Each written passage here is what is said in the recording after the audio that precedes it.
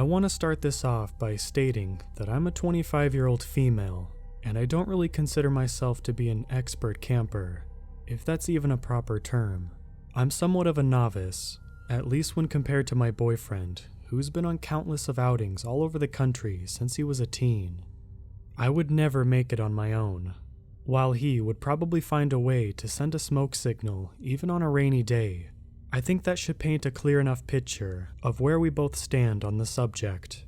But if there's one thing we share in common, it's the fact that we've read and heard about all kinds of strange, creepy, and downright unexplainable things happening in remote locations. Of course, when it comes to the internet, you'll just have to take it all with a grain of salt. But even when it comes to some fellow campers that we've met on the road, you just never know.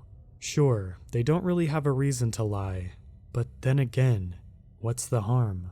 They tell some random nobodies a weird story that they came up with just for kicks, and in the process, they might even get them to scare themselves later on by overthinking it. Like I said, I'm not an experienced camper, but I'm no stranger to it either. Anyone that's ever gone camping will likely tell you that it's only natural to hear something weird every now and then. But hey, that's just nature for you. You eventually get over it, as my boyfriend said, but I'm pretty sure there's no getting over what happened to us. It happened on the second night of what was supposed to be a 4-day trip. The first thing I recall is suddenly waking up in the middle of the night with the weirdest sensation, almost as if I hadn't been sleeping at all before that, which is just weird to me. I heard some noise right outside our tent, and upon realizing my boyfriend wasn't next to me, I quickly came to the conclusion that the leaking sound outside was, well, him taking a leak. No big mystery there. No reason to freak out. He had gotten up to take a leak, and likely tried his best to make as little noise as possible. But because I have yet to get used to this sort of environment, I guess I can't help waking up due to the slightest thing, whether it's a sound, an itch, or whatever. It wasn't his fault, I thought, just as I was about to roll over and go back to sleep. But I couldn't roll over. I couldn't move. It didn't make sense to me, which was a good enough reason for me to start freaking out, if only fear hadn't gotten to me first. Just as soon as the words sleep paralysis popped in my head, I realized what was really going on. It's not that I couldn't literally move because my body wasn't responding, because I could tell that it was with what little sensation I had left before the chills took over. But rather, something was keeping me in place with the strangest but firmest grip. I could clearly feel the pressure-like sensation, mostly on my arms, wrist and shoulders, and legs, occurring almost instantly whenever I tried to shift my position in any way I could, and prevented me from doing so. Just as I was about to call out to my boyfriend, however, a pressure manifested itself right in the back of my neck, almost as if a weight had been dropped on it.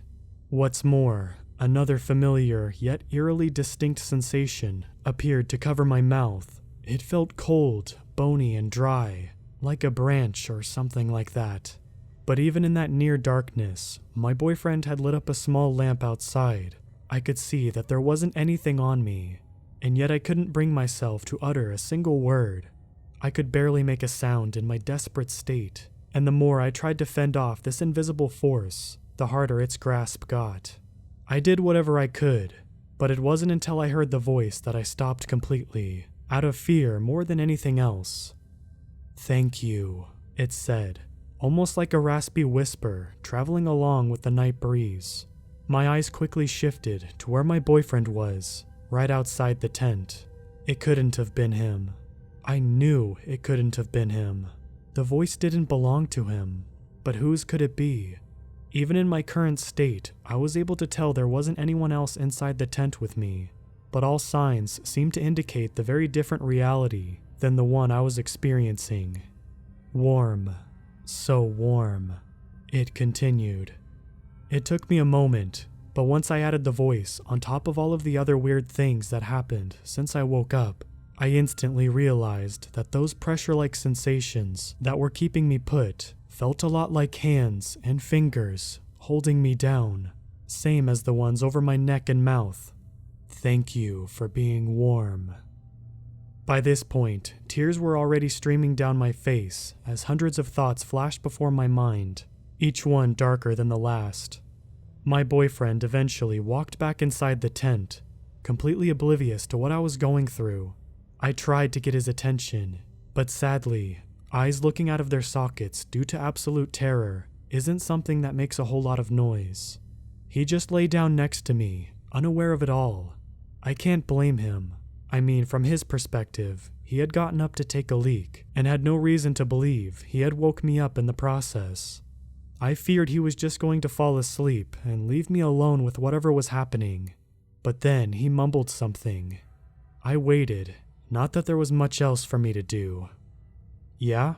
he asked. After another brief pause, he continued. "Babe, what is it? Stop nudging me." But I wasn't doing anything. Because I couldn't. And if it wasn't me... He finally turned to face me, but as soon as our eyes met and he had saw the terror that had taken a hold of me, I saw him fall victim to the exact same thing. Unable to move and unable to speak. Just like me. All I could do was lock eyes with his gaze, as it gradually showed confusion, frustration, and finally, fear. "All so warm," the voice spoke again, and judging my boyfriend's reaction, I could tell that he heard it too. I wasn't crazy. Something was really going on, and whatever it was, we were completely powerless against it. I don't know exactly how long we stayed there just like that, completely motionless, staring into each other's eyes with tears rolling down our cheeks, unable to comfort one another when we were so certain that our lives were about to end. I lost track of time. It had become meaningless, especially with the voice constantly spewing crazy nonsense right into our ears throughout our entire ordeal, as if someone else was right in between the two of us. "Thank you. Thank you for being so warm. So warm." My boyfriend and I eventually snapped back into reality almost at the exact same time. By then, it was already morning, but we could tell that we hadn't gotten a second of sleep. Just by looking at each other's faces, we knew we both had experienced the same thing for real. It hadn't been a nightmare or a shared delusion of any kind. We quickly packed up our things and got out of there, while barely exchanging any words. On our way back, we came across an officer from the U.S. Forest Service who was able to tell almost instantly that something bad had happened to us. My boyfriend tried to shrug it off. He just wanted to get out of there and go home. But I couldn't help myself and blurted out some things about what had happened. I didn't even think. It probably all sounded like gibberish from a crazy lady, talking about a mysterious presence that got inside her tent. But the officer kept a calm, respectful, yet somehow somber, face throughout the entire exchange. First, he made sure that we weren't in need of any urgent medical attention, and then he called for a vehicle to come and pick us up before dropping us off at one of their small offices located nearby. He told us that we didn't have to do it if we didn't want to, but that he would greatly appreciate it if we could each provide a separate statement in regards to what happened that night.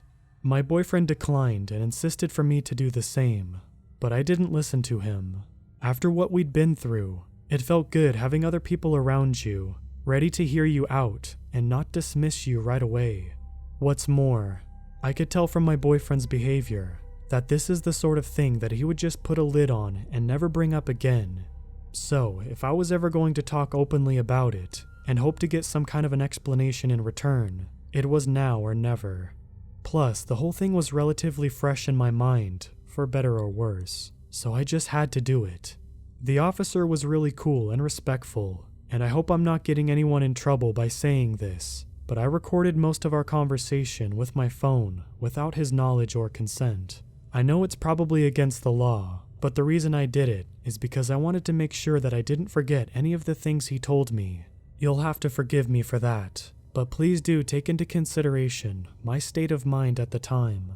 I was still somewhat out of it, not to mention the fact that we hadn't gotten any sleep or rest the night before, either. So I was just making sure that I kept a proper record of it all for posterity, since I couldn't trust my brain to take note of all of the things he said and remember them down the line. I'm leaving out names, dates, and actual locations for that purpose alone, to avoid getting anyone in trouble. Once I finished telling him the whole thing, from beginning to end, he asked me to mark the location of our map as accurately as possible on one of his maps. I gave him the precise location, and right after doing so, he drew a circular radius around it, which perplexed me a little. The more I studied his pensive expression, the more convinced I became that this wasn't anything new to him. In fact, not only was this not new, it was also something that required some actual on-the-field work from him, which left me somewhat distraught. After all, if you tell most people a similar story to what happened to us, they would just shrug it off as it being your imagination's fault, I think. When I politely asked him what the deal was, he apologized, said it was nothing, and that they would take over from there and comb over the area to see if they'd find anything. I didn't believe him and called him out on it before I even realized it, much to my shame, but he was very understandable, and this is where I'll quote some of the things he said to me. "Look, I've been doing this for quite a while, and I've heard and seen all sorts of things. I can't tell you anything more than that, because it wouldn't be right, you understand? It wouldn't be fair to you. You just experienced something you can't quite logically, rationally explain, and now you want answers. I get that, but I'm not in a position to give those to you. Maybe it was all in your head. Maybe it wasn't.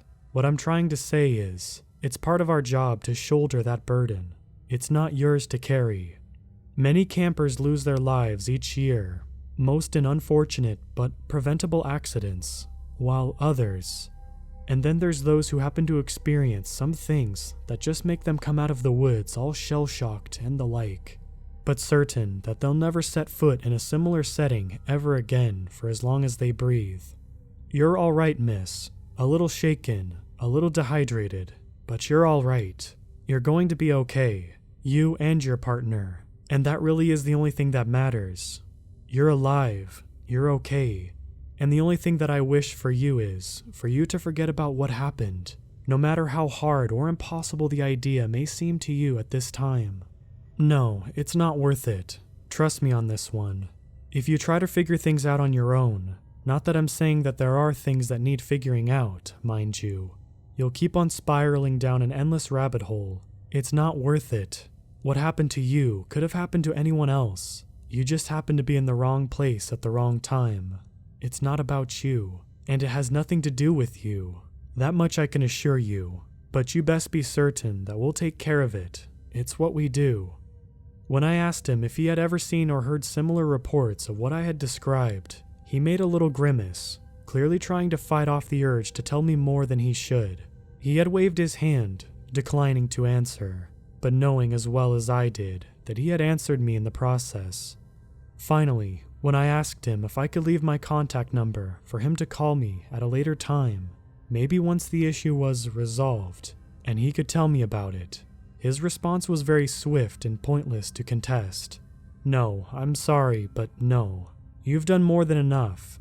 In fact, you've helped us out tremendously. Thank you for your time." Afterwards, they drove us all the way out of the area and dropped us near the city, from where we eventually made our way back home. It's been a little weird ever since, with my boyfriend not wanting to discuss these events, as if he's pretending that nothing happened at all. I can't tell if this whole thing just scared him to his core, or if there's something more to it. Either way, it helps being back in the city and being surrounded by all of this noise and people, but I don't know what's next for me. Part of me wants to follow the officer's advice. I'll admit that I'm still as curious as ever, cautiously so. But I know the man was not only speaking truthfully, but from experience as well. I really want to let it go, because that's probably for the best. But it's not that easy, especially with the internet at your disposal just a couple of swipes away, and a whole world of information and people out there, ready to share their stories and knowledge with you. This incident might have put my boyfriend off from camping for a little while, maybe permanently for all I know, but I can't say the same for me, I think. Maybe someday I'll go back, on my own. I really don't know why I would, but that's just the me talking right now. Who knows? In time, I might just find a good enough reason.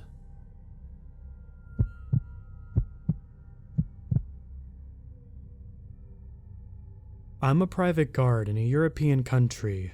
My job is mainly at night, as I usually patrol the streets with my car. Here, the law about guns are quite restricted compared to the US. Our job is to prevent and report crimes to the actual police. We carry guns, but in fact we can't use them, as they are a mere dissuader to hostile subjects. My nights are made of me driving around, checking the outside of commercial buildings and answering alarms when needed. Usually in isolated places where cars don't usually pass by. My area is quite cold and humid, and it is not uncommon during the winter nights that a strong fog covers the streets, buildings, and entire villages, like in Silent Hill, a fog that would make you think everything is possible in those dark, isolated places. That night, I was doing my usual routine.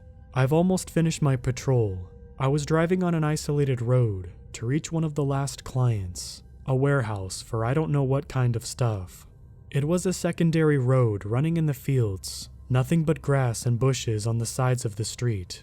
As usual this time of year, the strong fog didn't let me see the road in front of me for more than several feet. Slowly, I was driving to the building. Nothing but fog and the distant light of the warehouse in front of me. I was tired. The last coffee I had was consumed more than 2 hours before, and staying focused wasn't easy. Suddenly, a figure just a bit smaller than a human being crossed the road in front of me.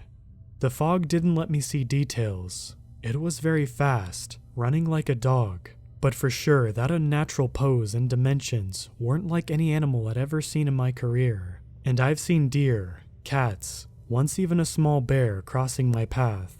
Nothing like that, something vaguely similar to a human.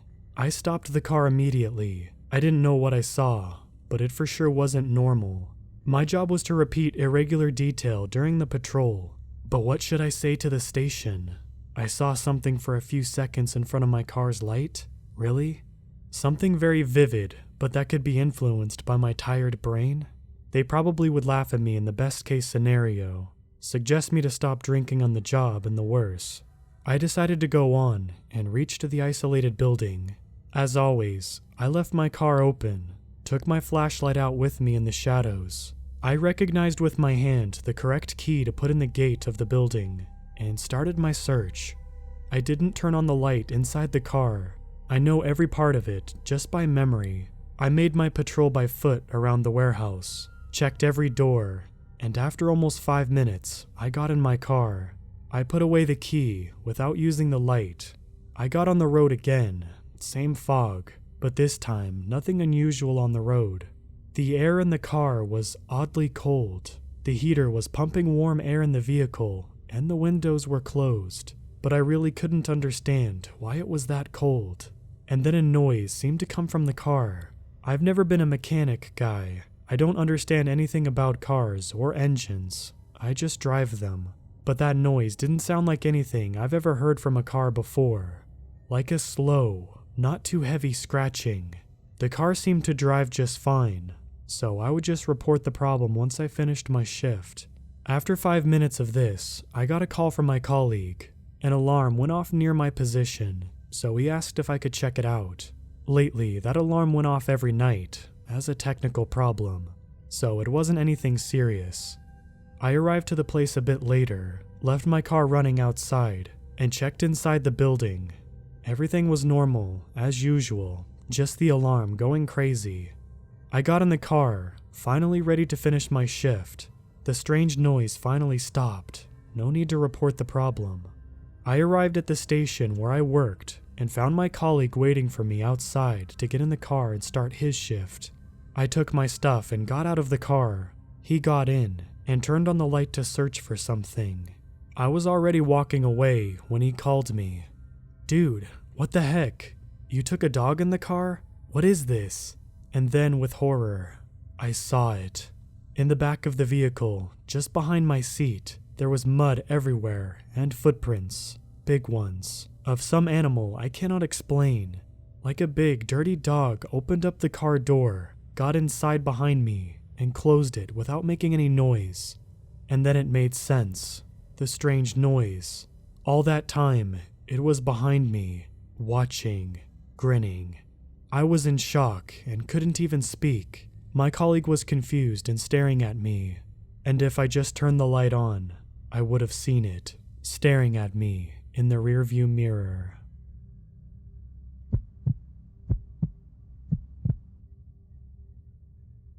Pretty sure last night has ruined hunting for me for good. I don't know if I'll ever feel comfortable out in the woods after last night. You see, I have no family here in central Michigan, so I figured I might as well try to bag a buck. Well, I didn't see one. Just a very creepy guy dressed as an officer. I got out to my stand around 3 p.m. Perfect timing for me, as I like to spend around 3 hours out in the quiet backwoods. It really doesn't matter to me if I get a deer, it's just a bonus. The real treat is escaping reality for a few hours and enjoying nature's beauty. I didn't see much, a couple squirrels and a small doe, which of course I passed up. It was getting to be around 5:30 p.m. when the sun was quickly fading. I knew I had roughly 20 minutes of enough light before I knew the evening hunt would be over. Just as I was about to quietly gather my gear and get ready to leave my ground blind, a twig snapped to my left. My heart began to beat a little quicker as I envisioned an 8-pointer strolling out just before nightfall, offering me a clear shot. I slowly leaned my head forward so I could try to get a better look of the animal that was approaching. Something stopped me though. The forest was unusually quiet. The air began to fill with a very odd smell of what I could only describe as iron.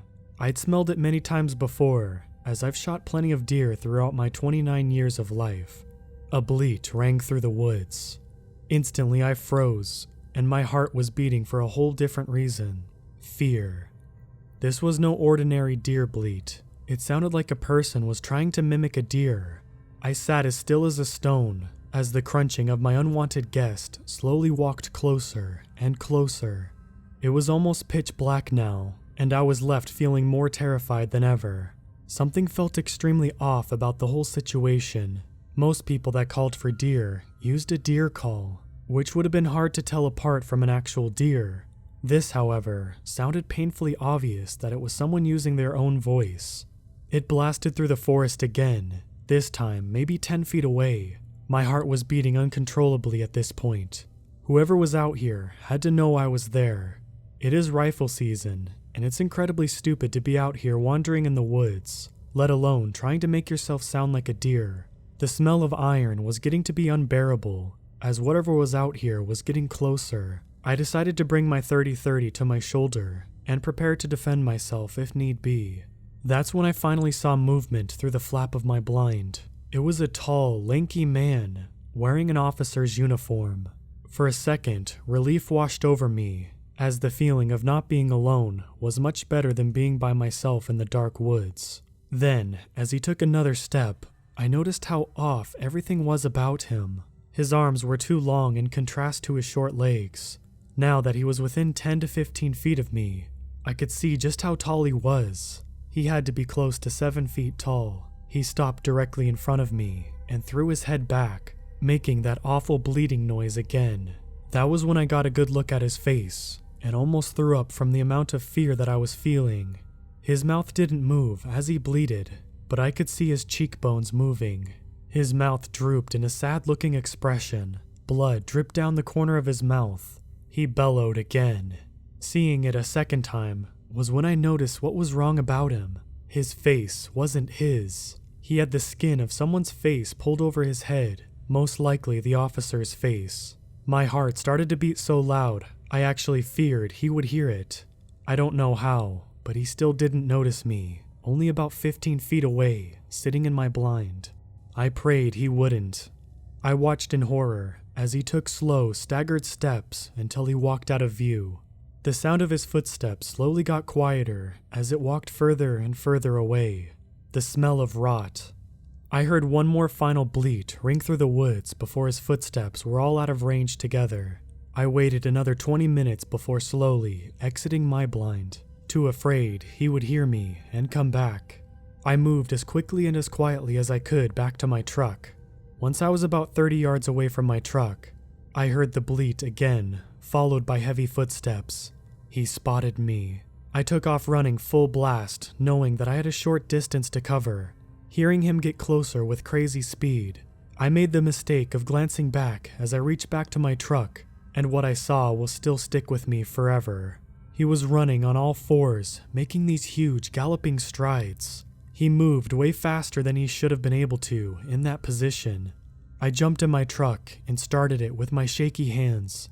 Just as I started to pull away, I saw a flash, then a huge banging noise as it slammed into the side of my truck. I floored it and raced out of there as fast as I could without ditching it. He gave chase for a short while, but fell behind pretty quickly. I drove the 15 minutes home in silence, looking in my rearview mirror every 5 seconds expecting to see him chasing me.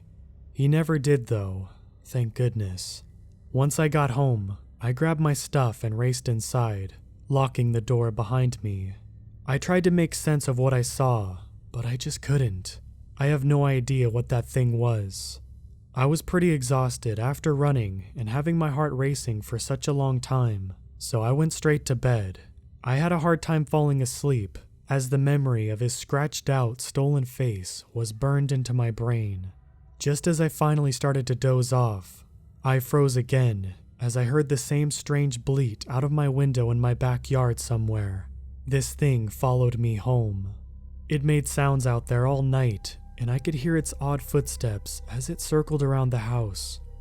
I made it through the night somehow, so I'm posting this in hopes that one of you might be able to help me identify what this thing is. Maybe how to get rid of it. I don't want to call the police because I know they will think I'm insane. So if anyone has any suggestions, I'd gladly take the advice.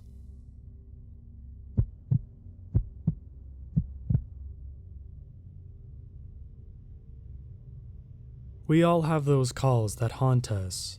There's not a 911 dispatcher alive who doesn't have at least one of those that sticks with them for the rest of their life. To be honest, most of us have too many to count. I always thought I was above that. I'd never let this job or these calls get to me. I was tough. But then September 12th happened. I worked the night shift in a very secluded county sheriff's office, a little over 1,200 square miles with the population of 31,000. Not a lot in the way of heinous crimes happened.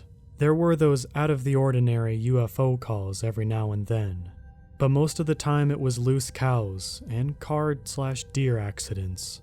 We sure do have our share of crazies, and that night, my caller was one of them. It was about 3:01 in the morning. My partner Tasha and I were watching reruns of 90 Day Fiancé when the 911 call tones went off. Totally routine. I try to answer the phone faster than Tasha because she's the quickest hands in the West when it comes to taking calls. And unfortunately, this time, I got it. County 911, what's the address of your emergency? Silence. Hello, County 911? More silence. I look at my call screen where the coordinates are. Updating the call, it finally phrases the correct coordinates to the map, roughly where the caller is. Hello, County 911, what's your emergency? I repeat again, entering the coordinates in. It maps to a residence in our second largest city, and immediately I know who the caller is. Marjorie Cannonberry. Don't let her name fool you. She's not a sweet old lady, but rather a 32-year-old drug user. Extensive history in our in-house records, and I don't even need to look her up. In my 3 years of dispatching here, I can't recall just 1 week where I didn't have a call with Marjorie. Hello, Marge? Do you have an emergency? I ask again. We're on a first-name basis. Yes, I finally hear her whisper. Okay, what's going on? She pauses, her breathing trembling slightly. There's something in my closet. There's something in your closet? I asked, quickly typing into my call narrative. How do you know there's someone there? Do you see them? No, not someone, she whispered again. I could tell she was truly terrified. Something. I don't know what it is. At this point, I'm convinced Marge is having another drug-induced hallucination. It wouldn't be the first time. Describe for me what it looks like. In the background, Tasha is dispatching our area deputy. Please send someone, Marge whispered. Yes, I have a deputy on the way, Marge, but I need you to tell me what you're seeing, I said. When you said something, what did you mean? It's tall, she said. It has to bend over to fit, and it has long claws. She paused, and I could hear her sniffling. She was definitely crying. It's tapping them on the floor. Can you hear them? She paused, and I listened carefully to see if I could actually hear anything. Maybe it was my imagination, but I thought, just barely, I could hear a rhythmic tapping. Do you hear them? She asked, almost desperately, like she was begging me to believe her. I ignored her question. What else, Marge? What else do you see? Her voice trembled. It's all black, and it has really big teeth. It keeps licking its teeth. So it knows you're there? Yes, she said shakily. It's staring right at me, glowing yellow eyes. For the first time in my life, a shiver went down my spine from her words. Every horror movie I've ever seen came to mind. Though I knew better, my supernatural bone was piqued. Could there really be a demon in her closet? Are you able to leave the room, Marge? I asked, typing all of this into our dispatch narrative. Can you go outside until my deputy gets there to see what's in there? I don't think so, she sobbed. If I move, it'll get me. Have you been drinking tonight, Marjorie? I know how incriminating it sounded, but it was a legitimate clarifying question. Call me heartless if you want. No, she sobbed again. Please believe me. I know I've done stupid things before, but this is real. I haven't been drinking, and I haven't taken anything recently. I don't know what it is, but I'm so scared. It keeps tapping. Its claws. You have to hear them, don't you? The phone crackled as she held it out at an arm's length. There was no mistaking this time. I could hear something tapping. A pit formed in my stomach. What? It was like the sound of long acrylic fingernails. Okay, Marge, I'm going to stay on the phone with you until the deputy gets there. I look at our mapping software. He's not super far out and shouldn't be too much longer. Okay, thank you, she whispered. It's just staring at me. Does it have a face? I asked, against my better judgment. Did I actually believe that there was something there? Yeah, but it's all teeth, like it's smiling. And it hasn't moved since you saw it? No, it's just there, staring and tapping its claws. How long has it been there? I don't know. I woke up to the tapping noise and just saw it there, so I called you right away, Marge said. You don't believe me, do you? It's not that I don't believe you, Marge, I answered. I've never heard of this sort of thing before. What you're describing sounds like a demon from a scary film. I think it is. Another shiver. Her voice sounded so convinced. Real or not, she was legitimately seeing something, whether it was an actual demon or a hallucination. Part of me felt bad for her, being absolutely convinced something like what she was describing was staring at her. It would be terrifying. Marge suddenly gasped, and the phone rustled as it fell from her hands. What's going on, Marge? I asked quickly, my tone dropping in seriousness. It's coming towards me, she screamed. Oh no, it's claws. My deputy is almost there, Marge, I said loudly, over her screams, but I doubt she heard me. If I hadn't freaked out by then, I was now. Those screams were ones of pure and unfiltered terror. My pulse was flying as I was trying to type everything I heard into the call. Next to me, Tasha was relaying the info to our deputy. Come on, I thought. Get there already. The problem with a secluded country was that we didn't have as many deputies on as others, so our response time was significantly longer. This particular night, the city's officer had called in sick, so it was the county's job to cover if there were any calls. 333, be advised. She's screaming and not answering us anymore, Tasha said to our responding deputy. 333, 10-4, 2 minutes out. 332, to dispatch. It'll be 1076 as well. Our other unit in the area piped up. I had seen him making his way towards the area before, but now he was going emergent. I repeatedly tried to get Marge to come back on the phone, but all I could hear were her screams. I could also hear things being thrown around, like she was smashing into them with her body. And suddenly, as quick as it happened, everything went silent. "Marge," I shouted. "Marge, are you there?" The phone crackled. "He's going to get to me," Marge said monotonously. "He knows who you are now. You're next." And then the line went silent. If I had a handset phone, it would have fallen out of my hand. How could anyone not get unnerved by something like that? The movie lover in me was terrified. "You're next." 333 dispatch, I'm 1023. The first responding deputy advised he was on the scene. His name was Jason, our youngest deputy on the department. He's a super nice kid who was probably the best person that could have responded to help Marge. Tasha held radio traffic just for that call, and we waited for what seemed like an eternity as Jason went into the house. 333 dispatch. It nearly made me jump up out of my seat and my nerves on end. "Get a med rolling. She tore up her arms pretty bad."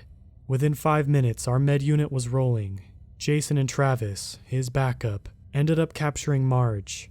They came up before Jason transferred her to the mental hospital. After getting medical clearance and explaining everything that had happened, apparently Marge was tripping out on drugs, my first suspicion, and decided to tear at her arms. She also trashed her apartment with her drug stupor, which would explain the crashing around I heard. "But what about the tapping?" I asked. "I heard the tapping she was talking about." "I don't know anything about that," Jason said with a shrug. "But it was probably something she was doing that she didn't realize she was doing." "Yeah, you're probably right," I said, but I still couldn't shake the bad feeling. "It's sad, honestly," Jason said, retrieving the papers off the printer that was printing. "She's so fried from the drugs, she's just crazy now." I glanced out the dispatch window to the lobby, where Travis was sitting with Marge. She sat with her head hanging down and her arms in bandages. Seeing someone hopped up on drugs was always a little disturbing to me. As if she knew I was looking at her, she lifted her head up and her eyes met mine. They grew wide, and she pointed at me, letting out another piercing cry. Travis stood up as she did, putting himself between her and me, inadvertently. I couldn't shake the feeling that she wasn't pointing at me, but rather, behind me. I told myself it was dumb, but why was it I couldn't look over my shoulder? Jason flew out the door with the paperwork he needed, and both struggled down to the front with her to load her up into the squad. In 2 days, hospital staff would find Marge deceased in her room, her head somehow twisted unnaturally around. It would never have a full explanation. Finally, after taking a deep breath, I turned around. There was nothing there. I let out a breath I didn't know I was holding and laughed at myself. Of course, there was nothing there. The rest of my shift went by smoothly, the whole 20 minutes we had left.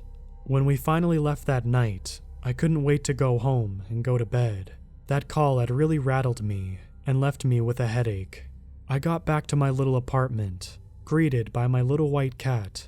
After giving her more food, I took off my uniform and hung it up in the closet, making sure to close the doors. Hurrying back to my bed, I jumped in and turned on the TV for some background noise. That night, I slept with all the lights on. Maybe it was just my imagination running wild, or the stress of a long week, but as I closed the door to my closet, I could have sworn I saw a pair of glowing yellow eyes staring back at me.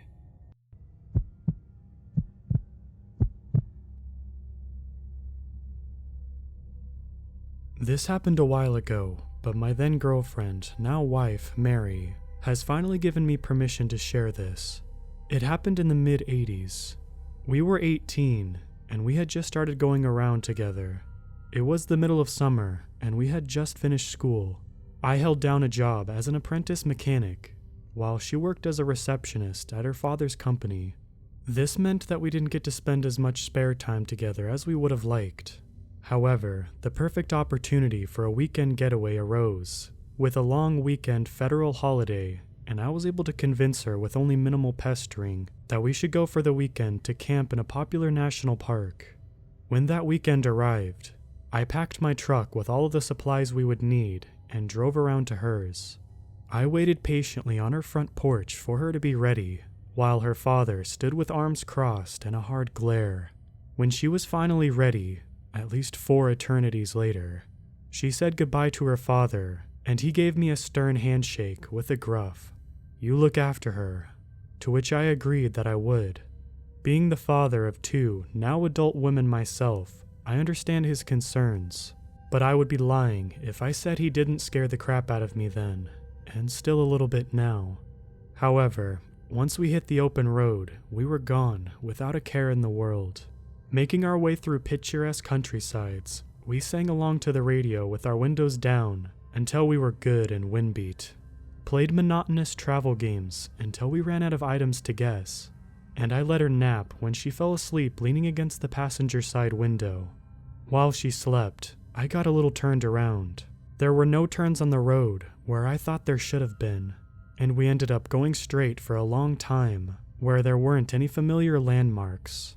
As the car began to run low on gas, I decided I would need to pull into the next gas station I saw, which, as it turned out, wasn't too much further down the road.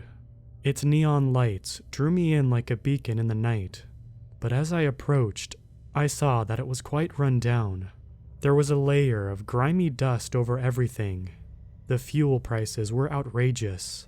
The neon light was missing a couple letters, and a single moth flew repeatedly into the light above the service attendant. Suffice to say, if my car wasn't dying for a drink, we wouldn't have stopped. I left Mary asleep in the car while I filled it up and locked the car out of paranoia when I went to pay and ask for directions. Inside, the attendant looked just as washed up as the gas station did. It was a guy around my age with an absent expression on his face, and our conversation went something like this. "Pump 3, pack of Skittles. And can you tell me which direction the national park is?" I asked direct, though not rudely. "That'll be $50.90. He spoke in a heavy drawl of a country accent, and just pointed down the road in response to my question. "Okay, thanks. Good evening to you," I said uncertainly, but decided to just go with it and reconsult my map if necessary. There was a long pause for a moment, and I was almost out of the store before he spoke up again. "You be careful out there, in so-and-so forest." The way he said it was unsettling, and I hesitated a moment, unsure of how to respond. In the end, I gave him an awkward nod of thanks, and left a little quicker while reflecting on the strange conversation and crazy prices. However, when I came out and looked to the car, my heart leapt into my throat. The passenger door was open, and Mary wasn't in the car. "Mary!" I called with a wave of concern raising in my stomach as I jogged back to the car at a considerable pace. "What?" she answered almost immediately, and sounding just as panicked as she picked up on the strain of my voice. I whirled around confused to see her behind me, coming from the direction of the bathrooms. Why did you leave the car door open?" I demanded, worry giving way to hot embarrassment and uncertainty. She apologized for scaring me, and then explained that she hadn't left the door open. My initial thought at the time was that we had just been robbed, but upon searching the vehicle, saw nothing was out of place or otherwise missing. We assumed that she may have in fact just not closed the door as firmly as she thought, and that it had swung open after her. This was really the only rational explanation that would calm our nerves enough to get back on the road and keep driving. We traveled down the dark road until the asphalt gave way to gravel, and we passed signs pointing to our intended destination. The camp itself was actually pretty easy to find once we had an idea of where we were going, though setting up in the dark was a little spooky. Mary held the light while I pitched the tent and lit a fire. Overall, I'd say the first night ended up being pretty romantic. The mild state of fear put her into a clingy mood, and I was only happy to oblige. The only thing I could say might have been some indication of what was going to come is when I went to get the tent out of the back of my truck, The tarp canopy over the tray was loose, not entirely undone or anything, and there was obviously nothing in the back other than our supplies. But it's something that I look back on now and wonder about. It could have come loose from the travel, sure. Then again, I didn't check it at the gas station, so who really knows? The following day, we woke up early to welcoming sounds of morning songbirds, and we ate breakfast, which was a gourmet assortment of beans and toast, in the company of a field mouse. As it turned out, we'd chosen a pretty good campsite in the dark. Situated near the edge of a clearing, there was a decent patch around us, with a clear view across the river to the hillside with deer grazing and thick woods behind us. Activities for the day included frolicking in the river and hiking. We settled into the evening drinking around a campfire with neighboring campers and exchanged stories. Our new friends, a couple of guys named Joe and Patrick, were excited to share stories about their experiences the day prior. They had encountered the odd fellow at the gas station as well, but Joe told us in a more hushed tone that other strange things had happened to them since arriving. They had heard the footsteps crunching the leaves around their caravan late at night and seen unidentifiable shapes moving between the trees at dusk. This was about the time that Mary added in that while we were out on our hike, she felt watched, or like we were being followed, and kept glancing behind just to make sure. As she spoke, I could tell she was genuinely spooked, though she kept her voice jovial. Patrick noticed too, and was quick to interject that it was probably nothing more than wildlife. Joe, however, was equally as eager to inform us that he had grown up in the area and that this forest had a reputation for missing campers. Of the campers that had been found, their bodies were always discovered beyond recognition. Some were found seemingly skewered at the top of impossibly tall trees, while others had been strung up by their feet and torn apart. All circumstances were mysterious, and while each case had an official explanation, many locals suspected the police department was covering something up, since most explanations were a stretch at best. The conversation died off pretty quickly with that information, and Mary and I returned to our campsite. She was understandably unsettled and even suggested that maybe we should leave. I reassured her the best I could, promising that if anything unusual started to happen, that we would leave, and my drunken charm somehow managed to convince her, since it was only one more night anyway. Under the guise of watching the stars, I laid down blankets and pillows in the back of the truck, and we lay down together to snuggle. Naturally, things went the way I hoped, and before long, we were getting pretty heated, when we heard a soft snap from the forest. At hearing the twig break, she stopped and started to sit up. I did my very best to convince her that it was nothing, but the sounds of bushes rustling was undeniable. There was something moving toward us from the brush. At this point, I sat up and gently pushed her to the side and half behind me. I was assuming that it was maybe Joe or Patrick, drunkenly wandering over to us, so I hurried and found the flashlight while she struggled to find her stuff. However, once I turned on the light and pointed it in the direction of the sound, the noises stopped. It was then that we realized it was dead silent. Not a single insect, bird, or otherwise mammalian creature dared to make a peep. This is what truly terrified me. One of the most basic human instincts we have is that utter silence is bad. I scanned the trees and bushes with the light slowly. I could hear Mary barely breathing behind me and realized that I myself was holding my breath as a beam of light shone over empty leaves and branches. The moment it landed on something in the darkness is the moment I'll never forget. Set back between the trees was a pair of round eyes reflecting back at us. They were maybe 100 yards away, if that, and approximately the height you would expect a deer to be standing. Both Mary and I froze as we stared down this thing in the darkness, trying to determine what we thought it was. Then, it stood up. We saw the eyes elevate from deer height to what are we seeing height. This thing stood tall, 7 or 8 feet by my best estimation in the dark at a distance. Then it screamed. Now, when I say it screamed, I mean it let out the most unholy screech I had ever heard. It was simultaneously high-pitched and reverberatingly deep. It shook me to my core, and to this day, neither of us had heard anything even remotely similar, or have been able to accurately describe the harrowing sound it made. Mary and I sat terrified for a moment before we realized the creature was now running headlong at us, crashing through the undergrowth with fury. I only caught a glimpse of what it looked like. It was a mixture of bare skin and tattered patches of fur, gaping wide, loose-hanging jaw of a mouth, and sunken-in, oblong-shaped eyes with distinctive cheekbones.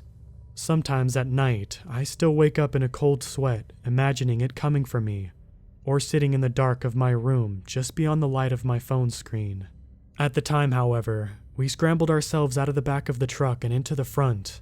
I fumbled frantically with the keys and pedals, trying not to stall the thing, while Mary chattering frantically about the impending creature getting closer. She told me later that it almost reached the tail of the truck before I put it into gear, and we tore off down the road at a dangerous speed. It was really a miracle we made it out in one piece, considering how inebriated I was, and how many times I felt the back end slide out on the gravel as we drifted around bends of the road. I didn't stop driving that night until we were more than halfway home. We passed by the creepy gas station in favor of another more populated and well-lit one in town. I'm pretty sure we looked ridiculous. Two shell-shocked people staggering out of a dirty, scratched-up car and wide-eyed. When I tried to have a smoke to calm my nerves, my hands were shaking so bad I could hardly get it to my lips, and when the clerk asked us what happened, neither of us made any sense in our explanations. We checked into a hotel for the night, and made it home earlier than planned the next day. Neither of us mentioned anything to her parents. In fact, she forbid me from mentioning the story until now out of a combination of embarrassment and fear. I was only able to convince her to allow this now because recently, a group of high school kids disappeared in that forest. According to the news report, 4 went in and only 1 came out. The surviving teen was institutionalized for babbling incoherently about a monster in the forest. My wife and I know that we're not crazy. We also know that this means that whatever we saw is still out there, somewhere.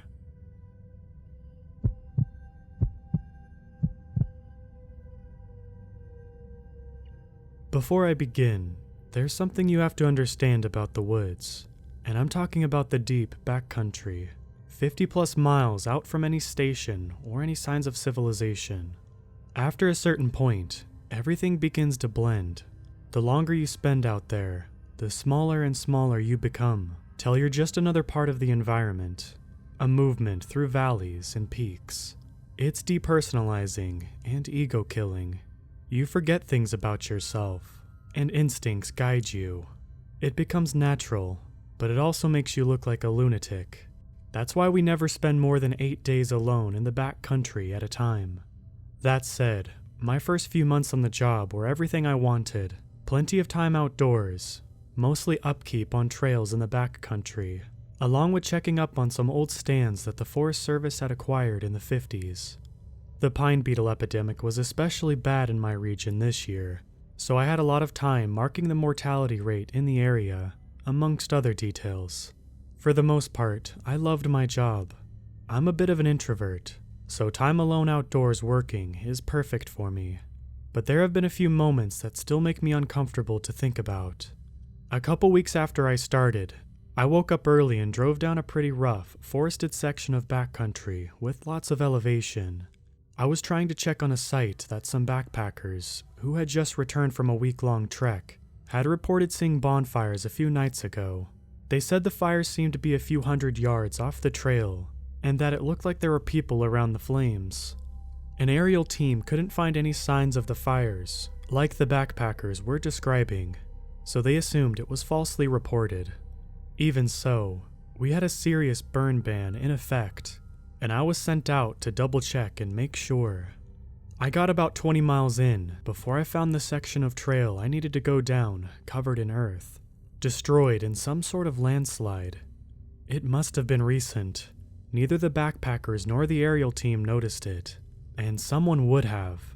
I definitely couldn't drive through, but I was only 2 miles from the site, so I grabbed my pack, checked my water, and radioed to the forest station from my ATV to let them know I was hiking the rest of the way in. I probably should have waited for a crew to come out and clear the road, but we were all really concerned about the fire, and I won't lie, I was mad at the thought of backpackers being so careless. You couldn't miss the signs coming into the forest, warning about forest fires and announcing the burn ban. There was no reason to be reckless. And so, I hiked out there. It was only about 10:30 a.m. when I set out. I expected it to take about 2 hours to get to the area where the fires were reported. The elevation increase was drastic, so I had to pause every so often to catch my breath. After hiking for a while, I paused for a moment and realized I wasn't on the trail anymore.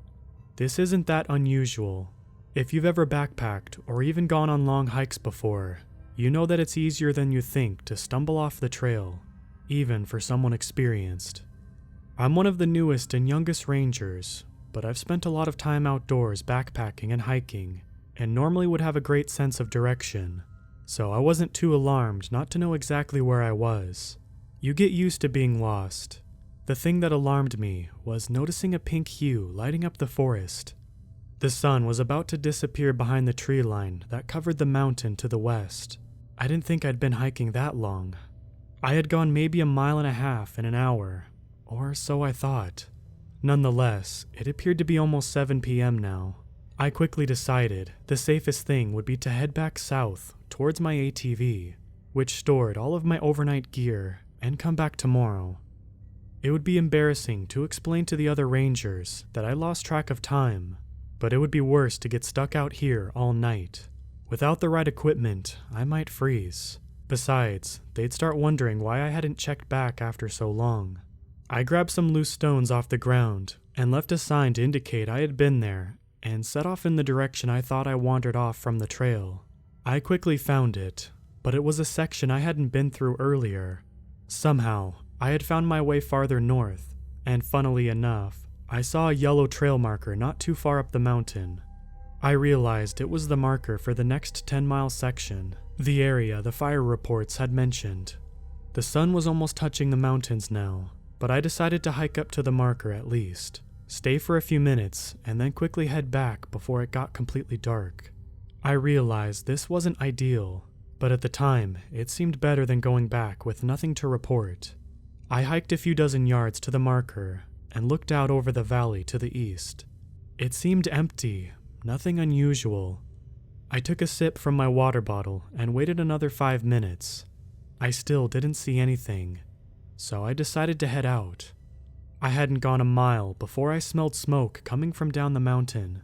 I looked around but couldn't see any smoke columns. It was kind of unsettling. The sunset was so red, everywhere I looked seemed to glow. Getting worried, I stumbled the last mile back and immediately called it in. The night was darker now, and without any trace of the fire in the valley. Despite smelling the smoke earlier, I decided to spend the night on the trail, in case whatever caused it caught up again. I set up a temporary camp, with my one-man tent, and waited the night out. Nights in the backcountry are different than camping in other places. In the back of your head, you recognize that you are completely alone for dozens of miles. You end up listening to the night differently. Everything you hear suddenly becomes important, because now you're just another part of the forest, vulnerable. At some point, I woke up from a dream I can't remember now, but I recall feeling unsettled. I poked my head out of the tent and crawled out to take a leak and look around for a minute. I didn't see anything, but it's hard to explain exactly how I felt. It was almost like I was being observed, but very lightly, as a part of the background. It was kind of discerning, so I went back to sleep pretty quickly. Aerial recon flew over the next morning and still found nothing. About midday, the team arrived to clear the landslide, and the other rangers and I began searching the back country. At the end of the second day, we found it. A chunk of the forest had completely burned down. It was tucked into a valley in the northeast, only a few hundred yards away from where I camped the first night, but I missed it then. It was maybe 200 yards across and 300 running down the mountainside. You think this would be too large to escape notice, but it took us almost 2 days to find it. Even then, the aerial team missed it altogether. This was a strange fire, too. It burned in an almost clean line down the mountain's ridge, forming a recognizable rhombus, and normally forest fires around here aren't intense enough to completely take out fully grown pine trees. But this fire had been hot. Everything was scorched, total mortality. It almost seemed unnatural, but we couldn't find anything in the ashes to explain it. I wondered if I had missed something a few days after we left, but eventually, after talking to the veteran rangers, I decided it was just one of those things that can't be explained. Apparently, it's not all that uncommon from what they've said. According to them, if you spend enough time in the wilderness, you start to see things seeing you. I didn't know what they meant by that, but we didn't have time to talk more, and I haven't seen them much since. A week after that, I found a couple of idiots trying to start a cooking fire at one of the trailheads. I yelled at them, probably harsher than I should have. They seemed to genuinely feel bad about it. Apparently, they missed all of the signs. I decided to let it go and began to leave. But before I drove out, I saw the spark and catch of a fire in the rearview mirror. Infuriated, I drove back and got out. The campers were just as confused as me. The fire pit was completely cold. It looked the same just as I had seen it, empty and unused, after making them clean out the twigs and leaves they tried to use. Confused, I walked around the entire trailhead, but didn't see any sign of a fire. I figured it was a trick of light in the rearview mirror and left. I convinced myself over the next couple months not to worry about the wildfire stuff, and nothing else out of the ordinary happened, until a few days ago. I was on trail maintenance with another ranger, Lauren. She'd been working as a ranger for almost 10 years, so I generally followed her lead. We were about 15 miles into the back country, checking on some primitive campsites for campers. We were currently at campsite 3. There's 8 total, and they form a large U, over almost 90 miles surrounding one of the larger mountains in the region. It was getting into fall, so it was supposed to be empty while we worked our way through, checking up on site quality. All afternoon, I had been cutting out a new trail from the campsite, up to a spring that had changed course recently. The shadows were beginning to grow long, but I was close to finishing, so I kept cutting away.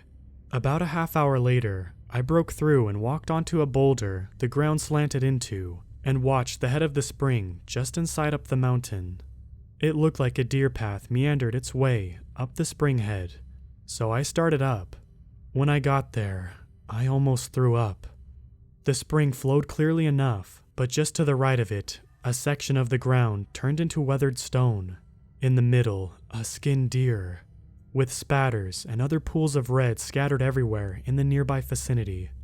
I've seen plenty of dead animals before, but this was messed up. Something had skinned a deer, and very cleanly, and I couldn't find any other signs of damage, but its actual hide was nowhere to be seen. Flies were starting to circle the meat. It did not look like it had been there long. I quickly hiked back down the several hundred yards I cut out and found Lauren, who was back from working and making dinner. I paused to catch my breath and told her I had to show her something. She looked concerned, so we went back up to the spring. When we got there, the deer was gone, and I couldn't find a drop of anything. I had been gone maybe an hour at most. It didn't seem possible.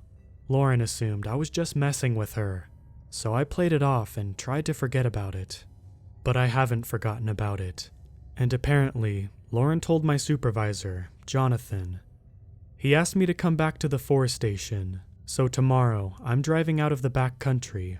He sounded different though, almost like he didn't really want to call me in. I guess I'll see how this goes and update this when I can. Part 2. I don't think I should be alive. I met with my supervisor yesterday, and at first, it seemed like it might be just a formality. He didn't say anything about the deer. We made small talk for a while, but finally, he broke the safety of our conversation by pausing and saying, "You're probably wondering why I called you back a few days early this rotation."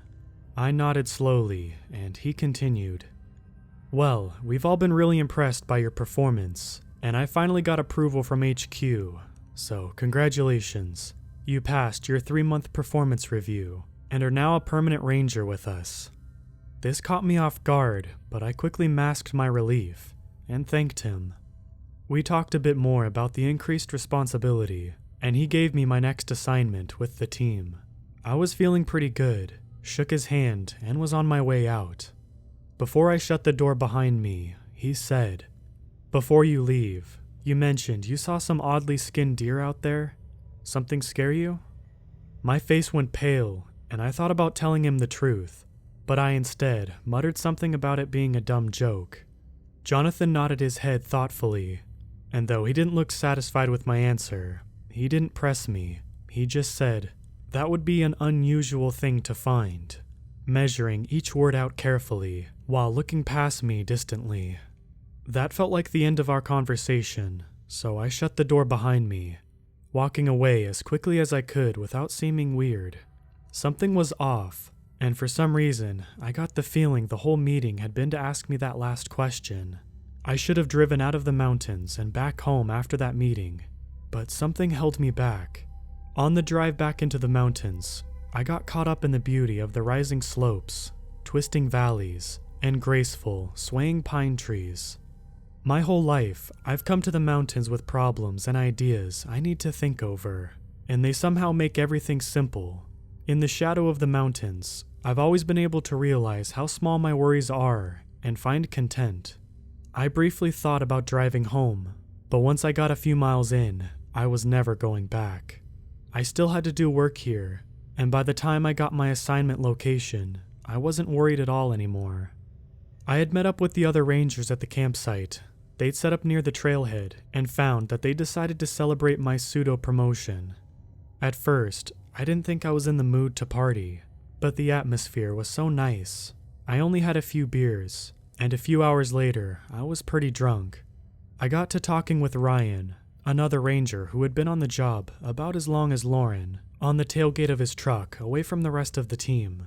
We were overlooking the valley that ran for miles north, where we'd be working for the next few weeks. There's a lot of different types of rangers, but I've always found the quiet ones to have the best stories. Ryan was normally one of the quiet rangers, but he chose this time to open up to me. I'd been telling him about the rhombus fire from a few weeks ago, and he was nodding at different points in my story. When I mentioned I was walking off the trail and losing track of time, he looked alert. I laughed it off as a dumb mistake, but he took it seriously. I've heard of losing time like that before, but never so close to the forest station. I've always heard it happening deep in the forest, like 100+ miles out, and you weren't that far. This seemed to discern him. He took a sip of his beer. "There's more too. I've heard it goes way back, to Native Americans even, but they called it wandering. They say that the people who become wanderers first wander through the woods from camp to camp, never staying anywhere overnight, preferring to keep to the caves and hollows throughout the pines. They eventually accomplish what they seek in a way, becoming a part of the wild. They adopt animalistic qualities and disappear from society, reappearing here and there in stories and folk tales, separate from time." He shook his head. "Those are just old myths, but I do believe there's something off about these woods, and I don't know." I wanted to bring up the deer, but I didn't quite know how to bring up the subject. Ryan ended up talking about something more interesting, so I kept listening. "The thing with the fires is weird though," he said. "Don't let yourself be convinced it's not. Those backpackers said they saw multiple fires with people around them, so why would they lie about something like that?" Ryan had also been there while we searched through the ashes and knew that it wasn't really resolved, though it was filed away as a natural wildfire. Whole thing sorta reminds me about this woman that went missing out here, maybe 5-6 years ago. Some backpacking trek turned around after 40 miles when one of their people got sick. Well, it wasn't until they returned to the trailhead that they realized they were missing one of their party. A young woman vanished at some point on the way back, and no one remembered seeing her leave or when she disappeared. She was just gone. Somehow, no one noticed. An SAR team came in to look for her, and even they admitted it was bizarre. We all wondered if foul play might be involved. How does someone disappear without being noticed over a 40-day return trek? He shrugged and said, "We found her a few weeks later, and not where we expected to. Normally, these types of people show back up around the trailheads and primitive campsites along the trail after a while. Not this girl. We found her way up in the mountains, above the tree line. And honestly, we probably never would have found her on our own. We were only out there looking for anything because someone reported a huge smoke column coming from up behind this peak. We went to check it out and didn't find any fires, but we did spot a bright red jacket, one exactly like the backpackers said she'd been wearing." He leaned in. "Over the next couple days, we brought more people. Another SAR team eventually found what was left of her." Closing his eyes, he paused for a moment. "Someone had filleted her, as it looked like from the scratch marks gouged around her. She was already rotting. She had been there a while. She wandered so far, too, almost 70 miles from the trail she had been missing on. Sometimes people go in the wrong direction, but 70 miles wrong?" Her group was shocked. Police investigated, but it was obvious none of them had any part in it. I sat speechless. It couldn't be a coincidence. The deer was not the first. A family of owls began hooting down in the valley, and we both listened for a moment. That was a long time ago, though. I try not to think about it too often. Suddenly, he looked nervous, like he'd said too much. "Anyways, I'm pretty tired. I'm gonna catch some sleep." He patted my back and walked away. There was no way I was sleeping now, so I decided to walk down into the valley to clear my head. It was late, but the moon was easily bright enough for me to follow the trail down. I walked maybe a half a mile before moving just off the trail to sit on a rock ledge that overlooked a high slope. Watching the stars, the pine trees swaying gently in the wind, I began to relax. I sat there for a while and closed my eyes, trying to empty my mind. But very gradually, an unnerving feeling began to wash over me. It was very slight at first, like the sense of being observed I felt before the forest fire, but it grew stronger until I was almost certain that I was being watched by something intelligent. I was still laying on the rock, scared to move and startle whatever this presence was. My science teacher in elementary school told my class about this when I was a young kid, but I never actually experienced the feeling myself. He told us about wild cats, apex predators, that stalk their prey so efficiently you can't see them, but you instinctively know they're there. Your brain subconsciously observes very small details that, on their own, are meaningless, but together are unsettling because they only mean one thing. Something is watching you, and you don't know what or why. I remember thinking it was cool at the time, but now it was terrifying. I tried to remain calm while I thought about what to do, but I realized I only had one option. I stood up and started sprinting back to the trail towards the trailhead. As soon as I hit the trail, I heard a distant thumping of some sort of running gait behind me that sent me up the trail faster, adrenaline allowing me to ignore my lungs, which were beginning to burn. I glanced over my shoulder once and saw some sort of semi-humanoid shaped figure running after me. It looked like it had the skin of a deer, but it seemed to conform to a different contour than that of any animal I've ever seen. Its back was painfully twisted forward, its skin ragged and pulled down to the hoofs, which it used to move unnaturally quick over the trail. I couldn't see its face in the moonlight, but I could see elegant antlers arching on both sides of its head. I ran harder and finally saw the campsite ahead. I burst into the clearing and crashed into someone in front of me. A high-pitched, breathless gasp told me it was Lauren. "I'm so sorry," I said, getting to my feet and giving her a hand. Her jaw dropped and she pushed past me to look down the trail into the valley. I followed her gaze and looked over my shoulder. A huge wall of fire cut the forest in half. The forest was burning. Part 3. Strange trails have appeared in the back country in areas that are supposed to be completely undeveloped.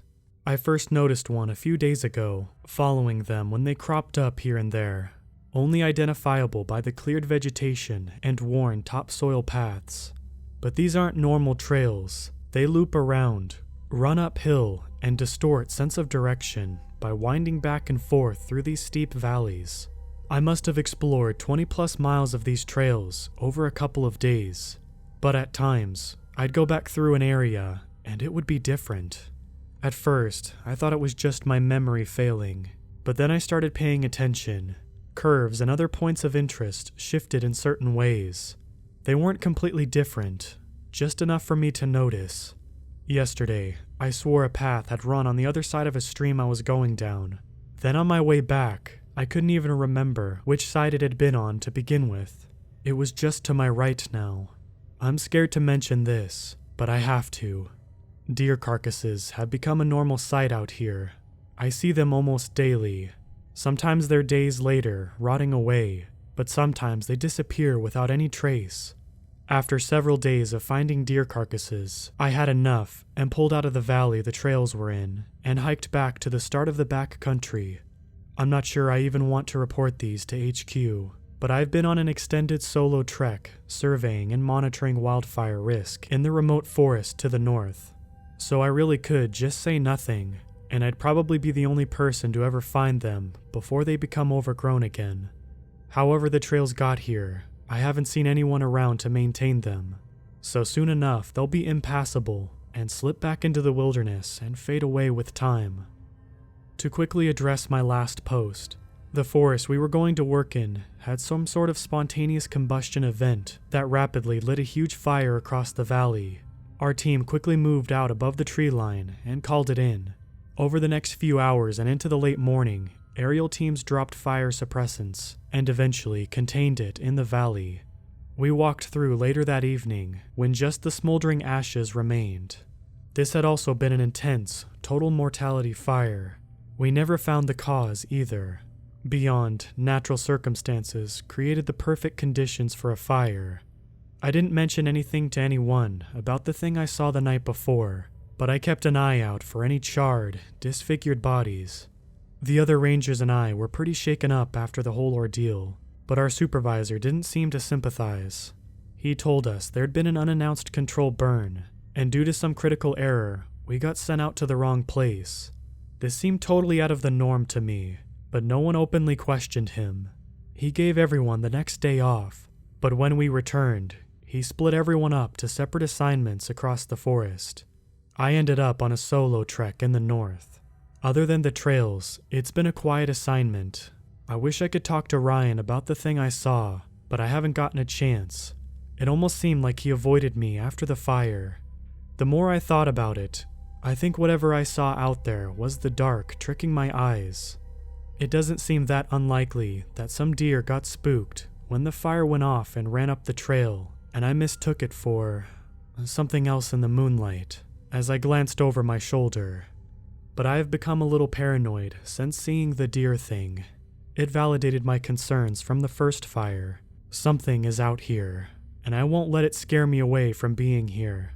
I'm just more careful, always carrying overnight gear, rations for a few days, plenty of water, and even a rifle. We're not really supposed to carry guns, but if I get crap for it, I'll just say it's for bears. Better to look foolhardy than let them know what it's really for. I guess that brings me to the realization that I don't trust my supervisor at all. I've got a strong gut feeling that something's up with him. I just don't know what yet. I'm not sure how much I trust the other rangers either. They seem to readily accept Jonathan's explanation about the fire that almost killed us. If there is some sort of cover-up or conspiracy going on, there's no one telling how high up it goes, or who all is involved. Anyone could be in on it and have an incentive to keep quiet. I should also tell you, I'm probably going to get pulled from my post in the north in the next couple of days, unless something changes. A young girl went missing yesterday in the southern part of the forest. They've kept it quiet so far, but if they don't find her soon, they're going to have to pull us all in to help look for her. Normally, they'd leave this kind of thing to search and rescue, but I heard from one of the rangers who works closely with Jonathan that some big people in administration aren't happy with another missing person, so we're getting looped into this too. Whatever is going on between the dead deer, bizarre fires, strange trails, and the missing girls, it all feels connected. As much as I want to, I can't leave now. Whatever is going on, it's messed up and I don't want to stop until I get to the bottom of it. I spent all last night downloading low-res satellite and topographic maps of the forest where the girl went missing, since I haven't worked there that much. Whatever people were even doing down there is beyond me. It's a mostly forested, mountainous region with an incredibly rapid elevation increase of several thousand feet, and I spent a lot of time looking this up because I couldn't believe it. But the area this girl went missing in is also supposed to be mostly undeveloped. Besides an old mining outpost that was forcibly closed in the 30s after environmental concerns.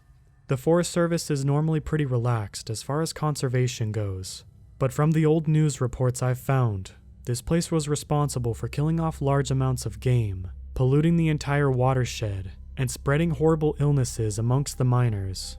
The search effort isn't coming within miles of this place for whatever reason, but the nature of its closing makes me wonder if there's something more to it. Most of the old mines around here closed during the 60s, after it became apparent that there wasn't an abundant amount of gold in the mountains.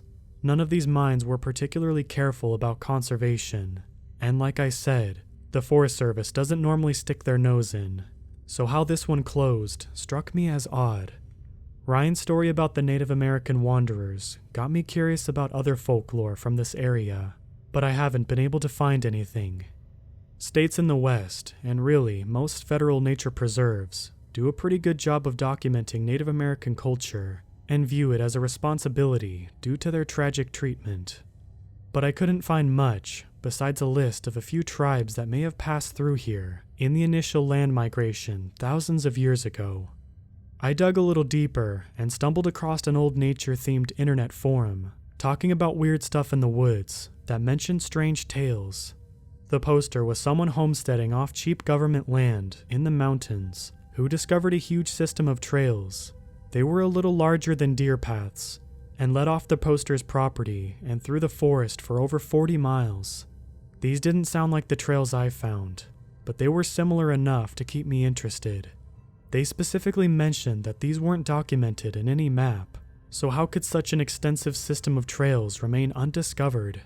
I wanted to message the poster, but the account was deleted years ago, and this was written back when the internet was all anonymous, so they made sure there weren't any identifying details in the post that led back to them. The rest of the thread seemed like mostly speculation. One guy asked if there was a sizable deer population, claiming large herds break into smaller families that sometimes inadvertently create these types of trail systems. The original poster didn't think this was the case though, as they hadn't found any evidence of recent activity or a large deer population, both of which would have been necessary for something this extensive. The same went for the trails I found. Another user suggested that they stay as far away from these trails as possible, saying they've seen the same thing, and that they're time holes. If you go in, the trails may twist beyond you, trapping you in, and no matter how far you wander off the trail, you'll end up back on the same trail. Eventually, a trail will open with a pathway out again, but you may come out at a different place in time than you entered. I'm aware it's the internet, and there's no reason to take anything on here as truth, but this sounded eerily familiar. And the forest is just weird in that way. Truth is often stranger than fiction out here. Stories around the campfire are usually based on some distant truth, sometimes more disturbing. I promise not to tell too many campfire stories. I'm sure you've heard enough, but this one is my personal favorite, and my biggest fear. It goes something like this. You're backpacking in the mountains one day, which are notorious for unpredictable weather. High-speed winds, storms, sleet, and rain can form around the peaks without any warning. All backpackers know this if they're even remotely experienced. So everyone always carries gear and equipment to safely survive any type of weather you might experience. This isn't such a big deal on a day hike, but if you're going on a multiple day trek, it's essential. Today, you're backpacking on a familiar trail off the main path, through the backcountry, winding up the crest of the mountain. You didn't see it marked on the map anywhere, but you were curious, and it didn't look too intensive, so you decide to check it out for a few miles. After a while, you spot another backpacker in the distance. He's by himself, coming down the mountain towards you while you're hiking up. Nothing is alarming at first, but then he gets closer. He's wearing a white hat and a green rain jacket, and rain pants covering black hiking boots. You wave at him when he's about 100 yards away, but he doesn't seem to notice. He gets closer, and you realize that other than his clothes, he has no gear at all. No backpack, or even a water bottle. He walks by you with his head down, not saying anything, and speeds up once he passes you, almost trotting down the mountain. You briefly wonder if he's camped out somewhere, but you don't remember seeing a tent or supplies anywhere. You walk another mile, thinking his camp must be somewhere up ahead, but you find nothing. Then movement catches your eye, and you spot him crossing over the hill in front of you, coming down ahead of you again. Suddenly, everything about him feels wrong, and you take off down the trail back to the main path. You see him again an hour later, but this time halfway up the steep valley the trail crosses the top of. He's struggling to climb the rocky mountainside. You hear him loudly moaning, incoherent noises filling the valley, and you call out to him, but he stops making noise and goes quiet. Unnerved, you get back to the path and hike the rest of the trek faster than ever before, sleeping very little. You don't see him again.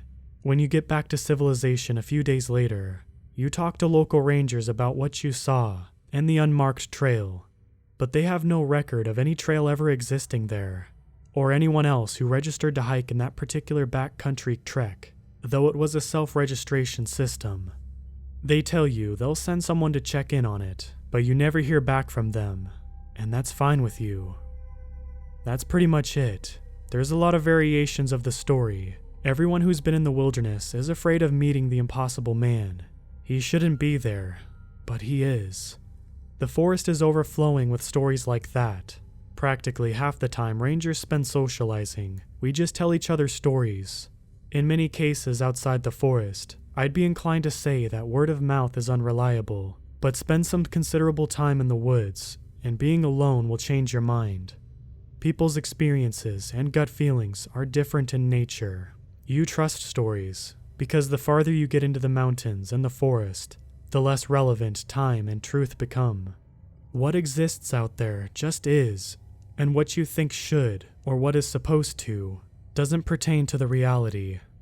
Some of us like stories with conclusive endings, but I've always preferred the more ambiguous ones. However, somehow, they feel more plausible, especially lately. I can't make sense of anything. Put back to what I do know. There are unusual things going on in the forest, and they're tied together. Hopefully, this girl shows up alive soon, but I somehow doubt it. Once I get reassigned down there, I'm going to see if I can sneak away and check out the old mining outposts. It seems like a good start. If you don't receive another update, assume the worst, and stay away from the strange trails in the forest.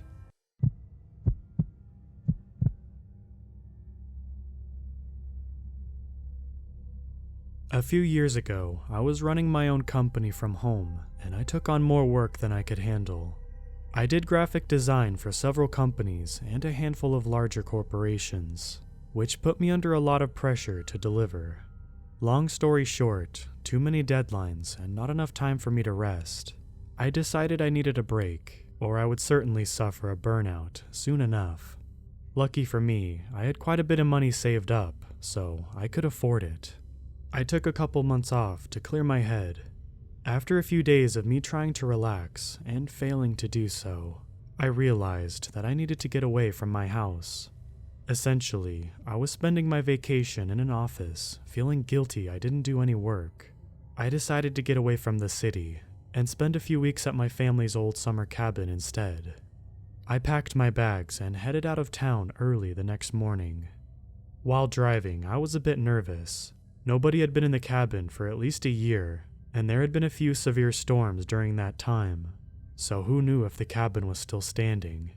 Well, in any case, I was about to find out. When I arrived, I was relieved to see that the cabin looked exactly like when we left it last year, and so did the shed. The lawn was a bit overgrown, but that was okay. I really needed some physical work after months and months of sitting in front of a screen. Then I would chop some firewood for the grill, stuff my face with steak and sandwiches, and fall asleep. Perfect. Said and done, sometime later, I was chilling in the hammock I set up on the porch, satisfied and drowsy. I could feel myself drifting off, so I set an alarm on my phone to make sure I woke up before dark. As far as I know, there hadn't been any animal attacks or anything, but I wanted to be safe anyway. I put my phone on the porch railing and fell asleep seconds later. I woke up before the alarm could go off to the sound of rain hitting the metal roof on the porch. I rubbed the sleep out of my eyes and immediately thought of making another sandwich when I noticed an odd shape, maybe 50 yards away in the woods. There, sticking out of the brush, I saw a gray, almost purple human-looking head staring right at me, completely still. I was too far away to make out any distinct details, but I could definitely see large dark eyes in its almost skull-like head. I don't know how to describe the mouth, or snout though. Imagine a dog's snout, but make it shorter and wider, more akin to the jaws of a lizard, with no visible nose. It was just so weird looking. The head looked so human, but at the same time, it didn't. I wasn't even sure if it was a living thing because it was so still. A drop of rain must have hit its eye or something because it flinched or twitched. I was freaking out. This was definitely a living thing staring at me. I slowly got out of the hammock, trying not to fall or stumble, as to not give this potentially hostile creature any chance to charge at me. I backed to the door, fumbling with the handle, and as soon as I got it open, I turned and ran inside as fast as I could, slamming the door behind me. I immediately looked out the window and saw the thing was still there, sitting in the same place. I think it noticed me peeking out the window, moving its head just a little bit, staring at me again. I was freaking out, wondering what that thing was. Surely it was just some sickly animal that picked up the smell of food, right? Our staring contest continued a minute or two before I drew the curtains. I jumped to the sound of my alarm going off. My phone was still outside. I thought about it for a moment before I slowly opened the door, thinking that I would be able to grab it and get back inside before that thing could get into the house. My eyes fell on the spot I had last seen the creature, and to my horror, it wasn't there anymore. I immediately regretted my decision and shut the door again, without getting my phone. I was about to look out my window again when I heard something step onto the porch. My heart was thumping, and I made an effort to hide my heavy breathing and listened as hard as I could. I heard ropes creaking, then a snap and a heavy thud. This thing had just tore down my hammock. I heard the steps approaching the door, and the handle started moving slowly. At that moment, I felt sick and wanted to scream, but I couldn't. The thing was carefully trying to open the door and get inside. Then it stopped. The door handle stopped moving, and soon thereafter, I heard the thing stepping away from the door and off the porch. Did it give up? I stood there with my back against the door for several minutes before I even moved an inch. I slowly made my way to the window and drew the curtains, and I will never forget what was waiting for me on the other side of the window. The last thing I remember before blacking out was the largest, emptiest black eyes I had ever seen on any living thing, a pale face riddled with purple veins, and a huge smile lined with abnormally large, dull teeth. I have no idea if I fainted or if some sort of primal part of my consciousness took over, and my brain went into some sort of suppression mode, because when I woke up the next day, I was in the shed with a bunch of tools propped up against the door. I couldn't remember anything after I saw the face, and I have no idea what happened. After hours of making sure nothing was outside, I ran to the porch, got my phone and jacket, and ran to the car as fast as I could, On my way home, I think I had a full-blown panic attack, but kept driving because I didn't want to stop. I drove straight to my parents' house and broke down crying in front of them, probably scaring the crap out of them. My therapist says that this was me not being able to differentiate between a nightmare and real life due to high levels of work-related stress at the time. As for me waking up in the shed, most likely stress-induced sleepwalking, according to her. Maybe I had some sort of breakdown and was in worse shape than I thought, but I don't know about that. The thing is, though, my dad drove to get my stuff from the cabin. He noticed the hammock rope was indeed snapped, and when he checked the shed, the door was broken in, as if something came back to get me after I already left. I don't know if what I saw was real or not, and quite frankly, I'm not sure I want to know.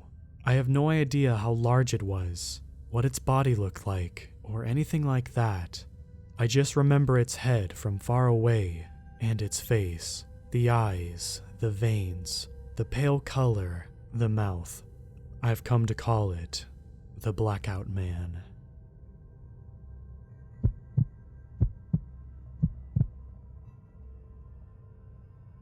The outdoors isn't something I would consider myself acquainted with.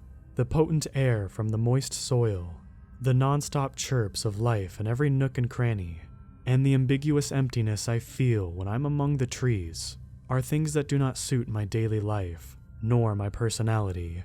Exchange the damp soil, chirping life, and emptiness for the smell of carbon exhaust from a passing bus, the sound of commuters whistling through their morning walk, and the clear, overcrowded sight of a city street. And there you have my paradise. Growing up in the city injects thrill into every aspect of daily life. Danger, adventure, and plain adrenaline can lurk around every city block. The natural world simply cannot produce that same aspect of thrill in life. Not enough happens, not enough lurks in the corners of the thickets. That being said, I try staying away from nature as much as possible, remaining in the shadows of skyscrapers rather than the shadows of oak. However, being 17 and living with my recently retired, high-ranked naval father who has more than enough experience and memories with the woods, my paradise couldn't be present at all times. This realization dawned on me when my father approached me to tell me we were spending a week in the cabin in the North Woods. Are you serious? My emotionally accurate thought was interrupted when my dad handed me an oversized suitcase to toss in the back of the car. You might want to grab a pillow for the ride. We have a long way to go, he said, smirking. This must be punishment for how late I came home from Stephanie's house last week, I thought to myself. Little did my father know, my tardiness was due to the curious nature I was born with. I was simply walking around the dark streets, exploring. Albeit, that may have been a rather dangerous and unintelligent venture, but no less filled with entertainment for myself. Punishment fits the not-so-crime-adjacent action, I guess.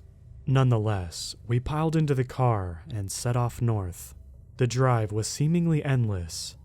After about 7 hours, there was nothing but dense forest surrounding us. It wasn't long before we spent the rest of the drive on gravel road, tossing and shaking in the car in such a way that no fisherman would be able to resist motion sickness.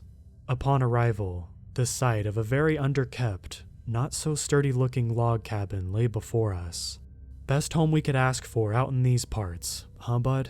My father said in a slightly teasing tone. Oh, you bet. I'm thinking it took a fortune to build her, I said, rolling my eyes in resentment. After quickly unpacking the car and moving into our temporary home, my dad suggested we take a walk in the sea of surrounding pine and oak, with nothing to do other than staring at some truly talentless art hanging from the cabin walls. I accepted his request willingly, but not happily. As we plummeted into an endless abyss of trees, my comfort hastily left my being. Gone were the skyscrapers, the commuters whistling on their way to work, and the crowded, comforting city streets, only replaced with thick bark and, oddly, silence. There was no chirping, no singing of any life around us. In addition, I never truly felt empty or alone amongst the trees. Yes, my father was beside me, but there seemed to be something else present in the air. I couldn't quite put words to it. I pushed that to the far reaches of my mind. As we continued, I began to hear strange sounds from around us. They reminded me of the whistling commuters I encountered every day, but something was off. "What is that?" I asked my dad. "That is just the wind in the trees, the leaves rustling and the wood creaking. Almost sounds alive, doesn't it?" he said. Sure," I said, trying to push back the paranoid feeling growing inside me. Our walk was short, only about an hour. I tried not to think about the sinister feeling I received from the trees, but every now and again, it would tiptoe into my conscious mind. I sat lying beside the fire in the dusty family room when my dad approached me saying he had to run into town to grab a few things. "How long will you be?" I asked. "Oh, about a few hours or so. Unfortunately, the nearest town is about 50 miles from here," he said, sighing. And with that, he drove off to who knows whatever town would be in this barren wasteland. I sat watching the dancing flames of the family room fire for several minutes before boredom pulsed through every vein in my body. For some reason, my natural curiosity pushed into my mind and triggered my exploratory being. Why not go for a little midnight stroll? As I stepped down the stairs of the rear patio, I noticed that the forest was filled with the sounds of crickets, frogs, and basically anything that dwells in the mud. This was a pleasant surprise, but the empty, lonely aura surrounding me was not. "What? You're going to be lonely no matter what until Dad gets back. Might as well explore." And with that thought, I set off for a little moonlight adventure. I never noticed how beautiful the natural world was, honestly. Everything was just so primal. The chirps of the crickets, the croaks of the frogs, the light of the fireflies briefly illuminating the area, and the wind in the trees. Wait, where was the whistling noise that accompanied the breeze earlier today? As if whatever higher power was out there was playing a sick joke on me, the orchestra of nature ceased. There was nothing but silence. Even the wind came to a halt, causing the leaves of the tree to sit motionless, hanging from their branches as if they were in the gallows. The only thing that remained were the fireflies, still blessing their surroundings with short bursts of light from their posterior. With the retreat of the sounds from the natural world came the approach of something more sinister. The approach of being accompanied by things that I simply could not lay my eyes on.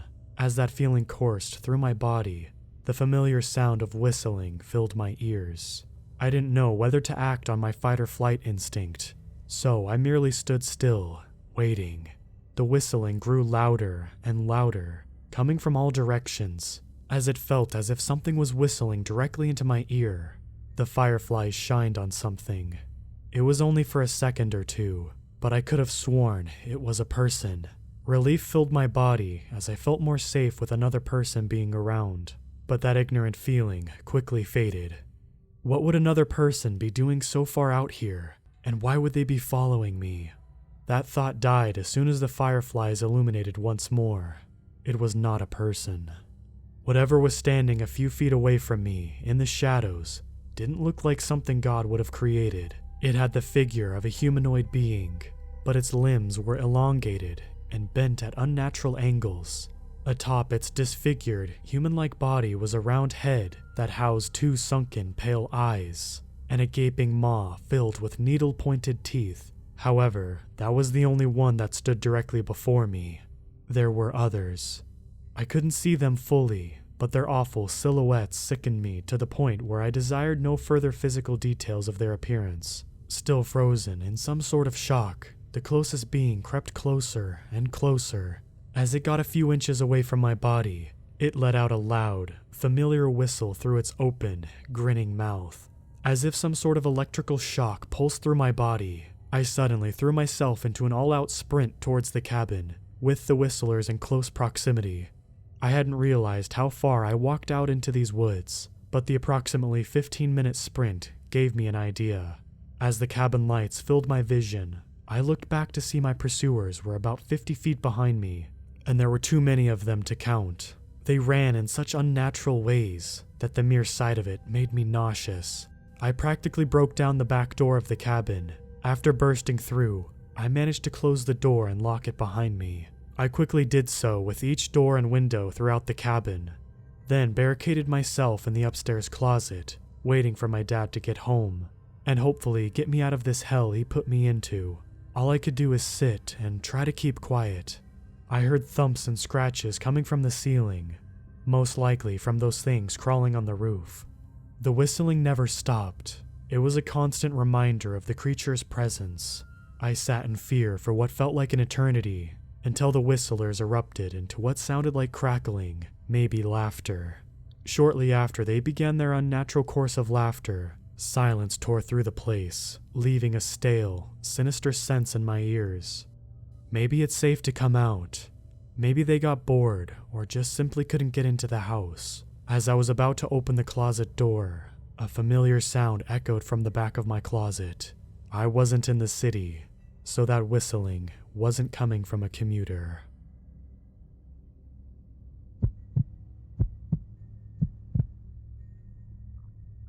My family has owned a log cabin on the edge of a lake for generations. Well, I shouldn't say they owned the log cabin, since the actual building has been torn down and rebuilt from scratch several times since the original owners built it, well over a century ago. No, my family has owned a large, beautiful plot of land in one of the only clearings around the lake, would be a more appropriate way to put it. The current iteration of the family cabin was built from the ground up in the 80s by my father, who left it vacant for a while after its completion for reasons I've never actually learned.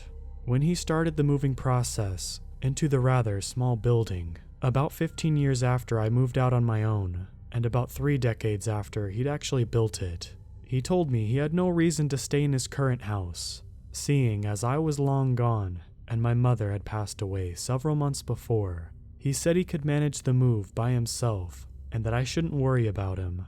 I felt bad about leaving all the work to him, but given his persistence, I knew that I wouldn't have a choice in the matter. That was roughly 9 years ago, and I hadn't heard from my father at all since he moved away. I won't delve into specifics about my life, so as to keep it as anonymous as possible, but I'll tell you what I can about my family and myself. At the time of writing this, I am in my 40s, with 2 children, both of which live on their own, one in a dorm, and one in an apartment with his girlfriend. Earlier this year, I lost my wife when she was on her way home from work, after hitting a patch of black ice and going off the road into a tree. The first paramedics to arrive told me she died on impact, the only solace I'd been able to receive for the whole event. After the funeral, my sons and I became more distant, and I haven't heard a word from them in over 5 months. I can hardly blame them. They loved her very much, and they were still more than likely recovering. I was living alone in our house for about a month after the accident, still struggling to cope with her loss, when I received a letter telling me that my father had also passed away a few weeks before, and that he'd left me several things in his will. The 2 standout items had been a sum of money that I could easily live comfortably on for the rest of my life and never have to work again, and the deed to the land on the edge of the lake. Not having any reason to do otherwise, I decided to pack up what few things I thought I would need, and within a week, I was on my way to my new cabin. When I first arrived, I wasn't sure of what to make of the location. A small cabin comprised of a kitchen, master bedroom, living room, and bathroom that was only accessible through a 10-minute drive down a dirt path didn't seem all that appealing, and had me considering turning around and heading home almost immediately. However, despite my initial feelings, I decided to give it a shot, at least spend a night there to give the place a fair chance. After settling in, I decided to cook up a simple meal with some groceries I'd picked up on the way, grabbed a book from the rather generously stocked bookshelf, and sat in an old recliner by the window with a perfect view of the lake. Time flew by, and before I knew it, I looked at the wall-mounted clock, only to find out it was 11 at night. Surprised, I placed the bookmarker between 2 pages, set the book down on a nearby table, and went to bed for the night. The sound of nature at night proved to be a fantastic lullaby, and I ended up having the best night's sleep I've ever had. Officially sold on the idea of calling this place my own home when I woke up the following morning. The next month or so went by peacefully. I spent most of my time either reading or fishing down at the handmade dock at the edge of the property, while deviating every now and again for a canoe ride around the lake or a walk through the woods. I was only just getting used to my new, pleasant life when suddenly, things started to happen around the property that I thought were only my imagination at first. Late at night, when falling asleep to the gentle breeze pushing through the trees and the sound of crickets that proved to be a lull for me, I began to hear what sounded like faint humming mixed with the unusual nightly sounds. It was faint at first, making me think it was only my mind playing tricks on me, but over the course of several weeks, the sound had become more pervasive, becoming louder than simply a quiet instrument of the night's orchestra, but not so loud as to sound more than a whisper. The hums did not come every night. In fact, there wasn't much consistency when it came to most of the chilling things that I'd experienced in my time there. Shortly after the humming began at night, things started to happen during my daily routines that I couldn't explain. On my occasional trips around the lake in the canoe, I'd look over the tree line and swear that I saw something that looked like a person, and even though at first I tried calling out to them, only to be met with silence, I assumed it was my mind playing tricks on me for spending most of my time away from civilization, except for my occasional grocery run. On my walks around the woods, I would hear twigs snapping as well as crunching leaves from pretty much everywhere that wasn't in line of sight. On one venture, I even came across a rabbit that looked like it had snapped its neck, which seemed almost impossible for it to do, seeing it was in a small, flat clearing. After that encounter, I stopped my walks through the woods, sticking only to the property and never venturing into the trees. It was around the end of my 3rd month there, where I found myself hardly able to tolerate all the strange things happening around the cabin, and thought about leaving it, until the night that put all of the other oddities to shame. I noticed when I went to bed that night that the woods around me were alarmingly quiet. Not a single insect made a noise, no wind blew at all, and the only sound that kept me company was my slow breathing as I attempted to sleep. Right when I was about to nod off, however, I nearly jumped out of my skin when I heard the screen door to the cabin start to be widely opened and slammed shut, as though someone was trying to tear it off its hinges. Terrified, I still had to figure out what was going on, so cautiously, I got out of bed and tiptoed to my bedroom's doorway, with a clear sight on the cabin's door. The blinds on the windows on either side of the door were pulled shut, only allowing the bright moonlight to shine through the crack at the bottom, and the door was still being slammed shut with brutal force. Despite everything, I couldn't help but thank myself internally for never getting over my need to lock the doors at night, even though nobody lived around me anymore. After about 10 minutes of slamming, as quickly as it started, it subsided, leaving me shaken as I stood there in silence, anticipating for whatever was about to come next. It was only when the humming began again, filling the silent air, that I felt the need to further investigate. As I got closer to the door, the humming grew louder. Despite my skin crawling, however, it was far enough away that I felt opening the door was a safe move. Unbolting the door and pulling it open, the first thing that came into sight was the screen door, now bent and hanging from its hinges. It was only when I looked over the field surrounding the cabin, illuminated by the nearly blinding light of the full moon, that I saw somebody standing by the docks. This figure not only appeared to be a slender woman, but also looked like the same person I'd seen around the lake on my canoe outings. Pushing past the remnants of the screen door, I stepped into the moon's light and started my cautious approach.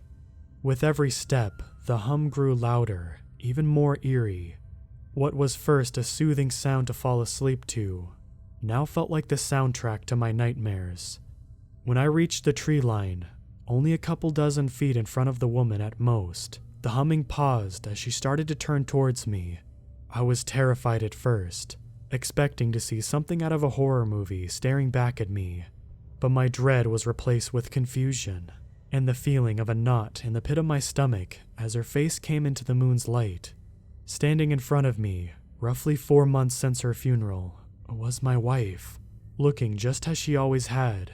My heart sank as I watched her pale lips form a smile, only starting to hum again once I'd seen her. I called out to her, only to be met with the same haunting melody as she began to take slow steps away from me.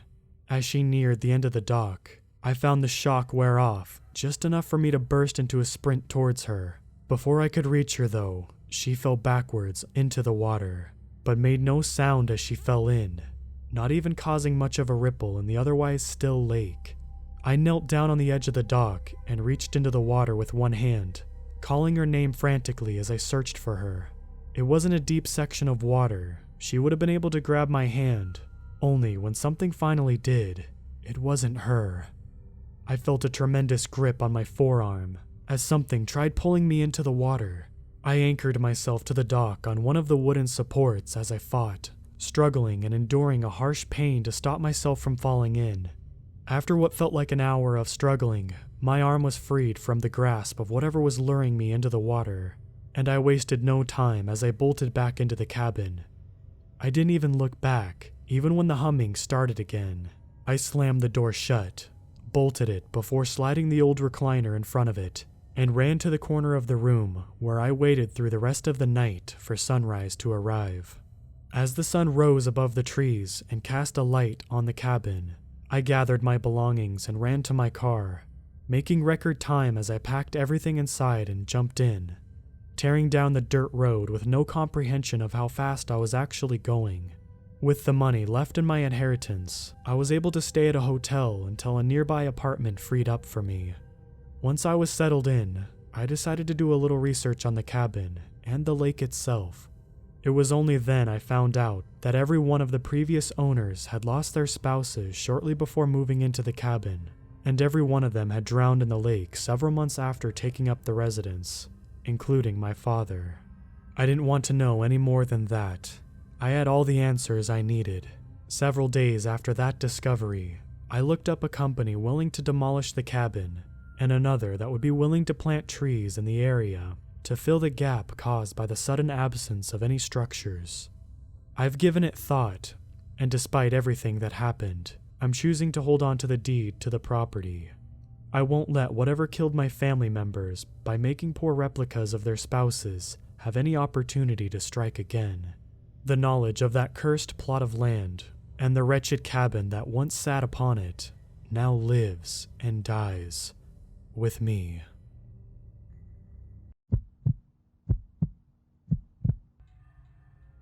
Here in central Michigan, almost everyone hunts, whether it's deer, rabbit, squirrel, turkey, or quail.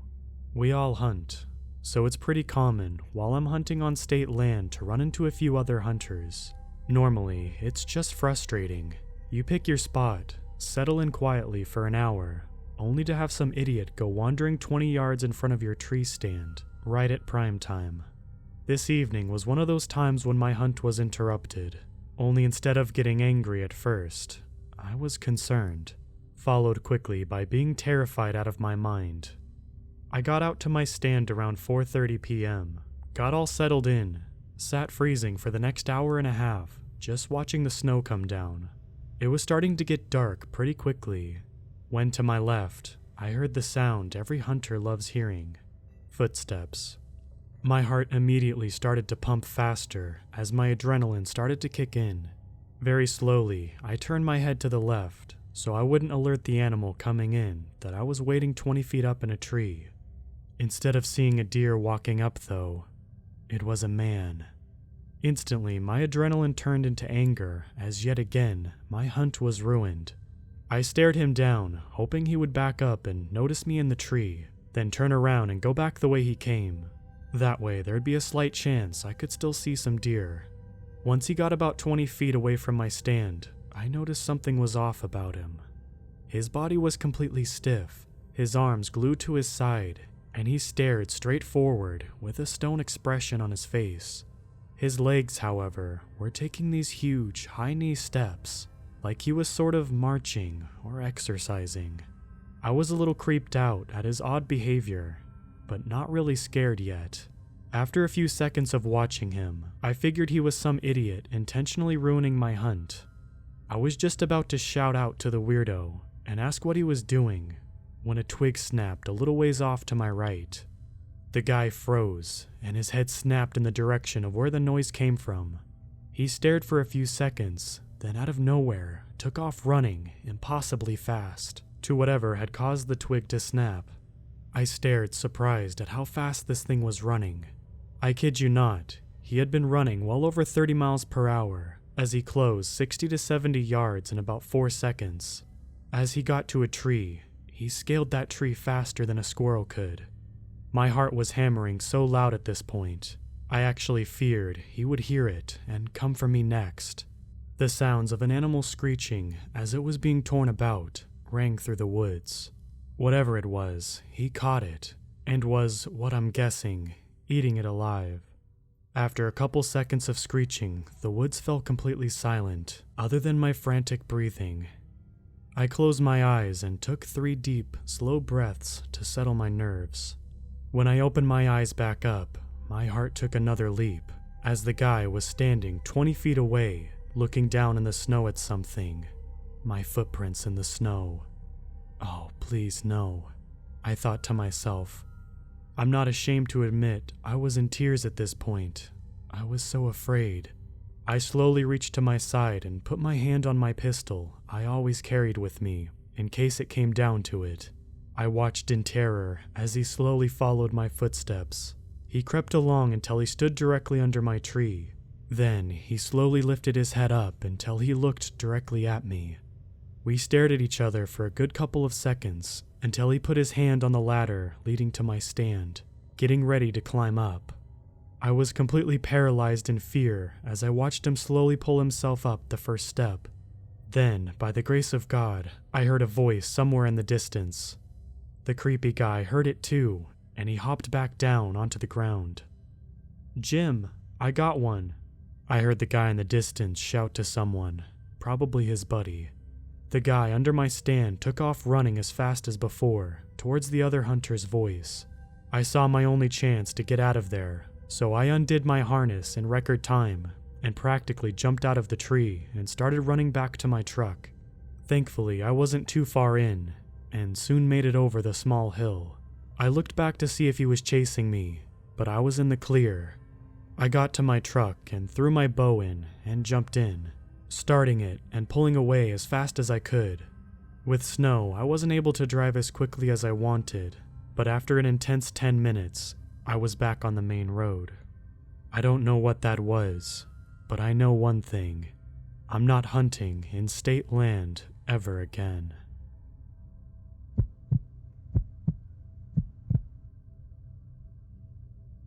Once, my uncle told me of a story about how he had seen skinwalkers by Shiprock, New Mexico.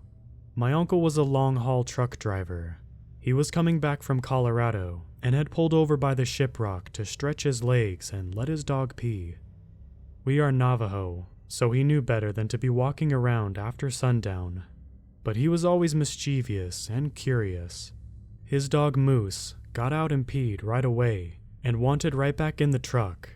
No matter what my uncle did, he couldn't convince Moose to take a walk with him, even though they'd been in the truck for over 10 hours. So, my uncle takes a walk toward the actual Shiprock, and it's almost sundown. He continues to climb the rock. See, his friend told him a story about a secret cave up on top, and he wanted to see if it was true.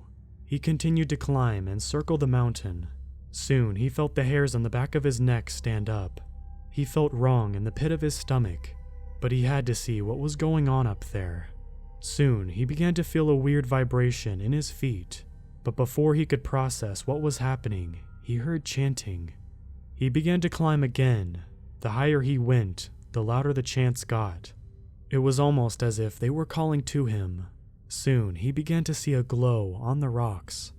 The closer he got, the more he could see the fire dancing against the rock walls. He carefully slid up a rock, and he was shocked to see 4 men dancing in animal skins. They circled the fire, always dancing, always chanting. Soon they began to change right before my uncle's eyes. My uncle was hidden low, but unable to move. The men's legs began to change as they danced.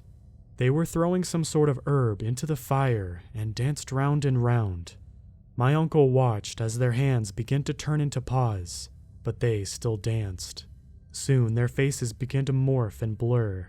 My uncle felt a sickness take place in his chest and stomach, but what could he do now? He had to stay hidden.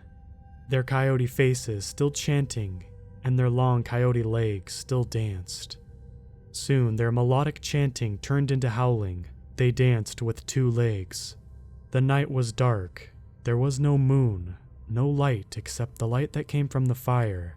My uncle wanted to run, but he knew if he ran, it would be sure death. While he was thinking, all of a sudden the Skinwalkers took off in a blink of an eye. They ran down the mountain as if it was nothing. My uncle watched as they all went in different directions. He knew this was his only chance to escape. He tore down the mountain like he had a rocket strapped to his back. He finally made it to his truck. His hair was still standing on his arms. He jumped up to open the door, and there by the handle was a giant coyote print. It was red. He dared not to touch it. He opened up the door and started up his truck and got out of there as fast as he could. He started to head towards Gallup, New Mexico. He was doing 70 down the highway, trying to get as far away as he could. When he looked out his passenger side window, he saw a giant coyote keeping pace with him. My uncle said it was almost like it smiled at him. It then ran off into the desert, and he never saw it again. He got the courage to go back up the mountain in the daytime a couple years later. He couldn't find the cave, and there was no evidence anything had ever happened there. He was sure some sort of bad medicine made it possible for them to do what they did. He also told me that he was wearing his cedar berry necklace my grandma had made him. It had shielded and protected him. He died about a decade later, having bad luck the rest of his life. Respect the old ways. Don't be going out at night looking for evil, because it just might find you.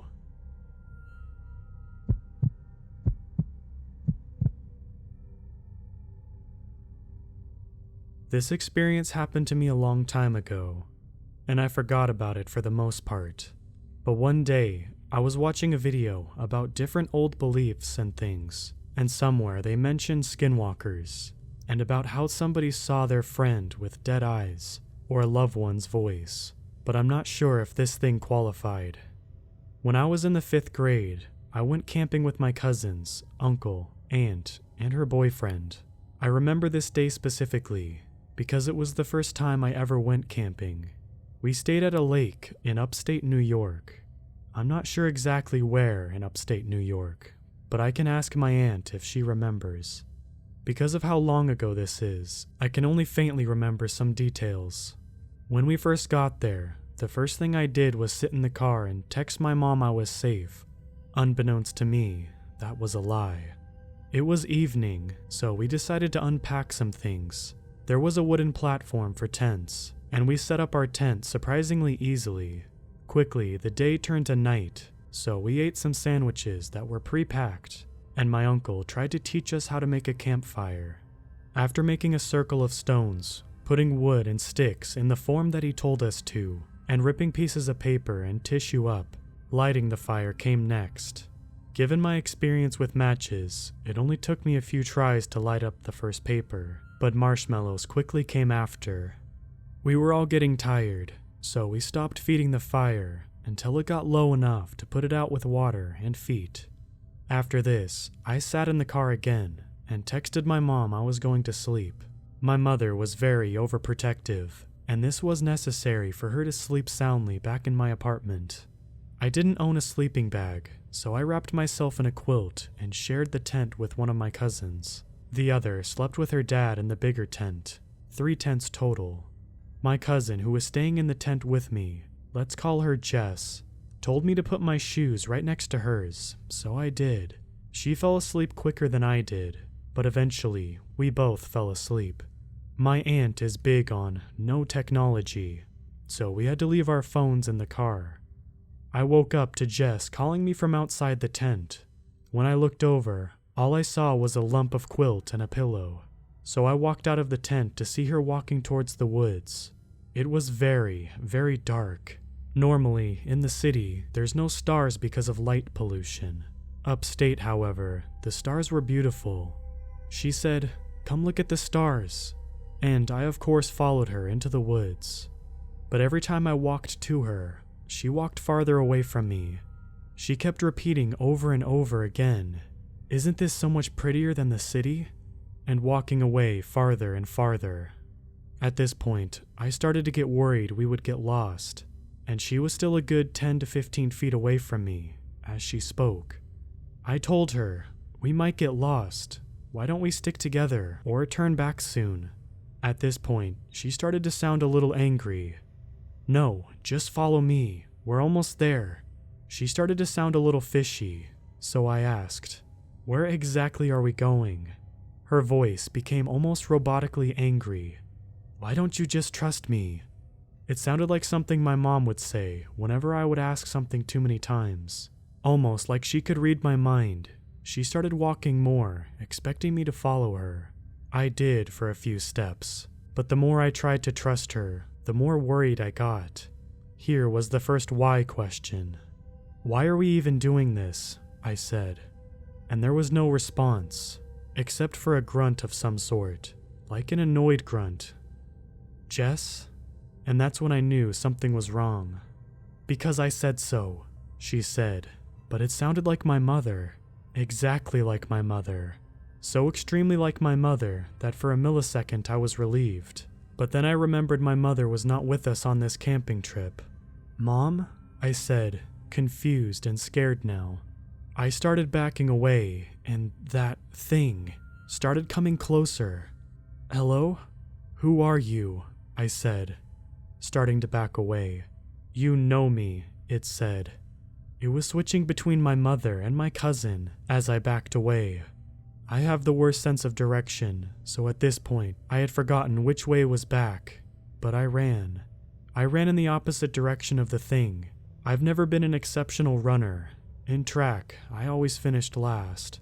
I never liked running, but here, I felt I was running faster than the fastest runner I knew. Nonetheless, I kept running. I heard a faint, "Come back, wait," behind me. But I didn't hesitate. I was like a scared dog, eyes ahead, full speed. The run back felt a lot longer than the walk to wherever we were. But soon, I saw some trees that I pulled dried leaves and sticks from earlier. I ran so fast to my tent and looked behind me. There was what either looked like two yellow eyes or a tiny car's headlights is the best I could describe it. It seemed to be standing still though. Almost tripping on the wooden platform, I went straight back into the tent and kicked off my shoes faster than ever before. When I looked back at what I previously mistook to be a lump of quilt, Jess was sleeping there the entire time. I was breathing extremely heavy, but I laid down closer to Jess than before, shivering. I remembered we were told strictly to not go outside our tents during the night, so I didn't tell her about what happened to avoid getting into trouble. Multiple times during the night, I heard different noises. At one point, I heard our car driving away, and even faintly, running somewhere in the distance. I chose not to pay attention to those noises though. In the morning, I was the last one to wake up. I woke up not thinking about the night prior, but thinking it was a nightmare or something. When I walked outside the tent though, my cousin's flashlight was on the floor near where I had entered the woods. Also, my thrown shoes were not next to my cousin's, but where I threw them. I can't think of other proof that this wasn't a nightmare, but there was a dead squirrel near the car for some reason. Besides the horrible adventure that had happened throughout the night, the day went on as normal. I heard no noises or voices, but I did ask my cousin if she got up during the night. She said no, but I did wake her up a bit when I moved a bit close to her. She tried to forget about what happened, and soon, my thoughts were mostly about the lake we were swimming in. There was nothing sketchy about the lake. It was meant to be swam in, with beaches and lifeguards. After the beach, we got ice cream, ate at the picnic bench, and my other cousin taught me how to play a card game. Another strange thing though, My phone mysteriously disappeared during the night. It was not in the car when I checked, and it wasn't in the trunk after we pulled everything out. I was in 5th grade though, and it was just a small free phone my mother gave me to contact her. She wasn't too upset about the loss of this phone. After arriving back to the city, I didn't tell anybody about the experience until school started again. I told a friend or two in my class, but it wasn't mentioned again. The surreal, horrific experience was truly scary.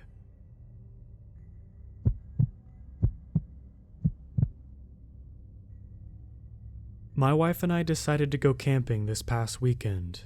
It was the first time we both had time off together in months, and wanted to spend it unplugged from the rest of the world. Just the two of us. We chose a scenic spot in the North Georgia mountains, about a 2.5-hour drive from where we live in Atlanta. It wasn't too far out, but we'd heard from friends that once you get up into those hills, you feel completely isolated from the modern world. We both have been camping before, but it had been a while. I was in Boy Scouts, but I wouldn't call myself a natural in the wilderness. Despite our lack of survival skills, we ended up booking one of the park's backcountry sites.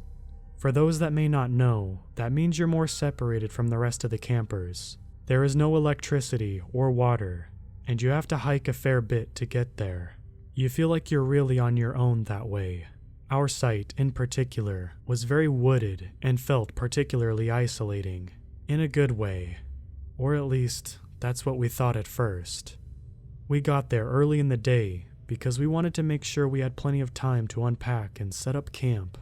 We also wanted to get in some good hiking while there was plenty of daylight out. After several hours of hiking, we got back to our campsite around 7 p.m. It was really starting to get dark at this point, so we lit a campfire and made dinner. This is all sounding pretty normal, right? You're probably thinking, this is a pretty basic camping trip. Why did this guy post this here? Well, it wasn't until we turned in for the night that things started getting weird. It wasn't late when we went to bed, mainly because we were exhausted from the day, but also had an early start planned for the next.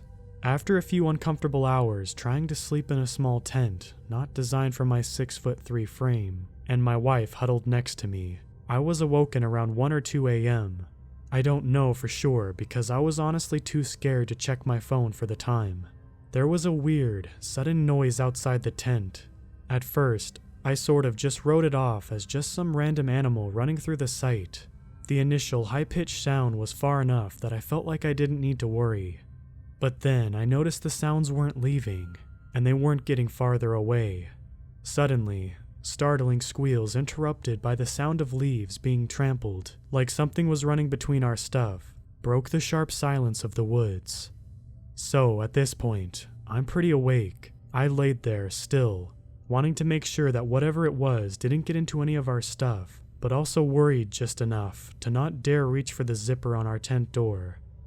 I started listening more closely and began to notice different variations in sounds. Like all of a sudden, all the movement would stop. I could hear light, slow sniffing, like it was trying to memorize our scent. I was getting used to the faint sniffing sound, only to be surprised by the sound of rushing, determined footsteps barreling toward the tent. They stopped just short of the spot where the top of my head grazed the tent wall. It started to sniff again. I could now feel something, its nose probably, pressing against the thin wall. Now that it was closer, I could sort of make out its size, about that of a large dog, like a German shepherd, maybe bigger. Maybe someone's dog got out and was running between campsites. Hard to tell while you're holding your breath and keeping one eye shut.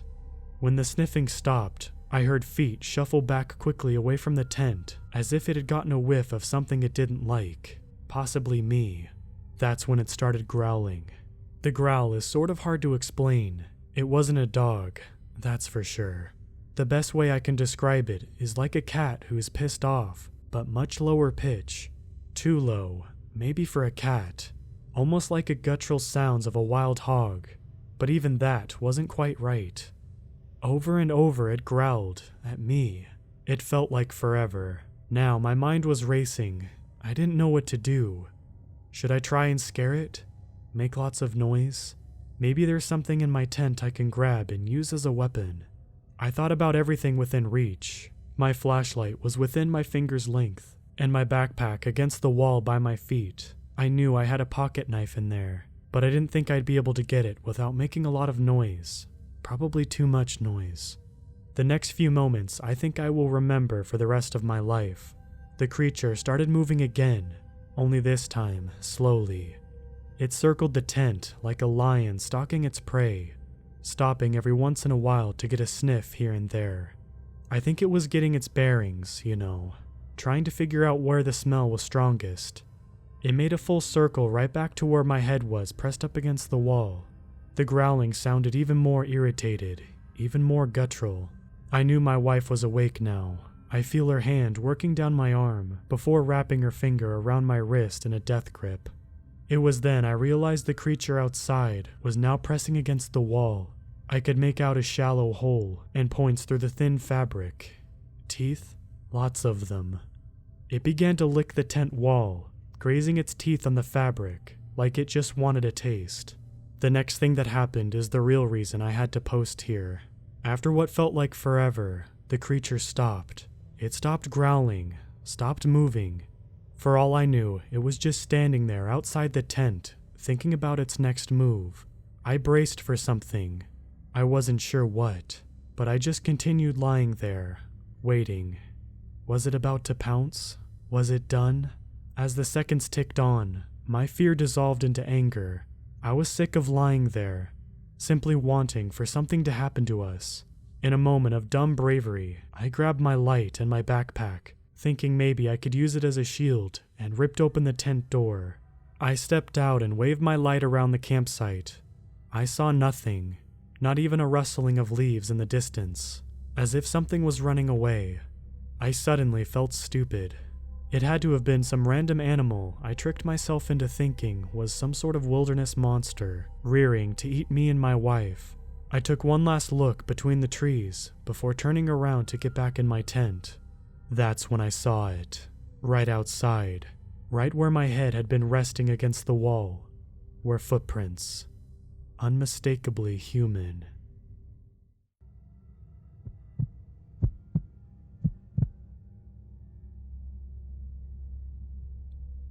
I grew up in the South. Tons of beautiful places to see that haven't been taken over by concrete yet. It's nice, but along with that, it's pretty boring. Being a teenager and wanting to go out and have fun led to mostly improvising with your buddies and hoping some good will come out of the night. There wasn't really a local spot to go hang out, like a club or a cool bar, and the places that were close to this was often boring because you did them so many times. I'm sure if you've ever lived in a rural area, you can understand that feeling completely. Something that I found a ton of enjoyment in as a teenager was cruising around super late at night, listening to music. I would fill my gas tank up, grab something to drink, and I would just take off driving until the sun came up. It was a way for me to clear my mind and relax. Those country back roads were always fun to drive down at 2 a.m., and was also just the right amount of spooky. Well, one night, I absolutely got more than I bargained for. I can't remember what month it was exactly, but I know for a fact it was in the summertime because I was out of school, and I also remember it being a comfortable, chilly night. So if I was to guess, it had just been around July or August. I was cruising around like I always did, and was completely worry-free. I had music blaring, and I was in my zone. I decided to head down to a park, just out of pure boredom. This particular park is at the very end of a long stretch of a desolate country road, but it's a really pretty drive because of that. When I say desolate country road, I don't mean it's one of those dirt roads that go through the woods or anything crazy like that. It's a normal paved road, but there is really nothing on it after a certain point. The entire road takes about 20 minutes to drive down to and get to the park. And after about 10 minutes into the drive, the houses start getting spread out further and further, to becoming no houses and just road leading to the park. I think a lot of the reason I like this drive at night is because of how creepy it was, and I looked at it as some sort of an adventure or whatever. The park isn't open for camping or anything. It's mostly just a lot of land, with walking trails and biking trails set up through miles of woods. So obviously, at around 3 in the morning, it's pretty quiet. I made it there, and just did a slow, normal little loop around drive of the park. The night before, it stormed very badly. So badly, I remember my parents and I had to take shelter because of the threat of a tornado touchdown. There ended up being no tornado, but the storms were pretty rough. Because of this, I came up on a fallen tree in the road that looped around to the exit of the park. That must have happened because of the storm. It wasn't some massive tree or anything, but I knew for a fact that there was no way I could have gotten over it in my car. It was pitch black everywhere besides the front of my car because of my headlights, and because of that, I immediately ruled out backing up the entire way I just drove when I entered the park. I knew that was super dangerous, and there was no way. At this point on the road, there was flat land on each side of me. I figured that it would make the most sense to just back out on the grass beside me, just a little, and drive back the way I came. It was a one-way loop around the park, but I wasn't really worried about going out the wrong way since it was so late. So I started to back up off the road so I could get my car turned around. All was good until when I went to pull back up on the road, I totally didn't take into account how wet the grass was and the amount of mud. My car went absolutely nowhere. My back tires were completely stuck and were spinning in place as I was trying to floor the gas pedal. I started to become pretty scared at this point. Not the most ideal situation to be in. I immediately take my cell phone out of my pocket and saw that I had service. Super huge feeling of relief. I called my parents and told them what happened and where I was. They were pretty mad at me, but said they will pay for a tow truck to come out and get me. My parents both drive small 4-door sedans, and they would have been absolutely zero help in the situation. I was about 45 minutes away from my house, and the rest of most human civilization. So I realized that I would be stuck out here for at least an hour before someone was able to get to me. Freaky feeling, but I tried to get out of my head, and I just continued to listen to music and be on my phone in the car while I waited. Not really much more I could do. After I kind of calmed down from the initial anger I had, I started to check out my surroundings. I didn't even notice at first because of everything going on, but in front of my car's placement was a field that was full of the most amount of deer I think I'd ever seen at once. There legitimately must have been 40 deer in that field, just walking around and eating the grass. The field wasn't directly in front of my car, but if I was to get out and throw a rock in the direction, I would have easily been able to hit one of them. So if I was to guess, they were about 30 yards out. This didn't really help with the creepy level going on. Looking out the front of my car and seeing 80 eye reflections staring back at you is a bit of an alarming feeling overall, but I was relieved it was just a field of deer. I watched them for a little bit, but I was quickly over it and started to just browse through my social media apps while waiting. They seemed to have been over it quicker than I was because they all went back to walking around and eating once they figured out I wasn't going to attack them or anything. After browsing my phone for about 15 minutes, I finally get a call back from my parents letting me know that a tow truck guy is on the way and about an hour and a half away from my location. Still to this day, I remember hearing that and having the thought, you gotta be kidding me. I understood that me and only me was the reason I was in the situation I was in, so I couldn't really be mad at anyone else. But that was very obviously not what I wanted to hear. I decided that the smartest thing for me to do was just make sure the doors were all locked, lay back in my seat, and take a nap to pass time more quickly. So that's what I did. So I wake up about 45 minutes later to the feeling of being watched. I'm not sure if anyone has ever experienced that feeling before, because I don't know how common it is. But there was a sixth sense alarm going off in my head, telling me that I needed to wake up. Waking up to that feeling in the situation I was in and the surrounding I was in is probably the worst case scenario. I sit up and immediately check my surroundings and see nothing. I look through my car very quickly for any sort of weapon and found my pocket knife. I was very scared. Even though I saw and heard absolutely nothing, that feeling is terrifying. I was shocked to see the field of deer in front of me was still full of deer.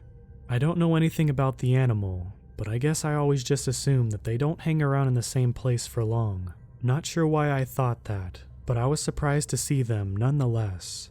I called my parents back to see if they heard any kind of update from the tow truck dude. I decided not to mention the feeling I was having because I didn't want them to worry more, and I also knew that it was literally nothing more than a feeling I had, and had nothing to back up why I was feeling that way, other than just being spooked out in general. No update from the tow truck guy, so we assumed everything was still the same on his end. The call lasted just a few minutes because I felt like a jerk. They both had to wake up for work in a few hours, now have to spend a random $100+. And on top of all of that, they were worried about me. I could tell they were annoyed at the situation, but worried. I told them I'll make sure to tell them when the guy arrives, and I'm sorry. We hang up and I look up from the phone and immediately went from 0 to 100 in panic mode. The deer in front of me were all completely perked up, staring in the same direction. Let me remind you, there are around 40 deer in this field. Every single one of them were stopped dead in their tracks, standing completely still, looking at something. I put my high beams on and started waiting for absolutely anything to happen at all. Nothing. I tapped my horn real quick. They didn't even budge or look my way. They were all completely glued to what was by them. The way the tree line was, I couldn't see that far over the field. I know they were looking into the woods by them, but where I was at, I was only able to see them. I could hear my heartbeat. I grabbed that stupid pocket knife and just waited for something to happen. I would say it was about a minute after I honked. Every single one of them, in unison, started to run the opposite way. They were all running at full speed, and within 20 to 30 seconds the field was completely empty. I was petrified in fear. I knew that staying in my car is what would be the safest thing to do, but it's the worst feeling in the world when you feel like a sitting duck. My head was on a swivel. I was freaking out every way possible. I assumed it was a bear or something, but it could have been absolutely anything. I was convinced at that point it was the devil himself. I didn't know what to do. I knew the tow truck was close by, but I had no idea where he was. I began to shake because of nervousness and just looked around to make sure nothing was by me and focusing on the field in front of me. I did this for what felt like an eternity, sitting in complete silence and darkness in the middle of nowhere. I was waiting for something to jump out and attack me. 15 of the longest minutes of my life go by, and I start to see lights break through the tree line on the road. As it gets closer, I see it is the tow truck guy. The lights on his truck felt like it was Jesus coming from heaven to rescue me. He gets up to me, and I jump out of my car and immediately ask him if he has a gun on him. I told him very quickly what happened to me, and that something is definitely out here, nearby. He let me know that he had a shotgun in the truck and assured me that it was most likely a bear or a bobcat. He gave me the whole, "they are more scared of you than you are of them" crap. The tree was small enough for him to sort of bulldoze it out of the way with his truck, and then he attached my car to his and pulled me out of the spot I was stuck in. He was very nonchalant about what I had just experienced, but I was pretty badly shaken up from it. The whole time he was doing his thing, I still had my eyes glued on that field, waiting for something. He was completely done with everything in about 15 minutes, and told me to follow his truck out to the main road again. I got in my car and was ready more than anything to get out of this park. We started to drive away from the spot I was in, and I still had my head on a swivel, completely shook up. As we were driving away, I looked in my rearview mirror. We were down the park road just a tiny bit, but I could still see the spot I was stuck in, partially lit up from the vehicle's lights and the moon. I watched in my rearview mirror a man come out of the tree line behind where the car was and walk into the middle of the road to watch us drive away. My heart stopped beating. I lost my breath and my eyes started to get full of tears because of how absolutely scared I was in this moment. I couldn't see any sort of details, like how he looked, or even necessarily what he was wearing. To be honest, I don't really care.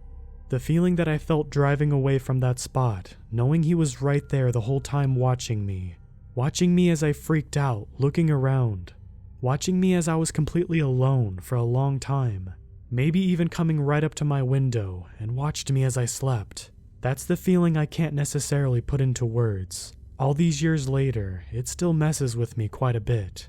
The entire time we were driving off, as long as I could see him, he didn't move.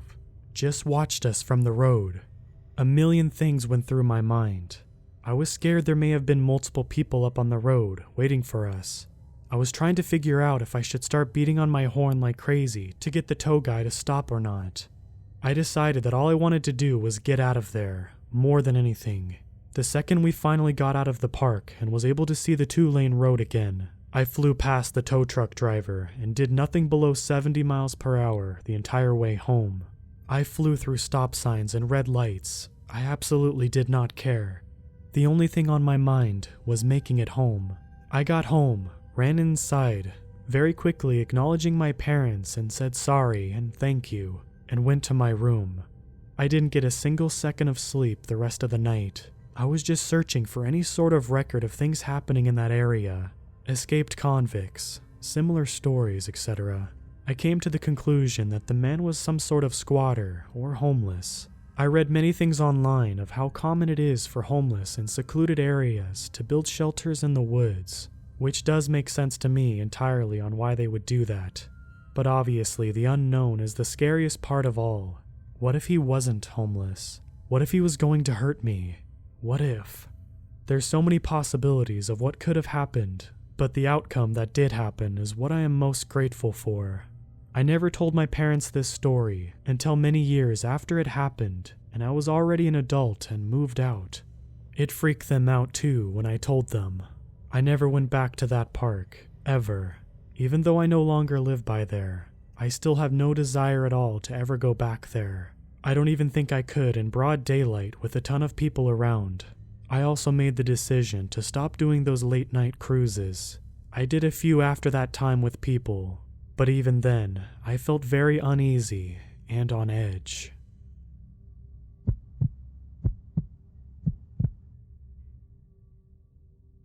It was a Sunday, early in the morning. I live in the suburbs, but my parents own a farm that I enjoy going to, because I get to see my dog. Her name is Molly. She's a mutt, but she's not a tiny dog by any means. At that time, I felt very safe around her, and would often take her for walks in the forest that was nearby. The day started out like any other. Me and my dad got in the car, drove around for a while, and arrived at the farm. I immediately got out of the car and hugged Molly. My parents always got so angry when I hugged her, since I'd smell like her for the rest of the day. I put her leash on and I asked my dad if I could take her for a walk. He always thought that we would just go down the road and back, but I always found it more interesting to take her back in the forest. I always felt a certain kind of peace and relaxation there that was unmatchable by anything else. So we took a turn and headed to the forest. Usually when we got there, I'd take her leash off so she could explore on her own. Most of the time I'd carve my name into the trees or look out for anything interesting. I was playing baseball with some rocks and a wooden leg, presumably from an old table, and then I heard it. Molly was barking at something. That wasn't unusual when we were out there in the forest. I thought it was a fox or some other animal, so I quickly grabbed the wooden leg as a weapon. I knew that if it was a fox, I wouldn't attack it, but I had a sense of security while I was holding it. I called out to my dog, but she just kept barking. This was very strange for me, since she always came to me when I called her. I followed the sound of her barks and stumbled across a scene I'll never forget. There was a man, probably in his late 50s, carrying a large machete in one hand and holding moonshine in the other. This was the first time that I stumbled across someone in the woods, let alone someone carrying a big machete. He was completely ignoring Molly and hacking away at the ground for some reason. I didn't really know how to handle the situation. Even now, I have no idea how I would handle it. "Sir, are you okay?" I asked in confusion. I don't think I understood the seriousness of the situation at the time. He turned around, revealing his face. He had some of the clearest blue eyes I had ever seen to this day. I could see them so well because they were open wide. "Come here, boy. Look what I've dug up." I was afraid that if I didn't listen to him, he would start chasing after me. and that was something I wanted to avoid at all costs. I got closer, but kept a good distance. I didn't see anything except an empty hole. He returned to hitting the ground with his machete, occasionally taking sips from the bottle. I used this window of time to get my dog and started to walk away slowly as to not notifying him that I was leaving. But then I took one final glance at the man. His head was dug deep in the hole. I was intrigued, so I kept looking. I know, how stupid of me. He finally got up from the ground. I was shocked when I saw him carrying a bone from his mouth. I have no idea what animal it belonged to, or even if it did belong to an animal. I had seen enough and started sprinting with my dog. As we ran, I heard him laughing, and then I saw something flying in the corner of my eye. It was that machete. I heard him yell. This made me run even faster. I know the forest very well, so I wasn't afraid of getting lost. I ripped through branches and bushes until I got out of that forest, but I didn't stop sprinting until I arrived at the garage, where my father was testing out lights on our tractor. I didn't tell him a single thing about the man, since I was afraid that he'd get angry and wouldn't allow me to walk Molly anymore. Needless to say, I never went into that forest alone, ever again.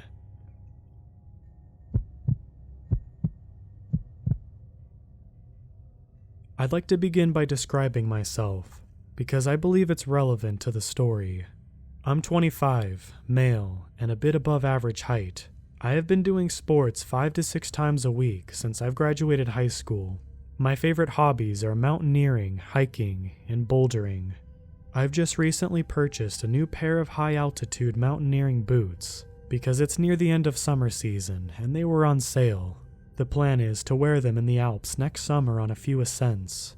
I live in a European capital, one that's surrounded by wonderful nature with many trails and opportunities for hiking. I decided to break in the boots last Saturday, more specifically because it would have been my granddad's birthday, and he also loved hiking before he died. These boots are overkill for these woods, but I needed to try them. I selected a nice route that's about 25 kilometers and set off about 9 in the morning. It just rained the day before, so I expected a fair amount of mud and not so many people, as they are usually scared off by bad weather. Since the summer was excruciatingly hot, it was a nice change of temperature, especially between trees and such, where it's a few degrees cooler than in the city. In the not-so-distant past, my dog would have definitely joined me on this hike, but she's turning 14 this year, and she doesn't enjoy long-distance walks anymore. My girlfriend had something to do for work on short notice, so I knew from the moment I woke up I would be doing this hike alone.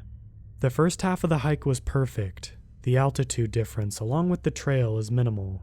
I barely broke a sweat, and I misjudged how many people would be out due to the storm the day before. I met at most 6 or 7 people during the first 2 to 3 hours, and most of them were cross-country runners. It's worth mentioning that I wasn't walking quickly.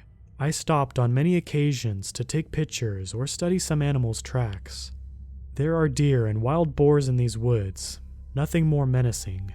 Not animals anyway, but I won't get ahead of myself. Between 12 and 1, the path ran into an actual road, one where cars can go. The road is asphalt, but deep in the forest and can only be used to reach certain landmarks that are there, so cars seldom go here. My trail required me to take the road for a few hundred meters.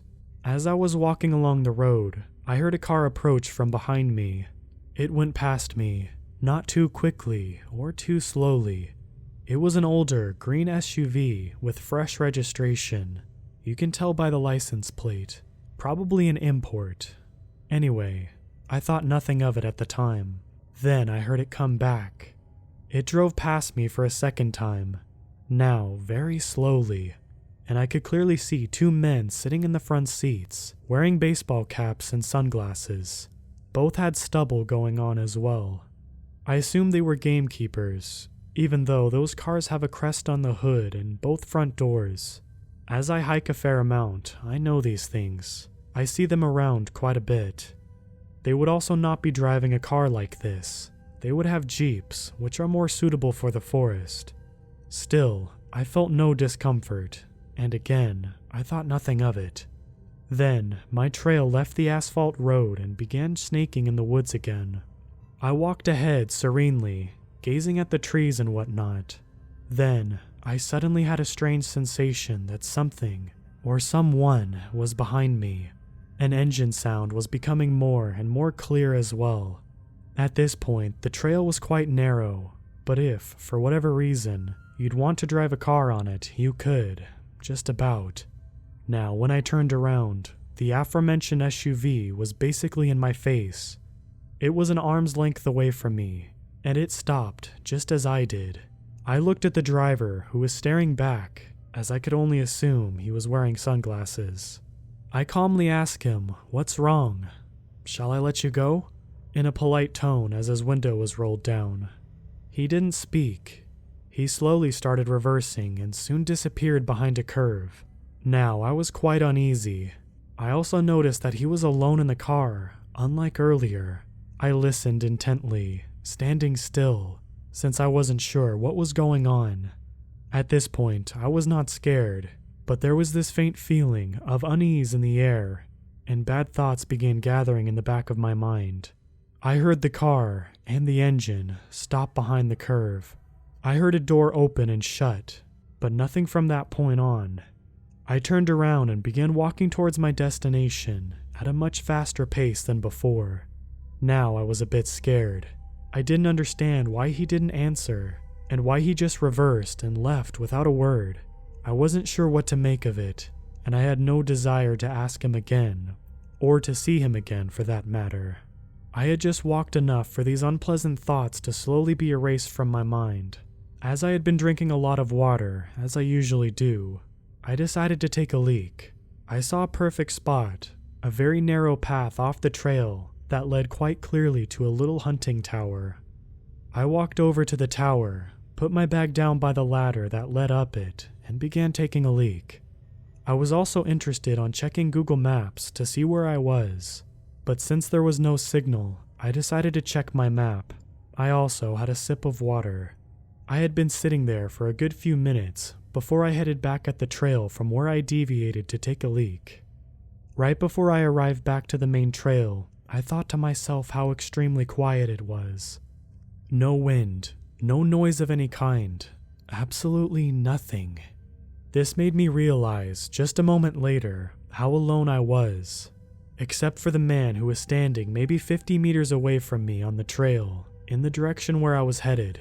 I only saw this as soon as I stepped back on the trail, since the small one to the tower was hidden by the trees, and you couldn't see the main trail, as it was running perpendicular to the small one. I looked at him and I was instantly chilled to the very bone. He was dressed in tactical clothing, with a white baseball hat on his head. The only reason he was standing still, I believe, was a moment of surprise that I had appeared from the place where he didn't expect me to appear from. At this point, I was fully and utterly alarmed. He was holding a rifle with a scope on it. Had this happened without the incident with the SUV, I wouldn't have probably walked along the trail, thinking he's a hunter. However, in the light of the strange encounter with the SUV, from which the second man was missing, something in me snapped instantly. In hindsight, it's also illegal to hunt in these woods this time of year. I figured in a matter of 2 seconds that I was going to sprint through the woods until exhaustion, towards and past the tower, as it seemed natural to do at the time. If there was no malicious intent on the man's behalf, or the others, he'll just think I'm an idiot and forget about me in 2 minutes. If I'm right, it's the best call I will have ever made. And he began running towards me. Adrenaline blossoming within me, I began sprinting away. I sprinted past the tower and deep into the bushes, not sparing my legs as I was wearing shorts and a thermal jumper. I crashed through branches, small trees, and slipped on several occasions. I really did sprint until I was exhausted. It must have been several kilometers. I even crossed some smaller trails, but didn't even bother to look either way. My pulse was 1,000,000,000 the whole time. I began checking my phone for a signal, but nothing. I was already really angry at myself for not memorizing the license plate. After a while, I began power walking, but still off trail. straight ahead, in a direction that I knew sooner or later would lead me out of the woods. When my phone got a signal, I told the story to several people frantically, but no one took me seriously. They said I was overreacting and whatnot. You must have misunderstood the situation. Well, I'll let you decide for yourself if I did or not. Finally, I reached a trail that led directly to a cute little town that borders this rather large forest. It felt like an eternity, but I walked the last kilometer to the main square, took off my jumper, and put it in my bag. At least I looked a little different from far away. I waited for a bus that took me back to the station near my car, rather anxiously. After the bus ride, during which I studied each car on the road, I walked back to my car and drove home. My dog welcomed me like I was coming back from a 2-year deployment. Dogs are just amazing. She must have felt something shook me up. I spent the afternoon contemplating my life in the bathtub. The boots destroyed my feet, but they aren't meant to be sprinted in for long periods of time. I called the forest's gamekeeper's office. I inquired about whether or not they have such cars in the service as the one I came across. They do not. Their gamekeepers don't actually work in pairs. Like 99% of the time, they are alone. I told them my story, and they took me a lot more seriously than my friends, but they assured me that the police wouldn't. No one could have been legally hunting in that area during the summer either. I've been reading some local news, but nothing extraordinary has been reported yet. I really hope nothing will be reported either.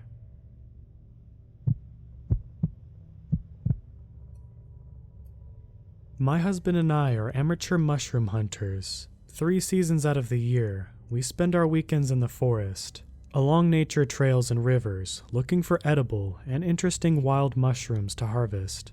Springtime brings the most exciting hunt, which is for the highly coveted morels. We know of a special stretch of shoreline along the river that has a few dozen morels each year.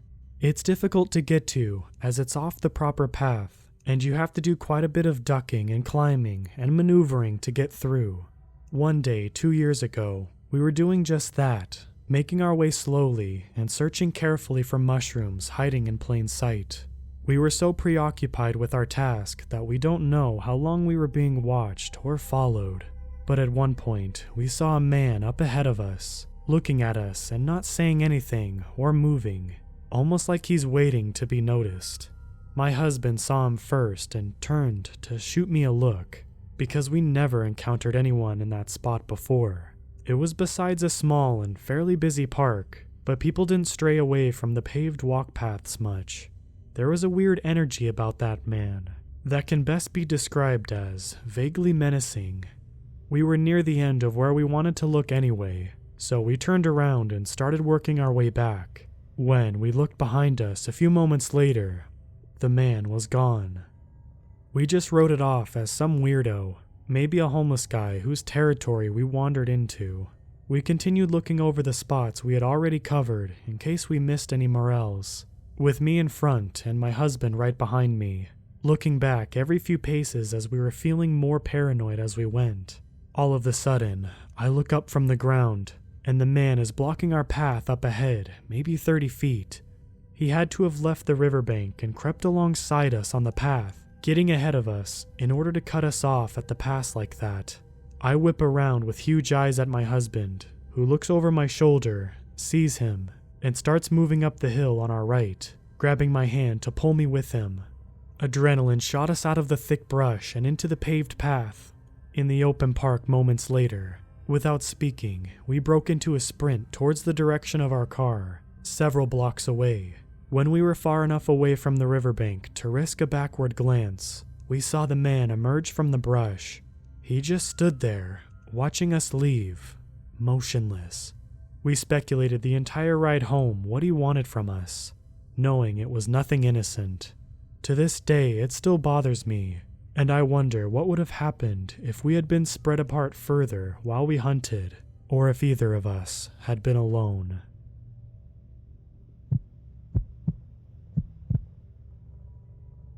I'm a 21-year-old guy.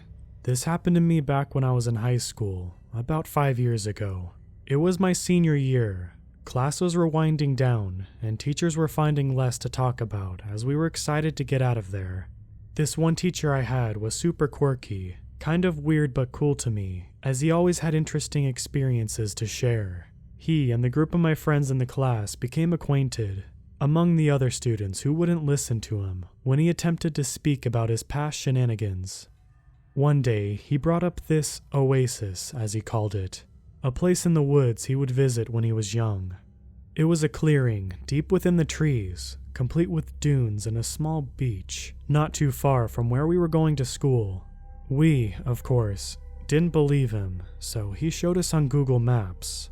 Our naive selves thought that after school we could attempt to reach this place, entering from a backyard closest to the clearing. We should have known that 40-something years later, the layout of the place would have changed.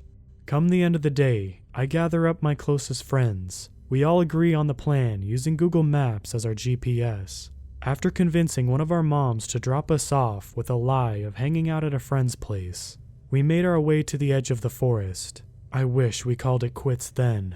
We started out all right, I guess, making our way closer by climbing through hordes of bushes and weeds. It was probably the most run-down, gross, dumped-on parts of the forest with broken car parts and trash everywhere. Eventually, as we get closer to this supposed clearing, we hear a dog viciously barking in the distance. My alarms went off. What was a dog doing in the middle of the woods? It was fairly residential, so no hunting, but also no trails or any reason for it to be out there. My friends were a mix of angry at me for suggesting this and extremely anxious about how we were going to get through it.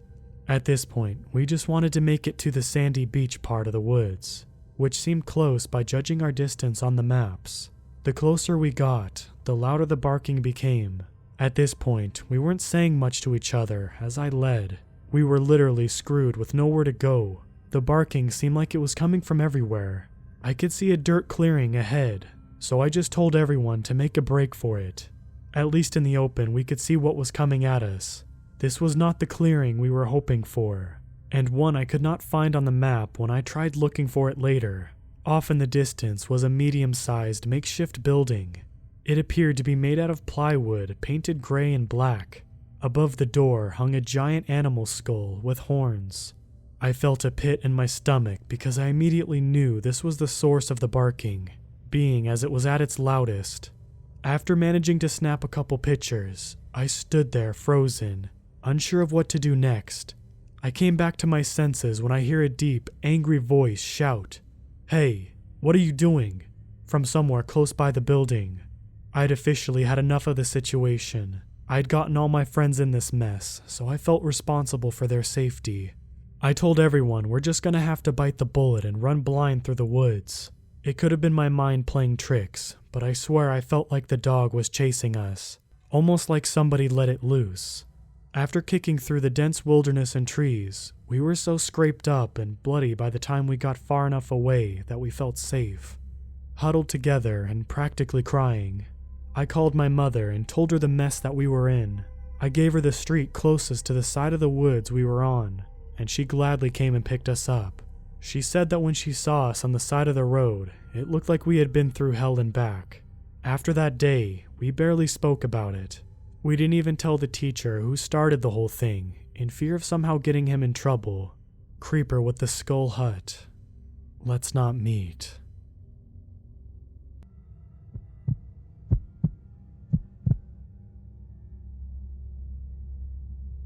For starters, we both work at a hospital and work until 1 a.m.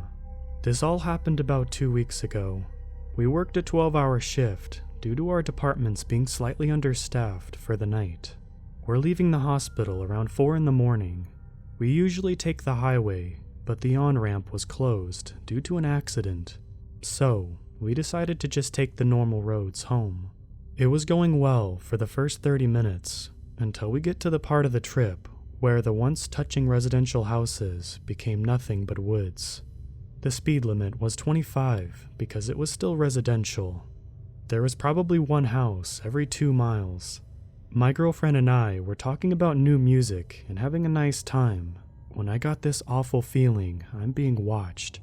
I looked into the back seat, feeling like I would 100% see a person sitting back there.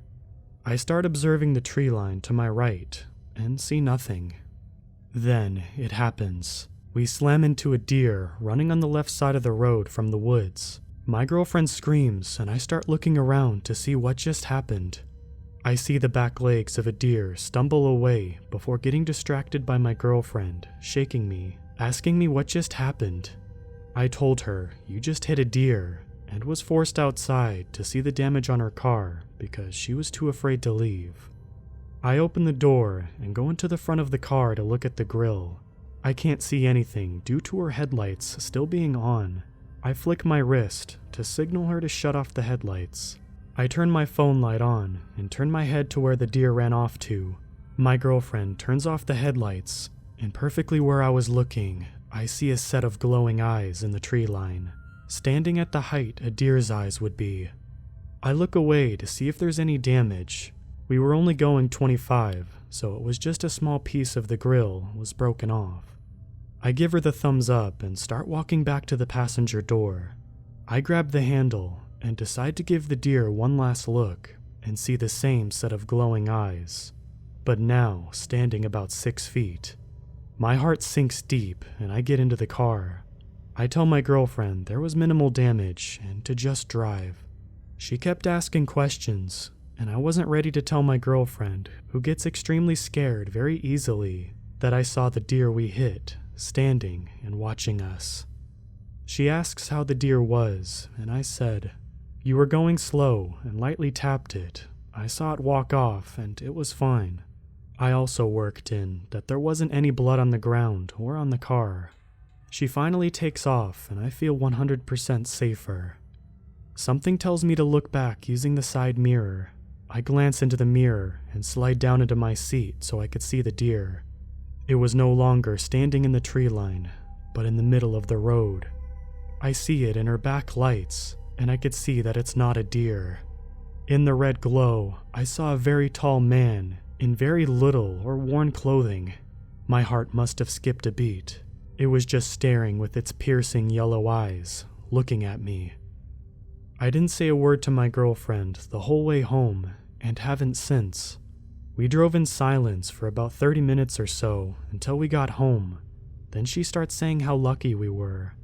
I was asking her why she said that, thinking she would know what I just saw. She says it could have rolled up on the hood and into the windshield. I breathe a sigh of relief. We get out and start looking at the car.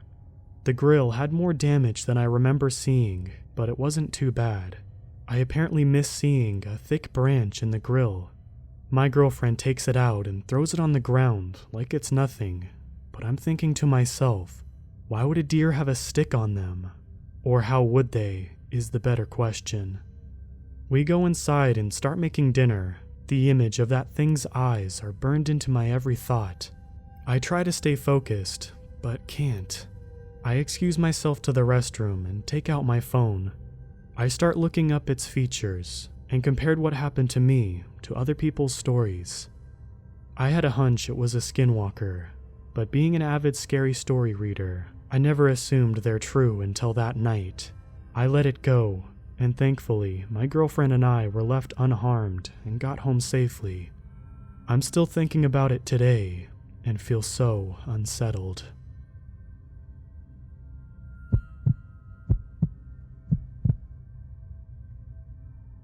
First, some backstory. I live in a part of New Jersey most people don't even know exist. It's in the northwestern corner of the state, right in the Appalachian Mountains. I live in an extremely secluded area, and my town is surprisingly large. Not only does the Appalachian Trail run straight through town, but there's a large park that has been built over Native American burial ground. This is legitimately a fact, with the land marked with a sign explaining the grounds and events that occurred there. This makes me believe that a far larger part of the town is on burial grounds of some sort. Not to mention, the Appalachian Trail has been known to be fairly creepy, and possibly even carry some paranormal energy, so that could be a factor in this story as well. So, this event happened my freshman year of high school, so 4 years ago. My older brother was a senior, and both of us were in marching band. Towns are very spread out in this area, so we would often get home from football games and competitions very late. On this night, it was one of those times where we got back super late. I followed my brother around. He was saying goodbye to everyone, including one of the drum majors, who also was my big buddy, so I knew her a decent amount. Naturally, the drum majors always stayed super late just because they have a lot of responsibilities to cover before they can leave. So when we said goodbye to her, she was still donned in full drum major uniform, cape and all. It wasn't anything weird to see, so we said our goodbyes and my brother and I left. My brother drove us through the secluded expanse of the town, and I had noticed that it seemed like absolutely no one was out on the roads. I figured it was just late, and once again, it wasn't something that I really made note of. My brother and I, both tuckered out from the long day, drove in silence, and I watched as the forest and farms passed by. There is a very popular portion of the trail known as the Stairway to Heaven. Nearby the entrance of the trail, there's a big red barn, and a giant empty lot used for parking when they have barn antique sales. As we began to get closer, we could see a bright, flashing headlights coming from the lot. My brother slowed down a bit, and when we passed it by, I saw something that still chills me to this day. In the lot was a car. It had the lights within it on, and the hood was open. Getting out of the Jeep-like car and standing beside it was no other than my drum major donned in her full uniform, cape and all. I couldn't believe what I was seeing. No one would ever leave the high school in their uniform, and she looked visually in distress. It was definitely my drum major. I could see her blonde hair coming out from her hat, and it was the same body shape and all. I thought I was just tired and I was seeing things, but after we passed by, my brother finally spoke up. "Was that Kate?" Yeah, that was definitely her. We were silent for a moment. "Should we turn around to see if she's okay?" No. We drove back the rest of the way home, the air now tense. When we got home, we tried to assess the scene. My brother knew her better than I did, and I knew that wasn't her car, nor did she live anywhere near where we lived. Again, the town is very spread apart, and she lived on the other side of town. She was in her full uniform. It was completely clear it was the drum major uniform, and it was the spitting image of her, but she looked like she was legitimately in distress. No one else was around on the road, seemingly, as if this was something we were meant to see. She was the last person we had said goodbye to, and now here she was, looking as if she was in trouble. Plus, my brother is not the person with an interest in the supernatural. He honestly just tries to avoid the topic of it. I, on the other hand, am very into the paranormal, and have had a pretty big share of experiences. The females in my family tend to be very sensitive to weird paranormal things, but nothing ever like this. I tried to look up what it could possibly be. It seemed like it was an entity that was using some sort of mirage of something we had both seen, and making it look as if the individual was in some pretty deep distress, as if it was luring us in.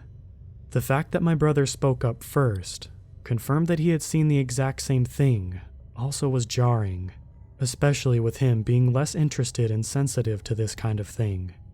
From what I've been researching, it's possible that it was a skinwalker or something. It was near the trails and the burial grounds, and seemed like it fits well with these Native American folklore creatures. I don't know if this is important to add, but I recently found out that a great-grandfather was married to a Native American female, so I do have some Native American in me, but it's not a huge percentage. I don't want to be that white person who has like 2% of Native American in the gene pool and equating it to being super in tune with that side and proclaiming that I'm Native American, but I decided I'd mention this just in case it maybe lends a hand in figuring out what this thing may have been. If anyone has any clue to what my brother and I have encountered, I would really appreciate some feedback. I'm still chilled by this experience. Whenever I try to talk about it with my friends, it scares them too much for me to even fully explain what happened. What's most unnerving is the fact that it was deliberately showing us an image of a friend in distress to lure us in. The thing is, I'm so lucky I had my brother with me, because I was considering turning back, and I'm still haunted by the thought of what could have happened if we had.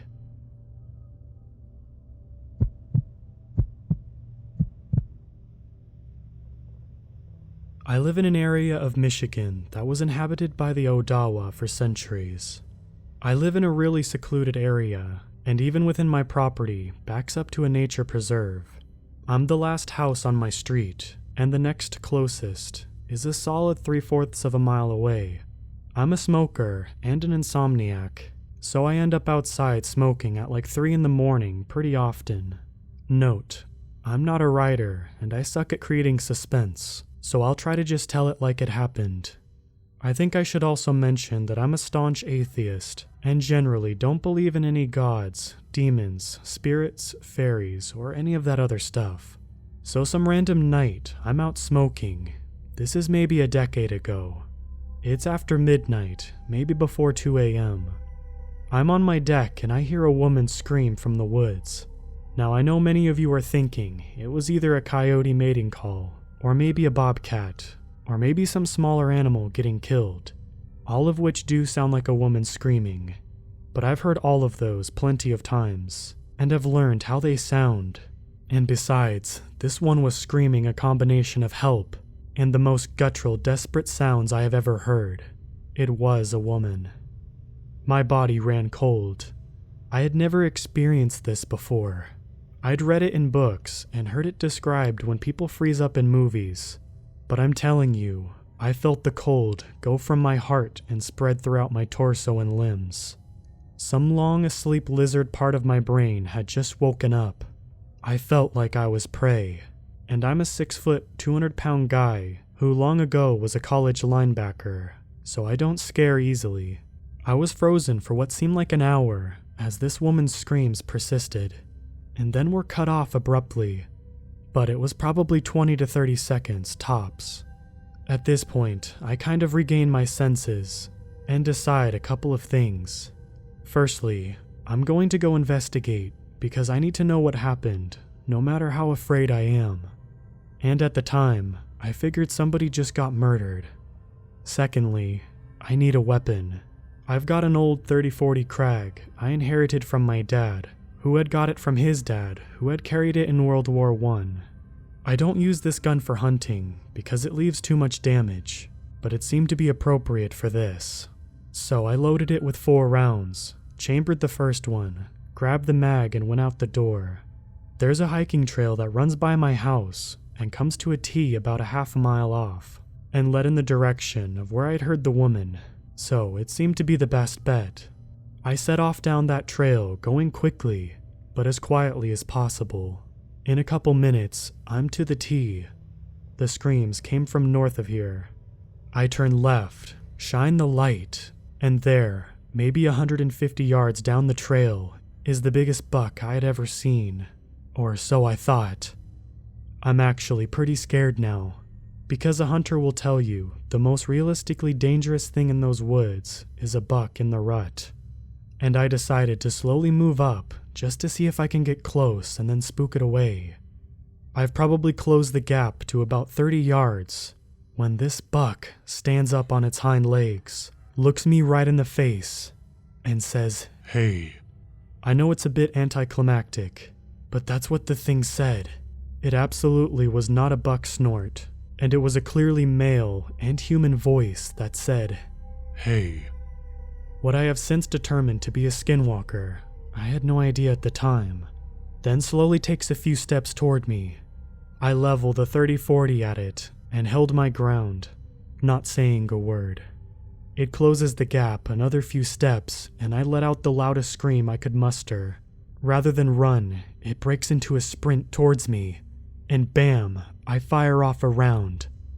I'm working the bolt, trying to get the next one chambered, when the thing takes a hard left and loops into the forest.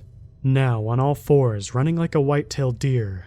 I would have liked to search for the woman, but frankly, I was scared out of my wits. I pretty much walked backwards the mile to my house, all of the while shining my flashlight around in panic, trying to spot the thing. I made it back to my house, locked all the doors and windows. Then I looked at the phone. Should I call the cops? Well, this was 10 years ago, and I have a grow-op, so I didn't. And besides, I figured if they did find the woman's body, they'd probably pin it on me. I didn't sleep at all. I just sat at the dinner table with the 30-40 and a bottle of Smirnoff in front of me. And as soon as it was in the morning, I went out to search that area. No signs of the woman, no signs of distress, no blood, no tracks except for my own from the night before. I checked the local paper for weeks, and the regional affiliate, and never heard anything about a missing woman. The worst part, though, is that on half a dozen occasions since, I've been out smoking late at night, and I'll get that cold feeling, and then I'll hear from a ways into the woods. Hey.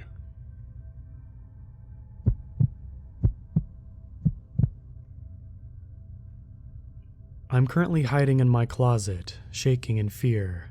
I'm typing this out on my phone. During April of 2018, I adopted a 5-month-old puppy from the pound. I was lucky enough to get her out of that hellhole and into my loving home. She was a border collie mix, and her name was Nellie. I don't know what happened to her, but what I have now is not my dog. She was a timid little pup when I first brought her home. I remember she was inside for at least 5 minutes before she peed on the carpet. I could only laugh and kiss her because I was so happy.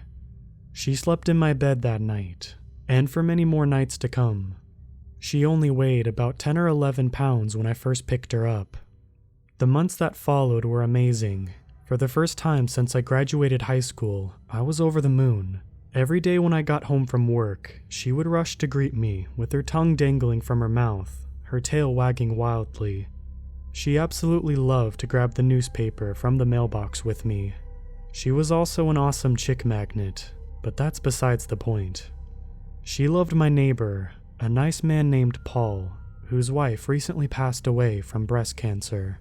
He was an older gentleman, well into his 50s, but never looked a day over 40. He liked to throw a barbecue for a few neighbors we had in our little rural community. He always made an effort, so we all returned the favor with bringing food. Things began to change in December of 2018, when in the early hours of the morning on the 5th, Nellie woke me up. I grabbed my glasses from the bedside table and flicked on the lamp. She stood about a meter from the door, pointing right at it. I could hear a low growl emanating from her.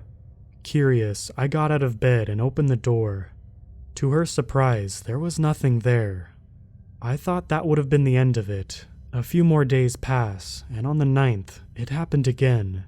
Early hours of the morning, and pointing at the door. This continued for the next week. I believe this is when Nellie disappeared. At 2 a.m. on the 21st, Nellie woke up and wanted to go outside. She would do this once every few weeks, so it was nothing out of the ordinary. She would wake me up by licking my face, and then sulk and lay down in front of the door if I wouldn't get up. Behind my backyard is a forest that extends for miles. Sometimes Nellie likes to hunt down rabbits and possums when we would go for a walk through the woods. When I let her out that night, she walked about 5 meters before the tree line. I watched her and she started her way back to the house. That is, when things didn't go exactly as planned. She must have heard something because she whipped around and pointed at the trees and growled. I thought it might have been a rabbit, but thinking back on it now, it was probably something much worse. She barked and then made a beeline for the trees. She disappeared into the thickness before I heard more barking. Then nothing.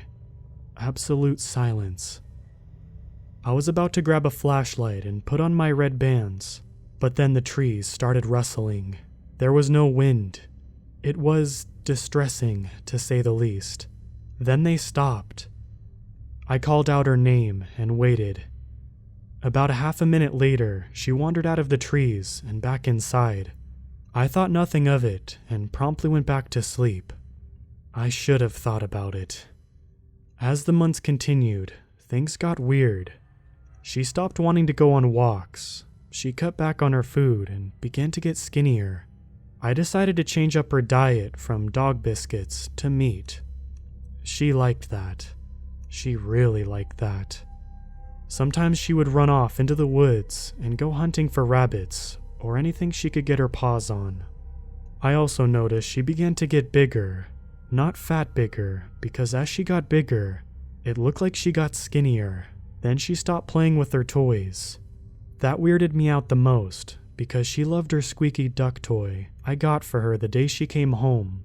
Now it lay gathering dust in the corner of my room.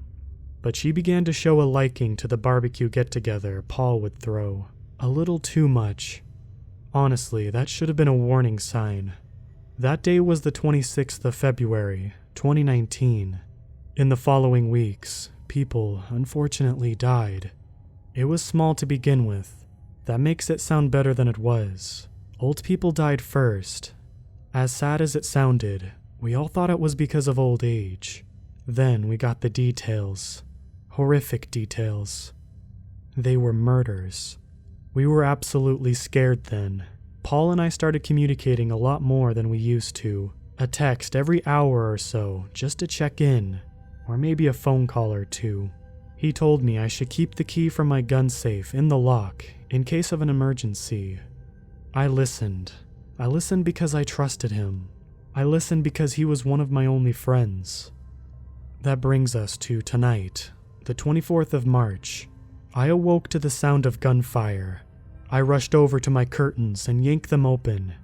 Paul's house was on fire. I immediately rushed to put on some thick clothes and grabbed a flashlight and my phone, ready to dial 911 for a fire truck. At the time, I didn't even notice my bedroom door was open, when I clearly remember closing it before I went to bed that night. Nor did I notice Nellie was missing. I yanked open my back door, and I froze. It was illuminated by the bright fire of Paul's house. It stood on its hind legs, tall and lanky, completely black with white highlights over its body. Its eyes were almost glowing yellow. Its claws were massive, and sadly, one set was clearly protruding through Paul's chest. I actually don't know. It felt like so long ago, even though it was only an hour. I couldn't feel a thing.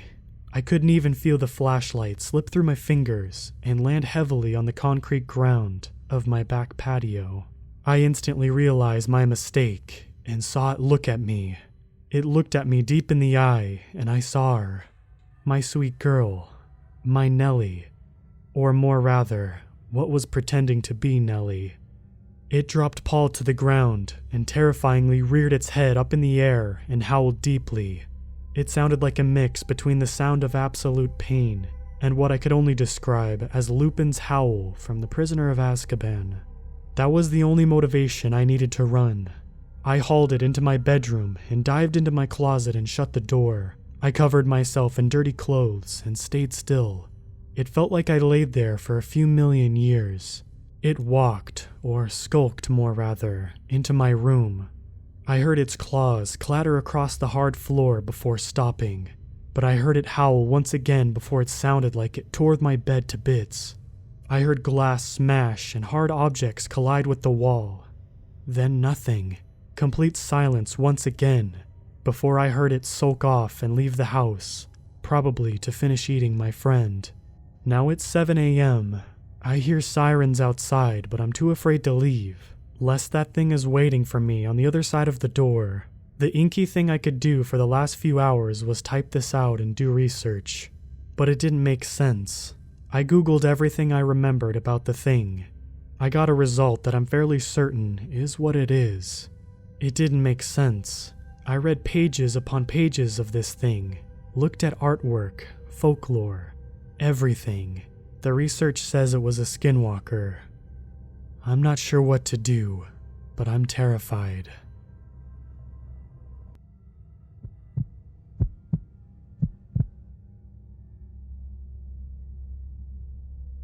This was 3 years ago, and I started college down in the country. I was 18, female, and on Tinder. I never actually met anyone off it, but I would swipe through guys just to be nosy and see who was on it. I was swiping right on some, and about an hour after, got a message from a guy who, according to his account, was about 20 kilometers away. We made some small talk. It was awkward, and I stopped replying. A day later, I got a friend request of him on Facebook. Mind you, I have a common enough name, so it would have taken him ages for him to find me. We have no mutual friends, and my Tinder photos is not on my Facebook page. The only thing that I had on it was the university I was attending, so maybe that's how he found me, but I don't know. I then quickly got a follow request on Instagram, and he somehow found my Snapchat username. I don't have it on any of my social media, and it's a variation of my full name with extra added in vowels and an underscore. I was freaking out at this point. I messaged him asking how he found out my full name, and he just replied with, "I think we have a connection. I really want to get to know you better." I unmatched him, deleted my Tinder, and blocked all of the accounts he tried to add me on. After that, it was quiet for a few months. I was staying in digs, and was knuckling down as I had a lot of assignments from the get-go. This was towards the end of November. I had no assignments due for 2 weeks, so I decided to go out with some friends. One of my friends stayed in the student accommodation, and the other was commuting, so she was staying with the other friend. I decided to walk back to my digs, as my landlady would probably freak out if I wasn't home that morning, and I really wish I got a taxi instead. My walk back was about 15 minutes from the local nightclub we were at. It was about 3 a.m. at this point. I was at the front door of the house, opening it up. The door was annoying, as it had 2 different locks, and I had to pull the handle towards myself to open it up. It's also tough when you're tipsy and trying not to wake up the family you're staying with. Anyway, I finally unlocked the door. A dark car pulls into the housing estate I'm staying in. It's quite big and has a big green area in the middle for children or people to play in with their dogs. The car comes toward me, so I quickly get inside and lock the door. The car pulls into the driveway of the house I'm staying in and just sits there with the headlights on. I'm there shaking and too afraid to move up from below the door, as there's frosted glass about halfway up. As I get the courage to go upstairs to look out my bedroom window to see who it is, the car pulls out of the driveway and speeds away. A few days later, I get a new friend request of the creepy Tinder guy on a new Facebook profile, as there was no photos on this account, just the same name. Blocked. It was enough that it caused me to transfer universities the following year. Thankfully, I haven't heard anything since. I don't know if it was just bad timing, or if it was that creep on Tinder that sat in the driveway, but it was terrifying.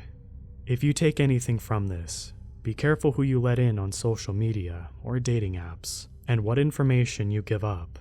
You never know what someone's intention is. Stay safe.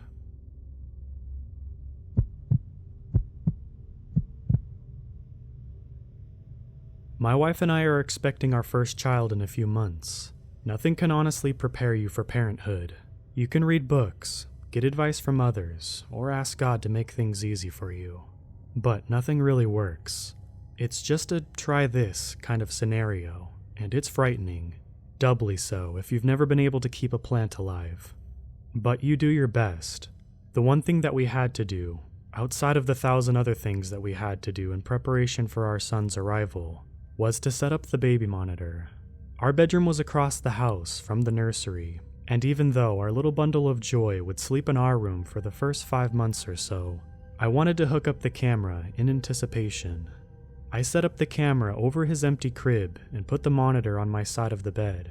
The picture and sound on this little camera was surprisingly great. The night vision on it was solid. You could make out everything in the room, all of the decorations, his toys on the shelf, and the massive collection of stuffed animals amassed by his mother. The giant stuffed bear kept propped up in the corner was only slightly terrifying in night vision. The microphone was also really sensitive. When we first got it, I turned the volume all the way up, but then one night my dog walked into the baby's room and barked at something, and it was so loud it bolted me up from a dead sleep.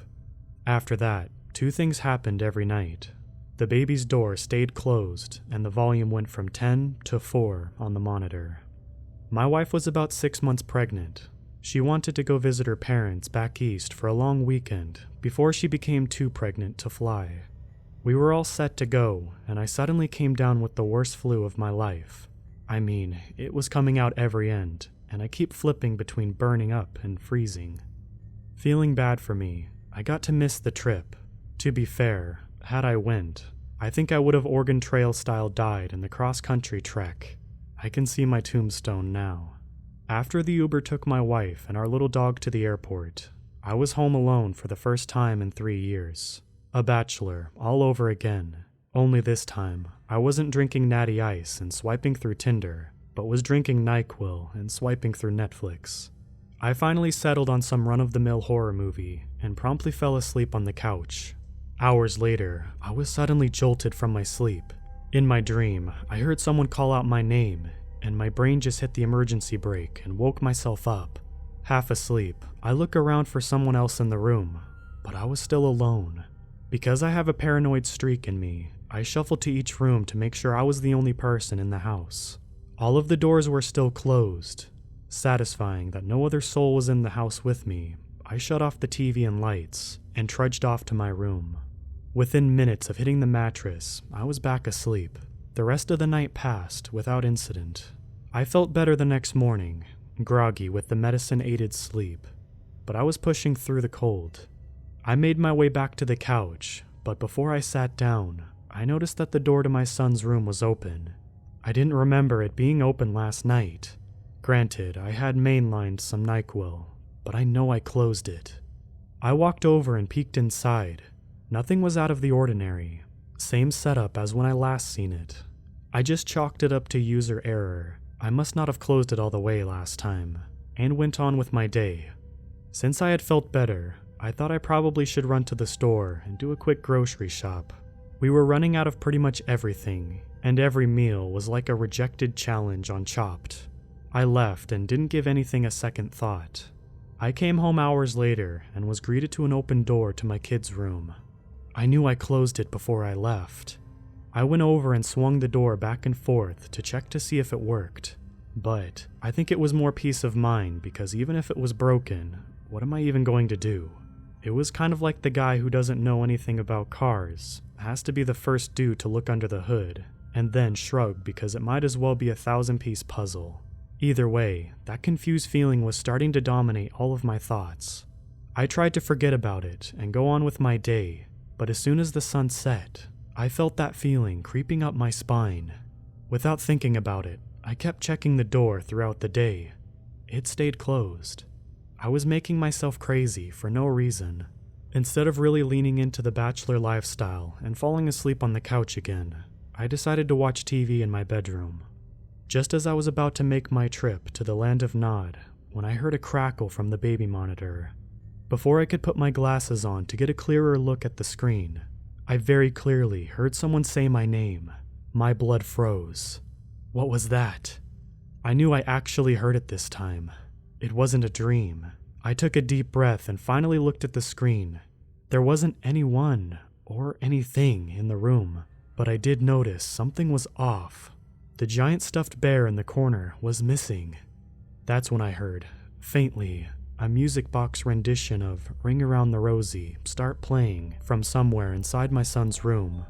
I'd normally be fine with this, but there was one small problem with all of this.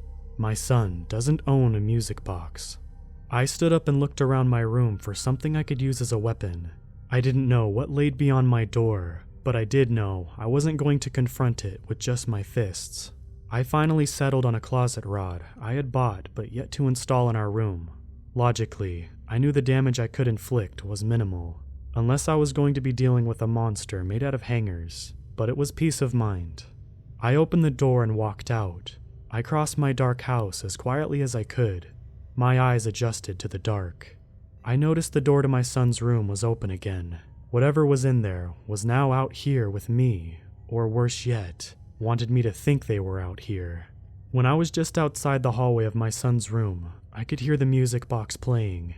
It was slowing down. Each note was a distorted, metallic ping.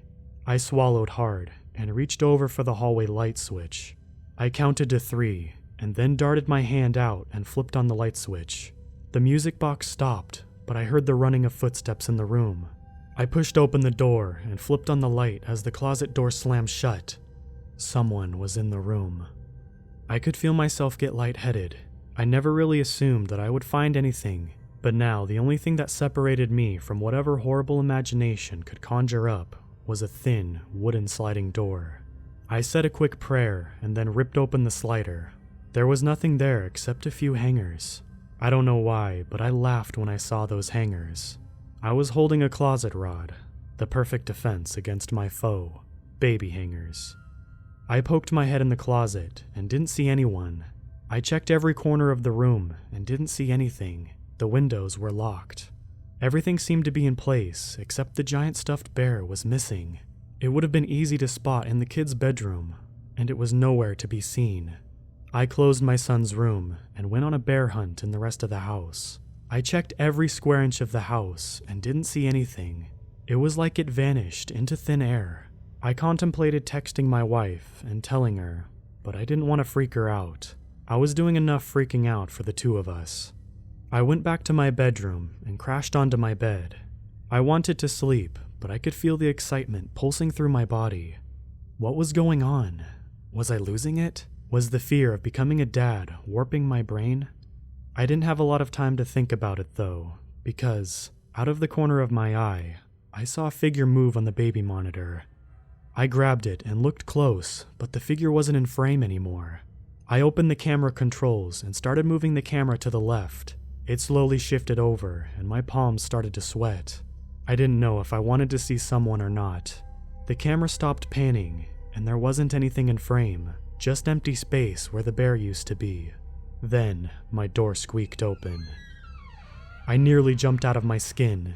The door swung open and hit the wall, and I heard footsteps running away from the room and back across the house.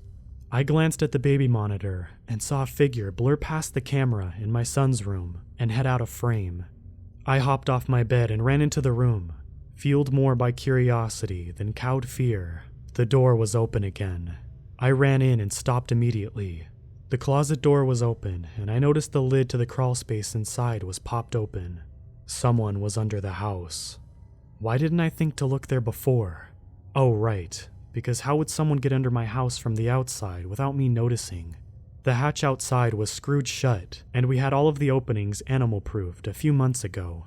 I scanned the room to make sure someone wasn't hiding in the curtains or a pile of stuffed animals. There was nothing. They had to be under the house. I walked out of the room and closed the door behind me. I wedged a kitchen chair under the handle to keep whoever inside. I wanted to go outside and investigate. If someone crawled under my house, I wanted to trap them in and call the police.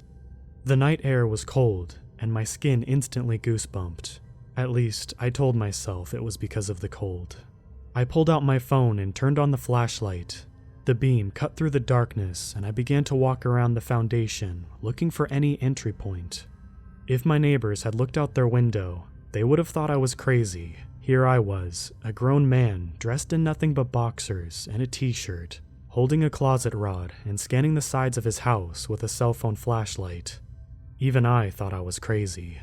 I started at the furthest point from my son's room and walked clockwise. Every time I passed an opening to the crawl space, I expected to see eyes staring back at me, but there wasn't anything. As I rounded the house, I started thinking that maybe I was overreacting. But then, I saw footprints in the dirt leading around the corner of the house. I gripped my closet rod hard and turned the corner. The footprints were small and left faint impressions, but they were there. I shined my beam in front of me and followed them as they made their way along the side of my house. I came to a stop at the opening of my outdoor crawl space hatch. The footprints turned to under the house, but the hatch was still screwed shut. It had never been removed. I had to look to see what was going on under the house. There are times when I'm just staring to doze off, and my brain flashes back to this moment. It never fails to pull me back from the brink of sleep. It's like someone threw a metaphorical bucket of cold water on my face. My heart races. I become restless, and I always check the baby monitor. I slowly kneel down to get a better view. The beam of light from my camera shone under the house, but only in a narrow column. Off in the distance, I could see the light reflecting off of something. I couldn't make it out, but it was there. I moved my face closer to the mesh wire hatch opening and screwed up my face in confusion. What was shining under my house? My nose touched the wire, and I readjusted my beam of light to get a better look. It looked like there were two things shining now. That's when my phone died. The light disappeared, then faintly, I heard the music box start playing, Ring Around the Rosie. Only it wasn't coming from under the house. It was coming from my bedroom. Suddenly, from my left side, a face appeared next to mine on the other side of the mesh. Before my brain could react, the figure whispered, "We all fall down." I didn't think I could still run that fast or that far. I didn't have a plan. I just needed to get away from my house as fast as I could. Again, if my neighbors saw me, they'd assume I was on meth. I stayed away pretty much the rest of the night. The closest I got was my car, which was parked on the street. As soon as the sun came up, I dared to venture into the house. It was still, almost foreign. I walked towards my son's room, still clutching the rod. The door was, not surprisingly, opened. I made my way into the room and looked over at the closet. The crawlspace lid was back on. Everything else in the room looked normal, except one thing. All of the stuffed animals were gone. I looked all over, but never found them. It's like they just vanished. I even went back outside to the crawlspace hatch and looked in. Didn't see anything out of the ordinary. I felt my blood pressure come back down to earth. Whatever happened seemed to be over. I went back into my room with every intention of sleeping for 1,000 hours. My body and brain were burnt out from the adrenaline. I opened the door and froze. On my bed was a small, open music box. Ring Around the Rosie slowly started playing. I grabbed my wallet and went to a hotel. My wife came back the next day and asked if I was feeling better because I looked worse than before. Tired was the word she used, but that's because she's unfailingly polite. I said I was okay, but seemed to still be fighting something. When she got home, she went into our son's room and instantly noticed all of the stuffed animals missing. She asked what happened to them. I hesitated and told her what happened to me the night before. She laughed at first, but then stopped as I showed her the music box. We tore the place apart looking for those stuffed animals. I mean, we went everywhere. I was in the attic, in the crawl space, all of the rooms, the closets, the nooks, the crannies. We didn't find one hair of any of those stuffed animals. They were just gone. That day, we called over a priest to bless the house. He said that things were fine, but how would he know? It was just a peace of mind thing, and it mostly worked. In the days that followed, nothing too strange happened. I swore I heard footsteps on the camera and had some buzzy feelings like I was being watched, but nothing weird. My wife loved the music box. It reminded her of one she had as a kid, so she placed it in my son's room. I thought it was horrific, and it was inviting our visitor to stick around. But when nothing happened, my mind was set at ease. Months later, my son was born. I was really hesitant to bring him home, but my wife said I was just being crazy. He would be with us for the first few months, and nothing would happen. Every once in a while, I would hear footsteps in the house at night, or the music box would randomly appear in the room, or I would hear it going off on the baby monitor. There was nothing mean-spirited, but more reassuring. After a while, you just kind of forget someone else was there. As weird as it all was, the weirdest thing came almost a year later. Late one night, my wife and I heard scurrying underneath the house. This was unlike anything we'd ever heard before, and that's because rats had made their way in. They chewed right through the outdoor metal hatch. I had been underneath my house enough for 5 lifetimes, so we hired an exterminator to come over and get rid of our rats for us. He was under our house for about 10 minutes before he came crawling back out with a quizzical look on his face. "You shouldn't store things under the house." "What are you talking about?" "The stuffed animals. There are like 30 or so, including a big bear. The rats are ripping into them." "We didn't put anything under the house." "Well, someone did. I can show you." Underneath the house in the corner near my son's room were all the missing stuffed animals. I know they weren't there because I went looking for them, and there was nothing. We took them all out, and they were all dirty and rat-infected at this point, and threw them away. I felt guilty doing it, like we were taking something from our visitor. That night, I decided to make things right.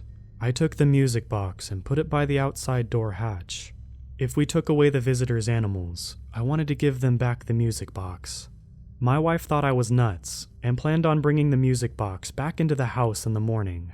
Later that night, I woke up around 2 in the morning. I assumed my son was making noise and was hoping he'd put himself back to sleep. However, when I looked at the monitor, he was asleep. I still don't know what compelled me to do this, but I decided to move the camera to the right, towards the closet. The screen slowly shifted until I saw, on the floor outside the closet, the music box. I watched as it opened and started playing. Just then, from behind me, I heard someone whisper, "Thank you." I nearly jumped out of bed from fright. When I looked back at the camera, the music box was gone.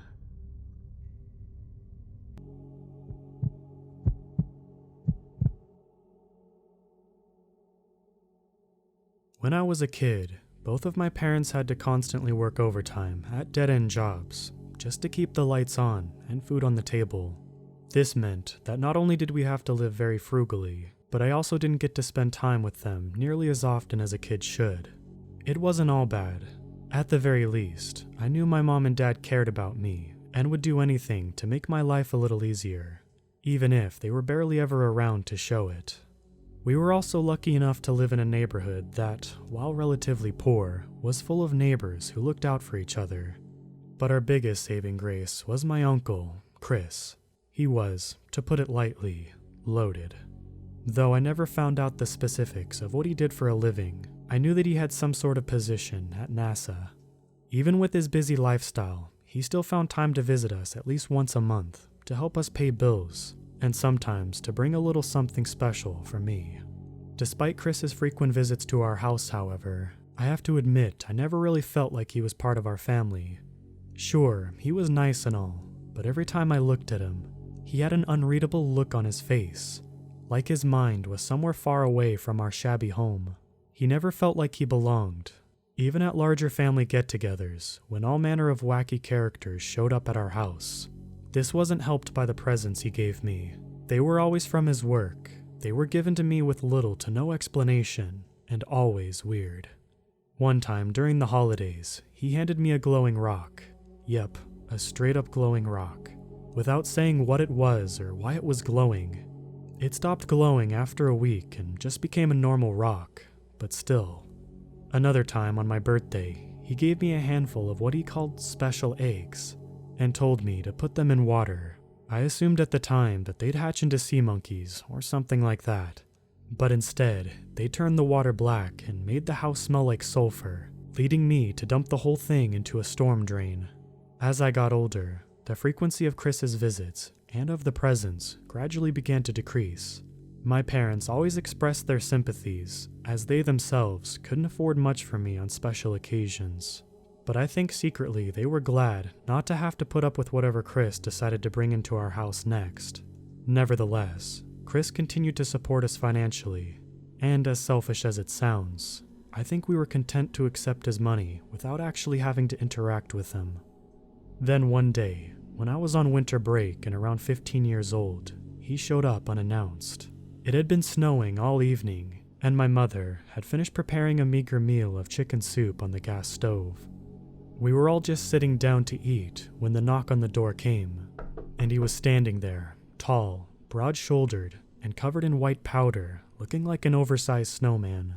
My mom expressed her surprise and excitement. He was still her brother, after all, and pulled him into a hug in the doorway.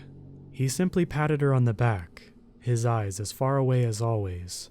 After sitting down with us, Chris had explained that he had been working very hard at his department at NASA for the last few years, but he had recently accomplished something very big, allowing him to take some time off to rest. Of course, he couldn't say what he had accomplished. He had always been secretive about his job like that, but we didn't want to get him into trouble for revealing classified information or anything like that, so we never pressed for details. "Oh, Eli," he said, turning to me. This startled me enough to spill a little bit of soup on my lap, lightly singeing my legs through my pants. Chris rarely called me by my name, and almost never expressed any actual interest in talking to me as he did now. Yeah? What is it, Uncle Chris? I answered, trying my best to sound polite.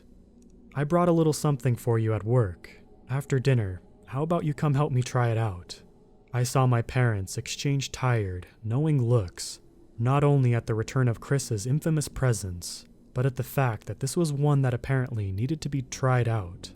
Still, he had been paying our bills for all 3 years. The least we could do was let him stay with us for a bit, and to entertain whatever it was he had planned for me.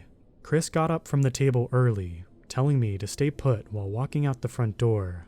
From the window, I saw him rummaging around the trunk of his car before lifting out a sizable cardboard box and disappearing from view as he carried it around the back of our house. A few minutes later, I heard the back door open again and Chris's voice calling for me to come outside.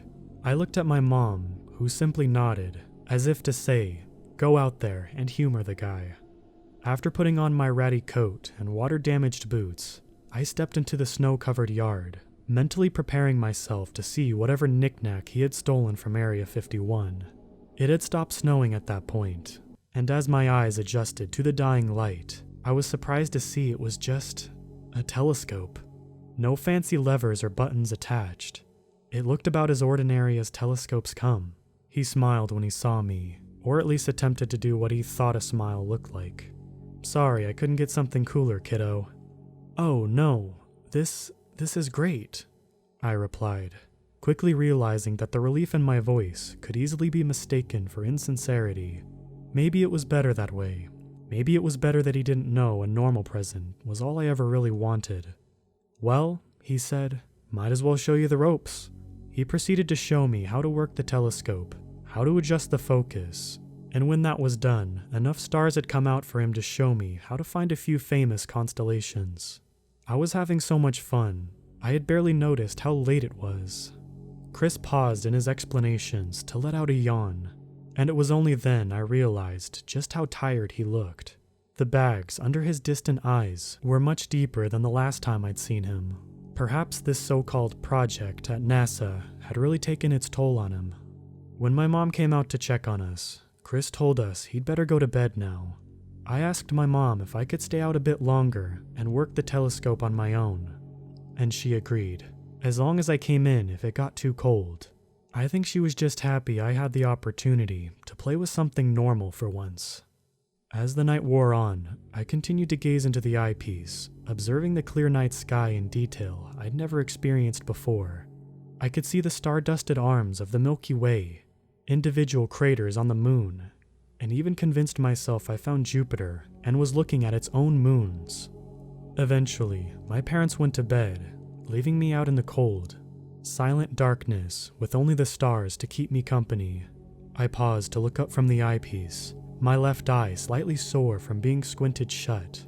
I turned around to look at the dark silhouette of my house behind me, but in the process, my foot caught on an especially slippery patch of ground, bringing me down with it. I winced, hoping I hadn't sprained it for my mom's sake. I crawled back to where I was pretty sure the telescope was, gripping onto one of the legs to pull myself up. As I was doing so, I paused. On the underside of the device, there was a dial I hadn't seen yet. Chris had claimed to have shown me every function of the telescope, but apparently he left one part out. Straining my eyes in the darkness, I could make out the notch dial was currently set to, labeled simply 1. I looked back at the house again, wondering for a split second whether I should wake up Chris and ask him what it was about. But my curiosity overpowered any doubts I had. After all, it was just a normal telescope, right?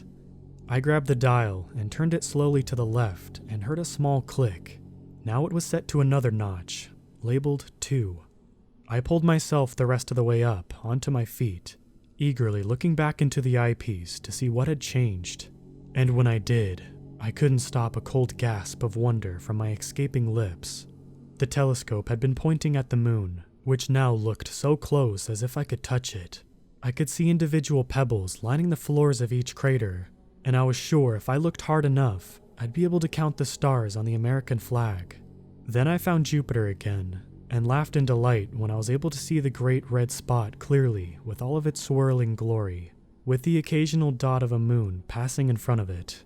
The level of detail I was getting now was sheer amazement, not even comparable to what I had seen before. I wondered why Chris hadn't mentioned this dial, the dial which seemed to unlock the Hubble telescope's true potential. Then I realized that maybe it wasn't supposed to be a Hubble telescope after all. Maybe it had something to do with Chris's latest project at NASA.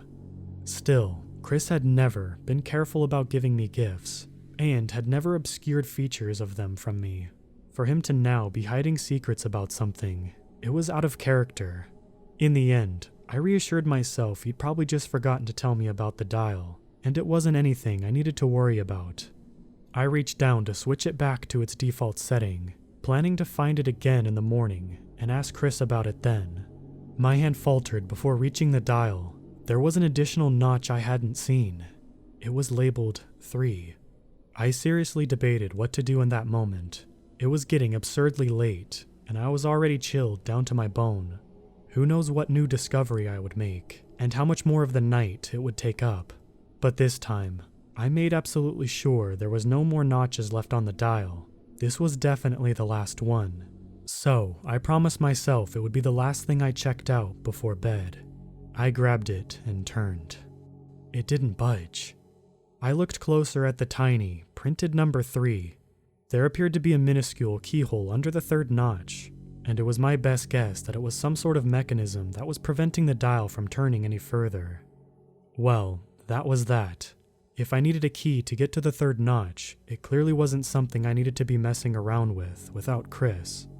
I turned the dial back to 1, yawned, and walked back inside. The inside of our house was just as dark and silent as the outside now. My parents had retreated to their tiny bedroom upstairs, and I was about to do the same thing to my own bed in the loft before I caught the sight of Chris sleeping on the old couch in the living room. It was where he used to sleep, back when he made regular house calls, and hearing his light snores then gave me an odd flash of nostalgia for the days when he would regularly visit us during festivities and hand me something probably illegal. Tonight was a bit different from those days though. For one thing, Chris had his briefcase next to him on the floor beside the couch, the mysterious briefcase I'd seen him handle many times, but that he always kept in his car. Perhaps in his exhaustion, he had forgotten to leave it there. If that was true, then he'd also forgotten to close it. The white pseudo-glow of the manila folders caught my eye in the dim room. Confidential papers spilling out of the briefcase I'd always wondered about. I felt my feet taking steps towards it, knowing they shouldn't, but being unable to resist the pull of what else might lie within. I was close enough now that if Chris woke up, there would be no excuse for me to be standing here. I squatted down, gazing into the darkness of that briefcase, wondering if I'd find the answers to questions I didn't have. In the bottom, glinting in the weak moonlight streaming through the frosted windows, I spotted a tiny, chromatic key labeled with the number 3. "Okay, Eli," I said after a short mental skirmish with myself. "All you're gonna do is see if the key fits. Then you're gonna put it back where it came from and go to bed. No harm done, no questions asked." My heart fluttered as I pocketed the key, feeling as if I had just stolen government secrets and the cops were gonna bust down the door any minute. But I had already come this far.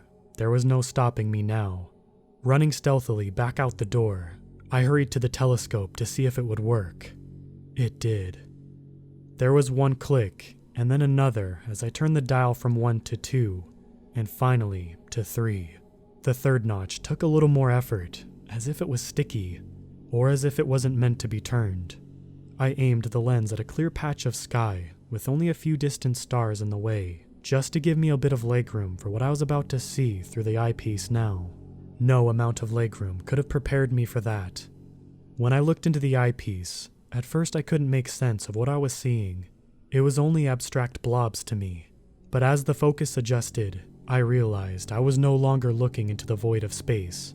It looked like some sort of desert, a gray, sandblasted desert with towering dunes and a brooding, amber sky crackling with distant lighting. and facing each other on one of the dunes were two things. I don't exactly have a word for what the texture of their exteriors looked like. That's probably because I'd never seen anything that did look like them. The closest thing I could think to describe them is rock-like, with cracks and crevices in their skin, but somehow still flexible. Their bodies were tall and tapered, wider at the bottom and separating at the top into two long appendages that amusingly resembled bunny ears. Or at least it would have been amusing if it hadn't scared me out of my own skin. The two beings were hovering slightly above the surface of the harsh desert, and if I didn't know any better, I'd say they were conversing with one another. I didn't see any facial features, but they seemed to be moving slightly in turns, as if to exchange words. Then, abruptly, they stopped. The one closer to me began to turn around, and as it did, I was slowly introduced with two burning holes in its surface, two white-hot eyes. Despite lacking any other features, instantly let me know they were furious. Furious to have been spied on by someone like me. But wait, that didn't make any sense. How could this thing, this impossibly far away thing, know that I was looking at it? The distance between us must have been crazy then. And yet, did it see me? Without any warning, the closer thing, the one that had seen me, began to move fast toward me. The charcoal sand of the desert below was whipped up into a frenzy as it whirled closer and closer until all that took up my field of vision was the gray of its skin. I yelped, wrenching myself away from the eyepiece and falling backwards onto my butt. My head swiveled around rapidly as if to search for an incoming threat, but there was none. The snowy yard was just as empty, just as silent as it had been all night. I was here, and whatever I had seen was still all the way out there. Cautiously, I took another look into the eyepiece. It was still all just gray. I turned the dial back to setting 2, and the calming, familiar view of outer space was returned to me. As my heart rate slowed back to normal, I decided that the cold must be getting to me, and that getting some sleep now would be my best option. I'm sure Uncle Chris would have a good explanation in the morning, and that would be that. As much as I reassured myself, I wasn't able to get anything more than a restless sleep that night. The next morning, I was awoken to the sound of an unfamiliar voice shouting. After a few seconds, I realized it was Chris. I'd pretty much never heard him raise his voice before, so even in my groggy state, I could tell something was seriously wrong. I made my way downstairs to find Chris and my parents standing in the living room, appearing to be engaged in a one-sided argument. Chris was pacing around, rambling about missing something, and my parents, both of whom were already late to work, stood there anxiously checking the clock.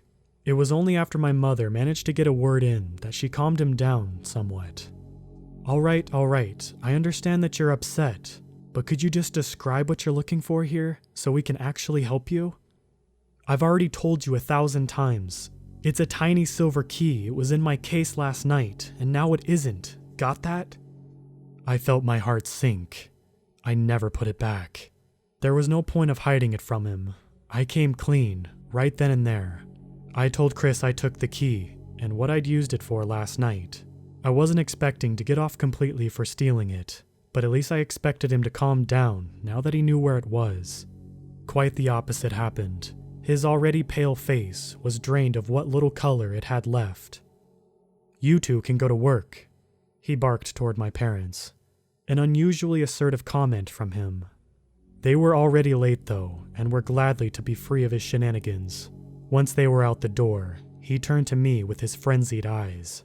Show me exactly where you put it. I led Chris outside to where the telescope stood in the snow. A fresh dusting lightly covered its shiny black surface. I pointed to the tiny key, still in the slot where I had placed it to unlock the 3rd notch. Chris urgently bent down, turning the dial from 1 to 3 again. After a moment, he looked back at me. His eyes were finally here and not somewhere else, and said only one thing. You need to leave. And that's the story of how my family got set up in a new luxury modern home on a secluded rural property.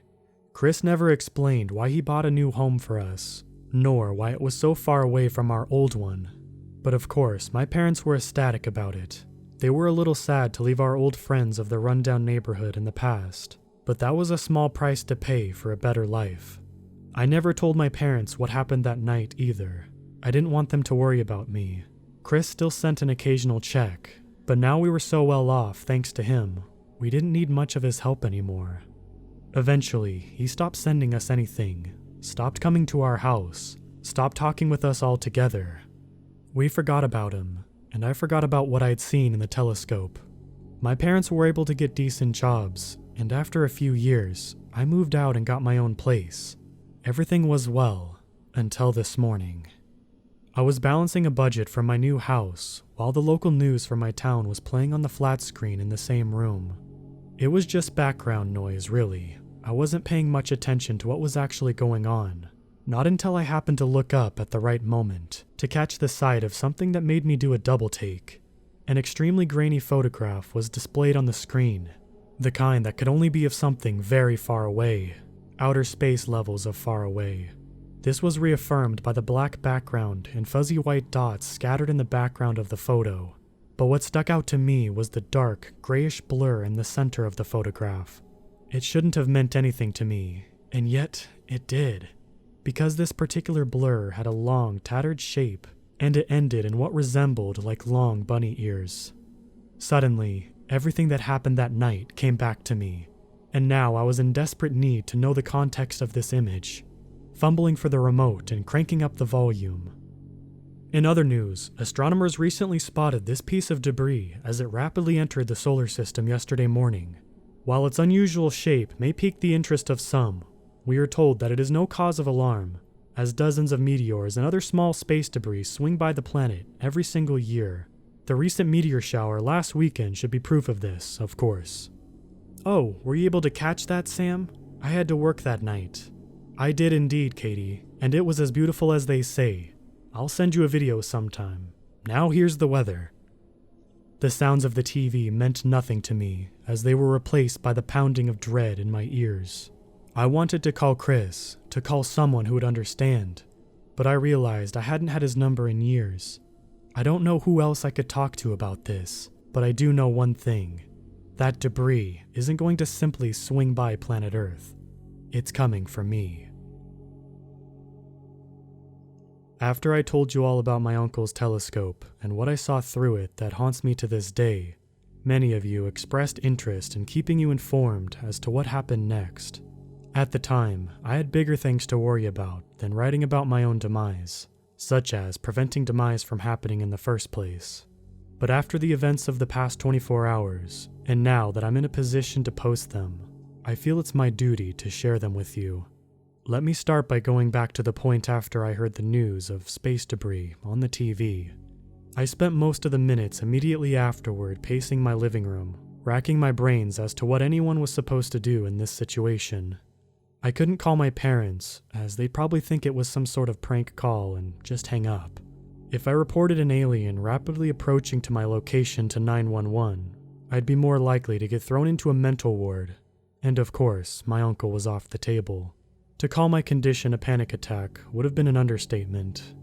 I was about to take shelter in my unfinished basement and hope for the best when a knock came from the door. Turns out, I didn't need to call anyone after all. I hadn't seen Chris for almost 6 years, yet I instantly recognized the man who stood outside my house. He was balder, his stubble more unkempt, his posture slouchier, and his eyes obscured by opaque shades. But he was still the same tall, broad-shouldered man of mystery I'd always known. Uncle Chris? The words tripped over each other as they spilled from my mouth in both relief and confusion. How did you find where I live? You probably already know why I'm here, Chris replied, his voice hoarse and worn out. So I think it's in both of our best interests to skip the formalities and just get you out of here. The man paused to look down at his expensive, as always, watch. It's passing through the asteroid belt now. We only have a few hours left. Should I pack? I looked back into the house with uncertainty, the TV on, paperwork strewn out on the coffee table. I was still in a state of disbelief that any of this was happening. You want to die because you took too long to choose your undies? Car, now. Chris seemed a lot rougher around the edges now than I had ever seen him in the past. It made me wonder what he'd been up to since we lost contact, and how it changed him. Right then, though, doing what he said and not questioning why he said it was my best option. My only option, really. Okay, let me just turn off the... No time. Chris grabbed me by the arm, despite clear signs of aging. He was still just as strong as ever, and practically dragged me to the front seat of his car before I could even shut the door.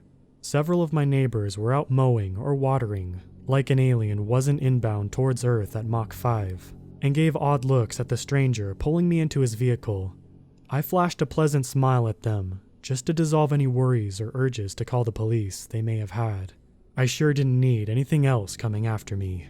Chris drove like a madman through the winding streets, and it was only when he entered the interstate and our surroundings became nothing but flat, empty farmland that I felt safe enough to stop gripping the edge of my seat and actually say something to the guy who just borderline kidnapped me. So, I was assuming you would tell me, but you want to give me any info on the thing? After a moment of silence, I thought perhaps Chris hadn't heard me or didn't know what I was referring to when I said the word thing. I was about to clarify, but the emergence of a long, harrowed sigh from the man's mouth signaled he knew exactly what I meant, and clearly didn't enjoy talking about it. A small, unknown terrestrial planet orbiting a star around 500 light-years from Earth. That's the point of origin, as you probably figured out. It's been coming after you for the past 6 years, which means at its peak velocity, it somehow was able to greatly exceed light speed. Like any moving object though, it needs to slow down when approaching its destination, which means it reduced its speed exponentially the moment it entered our system. Of course, that buys us a little time to get you somewhere safe, but not much, and it's less and less time for every second I spend explaining this to you. For the sake of my own life, I respected Chris's requests, not asking him anything else throughout the drive and not even attempting to turn on the radio. Instead, I watched the cloudless sky out the window, wondering if the creature was somewhere above Earth's orbit right now.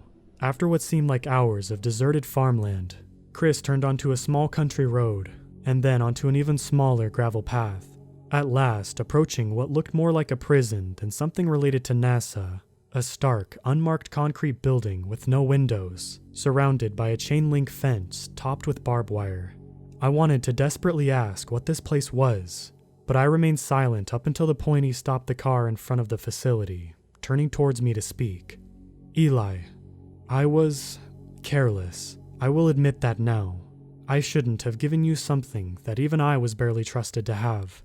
It's my fault you're in this mess to begin with. I'm sorry. I was stunned for a brief moment, both because he was capable of apologizing for being such a weird uncle, and also because he would choose now of all times to do so, before quickly formulating my own reply. It's okay, Uncle Chris. It's partly my fault anyway. I was a stupid kid, and I shouldn't have stolen your key. Either way, I forgive you. Good, now let's get out of this car. We ran across the gravel and into the entrance of the compound, guarded by what appeared to be 2 armed soldiers. Since when does NASA need guards?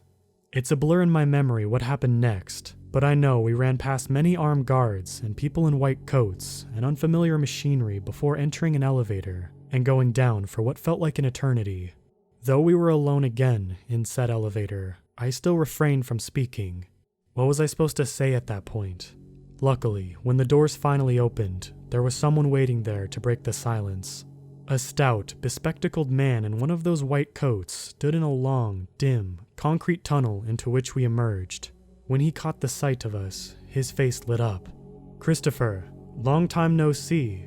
He approached my uncle, giving him an enthusiastic handshake that was only half-heartedly returned, before grabbing my own hand. You must be Elijah.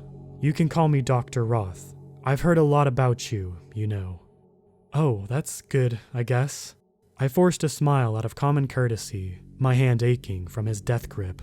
We've been tracking your location for the past 6 years, Eli, Chris explained. Not in a creepy way. We still gave you your privacy. We just needed to know where you were so we could get to you safely when this time came.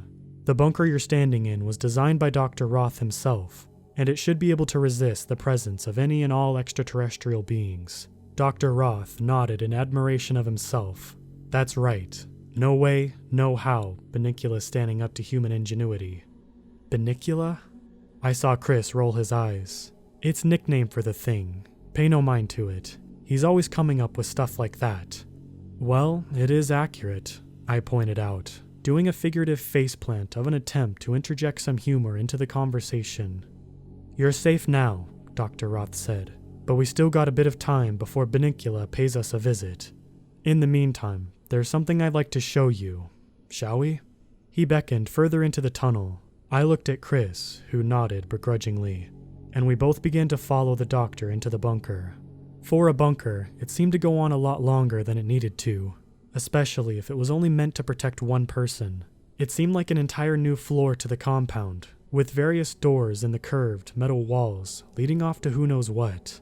At last, Dr. Roth stopped in front of one particular door at the far end of the tunnel, turning to face us.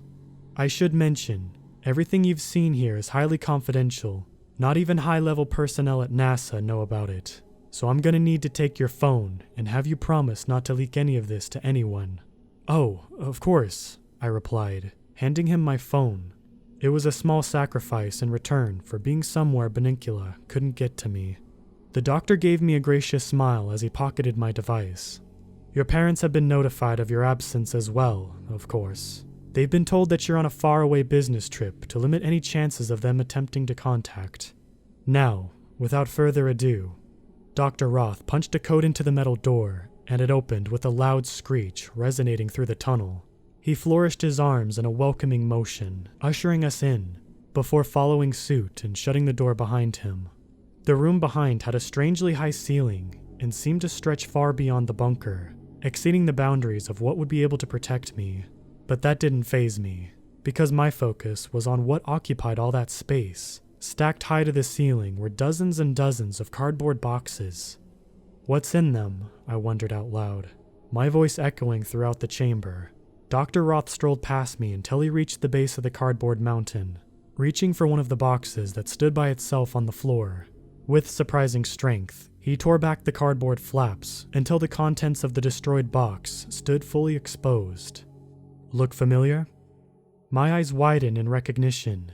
It was disassembled, but I still recognized the parts of the telescope. Well, not the telescope, but the same model. An exact replica of the one Chris had given me all those years ago. Could all of the boxes in this room really contain one? Chris stepped further into the room behind me, his hands stuffed in his pockets. Dr. Roth was a partner of mine for a good number of years.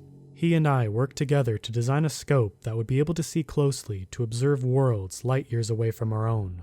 I mostly handled manufacturing of components, but Roth's the real mastermind behind the project. In fact, he's the only person that actually knows how it works. Dr. Roth concurred.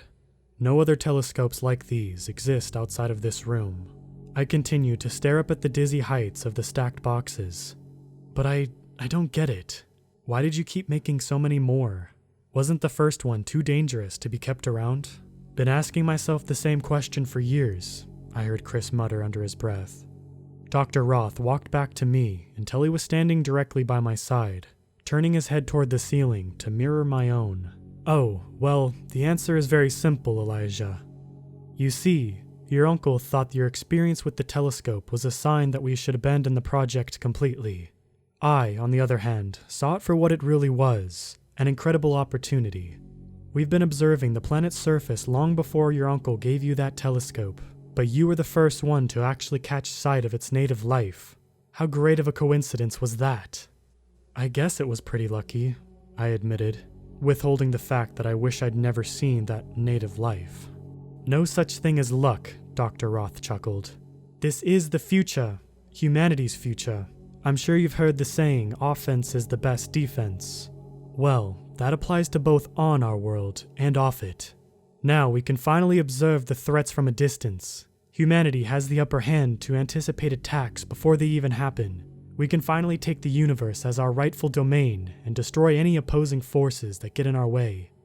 Attacks, my brow furrowed, realizing that what Dr. Roth was saying was beginning to not make sense. But the creature I saw is attacking me, not the planet. It's the only reason it's here in the first place, because I looked at it through that telescope. Before Dr. Roth could respond, an echoing boom sounded from above, seeming to shake the entire foundation of the compound. Yellow fluorescent lights flickered, small chunks of plaster and concrete showered down from the ceiling, and I swore I could hear a distant screaming. Out of the corner of my eye, I saw Chris fumble to look at his watch, checking something I could see from this angle. When he looked back up, the unfamiliar presence of raw terror was in his eyes. "It's here, Roth. We need to get to the back of the bunker, now." Dr. Roth didn't move. "Roth!" Chris screamed in exasperation before dashing back to the door and attempting to wrench it open. No luck. It was locked, and we were on the wrong side. My heart began to race as I realized we were in an atrium, a perfect environment for something to crash down from several levels above. Had Dr. Roth planned this? Why would he possibly want this thing to find us, to be in the same room as us, as me? I began to hear it, a sound that turns my blood to ice when I think about it. The sound of multiple layers of steel and concrete being crushed to powder as an unimaginable force forged its path directly down to where we were standing. It was headed right for me. "Eli, help me get the door open," I heard Chris cry out in a final act of desperation. I ran to help him, preparing to give it my all, and catching sight of Dr. Roth's face as I did. He was wearing a sickening smile. I never reached the door. The upper layer of the ceiling was penetrated instantly, sending shockwaves through the chamber and knocking me off of my feet. I caught sight of something, a blur that was enormous, and yet fast enough to appear almost graceful, shoot down to the floor. The tower of telescopes collapsed, glass flying everywhere. I raised my arm to protect myself, and when the barrage had stopped, I cautiously lowered it to the sight I hoped I'd never see. It was here. It was about 10 feet tall, and its stone-like skin was heaving, a steam-like substance radiating from its body. It hovered just above the collapsed heap of glass and metal, its bunny ear appendages twitching, observing us just as I had observed it. Then, abruptly, it hurried itself the rest of the way down onto the floor, breaking the already smashed telescopes into smaller pieces. It rose back up again, only to repeat this process, to continue to smash the telescopes, to relentlessly fling its body against the floor over and over again, until it made sure that not a single one was left intact, until each and every shard of glass was pummeled to dust. I have no idea how long we sat there watching it, but I do remember the dread hanging in the air when it finally stopped and continued to just stare at us. "Fascinating," I heard Dr. Roth mutter from behind me. It was targeting the object that had observed it, but all along that object was the telescope itself. No matter, I can always make more. I looked at Chris, the disbelief on his face disheartening. Not even he knew what was going on. What was happening right now hadn't been a part of the plan. We briefly made eye contact, and I think seeing that I was still alive and kicking, was enough to knock him out of his stupor. "Roth, you crazy idiot," my uncle screamed. "What are you trying to do?" Roth turned around, his face and voice disturbingly calm despite the presence of an unworldly being right in front of him. "I'm testing, Christopher. That's what our job has always been here, isn't it? This is simply one more test. If we are to bear witness to the behavior of this creature in an unrestricted environment, we are to better understand it. If we are better to understand it, we are better to destroy it. Destruction is the only path to true progress, and it always requires a bit of sacrifice." Sacrifice? He was talking about me. My uncle still looked furious, but I could tell he was tired. He had been working non-stop to prepare this place for me, and now it had gone to waste. It was as if his purpose had been lost. When he pulled himself back on his feet and spoke again, it was in a low, panting growl, like an exhausted predator. "This plan of yours, Roth, does it include locking yourself in with the sacrifice? Because unless that thing lets you walk out of here, that's exactly what you've done." Dr. Roth laughed a chilling, maniacal sound. "Of course I can just leave. I just have to wait for the right moment. Now that it has to destroy all the things with the power to see, it's going to be super easy to destroy the thing that saw it in the first place. You can leave with me too, Christopher, while it is distracted with what it is truly here for." Dr. Roth turned around to face the creature, and I'm not sure why, but what he did next deeply disturbs me. He began talking to it, his arms spreading outward, flailing like mad. "Well, why don't you give in to your inferior primal urges? Finish your hunt. Destroy the one you came here for. Destroy him so that we may destroy you." The creature continued to stare, its unblinking, white-hot eyes burning into each of us, passing judgment with wordless fury. It looked at me, at Uncle Chris, and back to the doctor, its body only slightly turning each time, hovering just above the ground with almost imperceptible stillness. Then, in one swift motion, it descended upon the doctor and absorbed him into its being. Both Chris and I cried out in alarm as the doctor's life was ended in a muffled scream that dissolved him into silence. My legs turned to jelly, unable to support my trembling body as I fell to my knees. I felt like cornered prey, petrified, unable to escape as the creature began to slowly approach. I was sure I was next, that me, and maybe Chris too, were about to meet the same fate as the doctor. It stopped just a few feet away from me, and angled its levitating body downward so its white, radiant eyes were level with my own. We stared into each other, and somehow I could tell that it knew that I had never been the true threat, and all it wanted was to exist on its world without interference. And through some unknown clairvoyance, it had realized Dr. Roth challenged that existence. With the doctor and all of his creations gone, any chance of being observed, of targeted, of needlessly wiped out by an over-aggressive force were gone. The creature felt safe now, and that's all it had ever wanted. It backed away, leaving me breathless on the floor, my skin still pierced with shards of glass it had shattered across the room. It floated back to the center of the chamber, until it was directly below the hole through which it came. And then, with an unimaginable yet silent speed, it rocketed upward into nothingness. It was gone. It has been about 6 hours since all of this happened. Chris and I got our cuts treated, and we drove back to my house. I know I promised that I wouldn't post any information about the compound online, and I know that if it's seen by anyone from Chris's department, whatever it is, it might get taken down. But I know that no harm will come to me. I don't know when I'll see Chris again, but I do know that if he's willing to protect me from aliens and crazy scientists, a few government hitmen should be no problem. The last thing that Chris told me before he left was that besides the gaping hole in the NASA facility, there was no evidence left behind of the creature ever being on Earth. It had been so fast that there wasn't any evidence of it entering the atmosphere in the first place. And if I'm being honest, that's probably for the best.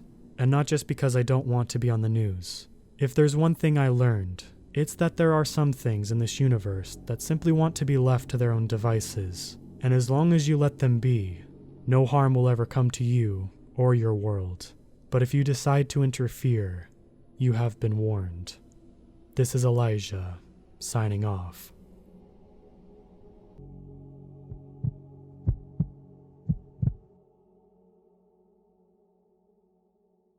I've been what some may call a wilderness expert for almost 2 decades now. I plan my trips to various forests very carefully to ensure I make it out alive. I bring all of the supplies necessary to survive for a couple weeks in case I get lost, and I also bring a satellite phone, GPS, and a weapon as a last resort. Sometimes getting lost in the woods is part of the fun, as long as you know what you're doing, that is. The story I'm sharing with you today is of a young man who didn't take all the precautions I would recommend for a journey into an unknown forest. On my most recent expedition to the Superior National Forest in Minnesota, I came upon a journal hanging from a tree. There were only a few pages left in the journal. All the rest were torn out, to be used for kindling as the writer addresses in the journal. The contents of the journal are very strange, and I'll touch on that later. But without further ado, this is what the journal said.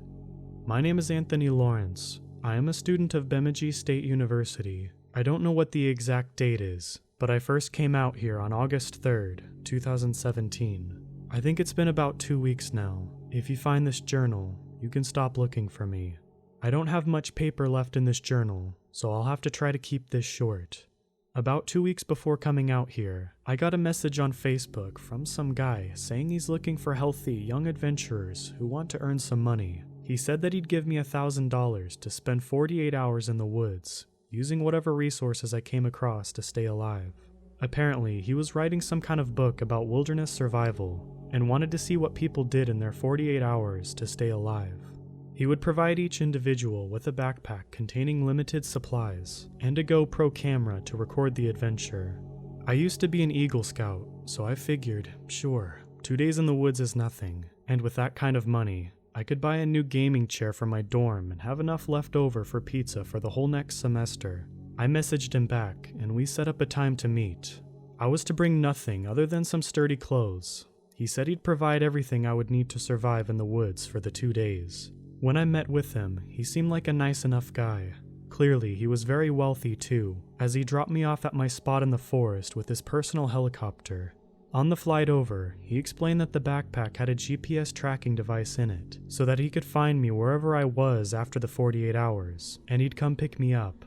I thought it was safe to assume this guy knew what he was doing, considering all the prep work he'd put into this, so I trusted him. He dropped me off and flew away. I'd spent the first few minutes sorting through what I had in the backpack. There was a simple pocket knife, which I stuffed into my front cargo pocket on my pants for quick access. I was given a small journal, which I also put in my cargo pants. The rest of the contents were a matchbook with 2 matches, a full water bottle, one of those silver thermal blankets, some rope, and various other supplies you'd expect to see in a survival kit that I doubted I'd be using. Oh, and of course the GoPro, which I'd strapped to my chest. There was no map, compass, or any kind of navigation equipment. The idea, I guess, was that I was lost in the woods and had to survive. So I set off. I spent most of the first day hiking in as straight of a path as I could manage. Other than the clearing where we landed, it was nothing but thick wooded areas so far. My first goal was to find a source of water I could come back to when needed, but so far, no luck.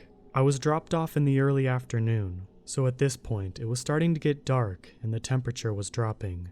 I decided I should start setting up camp. I gathered various small branches and brush from around the area, and found a small clearing where I could start a fire without setting the whole forest ablaze. I used the tiny pocket knife to cut off smaller branches from the surrounding trees, and got a decent-sized stockpile of wood for the night. I had to make use of some of the pages from the journal for kindling to get the fire started, and carefully lit one of the 2 matches I had to get it going. So far, so good. I took out the thermal blanket and lay down to sleep next to the fire. I awoke before the rise of the sun. The fire was just ash at this point, and I didn't want to waste my other match so early getting the fire started, so I packed everything up and set off again. After several more hours of hiking, I finally heard something that was music to my ears. Running water. A stream. At this point, my water bottle was nearly empty, so I was ecstatic that I'd be able to finish it off and refill. 2 days out here for $1,000? Easiest money I've ever made.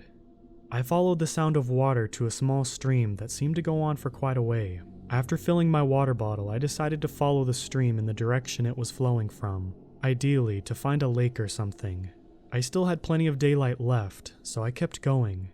I was getting pretty hungry at this point, so it'd be nice to find a lake with some fish in it, but even in the worst case scenario, I could last 2 days without food, no problem.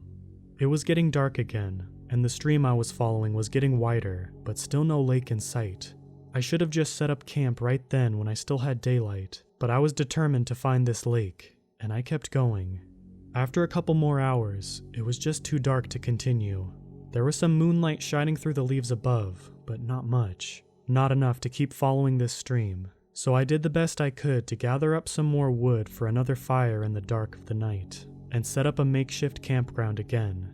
I started the fire with pages from the journal for kindling again, and used my last match.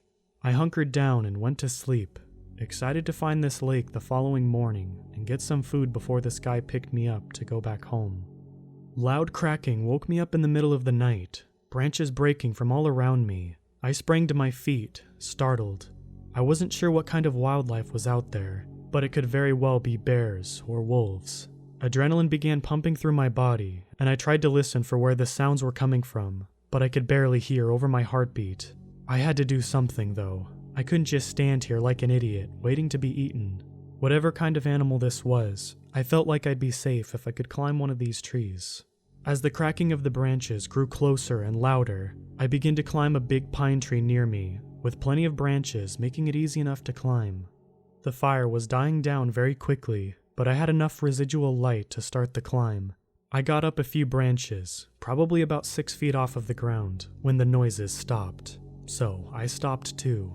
I strained my ears to listen, but again, it was difficult to hear over my heartbeat. I sat there for what seemed like an eternity, 2 of my hands gripping adjacent branches above, one of my feet supporting me, and the other foot hanging freely. Nothing but silence around me now. I had thought maybe whatever it was had gone now, and that I was safe. I adjusted my grip on the tree when the branch my foot was on broke off, and I lost my grip on the branches above. I fell backwards and hit my head on the hard ground below, knocking me unconscious. I don't know how long I was out, but when I awoke, it was still dark, even darker than before, it seemed. I wasn't on the ground where I had landed though. I was on a flat surface, like a table. I tried to sit up and look around, but I couldn't move. I realized then that my hands and feet were bound to this table. I panicked, flexing every muscle in my body, trying to get free of this trap. I screamed over and over again. As I struggled, I heard what sounded like voices all around me, but could not discern what the voices were saying. I thought I was alone out there. I was literally in the middle of nowhere. Who is out here? Who is trapping people down in the middle of the forest? I continued to convulse my body, feeling the bindings that were holding me down loosen ever so slightly. That's when it got really scary though. I don't know if I was drugged or what, but really crazy stuff started to happen. I heard a loud thumping noise. I heard branches breaking. No. Trees. Entire trees being snapped in half from the sound of it. Something was getting closer to me. The voices around me got louder, sounding like some kind of chanting. I quickly realized that I was some kind of sacrifice. Maybe this was all in my head. I don't really know. The absurdity of it all makes it difficult for me to believe that whatever was happening was real. The thumping and cracking of the woods grew louder and louder, until I could make out some kind of silhouette against the backdrop of the woods in front of me, barely illuminated by the moonlight. Whatever it was impossibly huge. I was freaking out like I never freaked out before. I screamed as I continued to try to get free of the bindings holding me down. As I watched the forest being torn down in front of me, the chanting from the voices grew louder and louder. The beast was probably 100 yards away from me when I got one of my hands loose. My face was a mess of tears and snot from crying, which I hadn't realized I'd been doing until now. I broke my hand free and quickly wiped away at my face before getting to work on the other bindings. Once I had that one hand free, I was able to make quick work of the other bindings. I got my other hand free, and the creature let out a deafening roar. The chanting voices around me stopped. I hastened my pace, and shakingly got to work on the other bindings on my feet. After a mere couple of seconds, I was free from these as well. I sprang up from the table and began to run. I fell over almost immediately. I was incredibly dizzy. They had to have drugged me. I got back up and continued running away from the beast. I could still hear the forest being torn down behind me, but I did not turn around to look. I just kept running, struggling to overcome the dizziness and keep upright. Whatever this thing was, it was either very slow or just didn't care enough to pursue me. After a few minutes of running, I could no longer hear the creature, the breaking of the trees, or the chanting voices. But I did not stop. I could not stop. Even if the creature didn't continue in my pursuit, chances are the source of those voices would not let their sacrifice get away that easily. Eventually, I saw the sun rising on the horizon, and I figured I'd been running for long enough. I stopped, leaning my back against a tree, and slouched to the ground. I was so scared and in so much pain from the fall from the tree, the binding on my hands and feet, the tumble to the ground when I got free, and all those thorns I ran through during my escape. I put my head between my legs and sobbed uncontrollably. Once I was done with my episode, I wiped my face off with my shirt and assessed my situation. I no longer had the backpack or the GoPro. In my cargo pockets, I still had the small pocket knife. I wish I'd realized sooner that I still had this, and the journal, but that was all. I almost had a psychotic break when I realized that without that backpack, the guy who brought me here would have no way of finding me. I had to get myself together and figure out what I was going to do. The stream I was following the previous night was nowhere near. I had no idea where I was in relation to the stream, my starting point, or even the area that I had just run from. I was lost to begin with, but now I was really lost. They say that if you get lost in the woods, you should stay where you're at so that you're not continually running away from whatever search parties they may send to find you. But I couldn't do that, not with whatever creature was out there, and the cultists, or whoever they were that were helping it. I had to keep moving, and I had to come up with a plan now on how I was going to get the backpack back. After a few minutes of collecting myself, I stood up and began to walk. I didn't know where I was going, but I figured I had like a 50% chance of finding my starting point, the cultist area, or the stream I was following if I just kept walking. It was a few hours yet to the 48-hour mark, so he'd have to come looking for me soon. Maybe if I heard his helicopter, I could somehow signal him. I walked for hours, and everything was so unfamiliar. The sun was at its highest point, but still no sound of a helicopter. I didn't even know how far those people brought me from where I was at. I could be miles away from where I thought I was. I kept walking all day. Eventually, it was getting dark again, and I was still lost. I had no supplies. All that I had was my pocket knife and my journal. Well, one thing I learned in my time in the Boy Scouts was how to start a fire by rubbing a couple sticks together. So I took out my pocket knife and got to work on gathering wood. I knew that I wouldn't be sleeping tonight. It was too risky, but I at least had to keep warm. After probably an hour of rubbing a couple sticks together, I finally got a fire going. I had to use more pages from the journal to get the fire started, so at this point I needed to conserve the pages. I didn't know how long I was going to be out here. As anticipated, I didn't sleep at all. I just sat by the fire all night, trying to keep the flame small not to draw any unwanted attention. Nothing ever came to bother me though. Morning came, and I'd been out here for almost 3 days now. I was overcome with hunger and thirst. If I was to be out here for a while, I absolutely had to find that stream again. I tried to remember which way I was walking those first 2 days, based on the position of the sun. I think I figured it out, and I started walking in the opposite direction, perpendicular the way I had been walking the day before. I had walked all day in that direction, and still nothing, so I set up camp and actually slept a little bit that night. The next day, I finally found some water. I don't know if it was the same stream I saw before, but it didn't matter. At least I'd be able to survive a little bit longer. I brought my face down to the stream and gulped directly from it like an animal. I was amazed at how much I was able to drink and how satisfying it was. I used some of the water to wash my face and feet and set off to follow the stream to its source. I followed this stream for several days. I didn't want to stray too far from it, as it was the only thing really keeping me alive. Eventually, though, I came across a larger portion of the stream, where I saw several frogs and tadpoles. I was starving at this point. I didn't really care how disgusting it was. I was going to eat these frogs. So, that's what I did. I started a fire using the same technique that I was starting to get pretty good at, and I cooked some frogs and ate them. People say it tastes like chicken, and, well, they're not wrong. I continued this routine of following the stream for the next couple of days, and it was getting wider. I was starting to think that I had found my way again, and the theory was confirmed when I saw ashes from my fire from the second night. Luckily, I had daylight to work with this time. This is where I fell from the tree, and they took me away somewhere. I'm not an expert tracker by any means, but there were definite signs of broken branches that I was able to follow, hopefully to where they brought me to. I followed this trail for a long, long time, and when I was starting to think I wasn't going to find what I was looking for, I saw it. I saw an opening in the forest where the beast had come through, and I saw the table where they strapped me down. I kept my distance, assessing the area. I didn't see any signs of human or animal life, but if they took my backpack, it had to be near here. That brings me to now. I'm writing this all down just in case I fail, and I don't get the backpack. I'm going to hang this journal from a nearby tree. If I don't come back for it, that probably means that whatever is in these woods has got me. And like I said, you can stop looking. Whatever that thing was, if it wasn't in my imagination, I have no doubt that it could kill me without much trouble. If you are reading this, I am definitely gone. And that's all there was.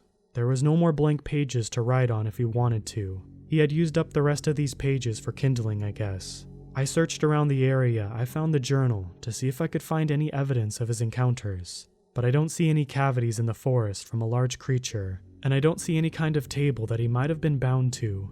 There's no sign that any of this actually happened from what I can tell. The date he wrote down was 2 years ago, so I did some research. As I mentioned earlier, there was something really strange about all of this, and I'm not talking about the creature he described. It's likely that the knock on his head had him confused, and his mind was filling in the blanks for something that didn't really happen. I looked him up on Google first, and found a missing persons report from August 2017, so he definitely existed. And this wasn't just some prank journal left in the woods. Then I looked him up on Facebook. His last Facebook post just said, "Going camping for a couple days, won't have phone service, talk to you all soon." So he didn't really tell people what he was doing. I got a hold of the boy's family and gave them this journal and tried to get more information from them. Obviously, this was very hard for them to take in, but curiosity got the better of me, and I had to know more.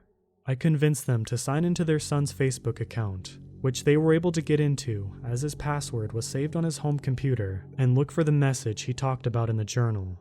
We found the message he described in his journal from the guy offering $1,000. Only thing is, the guy was a ghost. He never existed. His name doesn't turn up in any results, and if it was truly a wilderness survival guide author, I would for sure have found something. But no, it all seemed to be some kind of scam. Whoever this guy was, he actually convinced this kid to go into the woods by himself, promising to pick him up after 2 days, likely with no intention to actually follow through. How many people did he do this to? Was there actually some kind of cult out there he was working with, bringing them sacrifices? Well, hopefully the police will be able to find something out. I doubt I'll ever hear the results of their findings, but I just really hope they find this guy. I'll leave you with a little piece of advice. Never go out into the woods alone, especially without any kind of communication or navigation equipment. And please, let someone know where you're going.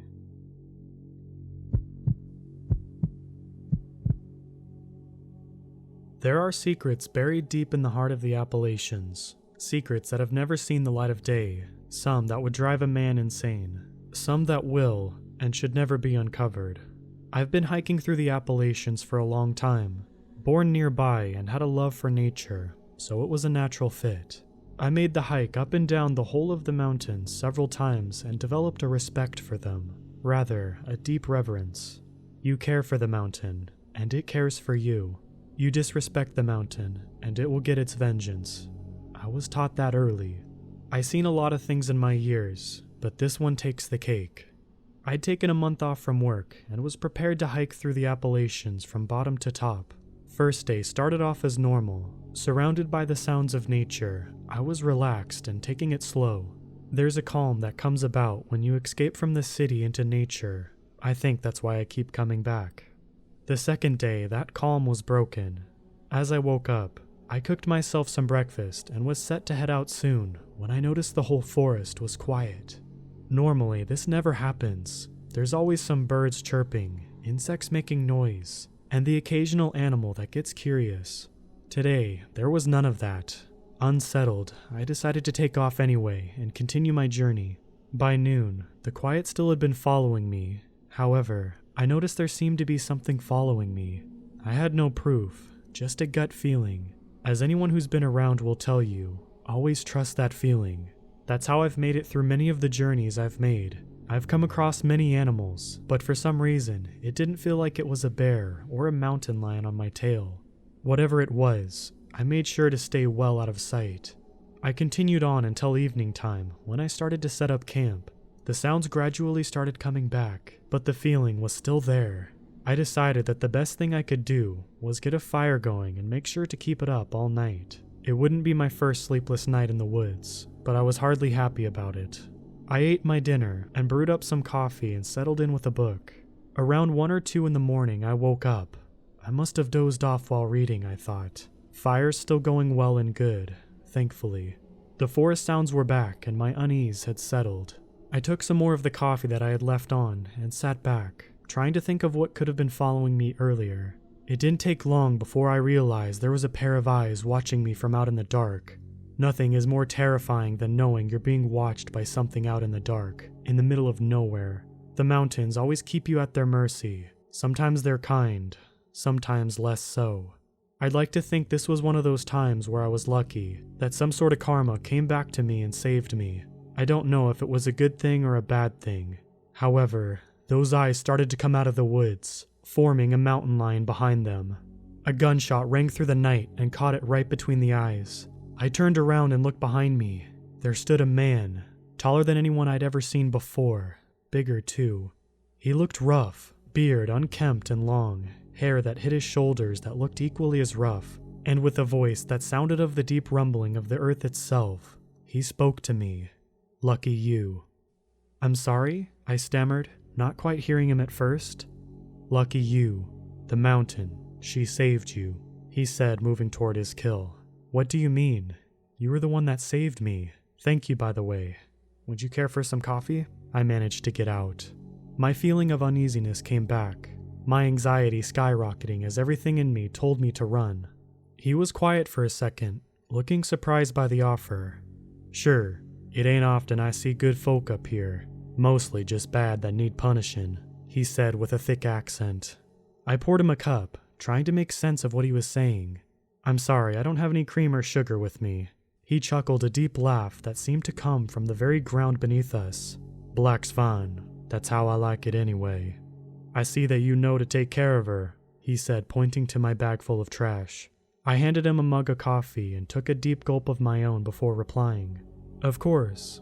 No sense to soil the beauty of the mountain. It just wouldn't be right to leave all of this laying around for the animals to get into. I see why she told me to come to you. I was watching you earlier to make sure I didn't need to take care of you." I stopped. "You were following me? When?" I barely got out, all aware of his rifle around his shoulders. "Course, most of the day. Don't get many folk around this part, and I had to make sure. It's my job and my home. I gotta take care of the mountains. She's kind to me when I'm kind to her, just like how she sent me here to save you. She don't like to see the good ones die on her," he said with all seriousness. "What do you mean by she?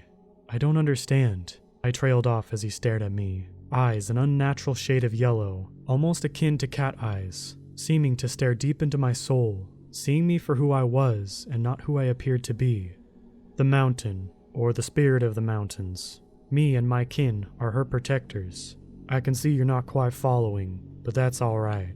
Just know that you're lucky it's me that found you. Some of my kin don't take kindly to any strangers, much less humans in their neck of the woods. I'm alright with you if you're alright with the mountain." The silence drowned between us as I didn't know what to say, not fully understanding what was going on. "Thanks for the kindness, stranger, but she needs me again. It ain't gonna be pretty." As he got up, he moved on out of the camp, and as he moved beyond the firelight, he seemed to just disappear. I thought I caught a glimpse of a large animal where he had been, but surely I was just tired. After the adrenaline wore off and exhaustion set in, I felt myself drifting off. I woke up in the morning, not quite believing what had happened last night. I wouldn't have believed it to be a dream, but the cup was still there, and so was the mountain lion. I'm not one to back down from the journey. I decided to press onward. Everything seemed to have returned to normal. That is until about lunchtime. I started to smell something wrong. I made my way forward. Recognizing the smell of blood, I made my way into what seemed like a mess of a camp. There were 3 tents, but not a single sign of anyone nearby. Trash was thrown everywhere, and the stench was heavy. I took it upon myself and made my way to the nearest town, about half a day away, to report it. But I knew they were gone, whoever they were. At the moment, it all became so real. The mountain chose to spare me, but she was not kind to those who had disrespected her. I still go back, but with more reverence, and now, fear.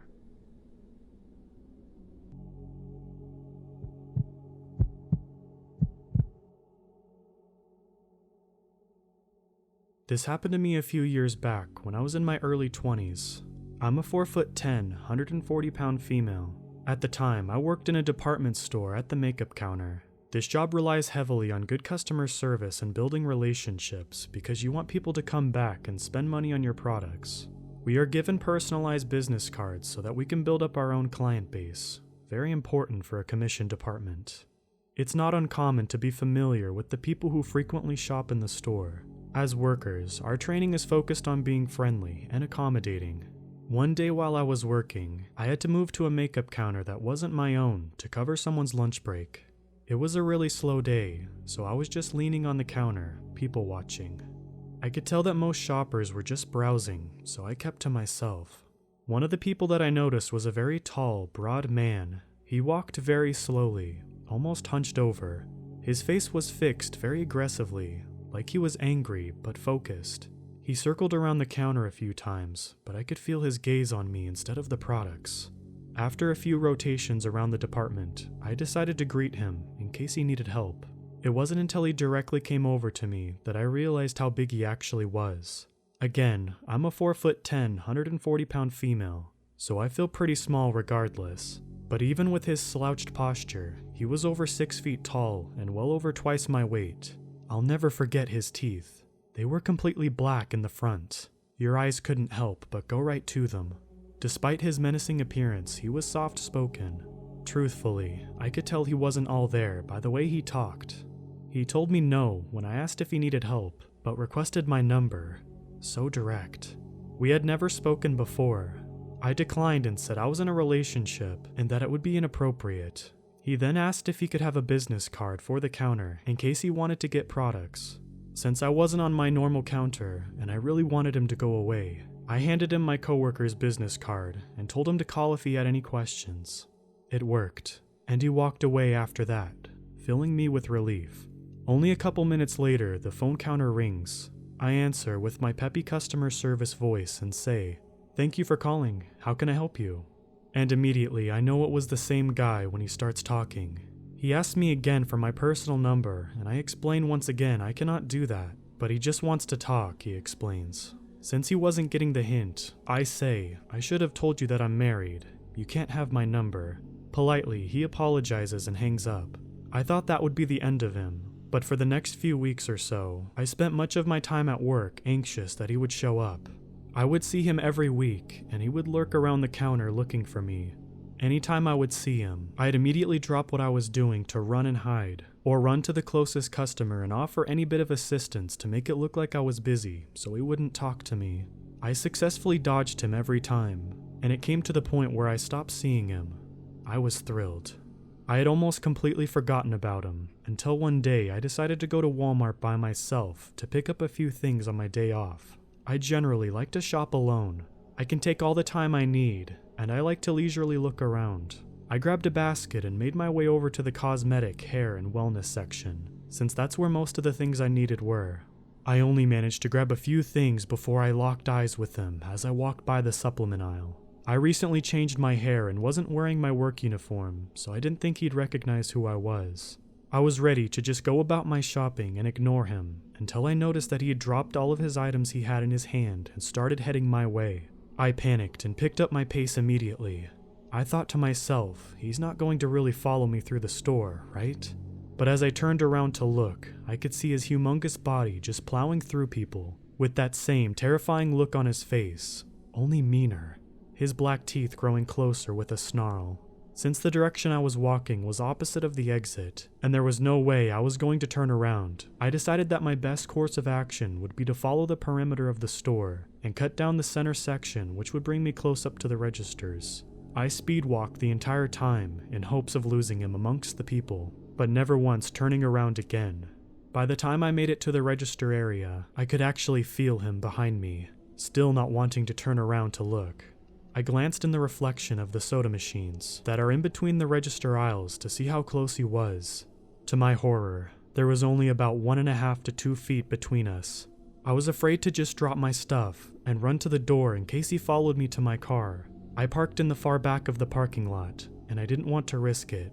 I also didn't want to get in line at the registers, since the lines were long and I would just be standing there out in the open, alone. Instead, I walked into a cluster of people crowded around the self-checkout line. I noticed another large but older gentleman with his cart in the middle and ran straight for him. The people were so closely clustered together that the man following me couldn't make it through. I ran over to the man in line and grabbed on his cart. I said, "I'm so sorry, I'm not cutting you, but there's a man that's been following me through half of the store, and I needed to stand with you." He was so sweet and let me be with him while we waited in line, and even let me go ahead of him so I could leave quicker. As I was cashing out, I could see in my peripheral vision my stalker was staring at me and pacing about, but he couldn't come near me since the self-checkout was somewhat sectioned off. By the time I finished and grabbed my receipt, I couldn't see him. I looked around, but he was nowhere. I thought about asking the older man to walk me to my car, but he wasn't finished at his register, so I decided to call my boyfriend and make a run for it. Staying on the phone, I explained to him what was going on as I sprinted to my car in tears, frantically looking around in case he tried to follow me outside. I made it to my car safely and rushed right home, breaking down to my parents about what just happened. I could feel it in my bones that this man wanted to do something to me, and thankfully I didn't find out what that was. His aggressive aura was palpable. To this day, I can still remember the adrenaline, nervousness, the sheer terror I felt when he followed me. I had never felt so vulnerable and helpless, even with all of those people around. I quit my job roughly 2 years later. I had only seen him one other time there since the incident, but I live in constant fear that we will cross paths again. I'm afraid to shop alone, something that I wouldn't give a second thought to years before. So to my stalker with black teeth, let's not meet again.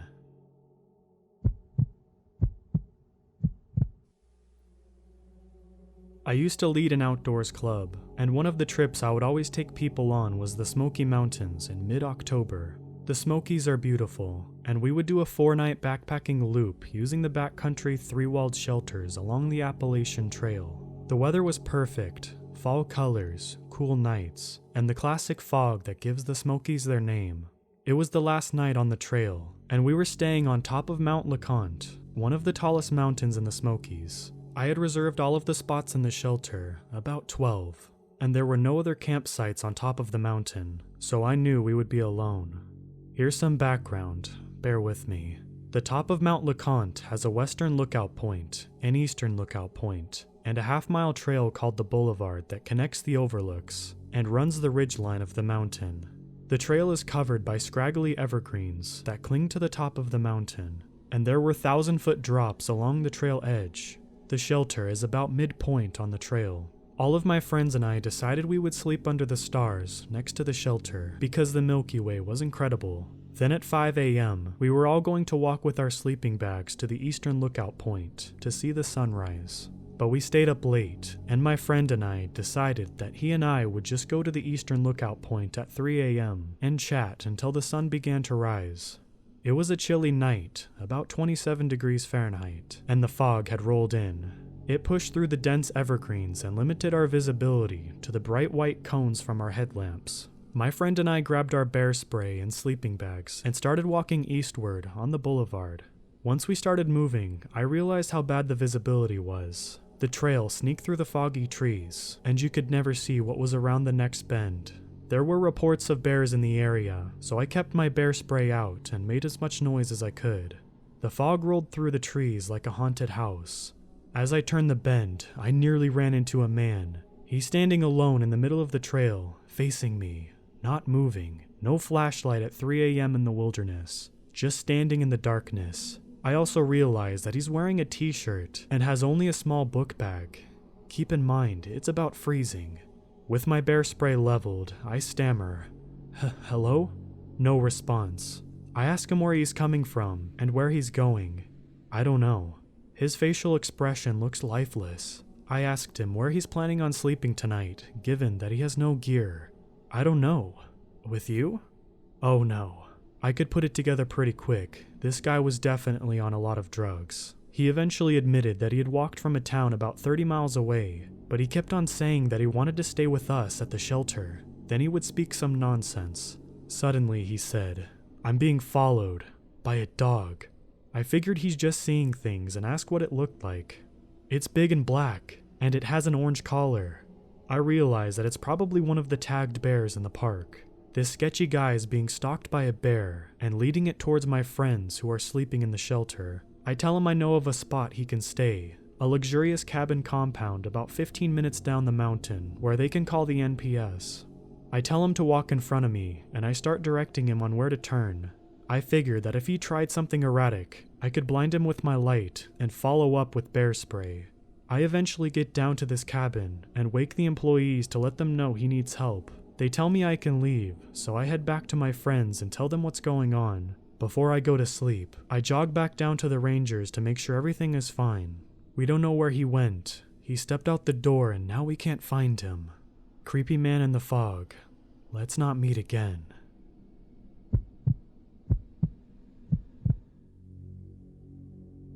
So just over 10 years ago, I was fresh out of college and moved back with my parents' house for free rent and food for 9 months or so before I was leaving out of the state for graduate school.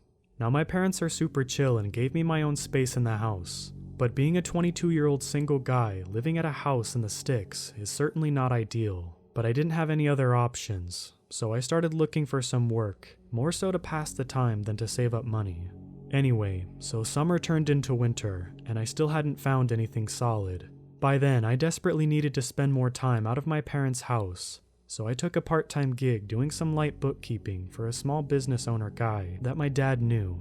I didn't really want to do it since it didn't pay much, was short-term, and wasn't even a real office setup. But again, since my parents lived in the middle of nowhere Midwest, I knew I had limited local opportunities to make some cash. And this guy was going to pay me under the table as well. About the same time, a friend of mine in the city said that if I just paid him $200 a month and helped clean up, he'd basically let me crash in his living room until I was ready to move out of state. That was all I needed to hear. I took the job. So my dad's friend's family had a construction-type business. They helped out with building stuff a little, but ultimately was more focused on renting out a few bobcats and large augers they owned. Also, other various drills and then odds and ends like generators, or other low-level construction or farming equipment that someone in that area couldn't afford to purchase but needed to use from time to time. This was a small mom-and-pop thing where everyone knows everyone, and the office only opened up on the days that someone was coming by, and was just generally a mutual beneficial situation for the business owners and the locals.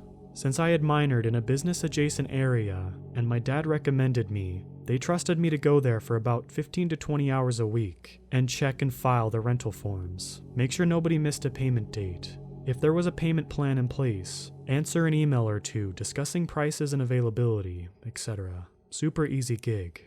The old building where I worked was about 90 years old, and at the top of this little hill, and the downstairs used to be an old country bar until the 1970s, when this family bought it cheap, cleared out the bar and fenced in the property to use its parking lot area to store their rental equipment and gear. I could generally come and go as I pleased, work any hours I wanted as long as the work got done. So if things were slow and there weren't any rentals for a couple days, I'd usually go in after 7 p.m. and stay until around midnight or 1 a.m. since I knew I'd be alone and could listen to loud music and take my time and all that. The office where I worked was on the second floor of a building above the old bar and looked out into a long driveway. From my seat, I could easily see out the window and once or twice saw a family of deer or raccoons scamper by. And I always glanced out the window when I saw movement since it was very noticeable. It was incredibly remote, very still and quiet, so if something unusual occurred or if something felt off, I definitely noticed it. One night during the winter, it had snowed a few inches and my dad told me to stay in just in case the roads were bad. But I had an old SUV, and more than that, just really wanted to get out of the house. So I went to work about 8 p.m. and was going to stay until just after 1 a.m. I always left the gate open at the bottom of the hill, since believe me that when I say nobody ever showed up at night, since we were literally in the middle of nowhere. I think the nearest occupied house was about 2 miles down the road, and to even turn onto our short road, you had to be coming to our specific building, and probably know it was there beforehand. It was a locals only type thing and very small, since the family inherited a lot of money and kind of did a rental thing on the side. Basically, someone would never just get lost and end up at our building. So I'm jamming to some music and having some coffee, and kept glancing at the snow outside here and there, since one of our streetlights reflected onto the ground at the gate and was causing the light to shine off of the snow in a really cool way.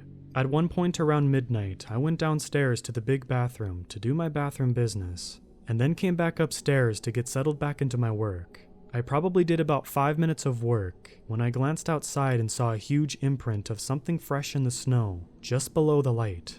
It seemed like it must have been a huge dog or substantial animal had just rolled around in the ground on its back or something. Since I didn't notice it just 15 minutes before, it had to have happened while I was in the bathroom, or maybe when I had my back turned, since I would have seen that type of movement for sure. I shook it off and assumed a dog or maybe even a farm animal had gotten loose and maybe was attracted to the light or something. Who knows? Around 2 in the morning I was leaving, and to be honest, I had pretty much forgotten all about the imprint in the snow. But when I looked down, I was shocked to see that it wasn't just some disturbed snow. It was undeniably an imprint of a human-made snow angel. If you don't know what a snow angel is, it's when kids lie on their backs in the snow and push their arms and legs back and forth, so when they get up, it looks like an outline of an angel. I used to do this when I was a kid, so I 100% knew for sure that that's what it was, and it was deliberately made underneath the light post. But it wasn't from a kid. It was from a very large person, or at least a normal-sized adult wearing tons of layers of big winter clothing. I looked up and saw what I had already knew, that whoever made this snow angel could easily look up and seen me through the window. So they must have waited for me to head downstairs to make this snow angel. Now, I definitely would have seen or heard someone drive up to our building, even if I was in the bathroom. So I knew someone would have had to walk into the deep freezing snow and cold for a few miles, stop in front of our building, and then do the snow angel in the small amount of time I wasn't sitting at the front of my desk window. I glanced around for tracks in the snow and saw that there was one set that led to the nearby woods to the right of the building. So it was clear that the person didn't use the road, but instead came from the opposite side, which made me instantly uneasy. Since that side was just trees and darkness for miles and miles, I was definitely a little freaked out now, once I realized that someone had just been this close to me secretly in the middle of the woods. And I looked around, but I didn't see anything amiss at all, and now just wanted to get out of there. When I got back to my car and drove a few feet, I realized that my boss would be there in like 4 hours and might see the snow angel and assume that I did it, since he probably assumed that I kept the gate locked when I was there. It wouldn't have been that big of a deal at all, but I was young and felt like I might be made fun of by him, if nothing else. So I opened the gate back up real quick, ran over and kicked the snow around a bit to hide the angel, locked it up again and went back to my car. Also, I should note that this is what really happened at this moment, but I almost lied here and said something else since it seems fake, since I assumed the average person wouldn't get back out of their SUV and not just flee in their car because they'd been embarrassed about the snow angel. But at that time I was insecure and cared a lot about what others thought, so unfortunately this is what I did.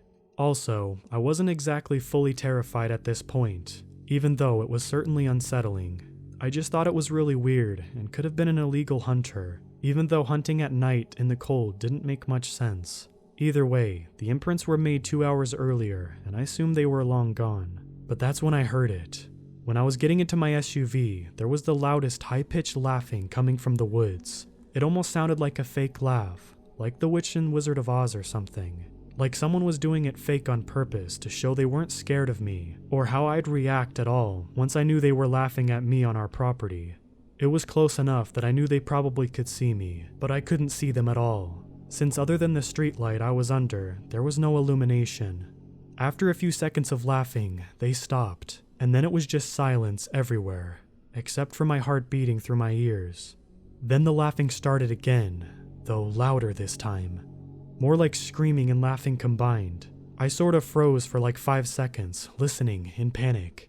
Now, I spent a lot of time in that area, and I know what coyotes and foxes sound like at night with their high-pitched screeches, so I can't completely logistically rule that out. But to me, it honestly felt like an adult man trying to emulate a woman laughing, like someone was deliberately trying to make a fake scary shriek laugh in order to scare someone. Well, it worked. After that 5 seconds, I was immediately filled with adrenaline, got in my car and drove away from there as fast as I could, without sliding off the road. Back home, I was up all night trying to figure it out, and told my parents the story when they woke up. After talking about it, we all decided it was one of two things. It was either my brain somehow convinced itself that the snow formation was angel-shaped, when it was really just caused by some animal, and then the snow tracks and laughing was just a coyote or a red fox. Though I don't think that's what it was. What I truly believe, the second thing, which is some local was out walking around for some reason and decided to mess with me. I didn't have any close friends left in that area that would do this, and if they did, they would certainly have brought it up to make fun of me for speeding away in terror. I found out later that the nearest house was a super old couple, so I doubt it was one of them, which means whoever it was went out into the woods in the night, in the freezing cold, just to mess with a stranger. I don't have any mental issues or any family history of them. I didn't do drugs. I drank socially at the time, but certainly didn't that night. I also don't believe in the paranormal, so I never once gave that a thought. In my heart, I know someone was out there. I worked there another 6 weeks or so and never had a single issue, though I knew where my boss kept his gun, and I always made sure it was there when I started my shift, and I certainly always locked the gate from then on. Thinking about this experience that night, the part that freaked me out the most was that he had to have waited around for me to leave for around 2 hours just to do that laugh. He didn't know me. I could have been crazy and the type of person to get mad and try to find and attack him, yet he didn't seem scared or to care while he tried to mess with me. For some random dude, this is probably a story he tells from his point of view to make all of his friends giggle hysterically. But for me, that dude, the one I call Angel in the Snow guy, the one whose laugh I'll never forget. Let's not meet.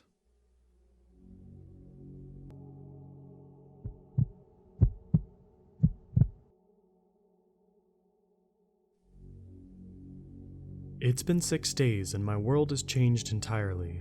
I guess anything can be possible now. Like if I saw a unicorn fighting a werewolf tomorrow, I wouldn't be shocked after everything came to head 6 days ago. I'm 17 years old and it's summer vacation. I won't say where I live, but it's in the north of the US. I have a sister who's 15. We're very close. We live a bit off the beaten path. Town and school are a good 20-minute drive from where we live in the woods. We have no neighbors out here. We never thought anything of it until recent years, when we'd want to hang out with our friends. But town is so far off. I guess that's why we're so close. We've always been kind of isolated from other kids, but we grew up in this old house with our mom and dad, so we never knew any other way. Our family was pretty solid and stable. The only thing that ever caused any issue was my mom. My mother had schizophrenia. This usually wasn't an issue because she took her meds, but every few years she'd skip a dose or just stop taking them. She would get weird, mean, paranoid, delusional, and scared, more than anything. Since my dad owned a business, he was at work, as my sister and I were left with an authority figure whose perception was way off. She would just arbitrate rules and punishments for us, based on events that she believed to happen. During one bad event, I feel like I was grounded for a year for doing things I'd never done. It would go on like that until she got bad enough that the police had to be involved. Usually because she'd run away, get lost in the woods, and she'd be involuntarily committed, stabilized, and come back as our kind, wonderful mom again. Anyway, my sister and I were enjoying our summer break, staying up late, goofing off in the woods, and something new. I could drive now. And I'd saved up money, and my dad helped me buy a cheap used car. It was 13 years old, but it was in good shape. It had been owned by an elderly couple who didn't use it much. So, my sister and I had the freedom to independently drive into town, go to the mall, meet up with friends. I'm sad to say, what started as the best summer ever looks like it stopped abruptly as it started, and there's no going back. My sister and I decided one afternoon to meet some of our friends from school in town for lunch, and spent the rest of the afternoon at the lake.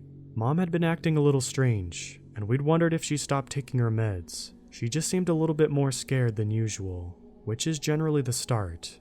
But none of us wanted to hurt her feelings by asking just yet. She told us to be home by dark, and we were. I guess Dad was working late, because he wasn't home. Mom's SUV was in the driveway, but all the lights were off in the house. When we went inside, my sister announced, "Hey Mom, we're home." But Mom wasn't there. We looked in our parents' room, our rooms, then the rest of the house. We started to look in the yard, and we heard her voice further out in the woods, but we couldn't make out what she was saying. We didn't stop to think. My sister turned the flashlight on her phone on, and we started out into the woods. This was our mother. If she was lost out there, she could get hurt. And there was the concern because of her frightened behavior and her mental health history. We walked quickly for about 15 minutes into the woods, and we realized we were going further in a direction we'd never been. All of it was unfamiliar. Outside of the little trails and familiarity of what was nearby, our home was nestled between a human street and wilderness, what my dad called the deep woods. While he was leery of us getting too far into the deep woods in general, he specifically forbade us to never be caught out there after the sun was down. We were both realizing this when we heard what sounded like our mother scream and animal growls. We didn't say a word, but blindly rushed through the trees, dodging twisted roots and thorny vines in the direction of the noises. We came to a stop in a little clearing. The trees were thick on all sides. The sky was visible but dark. No bright moon out to illuminate. We heard rustling in the nearby brush, and my sister wheeled around with her flashlight, looking for the source. We saw branches of trees and bushes quivering, as if we were surrounded, but we saw nothing. We heard our mom's voice again, which was disturbing. Her tone was conversational, and we could hear it well enough, but the words or sounds didn't make much sense. Then it stopped. Everything went silent. Everything stopped moving. That's when the smell hit us. The scent of decay. Something had crawled somewhere to die and be discovered days later by the scent. "What is that smell?" I asked my sister in a whisper. She was about to respond, but my scream cut her off. While she was looking at me, something stumbled into the beam of her light. Something with red, reflective eyes, and she totally went still and silent. I did too, as we tried to make out what this thing was in front of us. It looked like a buck, standing on its hind legs. But it was all wrong. It stood about 8 feet tall, and the more we looked at it, the more wrong it was. Its head was in profile now. The red eyes had been replaced by black, empty sockets, and I realized its head was a skull with bits of flesh and fur barely hanging on. It looked more like a canine skull. Its jaws seemed to turn up in a sinister grin. From its torso, it had 2 arms, ending in almost human hands, but with deadly claws. Instead of hooves of a deer, its legs looked more like those of a bear. It was covered in blood, and here and there the flesh was gone, and the skeleton was visible beneath. It turned back to face us, defying everything natural. As its head turned, the face and the rest of the creature went black, like a shadow. In spite of the light shining on it, it looked like a silhouette, and then some red eyes opened, and we could see the yellow fangs grinning, like a man's face.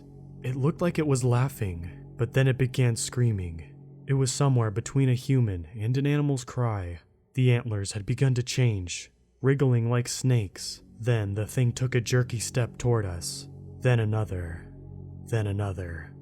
As this thing started running on its hind legs, our fear paralysis broke, and my sister and I both broke into a run. She was ahead of me with a flashlight. I was behind her, and I'll admit, I had tears streaming down my face in pure terror. Even though we have never been that far out, we seemed to be heading in the right direction.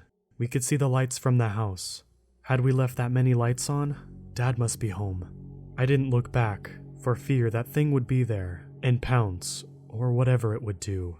Then I heard my mom's voice. Psst. That made me stop. I turned to look. My sister ran a bit more, then realized I'd stopped. "Come on! Are you crazy? Let's go!" But I had heard my mom. I swore I could see her, through the darkness, peeking out from behind a tree, beckoning me to come back, and I almost did.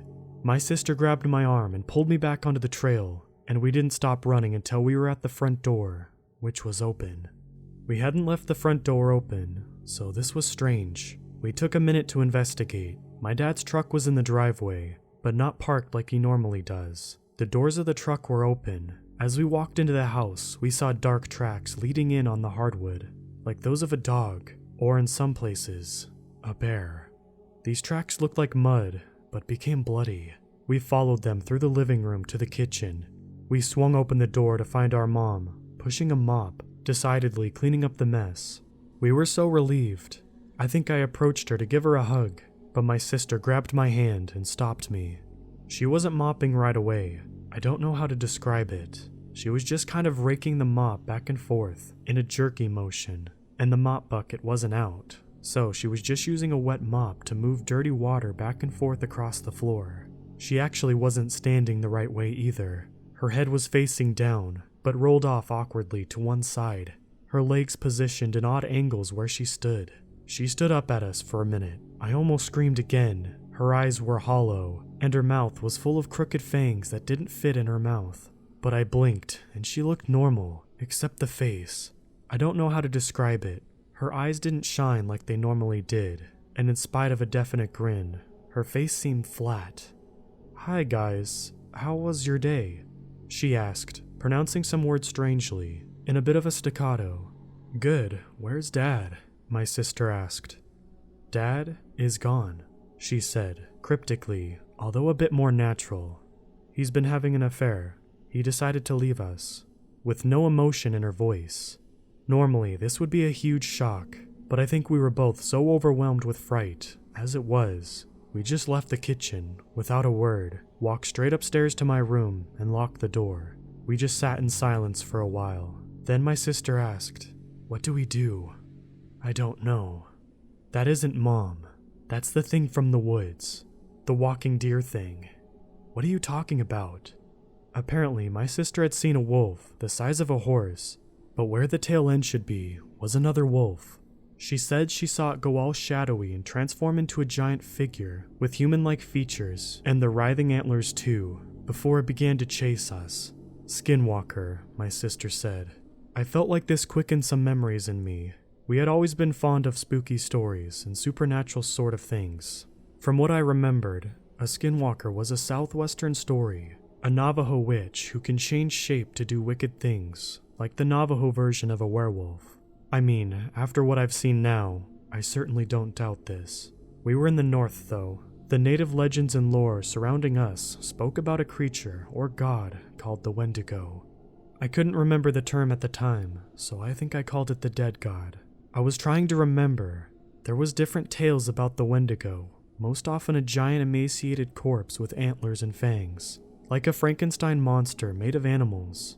Some stories say the Wendigo was cursed for committing cannibalism and transformed into a flesh-eating monster, while another story, a friend of mine, whose culture takes these things seriously, told me in a hushed tone that the Wendigo was the god of the deep woods and the god of death. Its spiritual touch could turn men into cannibals and would raise the dead, making host bodies of animal carcasses, but possessed human bodies when it could, to spread its influence. After I explained this, I think we both silently accepted this as a possibility. What if Mom wasn't sick all these years? What if it was the Wendigo's influence over her, trying to get to the only human family in the area? We didn't have a lot of time with our thoughts, because there were crashing sounds from the kitchen, pots and pans, dishes breaking, and an instant later, a pounding at the door. It's like this thing knew our thoughts, and it knew we weren't fooled that it was in Mom's body. Our little mom, who was about 5 feet tall and 115 pounds with blonde-like hair and big blue eyes. She always looked so sweet, like a doll. It was unsettling to think that something so sinister might have gotten to her, and maybe Dad too. Where was he? The pounding on the door stopped. The imitation of our mother's voice was more convincing now, as if by me thinking of her gave the thing more knowledge. "Hey guys, open up. I want to talk about Dad." Clearly, this is traumatic. She sounded so kind and so sympathetic. My sister is a tough girl, though. She screamed, "Stay away from us." Silence. Then a growl. Then the pounding on the door resumed. It was so forceful, though, the door was going to break for sure. Before we knew what to do, a bone-white antler stabbed right through the door, showering splinters and creating several large holes. Through the cracks, I saw a brief, broken vision of a buck's head and a wolf's jaws, covered in rotten flesh, but through another, it appeared to be totally skeletal. It laughed, or made a noise, like a deep, creepy laughter. That's when we jumped off my bed. It started ramming its antlers into the door, breaking in, but we were already out the window, climbing down the lattice that my mom grew jasmine on. We heard the thing break through the door. Looking up, I saw its enormous, terrifying silhouette with huge antlers, the whole totally obscured and black, except its glowing red eyes. I had my car key still in my pocket. We jumped in my car, and I started her up, and began speeding out in such a hurry, my sister had to cry out, "Turn the lights on." I did, but wish I hadn't. This was taking place over seconds. We had just seen the thing upstairs, and I had to slam on my brakes as my mom, or whatever was in my mother, came limping out in front of the car. It was literally dragging its feet behind it. It didn't know how to use the body properly. Then it stopped. Blank face. Empty holes for eyes. It raised my mother's hands, trying to signal us to stop. My sister urged me on. "What are you waiting for? That's still Mom." "No, it isn't. Either get around it or run it down." I wasn't sure how I felt about any of that, until what I saw. In the headlights now, I could better see Dad's truck. Hanging out of the open front door was what was left of my father, covered in blood in his tattered work clothes. His forearms and hands were intact, but that's all I could see. I was filled with immediate sorrow and fear. Then, a blind rage took over, and I screamed. I slammed my foot against the gas and plowed into the shape of my mother. It flopped like a rag doll over the hood, then clung to the windshield. It looked at us with red, glowing eyes for a moment. Then the eyes went dark. As her back split open, a dark, shadowy figure jumped out, vanishing into the woods in a single leap. Then the body went flat, like a popped balloon or an empty snakeskin. It seemed to just blow away, too. We drove to the police station in town. Neither of us spoke the way there. My sister hasn't spoken since, or so I'm told. She's in the mental health ward of the hospital. They've asked me vague questions and treated me physically. I'm fine. But from what I understand, there's a lengthy investigation going on. I guess the house and some of the woods caught fire from a flash lightning storm sometime after we left. I'm just now able to access a computer, so I thought I'd write this all down and try to get it out there before the doctors and the police start making me answer questions and try to lock me up too. My whole life that I've known is gone. Nothing will ever be the same. I just want people to know what really happened before they say I've lost my mind. If anyone can offer help or advice, I don't know if I'll get it in time, but please, help me.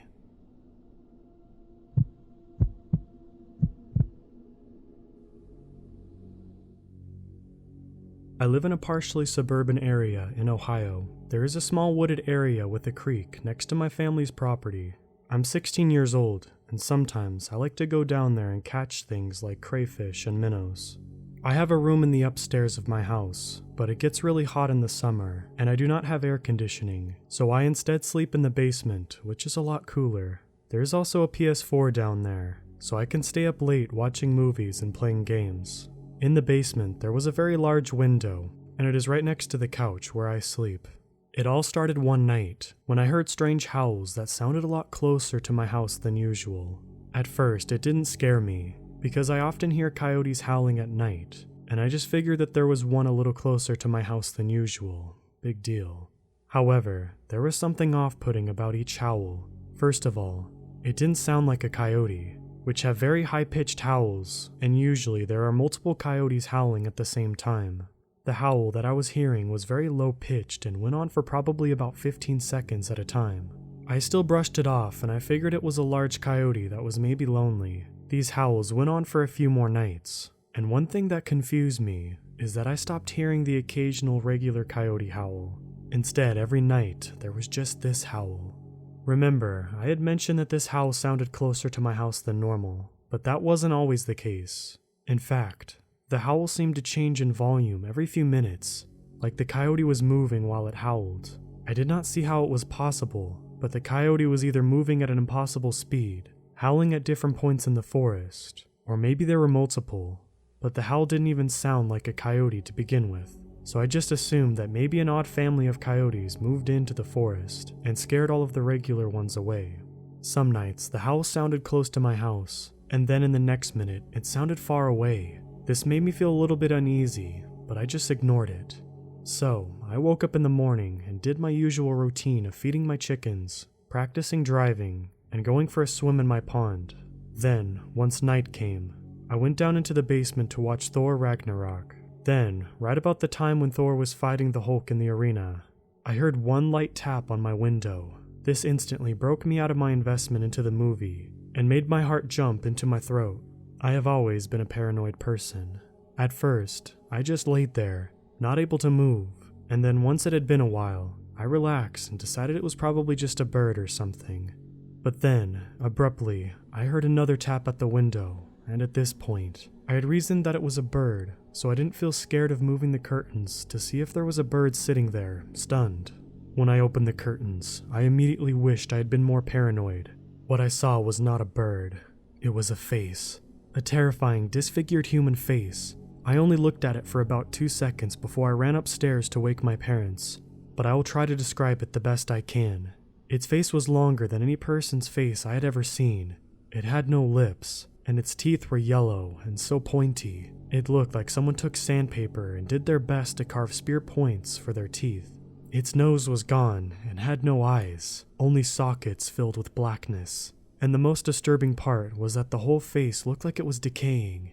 When I woke my parents, my dad agreed to come with me down to the basement to see what was there. But when he went down there, the creature was gone. Needless to say, my dad didn't believe me and just said that if I was scared, I could just go upstairs to my room to sleep. That is exactly what I did. I didn't care if my room was hot. I just wanted to feel safe. So I went into my room. I locked all my windows and locked the door. Then I went onto the internet to see if anyone else had any encounters like this. It turns out that what I think I saw was something called a Skinwalker. And it started to make sense, since Skinwalkers can shapeshift and turn into animals they kill. That would explain why the face looked like it was decaying. But then it hit me. This Skinwalker had the decaying face of a human on it. I have never seen the creature again, and I hope I never do, but it still terrifies me to this day. Why was this Skinwalker at my window? And who did it kill to get that face?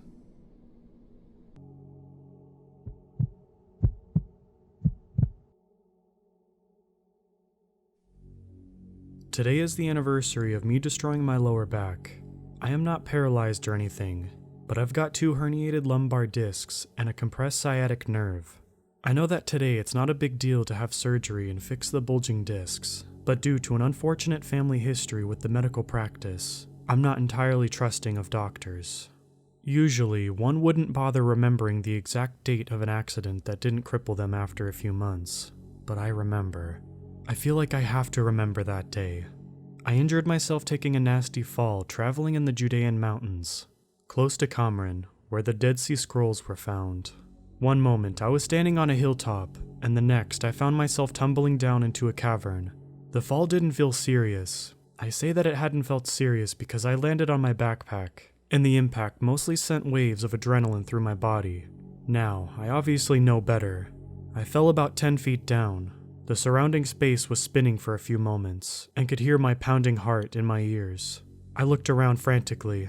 I didn't feel any pain at that moment, so my biggest concern was being trapped in some cavern with no way out. Just as I was beginning to panic, I noticed a stream of light coming into the subterranean cavity I landed into. I collected myself and got back up on my feet. Walking around the cavern for a bit, I made sure that the source of light was indeed an exit, which it was.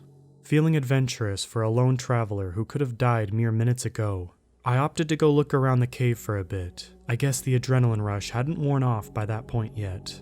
Anyway, I pulled my flashlight and started walking into the depths of the cave.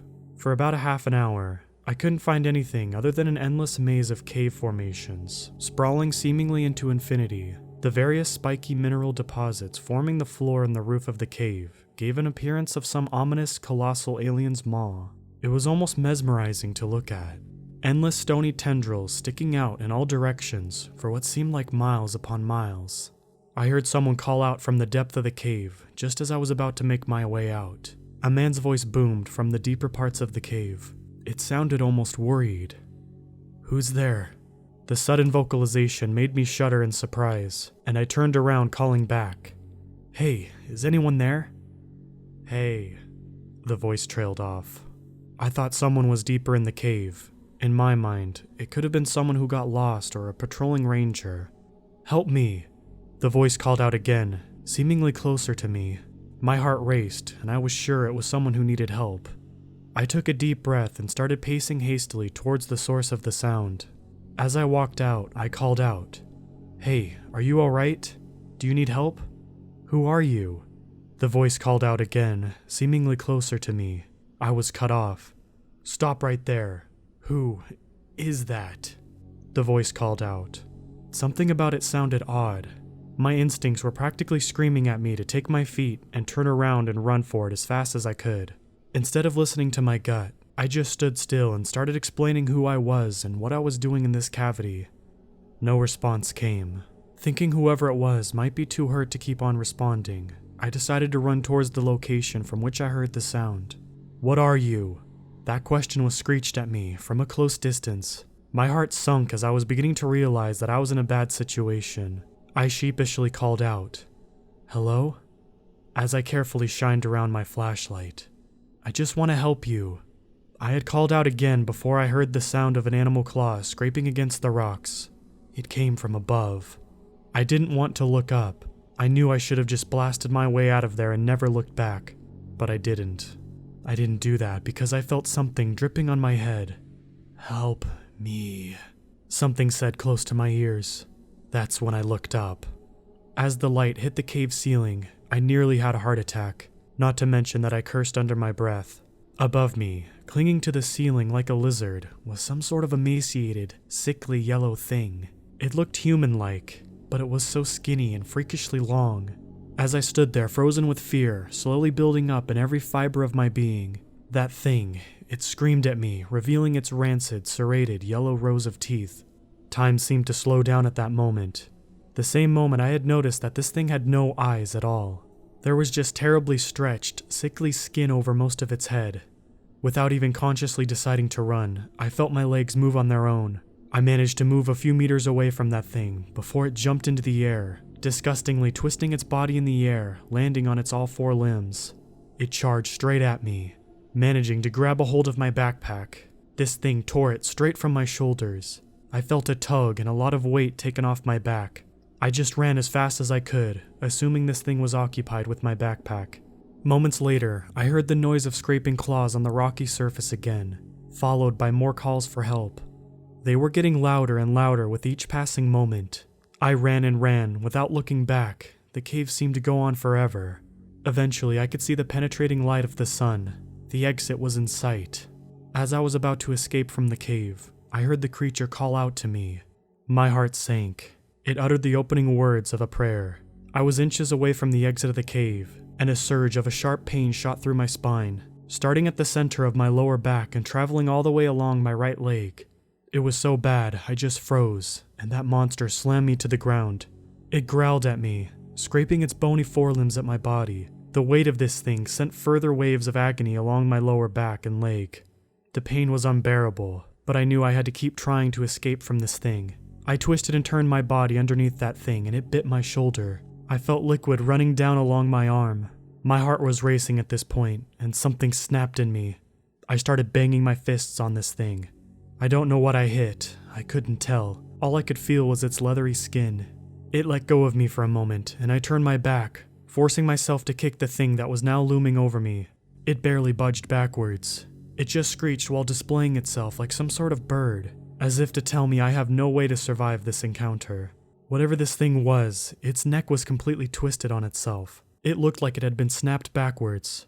I kept on kicking at the abomination, while slowly crawling towards the exit. I have no idea why I did that. I just wanted to create some space between it and me.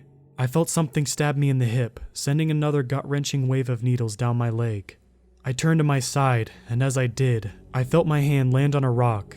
Instinctively, I tossed it at the monster, and it retorted by pouncing at me, but I managed to roll out of its way and it landed in the light. It screeched and howled before bouncing on one of the cave walls again and scurried away into the darkness. While it let out some curse words I uttered when I first saw it, a mixture of fear and confusion took over my senses as chills ran down my whole body at once. I heard the thing mimic my speech, almost even mimicking my voice. My heart was about to burst out at that moment, and I forced myself to limp out of the cavern. I was lucky enough to encounter a couple of patrolling rangers. I told them I had fallen and gotten hurt as a result. At the moment, I didn't think telling anyone about the creature was a good idea. Legend states that King Solomon banished all of the demons and evil spirits from the land of Israel. Knowing what I know now, I can wholeheartedly say Solomon was certainly not very good at banishing demons.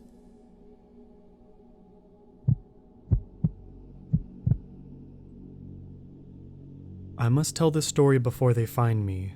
I'm writing this on a library computer on an account I made to tell the story. For this story to make sense, there are 3 things about me to keep in mind.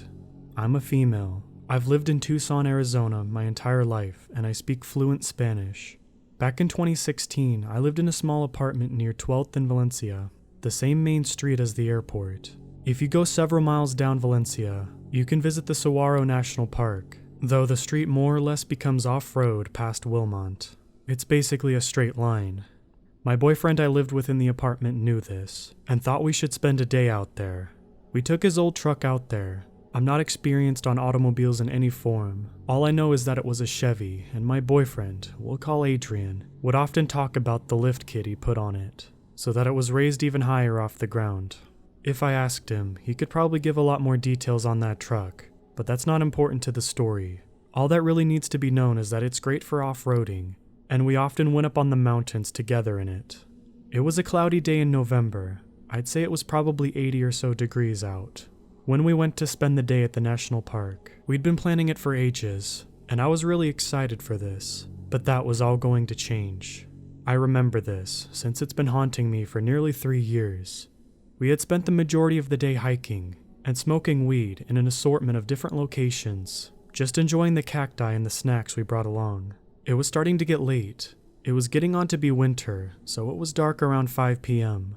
And yet we weren't back in the truck until about 8 p.m. The truck was off with the windows open. Before I could speak, he put his hand over my mouth and held up a single finger. Having been sitting in the dark for hours, my eyes were well adjusted, and the glow he pointed out to me in the distance took all of my attention. What appeared to be some sort of firelight was about 100 or so meters in front of us, but behind us was the sound of movement. It was like a group of animals thrashing about. Adrian turned on the truck, keeping the headlights off to roll up the windows, before promptly turning it back off. I was so out of it at the time I wasn't sure what was really happening. All I was sure of was that he needed me to keep quiet and remain alert. When the thrashing sound came closer, it was apparent that it was stomping and chanting. They were clapping and chanting about Santa Muerte.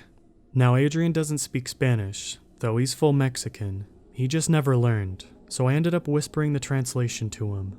It was like one of those prayers on the candles you can buy. It spoke about asking the Holy Death for a blessing, but I don't remember what they wanted very clearly. What I do remember was the slam of a hand on the hood of the truck and the wild eyes of a boy. He looked to be somewhere between the ages of 18 and 20. Not very old, but not a young teen. He had paint around his dark eyes, and it haunts me in my dreams. To the best of my knowledge, this boy was all who knew of us at the moment. Adrian swore, but he didn't move. Instead, he just watched the boy, and I watched him. Adrian has always been the type of guy who's confrontational, and he's always been insistent on solving any issues we face. And being someone who hates confrontation, I was rather reliant on him to face the issues for me. The boy yelled for others to surround the truck in Spanish. In the moment, something in me snapped, and keeping my eyes trained on the mirror on the passenger side, I told him to reverse, darting my eyes back and forth between the boy and the figures coming out from the cacti, as Adrian reversed and turned in a huge jerky motion, before hitting uneven road. We were originally just parked at the side of the road. The feeling of being watched, hunted even, compelled me to tell him to head downtown, where we ended up spending a few hours at the Shot in the Dark, a cafe that's long since closed. For 2 months following that night, I had gradually got more and more paranoid about it. And although Adrian tried to convince me that I was overreacting, and there were no chance that we'd ever encounter them again, I just couldn't believe him, despite how desperately I wanted to. It was when we were nearing 3 months since that night, when the previously fixed hand dent was back, and heavily multiplied. It was like dozens of hands tried to peel the metal back to get in. I haven't had any other events since Adrian had his truck fixed and sold, but recently he bought a similar one, and the paranoia has been seeping back into my bones. When I'm not at work, I don't leave my house unless I'm going to be indoors, because I can't risk the thought of them finding me again. The thought of them finding me vulnerable, alone or not, it leaves me shaken. I can't remember what they wanted, but I remember the way he smiled when he mentioned wanting to get into the truck and to have us surrounded, and I would rather I never found out what he planned that night.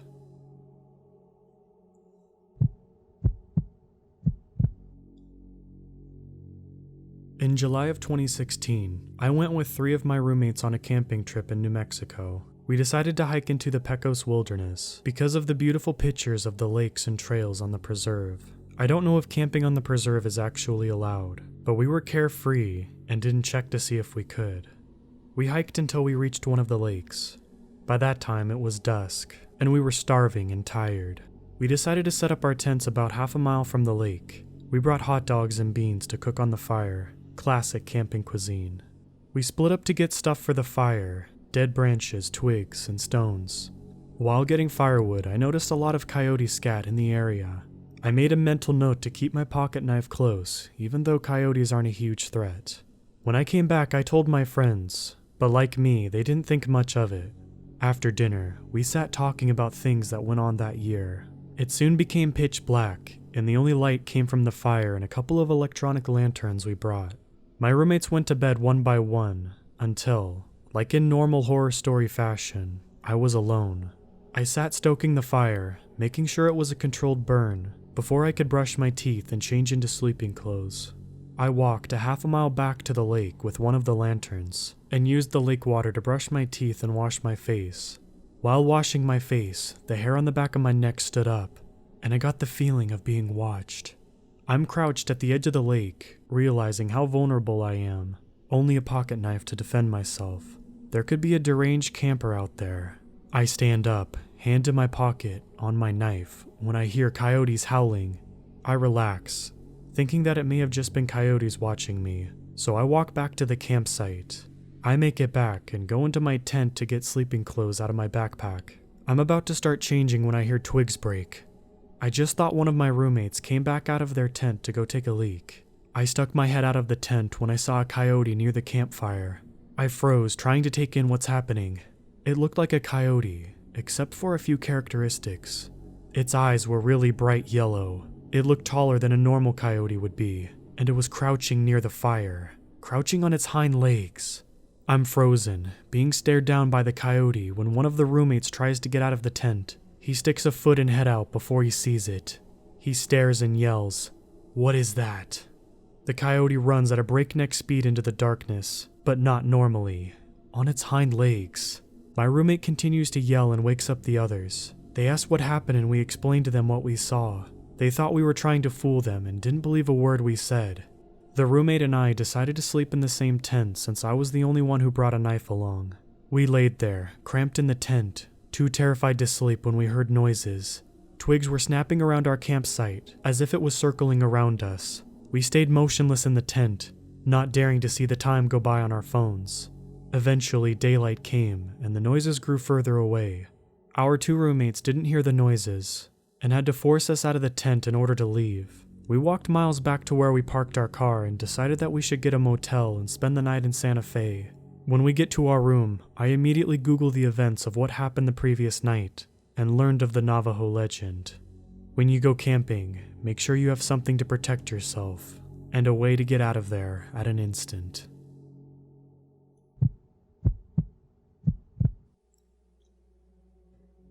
Nothing about my life is exactly what you would call extraordinary. I'm a 25-year-old male who's been cut out of work for about a month now, and single for longer than I can share. Seeing how I live alone in an almost empty apartment complex in the middle of West Virginia, there wasn't much entertainment to be found. I picked up my smoking habit out of boredom more than anything. This means I had to make routine trips outside, a new activity for me. Sadly, my overpriced apartment lacks a back porch or patio to go out and smoke on. However, there is a rarely used park between both apartment buildings, with a few wooden benches amongst weathered swings and playsets. The whole apartment complex is surrounded by practically nothing, other than miles of dense forest and a highway that's a bit off the beaten path, so it's quite a secluded spot. At first, it was pretty relaxing just to sit outside unoccupied, allowing my worries to wander with each drag off my cigarette. However, it only took a few nights before I started to feel uneasy whenever I went outside. Almost as soon as I would step out of my apartment, I would get an overwhelming feeling of being watched, as if a pair of eyes were constantly following me. Although, as soon as I looked towards the thicket of the woods behind me, the feeling would instantly disappear. At first, I shook it off as either being too paranoid, or that perhaps a noisy neighbor was simply spying on me. However, I would soon come to learn that neither of those guesses were correct. I quickly decided that the uncomfortable feeling of being watched wasn't worth the trip outside, so I began to drive around and smoke whenever I got a craving for a cigarette. I smoked nearly half a pack before realizing how long I had been gone just driving around, so I began to make my way back to my apartment. I wondered if perhaps my suspicions was also afraid of whatever was lurking in the woods behind my apartment. I arrived back to my place around sunset. The moon and the sun both hung ominously overhead, cradled by swirling amber skies. As I pulled into the parking lot, I noticed that the door on the second floor of my building had been left open. This seemed odd to me, as I hardly ever see signs of life aside from the empty pizza boxes left outside of the other apartments, and the occasional muffled yet still loud arguing of the couple that lived below me. It wasn't until I got closer that I realized it was actually the front door of my apartment, wide open. Not wanting to investigate in the dark that the encroaching nighttime would bring with it, I crept up my apartment, afraid of what I might find inside. Even though I tried to walk as quietly and carefully as possible, each step boomed and reverberated through the concrete structure. I stopped in my tracks once I reached the top of the stairs. There were large, muddy hoofprints leading into my apartment, but none leading out. Whoever, or whatever had broken in, was still there. Feeling a newfound sense of bravery, I began to creep closer in my apartment, when I suddenly heard a floorboard right next to my door creak. I immediately turned around and booked it down the stairs and back into my car without looking back. Once I got in my car, I locked all the doors before throwing a glance back at my apartment. The first thing my eyes landed on was a leathery, black-clawed hand wrapped around the doorframe. Right above it was a single piercing yellow eye, glaring right at me before quickly retracting itself back into my apartment, slamming the door shut. Regardless of how terrified I was, I couldn't look away from the spot where that person or thing was just seconds before. I was paralyzed in fear for a few moments before eventually snapped myself out of it and searched for my cell phone. I hastily began to dial 911 when I realized how ridiculous it was going to sound when I told them that a black, clawed creature of some sort had broken into my apartment. Regardless, there was absolutely no way that I was going to step foot back into the apartment alone and unarmed. I decided that I would tell the police that someone had broken into my apartment, and I believed that they were still there. It took about 45 minutes before I saw the signature flashing blue and red lights pull into my apartment complex. I promptly met the cop in the cruiser and briefly explained the situation to him, leaving out the part about where the intruder, possibly being inhuman. We walked up the stairs together, with him leading the way and me following behind. He stopped abruptly as soon as we reached the top of the stairs. Even though I was still behind the officer, I could tell his eyeline was still fixed on the hoofprints leading to my apartment. Without hesitation, he slowly but confidently unholstered his handgun and gripped it with both hands, ready to shoot. He told me to stay at the top of the staircase as he went to investigate further. I watched as he pulled the apartment door open, announcing his presence, and for the intruder to come out with his hands up. There was no response. The following silence hung thick in the air. He began to take a step forward into the apartment when I heard the same floorboard creak again. A quick flash of black jutted out from inside the apartment and slashed the cop across the face before pulling the door shut once again, leaving 4 distinct claw marks engraved in his skin. The cop fell back, stunned, before quickly gaining his composure.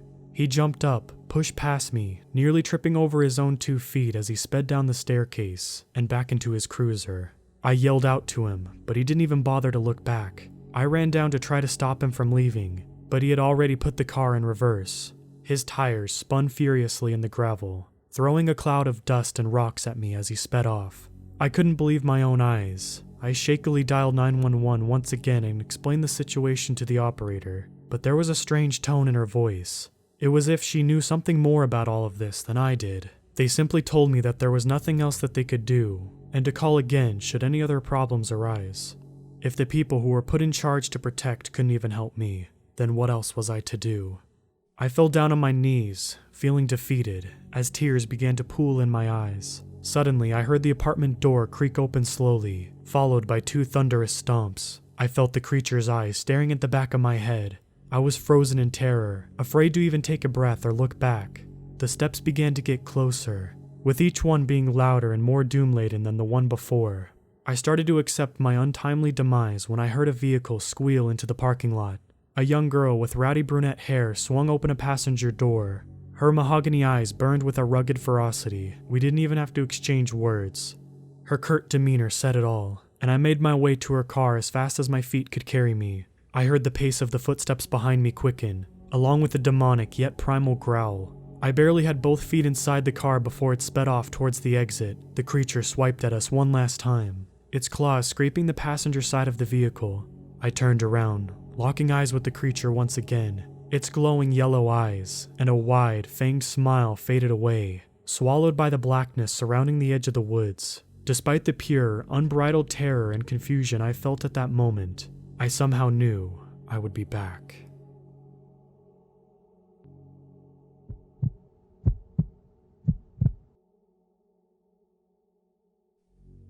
I live in a big house by a country road in Pennsylvania. I love the outdoors. Often I go hiking, hunting, fishing, or ride my ATV whenever I have a day off from work. There's a massive forest behind my house, and I have had countless adventures in those woods. Sometimes during the night, animals visit my backyard. I don't mind.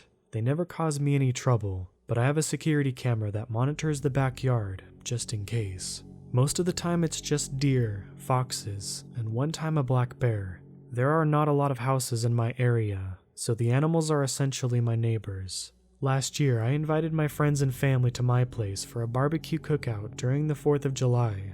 The adults and I were on the deck telling silly stories of things that happened at work. Their children were either playing in the backyard shooting Nerf guns at each other, or inside playing games. After the party ended, I cleaned up around the house. Around 10 p.m., I was in the living room watching the news and started to hear loud shrieks coming from the woods. I turned on the lights in the backyard and looked through the kitchen window, but saw nothing. I didn't think much of it and just assumed it was a cougar. I have seen them a few times throughout the summer while hiking in the forest late at night. I turned the lights off and I went to bed. The next morning, I decided to check the security camera to see if any animals came into my backyard, but nothing happened that night. I was off from work that day, so I took my ATV and ventured into the woods. About 10 minutes of driving through the forest, I came across the remains of a deer covered in claw marks lying in the dirt. His eyes and tongue were ripped out. Upon further investigation, there was a massive slit under the belly, and all of its organs were removed. This was rather unusual, and I assumed that the deer was attacked by a bear, but I brushed it off and continued to ride my ATV through the forest. After 20 minutes go by, I got thirsty and stopped by a small rocky cliff near a creek. I drank my water while sitting on the cliff. It was very relaxing hearing the calm stream of water and the birds chirping in the trees. I saw a red-tailed hawk swoop down into the water and grab a large fish. This was an incredible sight, and things like that is why I love going into the woods. Just when I was about to go back to the ATV and drive home, I noticed that a corpse of a young man was lying at the bottom of the cliff, and red was smeared all over the rocks around the body. I walked to a nearby hill and got a closer look, and much like the buck I saw earlier, the corpse was covered in claw marks, and its tongue and eyes and organs were gone. This unsettled me, so I took pictures and showed them to the police when I got home. The police recovered the body for further investigation and told me to contact them if I find anything else suspicious in the forest. After they left, I went to the diner for lunch with my best friend George.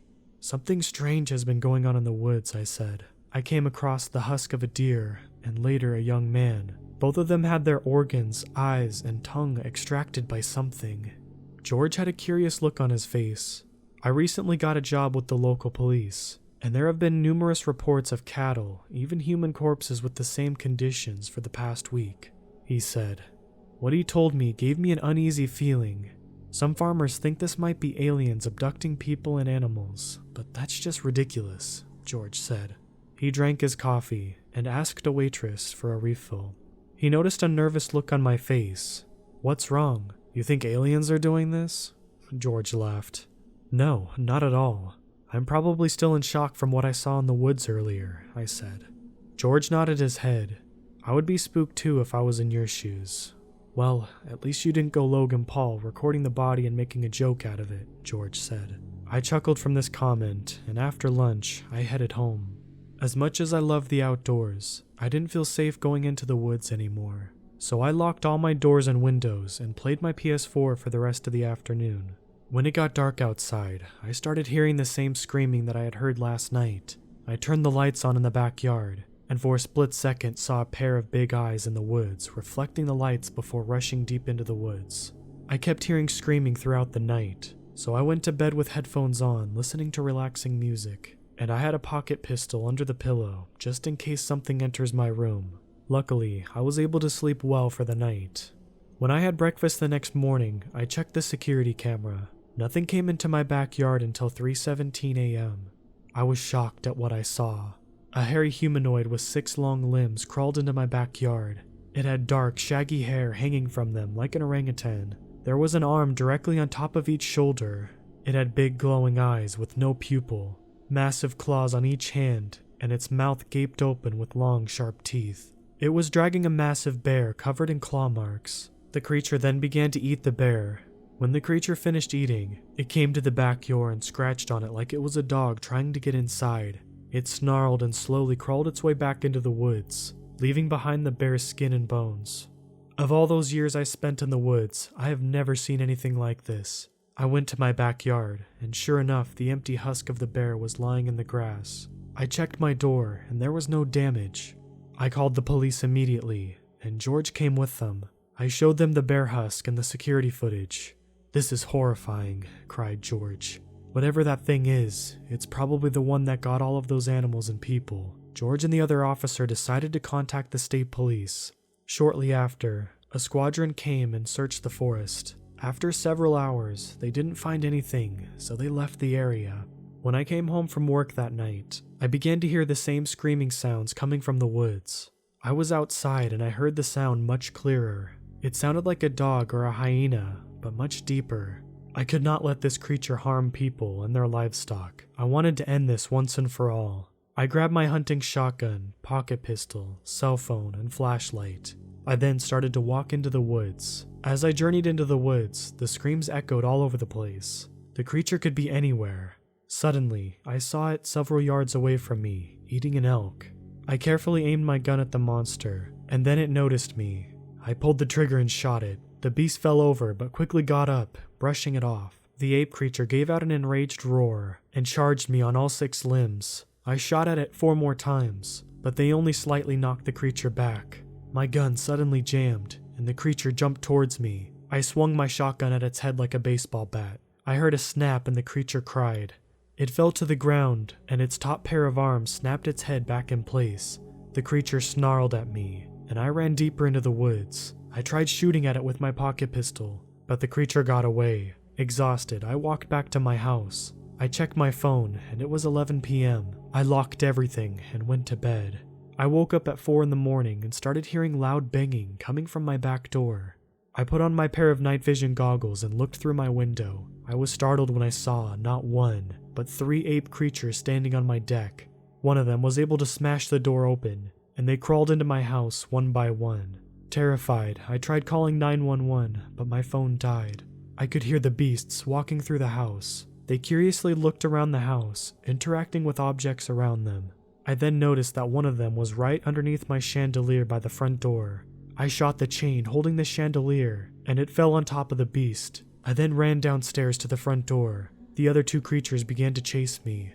One of them walked on the broken glass and cried in pain. The other one observed the 2 injured creatures, and then climbed on the wall, avoiding the glass as if it were an insect.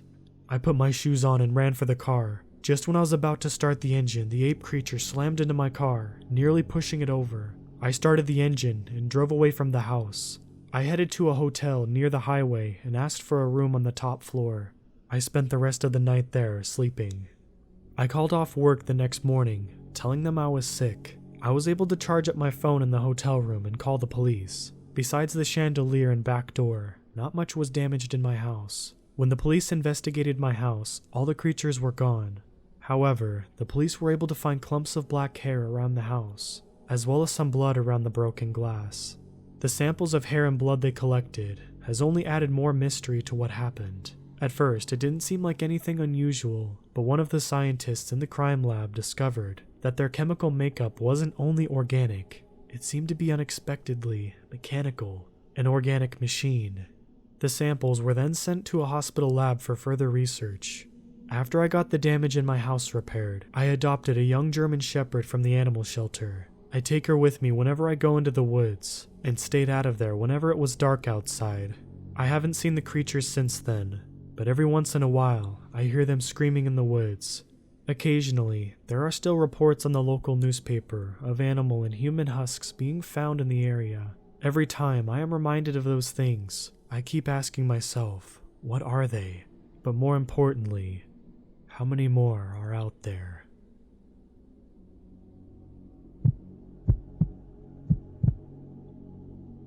I've been working second shift for a couple of years now, and I have to say, it's come with some distinct advantages. The biggest one that I can tell you is that by the time I get off work, most people are home and either asleep or ready to go to sleep. This means my drive home is peaceful, with few drivers to look out for and almost no one to slow me down. But last night, my drive home ended with something I cannot fully explain. I need to give you all a bit of information about my drive home. I live on the outskirts of a mid-sized city. The drive itself is only about 25 minutes. I cut that down to 20 at night when I get to speed home. The most important thing to know is there's lots of fields on both sides of the road for most of my drive. Roadkill is a common sight. Deer were unfortunately the most common. They'd sneak out of the fields trying to cross to the other side, only to be met with a car going a little too fast to stop in time. It's unfortunate, but they would be left on the side of the road with contorted limbs, a bent neck, or gore spilling from their body, sometimes all of the above. A pretty gruesome and violent way to go, but something most people are desensitized to with how common it is. Day by day, the corpse would slowly rot. Each day I would see the decay as I drove by, until that day where it was just gone. I still have no idea where those dead deer go. I just know they sit there for days rotting, and then suddenly they're gone, and the side of the road waits for its next piece of roadkill. Nearly every night as I drove home from work, I would see a doe that would linger on the edge of the field, like she was waiting for her chance to cross. I would also slow down to make sure she didn't do anything stupid. There were a few times she stood in the center of the road and I would just have to lay on my horn to get her to move. I'd figured that I'd see her on the side of the road after a while, hit by some speeding driver. Well, last night I was in a bit of a rush to get home. There was no particular reason for it. Maybe I was just hungry and wanted to get some food in my belly. Or maybe I just wanted to get home and relax. I'm not entirely sure myself, but I found my foot pushing a little too hard on the gas as I sped down the field-lined road, watching as my speedometer crept ever higher. I think by now you have a clear idea of what happened. I slammed into the deer at maximum speed. There was a loud thud and the car shook from the impact. She flipped clear over my car and landed behind me as I pushed my foot down on the brake pedal. I barely kept control of the car until it finally skidded to a stop. My immediate thought was to check and make sure I wasn't injured. I felt fine, other than the jerk forward from braking so hard. There was no reason to be injured. I looked myself over and everything was fine. I shamefully must admit that the next thought was not the deer who lay on the road behind me, but instead it was my car. I took a deep breath and opened my door, stepping out into the dark of night. I moved to the front of the car to inspect the damage. In the dark, it was too difficult to see, but the front bumper and the hood had received damage, though it was nothing catastrophic. I hoped my insurance would cover it as I cursed aloud at the situation. Lastly, I decided to check on the deer. It was immediately clear that she was gone. Her head was bent so far back that it nearly touched her back, and I silently cursed myself for not slowing down and paying more attention. This could have all been avoided. I returned to my car to fetch a pair of gloves from the glove compartment. I wasn't going to touch that thing without some gloves on, but I had to get that deer out of the road so other drivers don't continue to run her over. It was the least I could do, so I grabbed the legs and began to pull the deer off the side of the road. She was heavier than I imagined, but it wasn't far. As I got her to the side of the road, I let go of her legs and noticed something odd. On her side, I could see a pulsating pattern, like the muscle underneath was moving. A death spasm perhaps, or maybe some sort of twitch. It was a violent way to go, so it didn't seem out of the realm of possibility. I watched as it continued, curiously placing my hand on the area and feeling the rumble underneath. But then something happened, and the pulsating grew more rapid, more violent. I removed my hand out of fear as the area began to bulge like something underneath the skin was pressing to get out. I watched the skin bulge, then relax, each time getting bigger, stretching the limits of the deer's skin. My heart rate was skyrocketing, but things were only getting worse. I was backing up now, but I could still see clearly when the skin ripped and out came a red hand, a human hand. I had seen enough. I ran to my car and tried to start it, but I was fumbling with my keys out of nervousness. I started to panic as I got the keys in place and started the car. Looking in the rearview mirror, I could see an entire body emerging from the deer. It had the head of a buck, complete with a set of gigantic antlers. but its body was human, covered in what was left of the deer. It stood on 2 legs, being nearly 8 feet tall by my quick estimation. It wasn't even possible for something like that to fit inside of a deer. I didn't have time to speculate on what it was or how it came to be. I put my car into drive and sped off as it turned around. I kept watch on it through the rearview mirror and saw it get down onto all 4s, and to my horror, it started to run after me. The way it ran on all 4s with a human body was startling. The unnatural creature somehow landed itself to a furious speed.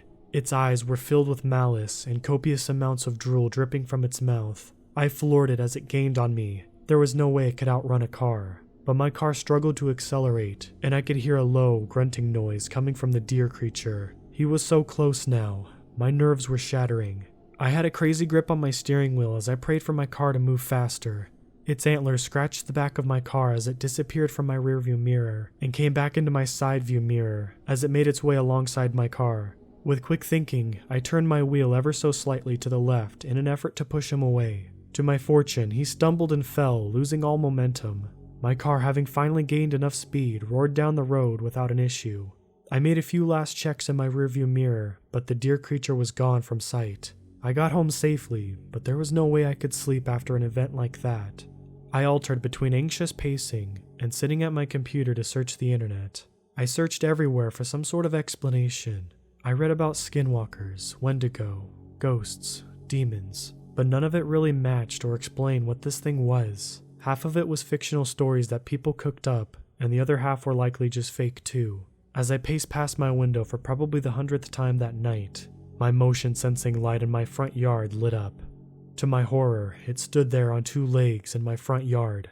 The deer creature arched its head back and forth, almost like it was sniffing the air. I crouched down below the window, and before I knew it, I had found myself lying down on the floor in a fetal position, trying my best not to make any noise. Terrifying thoughts of him catching me and goring me with his antlers ran through my head. I don't know how long I laid there, but I only moved once the sun started to come up. I cautiously checked the front yard, and it was clear. I looked out every window in my house to make sure it wasn't just waiting outside, but I didn't see any sign of it. I tried to convince myself I was delusional. It was all just my imagination, or I was sick, but my car still has the damage from hitting the deer, and scratches all over the back from the thing's antlers. There was no denying that. A quick shower and a change of clothes had me feeling a little more at ease, but my lack of sleep was starting to catch up with me. I had to go to work though, and that meant going back down that road. I could detour around it, but I wanted to see if that deer was still laying on the side of the road. The car started as usual, and I found myself driving to work on autopilot. My thoughts went back to last night's events, and I nearly lost my nerve to keep going, but I reasoned that in the day it would be safe for me to go down that road. Traffic was heavier during the day, and for once I was thankful there would be more people than just me on that road. But when I was approaching the road, I saw multiple police cars with their sirens on. They were blocking off the road. Testing my luck, I rolled down my window as I approached the turn and decided to ask the officer what was going on. "This road closed? Something happened down there?" I asked the officer.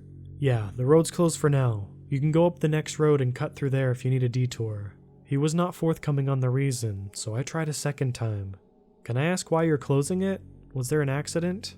Right now, I can't say anything for certain. The policeman looked around before leaning in and speaking softly.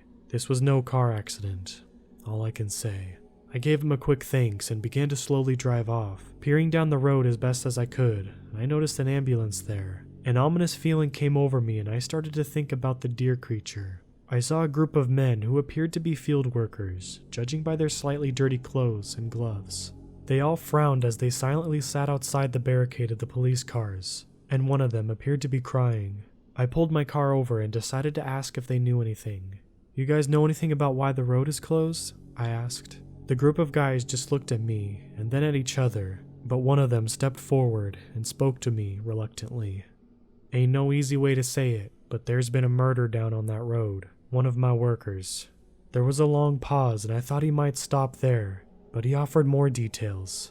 "Well, he usually is the first one here every morning, but this morning we came and found him on the side of the road, gone. Looked like an animal got him. He had holes in him and looked like he had been charged several times, but I ain't ever heard of a buck getting someone." My blood ran cold as he told me this. I shuddered out something about being sorry for their loss and turned around to head home. Whatever that thing is, I can only hope it never finds me again.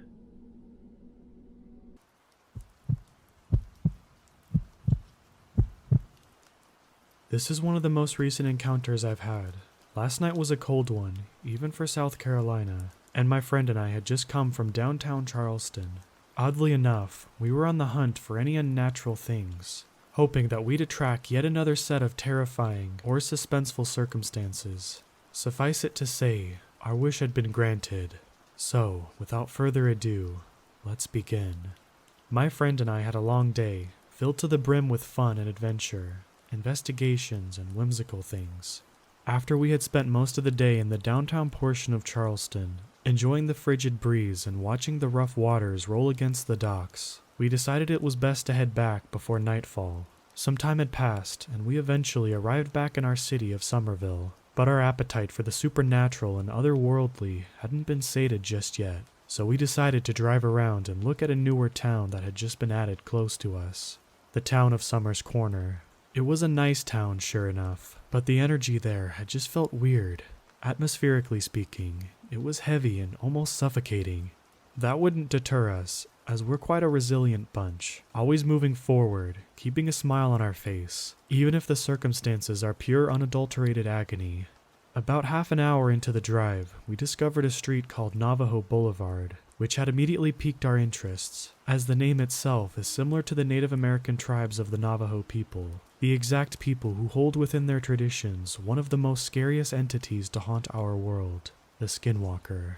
So, we start to drive down the road. It's dark, and the energy there is thicker than the rest of the road. We had our windows down, so we could truly feel the atmosphere and its energy, its vibrancy, and we were not disappointed. Immediately, we felt watched, not by multiple things, but one entity. This thing did not want us there, at all, and we felt it come closer to us. Its presence was intimidating, quite malicious as well, and it put us on edge, our eyes peeled and ourselves readied for whatever might happen next. The night grew quiet, all the noise ceased, and the silence fell around the surrounding area. Where there had been no prior wind before, a heavy gust slammed itself into the side of my car and nearly shoved it off its left side. That's when we knew this was no mere entity. Just then, we saw a face in the front of our flickering headlights, grotesque, reddened with malice and spiteful things. Its eyes, as pale and silver as the moon, gazed into our souls, sending nothing but fear throughout our entire bodies. We were motionless now, ourselves shrinking into our seats as this abomination grew closer and manifested more into view. It unhinged its jaw and let out a horrific scream, much like from the first one I heard, of a dog's bark, a goat's bleat, and additionally, a fox's scream and an eagle's soaring screech. Enough was enough. I put the car into reverse and we drove the hell out of there. Unfortunately, the feeling was only intensified as we got back onto the road and sped away. The intensity and dread grew ever more as it gained speed.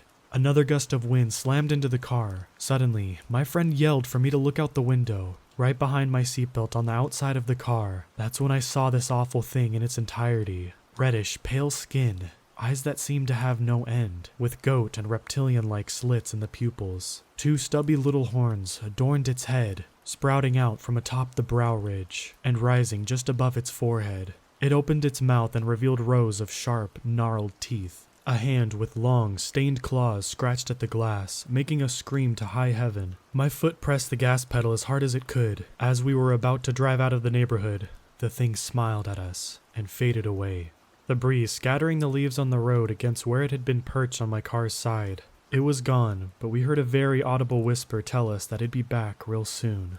Then it was quiet again, the heavy energy subsiding and gaining some neutrality as the night dragged on.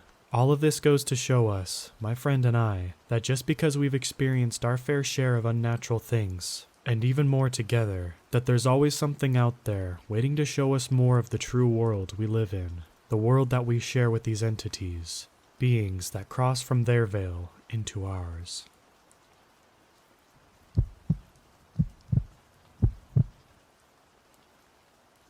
So I used to live in northern Arizona, in a town called Page. The town is on Lake Powell and nearby Horseshoe Bend, which are both massive tourist attractions recently. It also happens to border the Navajo Reservation and has a population that is majority native.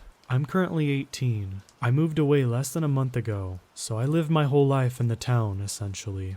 I have heard stories, many stories from my friends, their parents as well, but these two stories are my actual experiences. The first story happened a year and a half ago. Since Page is a 60-mile drive from the next closest town, the nearby area is very popular among locals for jackrabbit, coyote, and bobcat hunting. This particular day, I was out on my own, pretty far back on some local dirt trails. Pretty recently after, I started hunting myself. My target was coyotes. This was before I had a call, so I had to look for them or bait them. And my firearm was a Springfield Saint AR-15, loaded with American Eagle 55 grain AP shells. Which, yes, is an important detail. It was probably around noon, and I had wandered down into the wash that ran up into and across the bottom of one of the sandstone cliff sides of the area.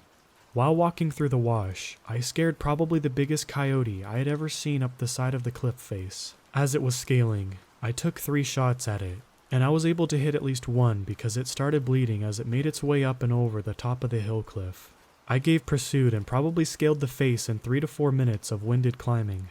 At the top, the cliff turned into a flat mesa, covered by shrubs and dried up bushes, probably about knee-high at most, with no coyote in sight. I started to follow the blood trail. After about 20 minutes of following, I was confused and somewhat concerned. The trail was still thick. Too much was being spilt to allow the coyote to continue in a straight sprint for that long, and I was hunting with the round that would drop a mountain lion in its tracks.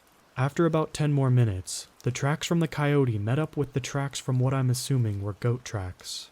This is where I turned and got the hell out of there. Both of the tracks were recent, deep, and the sand was still loose enough to fall when I kneeled down to take a look at them. The tracks split from each other, the coyotes going far off to the left, and the goats going to the right. The blood trail, though, no longer followed the tracks of the coyote, but instead indicated that the goat had been shot. The tracks led down into another wash, known in the area for being bad news, so I got back to my truck fast after that. The second story took place near the outskirts of town, and has a video that comes with it. My friends and I were out around 10 at night, near one of the local jogging trails. At the edge of one of these trails, a storm drain tunnel sticks out. We used to joke about skinwalkers using it to hide from joggers or bikers, but had never paid it much attention. This night, though, we decided to go into the storm drain to see for ourselves. I, of course, was the first one in, and had 5 people behind me. We were probably 300 feet in when I heard what sounded like claws scraping against the concrete ahead of me. I could only see about 50 feet in front of me with my light, so I shushed everyone behind me. As soon as we got quiet, a moan resonates through the tunnel. I had never backtracked on all 4s so fast in my life. The storm drain leads to a nearby road, which the people who were too scared to go into the tunnel were looking at, but they were not on the road or anywhere near the opening of the road, and were taking Snapchats at the time of the noise, showing us that 1, it wasn't them, and 2, there were no cars on the road at the time. I can't prove these were skinwalkers, but they definitely weren't any person or animal I've ever encountered in my lifetime. Here's the video.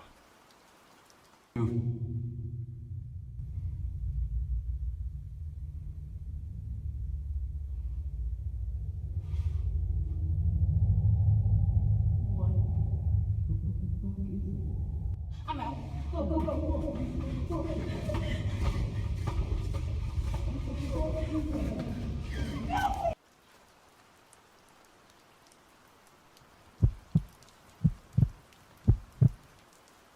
To start this off, I wanted to give some background information. I'm 14, female, and half Navajo. I've never been on the res, and my mom and grandma never told me about these things. I'm pretty small and rabbit-like with how I act. Pretty much everything scares me, but given the chance, I won't hesitate to break someone's jaw. My girlfriend is 16 and mostly Russian. She usually puts herself in front of me to try to protect me if need be. These are important later on in the story. In my town, there's a plot of land that I believe that may have once been a golf course. I go to this plot of land with my girlfriend, we'll call her Casey, and my friends. This piece of land has become overgrown after no attention for a few decades, and is almost a plot of woods. It has long grass, vines, bushes, and trees. It's always full of life too. Rabbits and squirrels in the spring and summer, deer, foxes, and raccoons in the fall and winter, and it always has blue jays everywhere. It was a really beautiful sight all year long. We call this plot of land Wonderland. Flanking Wonderland is a set of abandoned train tracks that goes all the way through the town. We call this the Deer Trail because we see loads of deer all along it every fall. In Wonderland, there's a small shed alongside one of the deer trails that we call the Devil's Toy Box, which overlooks the majority of Wonderland because of where it sits. Up on the hill is a circle of trees that we call the Ark, because we're big fans of marble hornets and needed a name for it. So hopefully this sets the scene for you. Again, all important later on. This happened sometime 2 years ago. It was about a week before Halloween and I was walking home from school. Casey didn't join me like she usually did because she was sick that day, so it was just me. The way I walk home usually takes me down an alleyway near Wonderland, so I figured I'd stop in Devil's Toy Box to rest. I popped down inside and sat my stuff down as well. I took a moment to look around Wonderland to enjoy the beautiful fall colors being lit up by the sun. Up on the hill, emerging from the Ark, was a massive buck with these huge antlers. I just started to awe at the size of it. All at once, all of the blue jays stopped chirping, and the sun disappeared behind the clouds. There was a distinguishing stench in the air that I can only describe as burnt hair mixed with old dog crap. It was completely awful. I gagged and struggled not to throw up while the deer snapped its head and looked at me. The movement was all wrong. Its head and neck moved, but the rest of it stayed completely still and rigid, kind of like a statue. I studied the buck further and saw its skin was loose and seemed to be just draped over its body. I also started to realize that it was bone thin, and I could see its ribs. Its eyes weren't the dark eyes of a deer. They were strangely human and bright yellow. As I grabbed my book bag and prepared to book it out of there, the thing stood up on its hind legs. I know that deer can stand on their back legs to get a better look around, but I do know they can't walk for very long and sure as hell know they can't run like that. It started running at me. I heard an ear-piercing shriek that gives me chills to this day. It sounded like an infant's crying with a grown man's baritone screaming underneath, and it was all distorted. I threw my book bag over my shoulder and started running as fast as I could down the deer trail. I could hear its hoof steps behind me. When I got about halfway down, I turned around to see if it was still following me. It was standing at the edge of the deer trail and just staring at me with those evil, evil eyes. I burned sage and smudged myself in my room as soon as I got home. My room smelled for a week. The next day, Casey was back at school. As we were walking home, she noticed a set of deep deer hoof prints in the dirt next to the deer trail. "Kate," she said as she looked from me to the hoof prints and back. "What are these?" I explained what happened the day before. As I talked, I could see her eyes growing wide. "Let's go." She grabbed my hand and pulled me along the tracks. The next time we went there, we brought sage bundles and other cleansing stuff. We haven't seen anything like that again after that. But the fact that something as evil as that thing was in a place of such serenity gives me chills.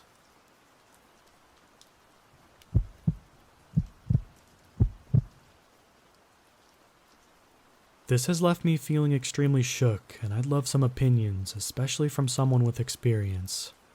Last year, I had a very strange experience in the National Forest out in California. I was by myself on a road trip with my dog, and I was driving pretty far into the Mendocino National Forest. I like to camp in national parks and forests because it's isolated, so my dog can roam, and they're free of charge. A trade-off for the sketchy rough drives into the park sometimes, and a lack of service assistance. Anyway, I was driving up this dirt road, kind of curling up the mountain, maybe around 5 p.m. It was very nice out, sunny and warm with a light breeze. Nothing serious happened, but I felt extremely uncomfortable driving into the area, and that feeling didn't let up. Driving up the mountain, I felt like I shouldn't stay there, and I even texted my boyfriend about it for as long as I could before my phone completely lost service. I was looking around for a sign of another person having been around the area lately, but didn't see anything. I pulled over and got out of my car with my dog and looked over the edge, and noticed a dead squirrel and some broken glass mixed in with the dirt and gravel road. Yuka, my dog, starts growling slightly. She's vocal, but I've almost only ever seen her growl at other dogs. I did see her growl at a possum once, so it could be something she smelt, maybe. This place continued to make me feel quite on edge, but but I pride myself on being an independent traveler and backpacker, so I decided to continue at least a bit further with my grumbling pup to see if I could find a good place to camp. I continue to notice more dead animals. Keep in mind, no one is going more than 5 or 10 miles an hour up this thing, and that's if there's anyone up there. I hear men's voices. They sound close and I think I should call out to them. So I stop my car, but then I kind of freeze up and feel like I shouldn't. I can't really make out what they're asking. I don't see any sign of people anywhere, and I get back into my car and continue to slowly drive forward and cautiously look for where the voices could be heard from. I've never ran into other people in the national park or forest when I've gone this deep in. The unsettling feeling grows about the voices, which have sort of come and gone a few times, and I give up and begin to turn my car around. I honestly don't remember how Yuka was acting on the way down. I was scared and focused on getting out of there. I just distinctly remember being surprised at her grumbling when we were standing outside of my car. Kind of dangerously, I quickly went down the mountain and not seeing any sign of anyone. I decided to spring for luxury and get a hotel for the night. I figured I was just fine. Huge and open spaces can be intimidating, I told myself, and the voices could have been echoing from somewhere off in the distance, and they just sounded close. Animals die, glass gets broken, nothing happened. Cool. But I remember this place. It sticks with me. Whenever I'm watching scary movies, if I'm walking my dog in the woods at night, nothing compares to that feeling I had driving up in the mountain, and it's honestly kind of interesting to me, as well as frightening. I recently happened across some information as well as some Native American lore that made me extremely uneasy. Fast forward a year, I mentioned this place to a few people, and the haunting vibes it gave me, but nothing much more. I googled the national park once and didn't see anything, but didn't look much either. I like scary movies and things of that nature, hence my fascination in this little event. So my boyfriend and I were coming up on finishing our road trip just yesterday. We were in Wyoming for a wedding. There were only 2 to 3 hours left and the sun had to set, so we decided to listen to some scary podcasts and YouTube videos. We went from No Sleep podcast to X-Files and ended up on True Stories video dealing with the Native American lore. I'm half paying attention, petting my dog, playing Pokemon on an emulator, and I hear the narrator mention skinwalkers and wendigos.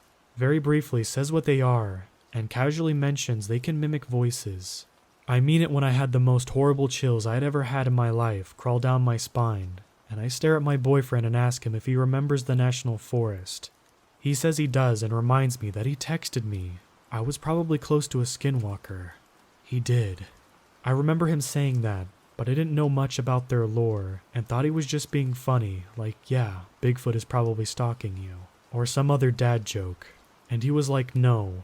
I mean, I was mostly joking, but I said it specifically because you said you were hearing voices that you couldn't find a trace of. I feel strange and I start Googling skinwalkers, etc. They are allegedly able to mimic human voices, and they would live in that sort of area. It all matched up. Obviously, there's a ton of questionable information out there, but I tried to find more reputable websites and authentic experiences. I then specifically looked up missing persons in the area, and the first headline that catches my eye is, "Another family goes missing in Mendocino." And I went through different websites and news articles of people going missing, but they are all a little hidden underneath the national park websites and pictures of trees. I remember looking up the forest about a year ago and didn't see anything and realized these stories didn't seem to be talked about much, which also piqued my intuition. It is also stated that well over 100 people in the past 8 years have gone missing and have not been found, on top of many which are found dead. It just has my intuition super spiked. Remembering how unsafe I felt and how much I wanted to get out of there terrifies me. And I felt so uneasy about what I was hearing, and do to this day. My dog and I are very close. She was a stray that started following me one day, and I ended up bringing her home from Costa Rica. So her little growls along the way makes me feel like there was something wrong. Even though it was just a storytelling video, those stories originate from somewhere. I have done a lot of solo traveling both in and out of the country, and I have never had such a bad feeling. On top of seeing an unnecessary amount of dead animals in national forests, which just seems strange. I don't think I'll be doing more solo traveling, unless it's around civilization.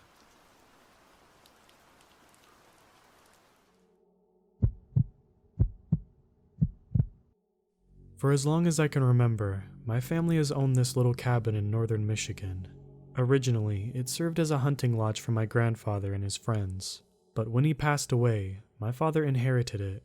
We spent many weekends there over the years, but once my brother and I left home, the place was used less and less.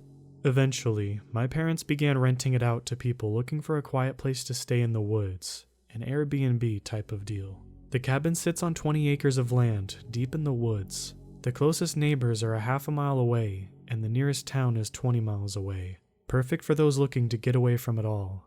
They've been renting this place out for years with no problems at all, until last winter, that is. Last December, a couple requested to book the cabin for a week. My dad doesn't like to rent the place out in the winter, mostly because it's heated by a wood-burning stove that requires a ton of wood to be chopped in preparation. And also, he has to pay someone to come and plow all of the snow, so it can be pricey. The couple, a wealthy doctor and his wife, said that they'd pay triple if they had to. All of the other places they had tried were booked through the holidays, and it was the week of their anniversary. My dad reluctantly agreed and made the necessary calls to get the place opened up. He called me on December 20th and asked if I could drive up to the cabin. It was only about 45 minutes from where I was staying at the time, and meet with the couple, let them in, show them around, etc. He had come down with the flu and couldn't make it, so I said I would. As I drove down to the cabin's long drive the next afternoon, a winter storm advisory was going on the radio. Roads were clear for now, but there would be 24 to 30 inches of snow by the next afternoon. A record-breaking snowstorm for the area, according to a meteorologist. I felt a little uneasy, and I decided to give the couple the opportunity to back out with a full refund if they wanted. With the storm coming, I didn't think it would be wise for them to stay stranded up there alone, especially since cell phone signal in those parts is for the most part non-existent, and plows can take a few days to get the roads back. When I reached the cabin, I saw a shiny black Mustang parked out front, and felt a sense of dread that I could hardly describe or make sense of. I had the sudden urge to tell these people that the deal was off, and that they needed to go somewhere, anywhere else. Instead, I parked my car, got out, and walked over to greet them. I could tell that they weren't from this area as soon as I saw them. The man was wearing an expensive-looking suit, and the woman had on a fur coat and designer heels. Not exactly proper winter gear for the climate. "Hi, Claire Lane? My dad is the one who owns this place. I believe you spoke to him?" I said as I stuck my hand out to shake the man's and then the woman's. "Yes," the man said, looking over me. "We really appreciate him agreeing to let us stay in such short notice." He paused. "Of course, I'll make it worth his while." As the man whom I came to know as Dr. Grant Oswald and I went over the details of their stay, Mrs. Oswald came up the porch steps and walked over to the window, peering inside. "This place is perfect, Grant," she called over happily. "It's even better than the pictures." Grant looked at me and smiled. I took them inside and we walked through the front door. I breathed a small sigh of relief. The wood burner was going in the far corner of the living room, and the place was nice and warm. My dad's friend Jimmy from down the road had already been by and gotten the wood chopped and the fire started. That was one less thing for me to worry about. I showed them around, gave them a little history on the place. They seemed like nice enough people, but I still had that nagging feeling telling me that they shouldn't be there. Before I left, I gave them their out. "Look, I don't know if you guys know this or not, but there's a storm coming. It's expected to drop a couple feet of snow, and you're a long way from any kind of help if something were to happen. If the weather is bad enough, it might be a while for anyone to come and plow you out. I'm not sure if it's a good idea for you to stay here given the circumstances." I stared at them carefully as I said this, and saw what looked like an expression of fear or concern flash across Mrs. Oswald's face. "We'll be fine," Grant assured me with a good-natured grin. "We've brought enough food and supplies to last a week, and it looks like there's enough wood out there to heat this place for a whole month, if need be. Okay, but if you find yourselves needing anything, there's an old CB radio in the back bedroom upstairs. Most of the old-timers around here have them. You might be able to reach somebody that way. We do have our cell phones," Miss Oswald laughed. "They won't do you much good up here," I told her. At this, they both pulled out their phones and looked at them. No bars. As I left there that day, that gut feeling refused to subside, but I convinced myself that I was just being paranoid, and I continued on home. Part 2. It had been 5 days since the Oswalds had checked into their cabin, and every night since, I had been plagued with strange nightmares. It was the same one every time. It started with me driving down the long driveway to the cabin. I'd get out of my truck, and that's when I'd see paw prints. Thousands of huge, nasty paw prints all around the property, leading up to the porch steps to the cabin's wide open door. The door would then slam shut, and I would wake up drenched in a cold sweat, unable to shake that dreadful feeling. I decided that enough was enough. I would drive to the cabin that day and check on the Oswalds. Prove to myself that this whole thing was just some weird reaction to the stress I had been under lately, with school and my new job. The ride up wasn't bad. The storm had dropped a solid 22 inches, but the plows had been out full force for the last 2 days, so the main roads were mostly clear. I called Jimmy and asked if the back roads had been cleared. He said they had. So far, so good. I told him about the plans of me going to check on the Oswalds, but left out the parts about the nightmares and the strange intuitions. I didn't want to make myself look crazy if this turned out to be nothing. He said that I was more than welcome to stop by and have dinner with him and his wife, Maureen, when I was finished, and I said that I would. It was nearly 5 p.m. when I arrived at the cabin. The first thing that I noticed was that, despite the fact that the sun had nearly set, all of the lights were off inside. I put my truck in 4-wheel drive and pulled up next to the black Mustang, which was now partially buried in the snowdrift. As I approached it, I noticed a second odd thing. The driver's side door was wide open, but when I looked inside, I saw the keys were dangling from the ignition. There was snow inside, piled on the seat and the floor, so I knew it had been there like that for a while. As I walked around toward the porch, I saw the paw prints. My body ran cold. I stood there for a minute, just listening, but there was only silence. I walked up the porch steps. The snow was knee-deep, and I could feel it soaking through my jeans. I could see the door was slightly ajar, so I quickly shoved it open with my foot and went inside. The house was ice cold. The wood burner held nothing but old ashes, and I knew that the fire had been out for at least a day or two. "Dr. Oswald?" I called out. "Mrs. Oswald? Is anyone here?" Silence. I went to the hall closet, where my parents kept all of our old yard games and sports equipment, and grabbed the baseball bat that had once belonged to my brother. I didn't know what, if anything, I might encounter, but there was a huge part of me that had to get to the bottom of it. I turned on the living room light and looked around. The first thing that I saw was a large, overstuffed sofa where my brother and I had spent our rainy days watching movies, had been completely torn to shreds. Stuffing, bits of fabric and splinters from its wooden frame were scattered around the room. I treaded quietly into the kitchen and noticed it had been trashed too. The dining table was on its side, and there was what looked like teeth marks on the legs. The chairs had been torn to pieces, and the refrigerator was wide open. Half-eaten food and empty wrappers surrounding it. This was really, really bad. I knew at this point that I had 2 choices. I could go upstairs and check the bedrooms, or I could run outside, jump in my truck, and get the hell out of there and let the police handle the rest. For whatever reason, I felt this overwhelming urge to go upstairs, so that's what I did. When I got on top of the stairs, I caught a whiff of something rancid and instantly recognized it as the unforgettable smell of decay. I peered into the first bedroom and saw nothing out of the ordinary. When I looked into the second bedroom was when I saw it. A leg. It was on the floor beside the bed. It was completely stripped of muscle except the foot, which was somehow intact. I figured it belonged to Mrs. Oswald because the toenails were painted bright red. I stifled a scream and ran for the stairs. My curiosity had officially ran out, and all I wanted was to get out of there. As I rounded the corner and put my foot on the first step, I heard a loud crash that came from downstairs. I stood at the top of the stairs and stared down. I saw a large shadow pass the light that was coming from the kitchen. I then heard a growl. It didn't sound like any animal I had ever heard, and it filled me with a kind of terror I haven't felt before or since. I ran down the hall into the third bedroom. That room belonged to my parents. I shut the door as quietly as I could and locked it. When I turned around, I saw Dr. Oswald, or what was left of him anyway.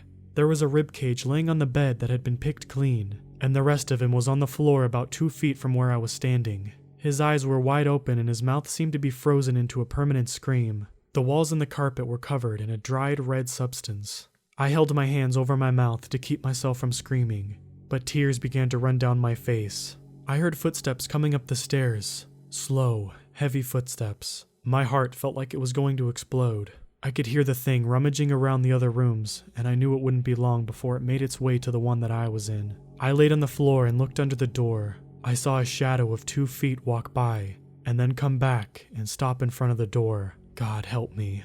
Whatever was on the other side of the door started sniffling, like a dog does when it's caught an interesting scent. I gripped the baseball bat in both hands, but now doubted it would do me any good. I had a moment of clarity and remembered the CB radio. It was on the floor behind me. It looked as if Dr. Oswald had tried to use it. I clicked on it and grabbed the microphone. "Hello? I don't know if anyone is listening right now, but I need help," I pleaded, just above a whisper. There was no response. "Please, if anyone can hear me, I'm at the Lane cabin on mile 7. Something terrible has happened. I need help sent right away." I shrieked into the mic desperately. There was no doubt that the thing outside had heard me. It began clawing at the door frantically, and I could hear splinters of wood hitting the floor outside. I knew it wouldn't be long before that thing broke through.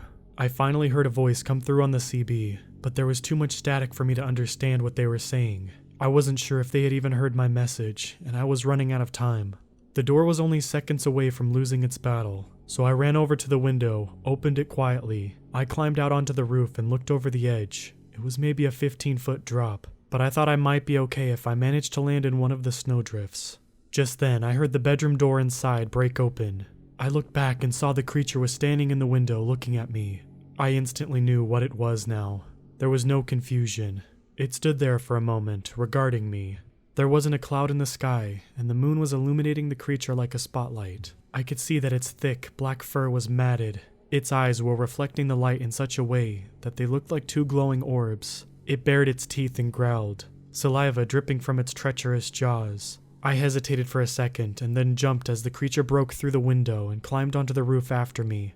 I hit the ground hard and struggled to my feet. I heard the creature jump down after me a moment later. I was feeling its hot breath on the back of my neck. It grabbed the back of my coat and yanked me towards it. My feet left the ground and I knew it was all over for me. Then I heard a shot. The creature let out a yelp and fell to the ground, bringing me down with it. It clumsily raced to its feet and ran into the woods. The person who had fired the first shot fired 2 more after it, but they both missed. The creature disappeared into the darkness, leaving a trail of a thick black substance in its wake. A second later, there was a long, ear-splitting howl that echoed through the forest, and then silence. "Claire," a voice said. "Are you all right?" It was Jimmy. "It's real," I said quietly, feeling almost a state of shock. "It's really real." "Sure it is," he said. "Now let's get the hell out of here before it decides to come back. I wounded it, but they heal fast. This is the last night of the full moon. Once morning hits, it will return to whatever the hell it came from, at least for a while." I thought it was a dumb campfire story that old-timers told us to scare the kids. "All stories start from a bit of truth," he said gently. He offered me his hand and helped me up off the ground. "Come on, you can ride with me back to my place and stay with Maureen and I for the night. We'll be safe there." "But the people who were staying there, I began to sob. "I'll call it down to the station in the morning. I don't want anyone else coming here right now, not until morning." I stared out the window as we drove. Neither of us said a word. The nursery rhyme from my childhood played in my head again and again, threatening to drive me mad. "Every 7 years in the full moon's light, there comes a dog who walks upright. Unlucky souls who cross its trail never live to tell the tale." Part 3. The police listed the cause of death for the Oswalds as an animal attack, and I guess they weren't entirely wrong. Jimmy and I didn't bother correcting them. Sheriff McCoy knew the truth as well as we did. The deep woods hold secrets only the locals understand.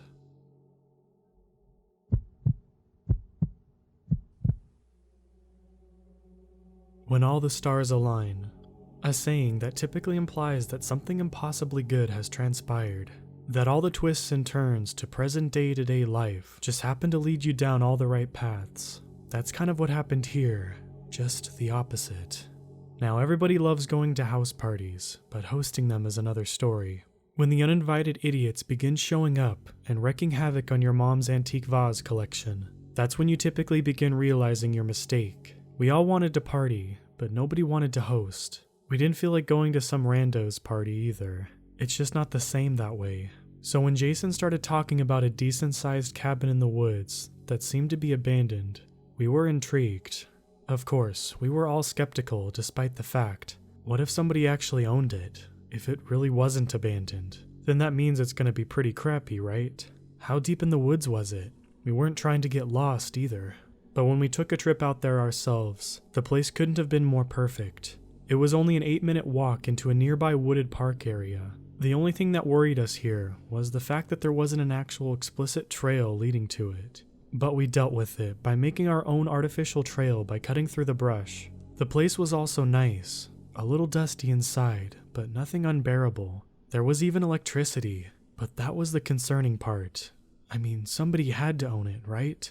Even so, Jason claimed that he hadn't seen anybody enter or leave during the times he'd come across it. In fact, the door was always unlocked. It was still hard to take his word for it, obviously. The whole situation seemed a bit strange, but since we were idiotic teenagers, we underestimated just how strange things could really get. We didn't simply leave it at that. We decided to scout the place over the course of the week, in an attempt to determine whether or not it was truly abandoned. Sure enough, a week passed and nothing interesting happened. Nobody even approached the place. However, this brought up a frightening possibility that somebody was already living in there. This idea was somehow combated by the fact that we've already entered this place a few times and caused a reasonable ruckus, so it would have made sense that the owner, if they were there, would have confronted us already. In any case, it was still cause for concern. We argued about how to deal with this, eventually deciding that somebody simply had to go in and do a sweep of all the rooms. The conventional response was something along the lines of, "Screw that, I don't want to run into some weird guy in there." But we eventually managed to convince each other to go. During the middle of the day, 5 of us went in together, and it turns out every room was empty. Well, except for one. The door to what had to a closet of some sort was locked, so we ignored it. Rookie mistake, I know. There were a few particular things about the house itself, though. 1. There was only one painting framed up, which looked to be some kind of shadowy figure standing outside a window. 2. There was a straight-up hole that was about 2 inches in diameter in the basement. We tried looking down into it, but it was just darkness. 3. There was a heavy locked box in one of the rooms upstairs. Contents obviously unknown. In the same room, there was also an older, banged-up Android phone, which was out of battery. 4. The TV worked, but there was only one obscure channel, which was just constant footage of a faint light illuminating what appeared to be a wall and a bedpost. 5. And finally, there was a rocking chair in the living room that was stuck tight to the ground. Reasonable people would have considered these circumstances and noped out of there on the spot, but as I've already established, we were dumb kids trying to get our party on. Nothing was stopping us. We scouted the house for a few more days before finally making our move. We each called up numerous mutual friends, informing them about the plan. They were excited, of course. We were all excited. We planned on having about 20 people in total, if we had slivers of common sense after all. We didn't want to invite hundreds and risk causing a forest fire or something. The day that the party was supposed to take place, we got there early and began setting everything up, which was basically just music, chips, and beer. A good party is bare bones, after all. No need for a disco ball and a buffet, just alcohol and good company. We also tried hooking up an Xbox to the TV, but we couldn't get it to work. The channel stayed the same, no matter what we did. Although in retrospect, I did notice that the lights seemed to be getting brighter. We told everyone to come around 8 p.m., and we finished setting everything up around 7. Since we had an hour to waste with just the 5 of us, we cracked open some beers and got the night started. At some point, our buddy Boris brought out something that looked like a Ouija board. "Come on, man, we gotta try it," he said, sounding excited. The only other person on board with the idea was Max, so we let them go at it while the rest of us continued getting intoxicated. About 10 minutes later, Jason went to the washroom, leaving Chris and I alone. We looked over at the particular rocking chair. "What's the point of this sticking to the ground?" Chris said. He walked over and peered down. "Is it glue or something? Can't tell." He inspected it for a few more minutes before getting into the chair himself and rocking back and forth. "Man, I haven't been in one of these things in a while." And then his face dropped. We both came to the same realization simultaneously. He got off the chair, and it immediately stopped moving. He tried moving it again while standing. It wouldn't budge. His face contorted in confusion. "What?" "Oh, come on. Max's outburst interrupted our thoughts. We looked over watching as he held the Ouija board. "What kind of board is this?" he said. "It's not even in English." I took a look at it myself, and he was right. On first glance, the characters appeared to be letters of the alphabet, but all of them were slightly off. For example, the A had 2 lines through it. I swear, it was fine when I brought it. Boris looked at the board, his face also supporting confusion. "Well, where'd you buy it?" Max asked. "At some moving away sale, $3. "Guys," I said as I checked the time on my phone. "It's 8:40. Where the hell is everybody?" They all looked up, checking their phones as well. "All right," Max said. "I'm gonna call Erin to see where she's at." He dialed the number and walked into the kitchen while the 3 of us stood still, a vague dread looming over us. I looked at the stationary chair and shivered. As far as I was concerned, alcohol didn't cause hallucinations. Jason came back into the room, now holding up a book. "Check this out," he said, opening it up. It looked comparable to a children's pop-up book, with crudely drawn animals and trees materializing themselves on top of the pages. "What about it?" Chris asked. "Look," Jason said, pointing at the space between 2 trees. I squinted to make out what appeared to be a large, gray hand coming out of the dark woods, grabbing onto the branch. "Dude, what the hell?" Chris said, staring at the bizarre detail. "Alright, this doesn't make any sense." Max stormed back into the room. Erin said that she arrived 20 minutes ago, and then she let out a weird laugh and hung up. Before we could even react to that, Boris spoke up. Guys," he said in a shaky voice. "I can't move my hand." His hand was firmly planted on the board. "Quit messing around," Max said, somewhat angrily. "I'm serious, man," Boris responded, his voice increasingly frantic. "I can't deal with this right now," Chris said, pacing back in the room. I was feeling something similar. There were too many things happening simultaneously, too many storylines to follow. It was frustrating, and as if things couldn't get any worse, I glanced over at the television, which had been on the entire time. The light had illuminated further, revealing the source of it to be a candle, but it revealed something else as well. A hand dangling over a bed, but it was interrupted again by Boris. He was still screaming about the board. We looked over, watching as his finger moved over across the letters. "What?" Max shouted, slapping the board out of his hands, or at least that's what he tried to do. Just like the chair on the floor, Boris's hand was actually stuck. Max staggered back, shocked at the sight. "This can't be happening," he muttered. His phone suddenly rang, and he quickly answered it. "Hello?" A faint chattering could be heard on the other line. As he listened, his face grew paler and paler. He put the phone down, and a few seconds later, it was Erin. She said that everyone's in the attic, that we should join them up there. "Does this place even have an attic?" Chris shouted. Boris breathed a sigh of relief as he finally managed to unstick his hand from the board. That was weird. It spelt out a message, right? "What was it?" I asked him. "Yeah, I wasn't paying attention. Too busy freaking out," he responded. "This is pretty weird," Jason muttered, his eyes still glued on the pop-up book. Maybe these were just side effects of some bad alcohol, I thought to myself, despite the fact that I felt effectively sober. In hindsight, that was simply a delusion spurred on by the chain of unexplainable events. "Where did Max go?" Boris spoke up. We looked around, and sure enough, he was absent. For a while, nobody spoke. We were nearing our tipping point with all the madness going on, after all. "All right," Chris said. "You've heard the stories, right? Carbon monoxide makes you loopy. You see things that aren't really happening. If that's the case, then we need to get out of here." "What?" I responded. "How does that explain?" But before I finished my sentence, he hightailed it past me, right into the front door. I went after, screaming at him to get back. He ran all the way to the edge of the trees before stopping. "Look, man, if it was gas, I think we would be gone by now." I called after him, but then something caught my eye. Something between the trees. A large gray hand coming out from the dark woods. I raised my voice, ready to yell at him to get back, but he was snatched away before I could even mutter a word.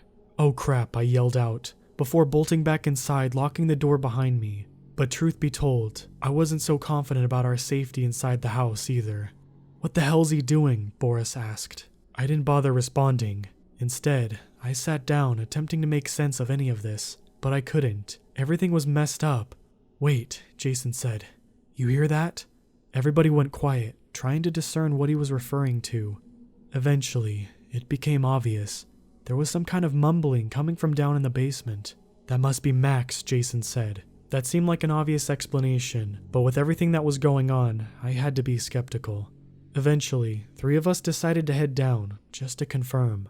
Sure enough, Max was there, mumbling while kneeling down. He was also transfixed, staring into the hole in the floor. I approached him and strained my ears, trying to figure out what he was saying. Yeah, okay, I'll get him. I will. They're right behind me. I'll do it now. Oh crap, I thought to myself. Out of all of us that could have gotten possessed, it had to be the guy who practiced kickboxing. Max turned around and I winced upon seeing his eyes rolled all the way back, now displaying nothing but white. I tried running back upstairs, but he charged me, sweeping my legs. What the hell are you doing? Boris yelled at him, but his words didn't register. Max rushed at him as well, before delivering a devastating kick to the ribs. Oh crap, Jason stammered out as he squared himself up. That turned out to be a bad move, as he was dropped in a single punch. I look over at the hole, which now had an eyeball stalk coming out of it. The sight of that put my fight-or-flight response into overdrive. While he was distracted, I kicked Max's legs, causing him to stumble. I lifted myself up before beelining up the stairs. I could hear Jason and Boris following close behind. Once the 3 of us got up, we blocked the door with a couch. As Max began trying to tear it down moments later, we decided that enough was enough. Let's get out of this place, I said. Nobody argued with the proposition, so we packed up what we could and ran for the door. But things wouldn't be that simple. As I was about to begin sprinting, I noticed the painting from earlier, the one with the shadowy figure stalking a window. Oh, please don't, I thought. My eyes began moving towards the only window in the living room. Sure enough, the shadow man was right there, staring at me. A dark body with 2 bright white eyes. What are you doing, man? Let's go, Jason said, holding his nose, which was gushing. I gestured toward the window in response. Moments later, Max's arm burst through the door. Well, I'll take my chances anyway, Boris said, pushing past me, heading right out the door.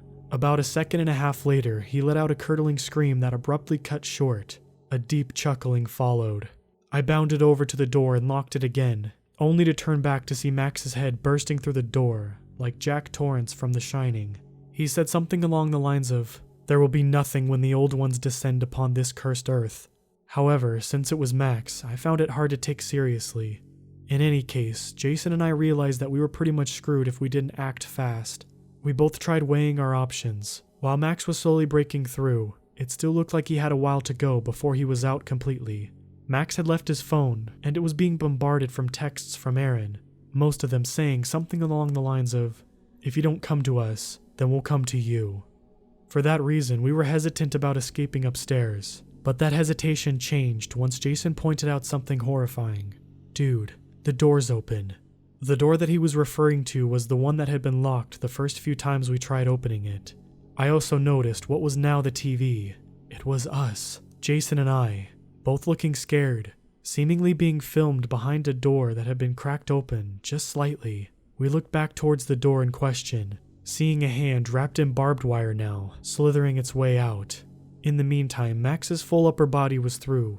We didn't want to go upstairs, but that choice evidently wasn't up to us. We sprinted towards and up the stairs, locking and pushing a bed up against the door. Our logic operated off of the idea that if the couch couldn't hold Max back, then a bed would, right? Luckily for us, there wasn't some additional demon waiting for us. However, we did happen to be in the room that contained the phone and the locked box. And that's where we've been ever since. I think we got a bit lucky though. It sounded like Max and whatever had been hiding in the locked room came out at the same time and became preoccupied with each other. I called the cops just before getting out my phone and typing this out.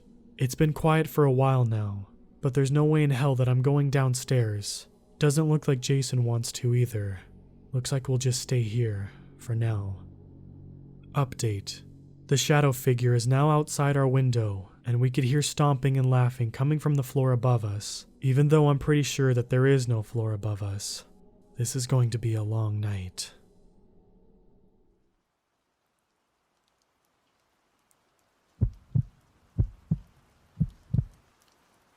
I used to love going for night drives, but I never want to do it again.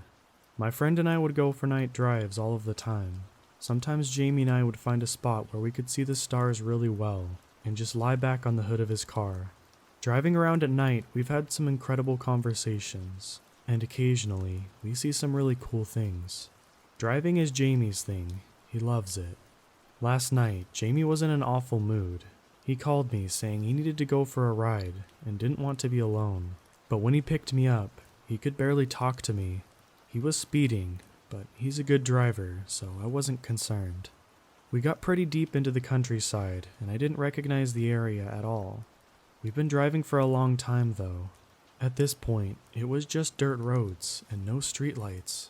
I suggested we go back, but Jamie says he couldn't go home right now, so we kept going. A while later, we were driving through the wooded area, and Jamie pulled over to announce he had to go to the bathroom. "Don't go too far," I told him.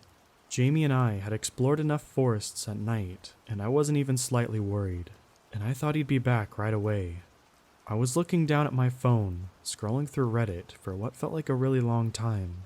I looked up to see if I could see Jamie heading back, and I thought I saw a person standing straight ahead, about 20 feet in front of me.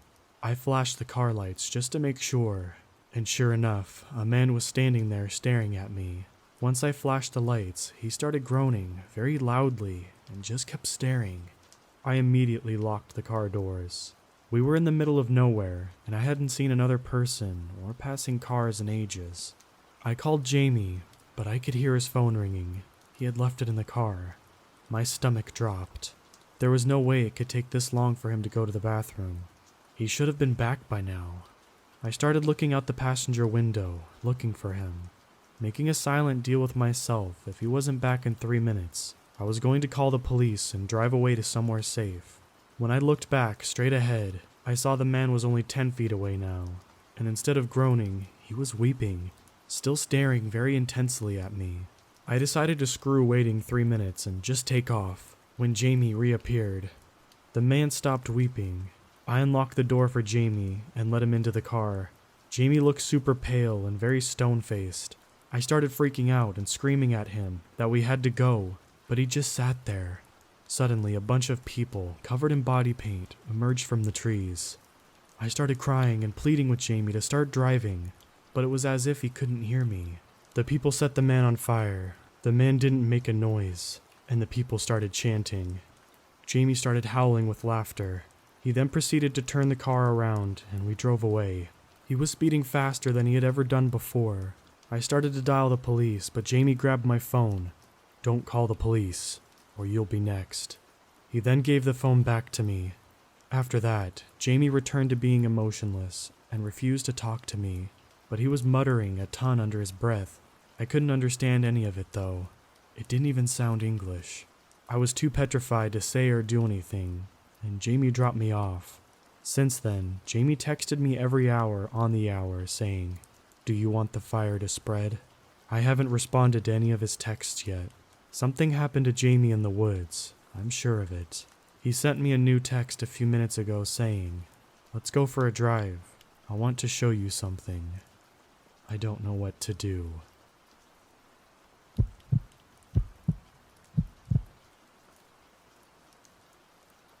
To start off, I'm not a believer in anything paranormal, magical, or voodoo, none of that. The extent of my creepy ghost-like or urban legend experiences, until now, had been through my friends, and most of them chalked it up to the usual. It was a cougar fox scream, not a woman's. The wind did that. It was just a messed up homeless guy stalking me, and then left it at that. But I cannot logically explain to myself what I just witnessed in any terms other than saying it was unnatural at best, or terrifyingly unworldly at worst. So this all happened just a few hours ago, when I decided to do something different after work, and take a hike by this little park my shop is by. I'm a mechanic. It's something my wife loves to do, and I decided to take some trails she likes to go on. Now, the thing about this park is it's basically just an oval, some roads to look at the scenery, and a place to fish and dock boats in the lake nearby. But after that, it's mostly trails. The trails go out into the woods about 10 miles, and after that, it's about 1,000 acres of no man's land woods, and blind cliffs owned by the state. People get lost, go missing, all of the time because idiots think they can rough it. And my wife had her own stories of going off the trail for a second and getting instantly turned around. In my college days, I used to do the same thing. but not anymore since I've had my fair share of getting scared after getting lost in places like that. It's by the grace of God I could always find my way back, but it's never a wise thing to do, even if you are confident in your navigation skills. I think you're getting the picture of the place that I was in. When I get there, I'm parked and I decided to take one of the relatively shorter routes, a 2-mile trail. Since it had been a while since I hiked the trails and I didn't have any gear on me, plus it would be dark soon, I grabbed a map from my office right by the start of all the trails, on the off chance I got lost or something, and thank God I did. I was pretty confident that getting lost wouldn't be that big of a deal, since one of the longer trails, also a round trail, about 10 miles made for camping on, went all the way around the parking lot, and my trail and my car being in the center of the whole thing. When in doubt, I could walk in any one direction and find it and get back home. So, starting off the hike, I wasn't worried, just ready to get some walking in, and then brag to my wife how I finally went out to see her favorite place. I'd say I was even excited. The weather was amazing, the wind was just the right speed, and I would have something to talk about. I'd say I got about a quarter mile in before things got a little weird. It wasn't that there was anything visibly off or anything, just that I started to feel uncomfortable. Kind of like a nagging feeling in the back of my mind saying, you should probably leave. I had already started and didn't really feel like turning around, so I kept going, looking at wildlife, enjoying the view when I could, and generally taking it slow. But that feeling never did go away. It was at the halfway point, at what my map said was the crest of the trail. That feeling got overwhelming. It was suffocating. Like my whole body wanted to just up and run out of that perfectly fine looking trail. But I had already come so far, and there was no use in turning around since I was at the halfway point. I thought maybe I was just getting freaked out since I hadn't done it in a while, or maybe I was just having a panic attack from all the stress I'd been under for the last few days. So I decided to sit down and take a breather to calm myself down. It didn't. Around 5 minutes into me flipping through my phone and reading some random Reddit stories, I noticed how quiet the woods had gotten. The air was completely silent. There was literally nothing. You ever hear the phrase, silence can be deafening? Well, in that moment, it was so quiet I could hear my ears ring. It hurt it was so silent, and it unnerved me to no end. So I did what any husband does. I called my wife for guidance.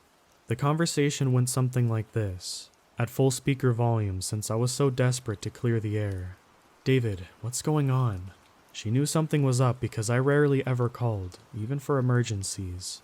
Hey, don't worry, I'm gonna be a bit late, since I decided I was gonna hike that 2-mile loop today. But I had a question for you. What does it mean when the woods get, suddenly quiet? She went silent for a bit, freaking me out more. Where are you on the trail? How far in? About a mile. Why? I want you to get up and grab a big rock or a sharp, long stick or something, and finish the trail as quickly as possible, but don't run. It's quiet because there's a predator around, maybe a bear or a cougar, something big at least. I don't want to freak you out, but I want you to know that it probably already knows you're there, and if it's a cougar, it's probably been following you. Make it know you're there, and don't run. I'll drive up to the trail and meet you when you get out. She hung up before I could properly freak out. Rather than puking up my anxiety or running as fast as I could, I got a stick, broke some of it off so it'd be sharp, and sent a quick I love you, thanks text to my wife. Our house is close, so I knew she'd be there in about 15 minutes or so, but it didn't calm me down. Not at all. For the next half hour, I'd slowed down to about a crawl as I looked around for whatever could be near me. All the while, the woods were still quiet. At this point, I was so anxious, I wanted to barf. And I might have, if I wasn't so paranoid that closing my eyes just for a second would alert whatever was making the woods so quiet attack. So I just went on, looking over my shoulder every few seconds and stopping to strain my ears to hear if there was anything walking around me. For a long stretch of time, there wasn't. Still no sound. Still no wildlife. Still nothing. Just my heart racing. But as I went onto the trail into some thicker parts of the woods, I began to notice how my footsteps seemed to echo, ever so slightly. It was hardly noticeable, and had I not been so on alert, I wouldn't have even registered it. But once I heard it, it was deafening. When I stopped to check behind me though, there was nothing. At first, I thought I had just gotten so worked up that I was hearing things, that the quiet was messing with my head and my brain got bored. So I tried to ignore it, but after a while, I just couldn't. It was so unnerving that I started to play with it. I'd quicken my pace ever so slightly, stop, go nearly into a full sprint, and every time, an almost perfectly in-time replica would follow. I hated every second of it. It felt so unreal that I could feel my body begging me to just book it, but I couldn't. If it really was a cougar, it'd get me. So I tried one last effort to see if it was really in my head or not. I took a few normal steps and then acted like I was about to put my foot down before I stopped, just above the leaves. Crunch. I had never gone so still in my life. I couldn't breathe as the sound of an extra footsteps echoed in my brain, and somehow I knew, just knew deep down despite never being involved in this type of stuff, that whatever was behind me was unnatural. For the longest time I couldn't move, and sure as hell didn't want to look behind me.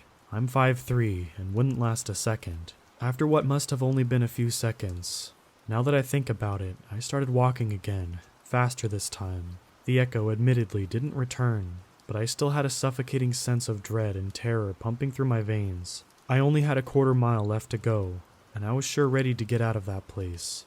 I wasn't any less scared than I was, but at least I had the solace of still being in one piece and getting one step closer to my wife. I thought it was all over at this point, and that it was just going to be a moment of me having a freak-out moment and laugh about it tomorrow. And, after being a few minutes of footstep free, and hearing my wife call my name a little ways up the trail, the relief washed over me had me thinking just that.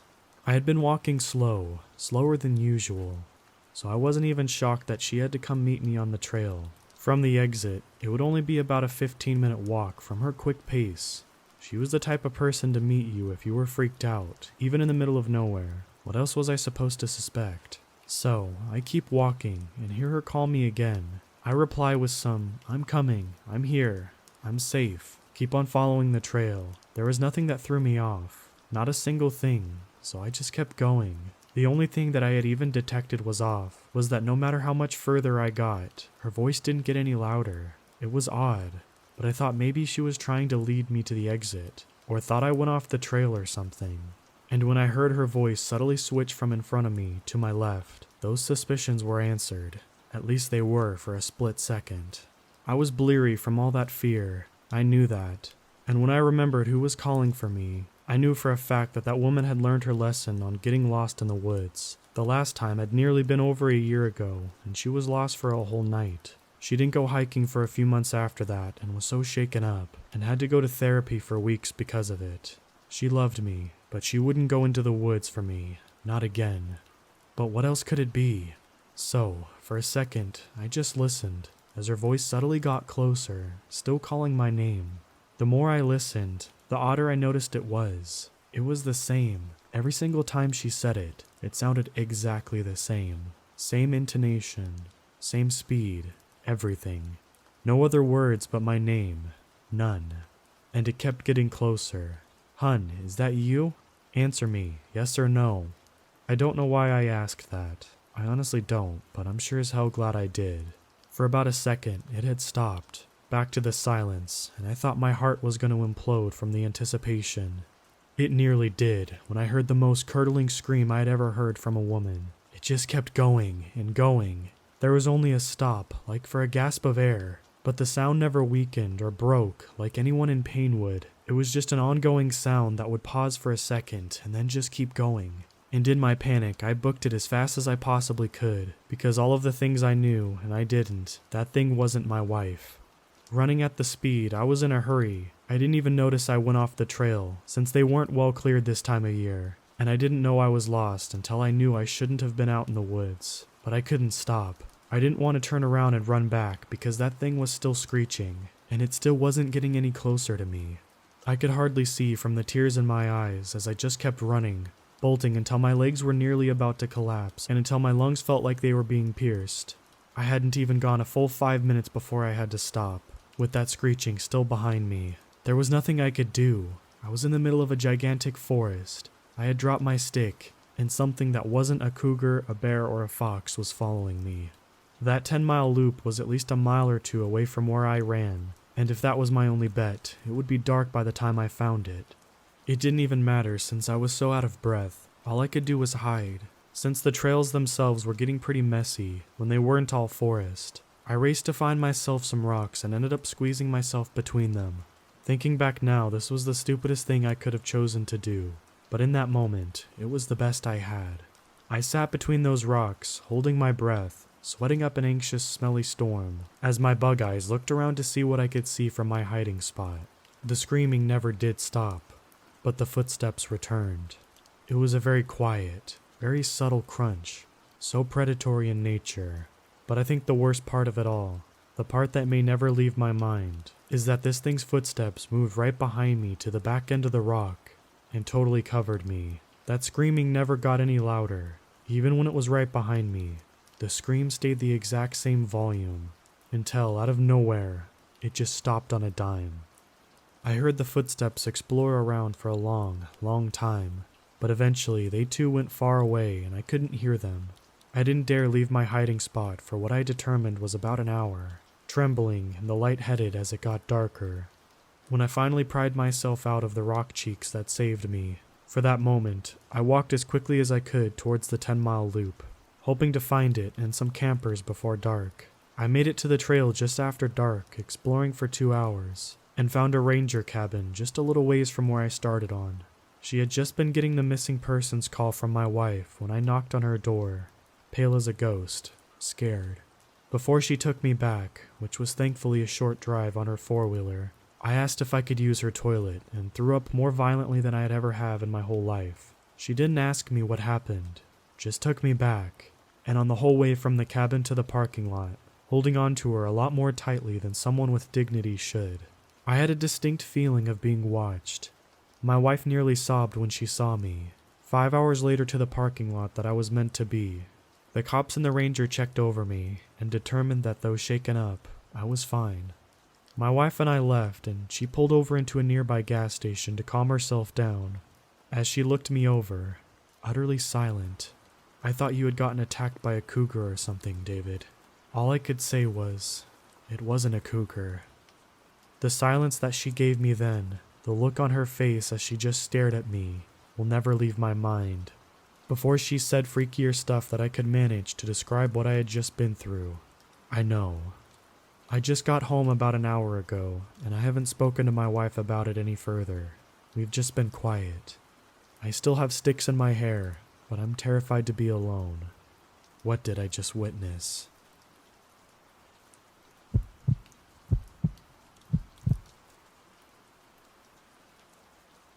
This story takes place around a few years ago, when my dad left town for a business trip.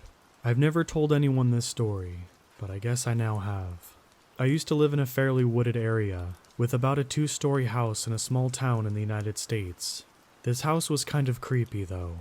I don't know how to exactly describe it, but it's always just settling, after being there for maybe decades.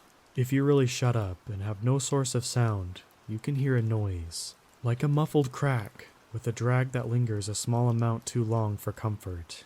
But the story's not about that house. It's about something even scarier. About 5 meters behind the house, it's nothing but forest for approximately 3 miles. I'm one of those people who is just absolutely fascinated by the wilderness, but never likes going out. Knowing that my dad was out for a business trip, and he thought I was adult enough to stay out of trouble whilst he was gone, I tried changing my ways and decided to go into those woods. Little did I know, that would be the biggest mistake of my life. It was approaching the late evening when I embarked on my journey. I had a little caution in my step since I was deathly scared of mountain lions, snakes, coyotes, and the like. But as I went along some trails, I felt better and got more of a pep in my step. I even got confident enough to hike a bit away from the trail. Thing is, I kind of ended up getting lost.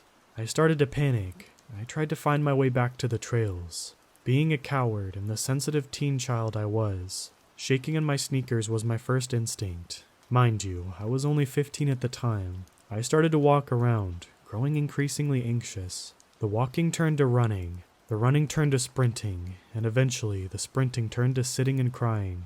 I was huddled up against a rock, knees to my chest, sobbing silently. This was it, these are gonna be my last moments out here.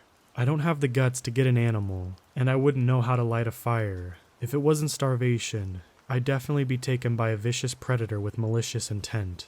It wouldn't be by natural causes, or in the military, or saving someone. No, I'd be gone because of my stupid decision to go off of the path. I started to think about what it would be like. Would I be reincarnated? Would I be in an empty void for nothing for all eternity? Would I be with God in heaven until the end of time? And even if I went to heaven, would it be for the better? I was raised in a Christian household, and raised to know heaven as a paradise. But there was something scratching at the back of my head.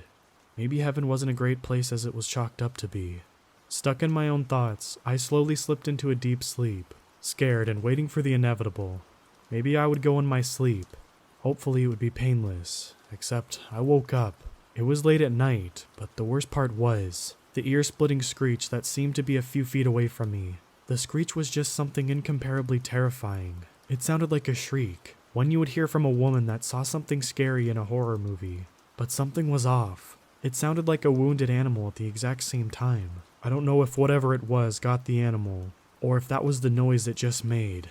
I didn't want to stick around to find out. Fight or flight was activated. I jolted up and ran as fast as I could in whichever direction was opposite of the noise. Due to my panic state, I ended up running so fast I didn't look where I was going and tripped over a log. I face planted into the dirt. I didn't know what happened other than I could taste the dirt and leaves in my mouth. I spat out what I could, and when I looked up, I was in shock.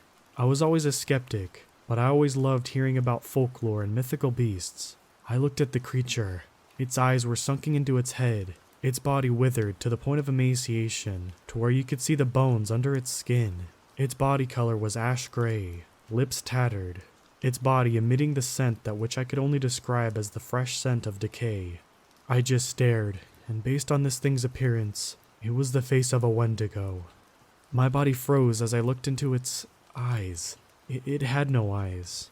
That's what made me panic, staring into a horrifying creature that was just itching to tear me to shreds. I thought of my family. I never really liked them, but I wanted to see them. As I was thinking, I noticed that the Wendigo was already leaping towards me, and that's when I saw my short life flash before my eyes. My elementary years, my family, middle school years. My family was still all I could think of. I wasn't even supposed to be out there, and by some miracle, I was able to move. I scrambled onto my feet, but I felt a sharp sting on my back. I didn't care. Adrenaline pumped through me.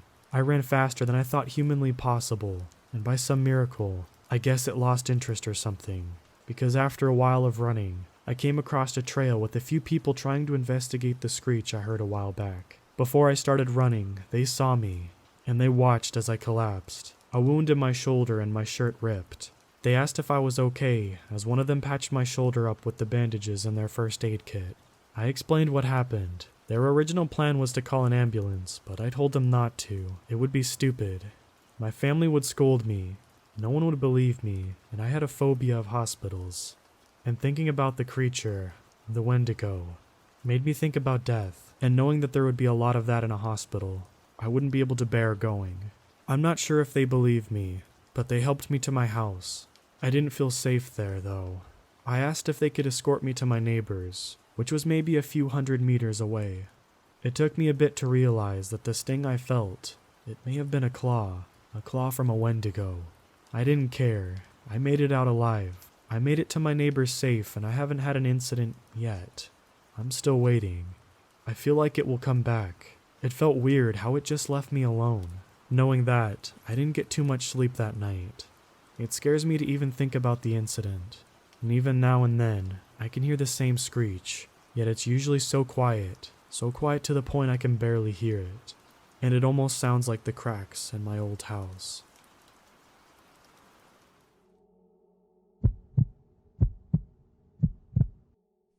At the end of the street stands a house that is older than most of the houses in our town. It's worn down and weathered, and no one has resided there in over a decade. To the locals, it's known as the widow's house, because the old lady that lived there years ago lived there alone. Her husband died at a young age. He was a fisherman, lost at sea. Growing up, we were told to stay away from that house because it was a death trap.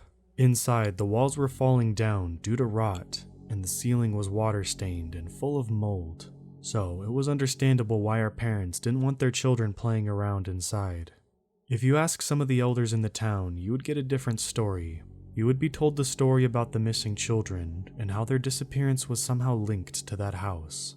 The elders would say that the widow lured the children into her home because she was lonely and wanted company, and when the children would try to leave, she would kill them.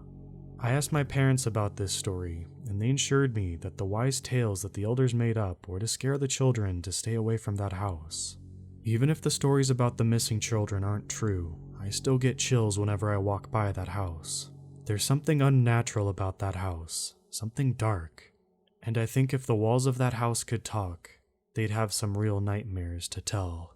When I was 12, my friends and I were up late playing Spotlight on a Saturday night. We were playing in the backyard, and it was just about midnight, and we were starting to get bored. Just as we were about to call it a night and go home, one of my friends came up with a brilliant idea that we break into the widow's house and explore inside. One of the guys in the group tried to convince us that this was a bad idea and our parents would find out and get mad if they caught us being there. Being young and stupid though, we chose to go against our better judgment. We walked up the street, and as we got closer, the moon was illuminating down perfectly on the house.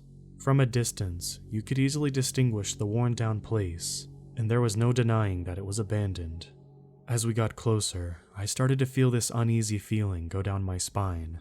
I was convinced that the rest of the group did too, but we were all too afraid to admit it because we didn't want to risk being made fun of.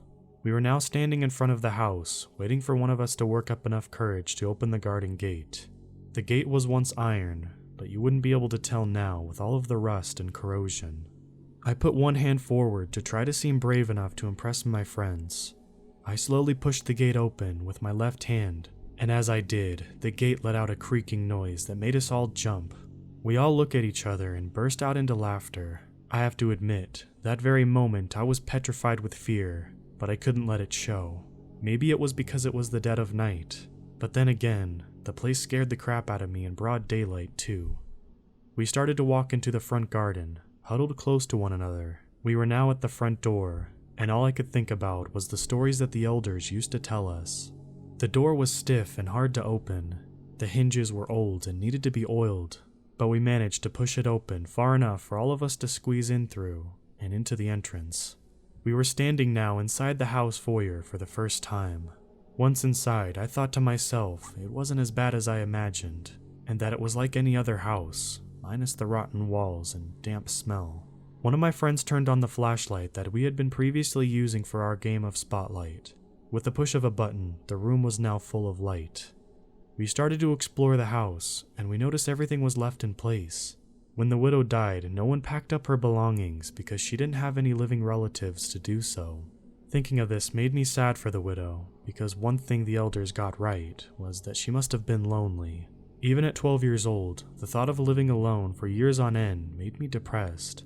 Deep in my stomach, I felt sympathy for the widow. She lived inside these walls and would never go outside, mostly because our town and their rumors forced her into a life of isolation. When we reached the upstairs, my friends made their way into one of the many bedrooms, and at this point, I was feeling more comfortable being in the house and got bold and headed into one of the other rooms. When I walked into the room, I knew instantly it must have been the master bedroom, her bedroom. It was big for an older home. The moonlight shined through the window, giving me enough light to see around the room. Near the entry of the room, there was a large walk-in closet, and there, still hanging on the racks, was some of the widow's clothes. Most of her items were still on hangers, while the rest now were on the floor, covered in dust, forgotten in time. I continued poking around the room, trying to find something that would give me a better indication about her life. I wanted to find something that gave me a better understanding of the life she lived, alone. Then I saw it, there on the edge of the window ledge, a candle, or what was left of it. The elders used to say that the widow would light up a candle in her upstairs bedroom window every night in hopes that it would guide her husband, who was lost at sea, home. My own grandmother told me that there wasn't a night that went by that there wasn't a candle burning in the window. This was a tradition that most fishermen wives would do when their husbands were out at sea fishing. As I stood there taking in this scene, I felt a cold shiver go down my spine, and for a moment I felt like all the air in the room was sucked away. I gasped for breath and found myself unable to catch it. Then the cold dissipated and I was able to breathe again. I convinced myself that anxiety and panic got the best of me, and it wasn't until I was older that I realized what it could have actually been. The sound of a squeaky floorboard and the stairs pierced through the silence of the house. It was one of the sounds you would hear when someone was walking up or down the stairs. Panic started to set in again, because I thought that my friends were sneaking off without me as part of some stupid prank. I rushed out of the bedroom and made my way to the stairs landing, only there wasn't anyone there. I listened for a moment, and everything was deafening silent again. I yelled out, "Real funny, guys," in which one of my friends replied, "What's funny?" from the bedroom at the end of the hall. The hairs on the back of my neck started to stand. I realized that none of my friends had gone downstairs, but then reassured myself that the house is old and probably just did that. I made my way down to the bedroom that they were all hanging out in. I could hear them laughing. When I got to the room, I asked them what's so funny, but before anyone could answer, I saw one of my friends was wearing an old-fashioned bonnet. I told them to knock it off and put the bonnet back where they found it. I then told them that it wasn't funny, rather disrespectful to touch stuff that isn't theirs, especially when the person is gone.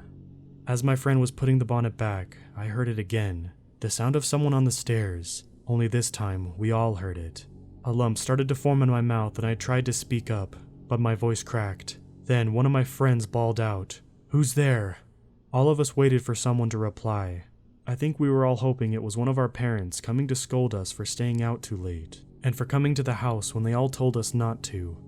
We waited for what seemed like hours for a reply that never came.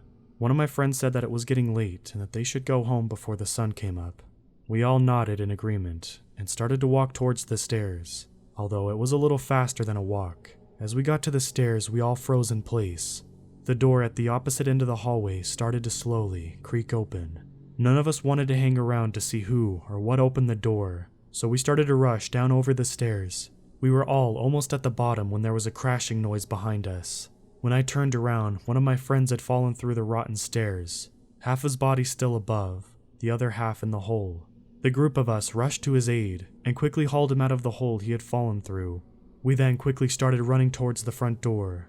Before we left the house, I took one last look behind me, and I swear I saw her there, standing at the top of the stairs, looking at us. I didn't stop to take a second look. I just squeezed my way through the door and back to the front yard, pushing the door closed as I got out. We started to run away from the house as quickly as possible, but my friend that had fallen through the stairs was limping.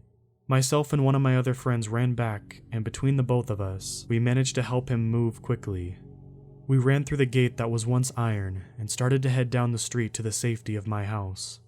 One of my friends stopped and turned around to face the house, and slowly lifted his left hand and extended his index finger to point back toward the widow's house. As he did this, we all saw why, rather what, he was pointing at. There, in the upstairs window, in the room that I was standing in 10 minutes prior to this, the candle's flame was flickering in the window. The next day was the first day in my life that I was grounded. My parents had found out that my friends and I had gone to the house that they told us to stay away from. They wouldn't have found out, only my friend who went through the stairs had to explain to his mother how he broke his ankle. Thinking back on that night, however, we were thankful that was the worst thing to happen in that house, when it could have gone entirely different. Flash forward 15 years later, that house still stands at the end of my street. Despite multiple storms and weathering, the house refuses to fall. I personally believe that evil keeps it together. The elders who once told us stories about the widow have all passed, leaving behind another generation to tell the stories in their place.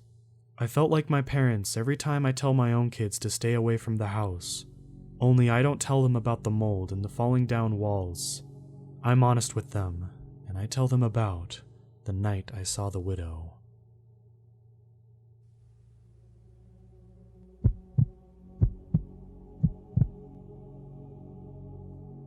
I guess I should start somewhere at the beginning.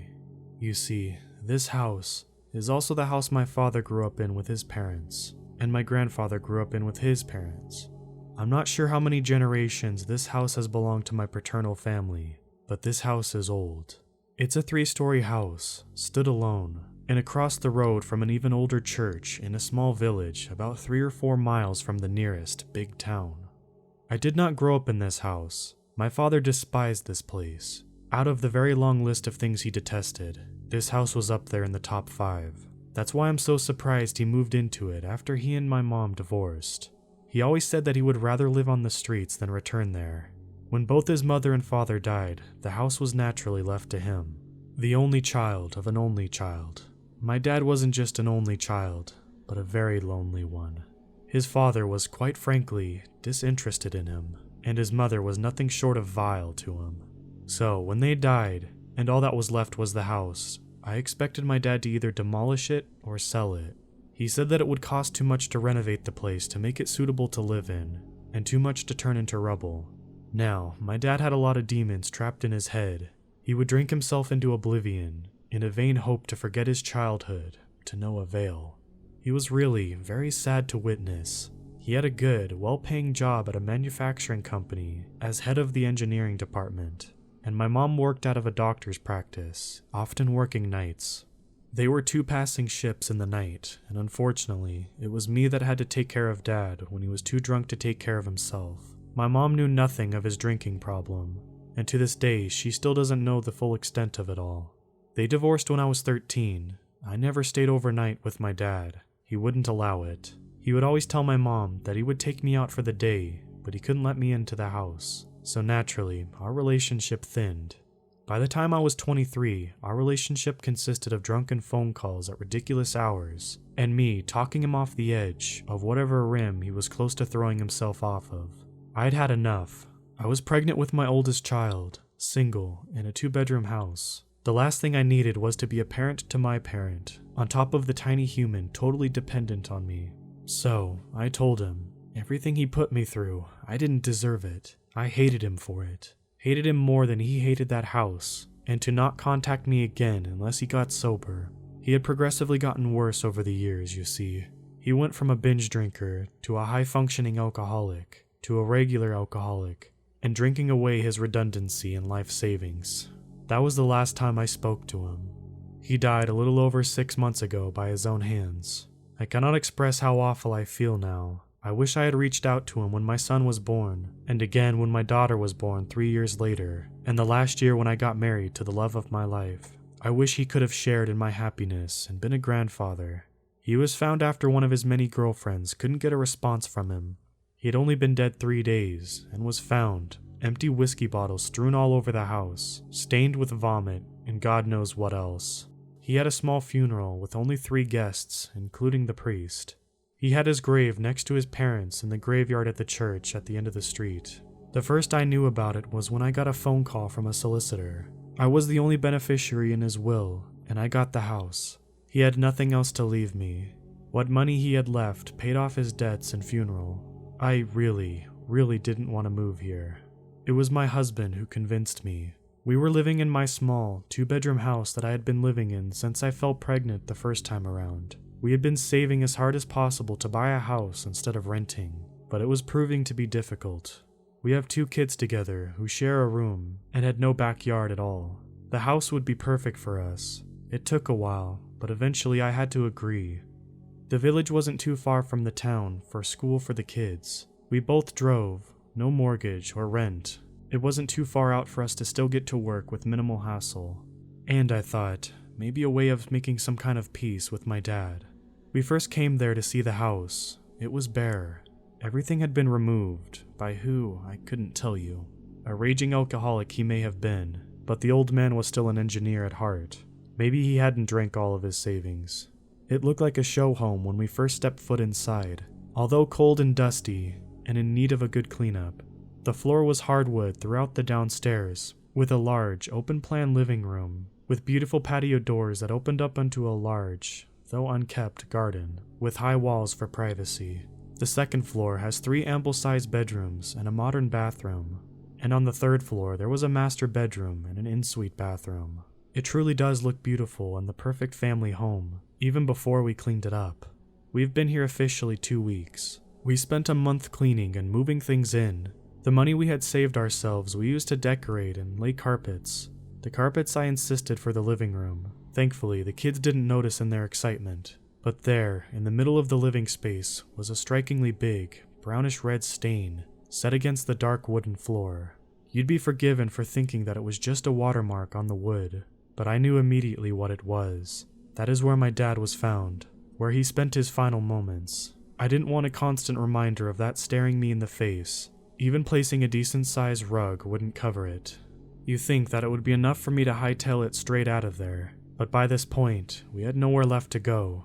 My mom couldn't take us all in. She simply just didn't have the space. We had already signed off on the house that we had been living in, waiting to move in at the end of the month. I can't believe I've been this stupid. Everything has told me not to come here. Every instinct, every sign.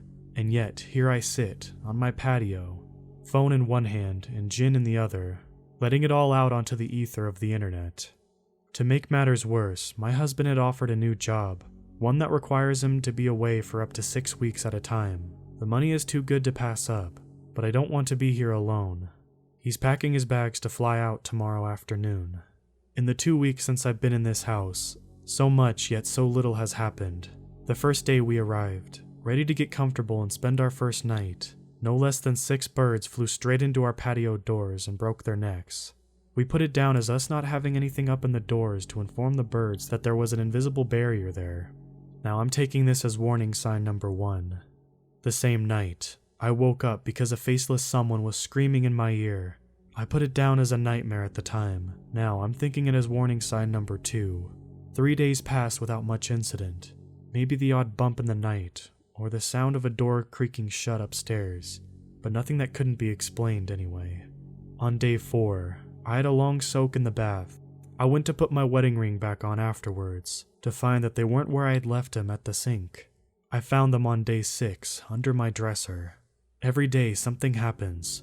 My wedding photo has gone missing. My favorite perfume has vanished too.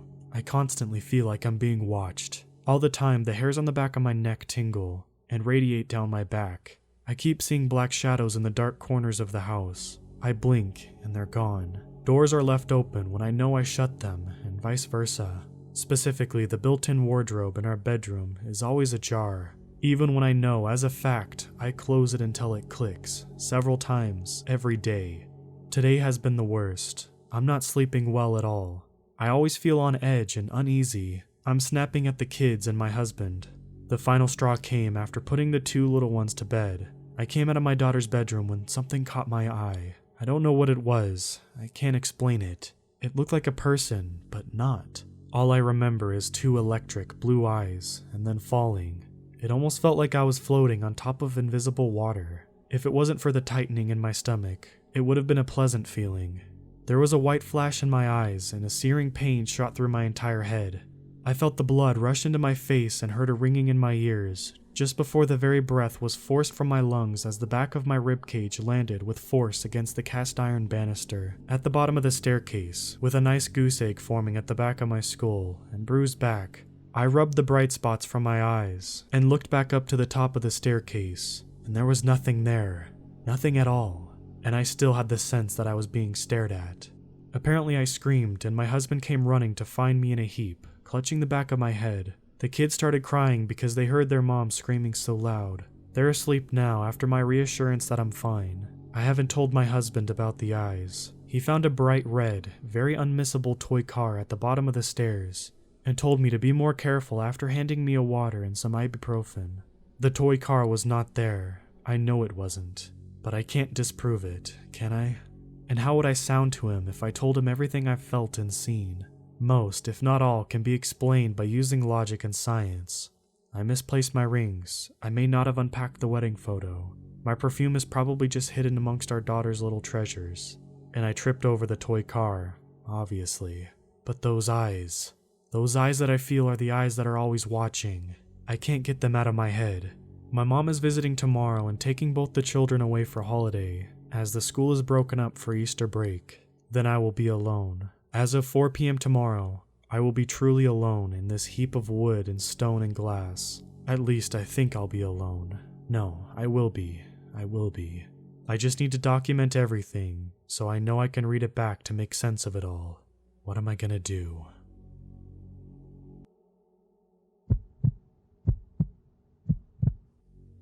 This story recollects what happened during the Navajo Nation Fair season of 2015. My roommate and her boyfriend decided to head back to the reservation to take part in the festivities, rodeo, parade, and carnival. My roommate was the offspring of divorced parents and spent her teenage years half on the reservation in Window Rock, Arizona, with her mother, and half with her father in Phoenix. She was raised as a devout Catholic, even attending Catholic school.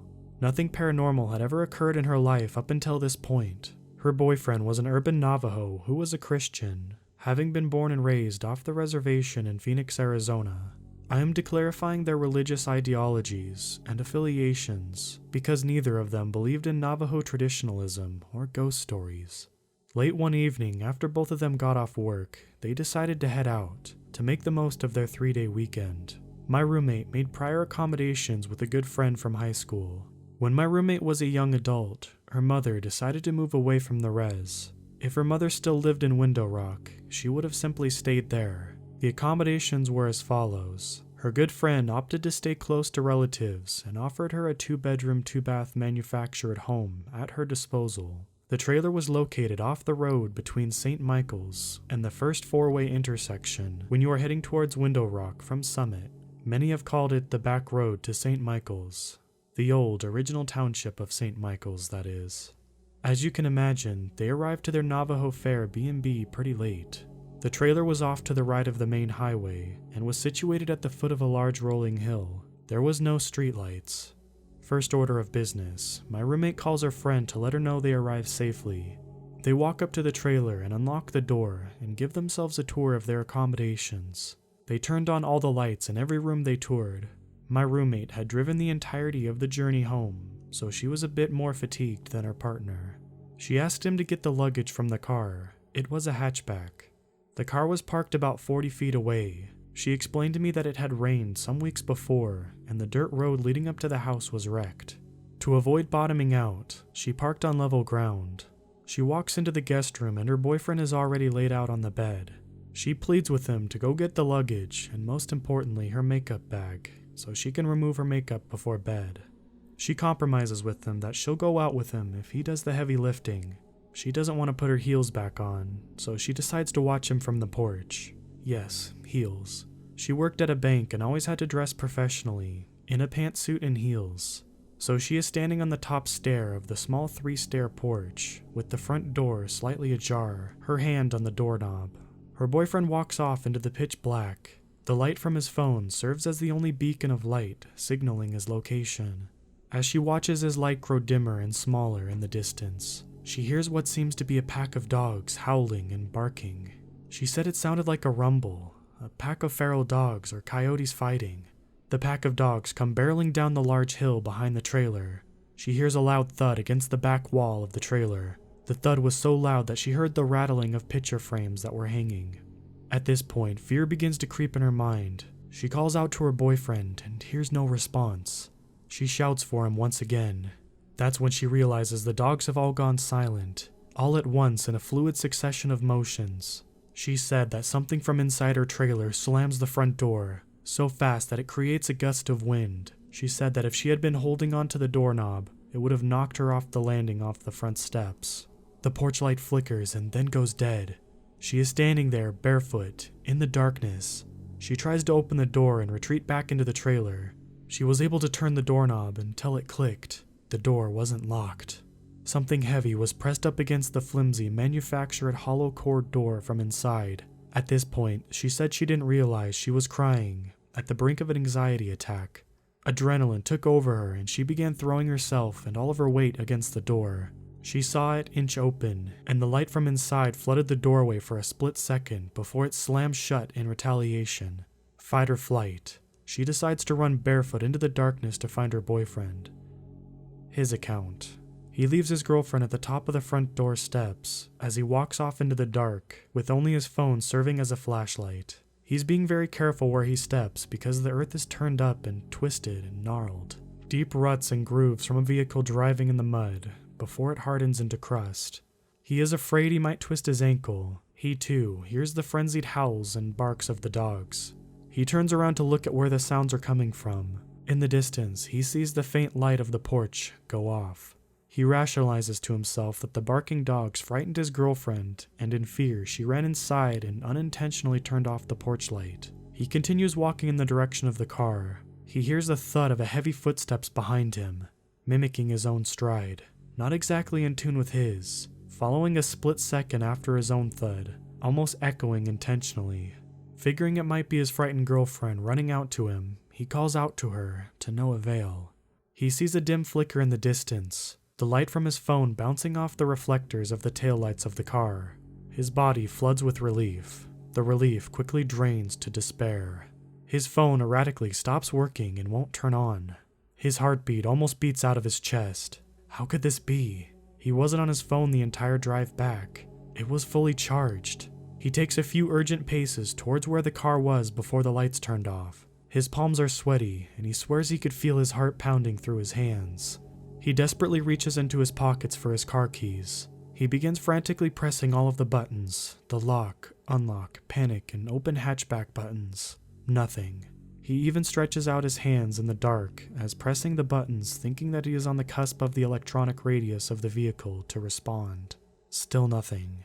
The footsteps behind him hastened and almost sounded like he was going to be charged from the back. He is too terrified to look back. At this point, he realizes the dread that he feels in the pit of his stomach means it's something unnatural. His shoulders drop as he instinctively braces for some sort of impact.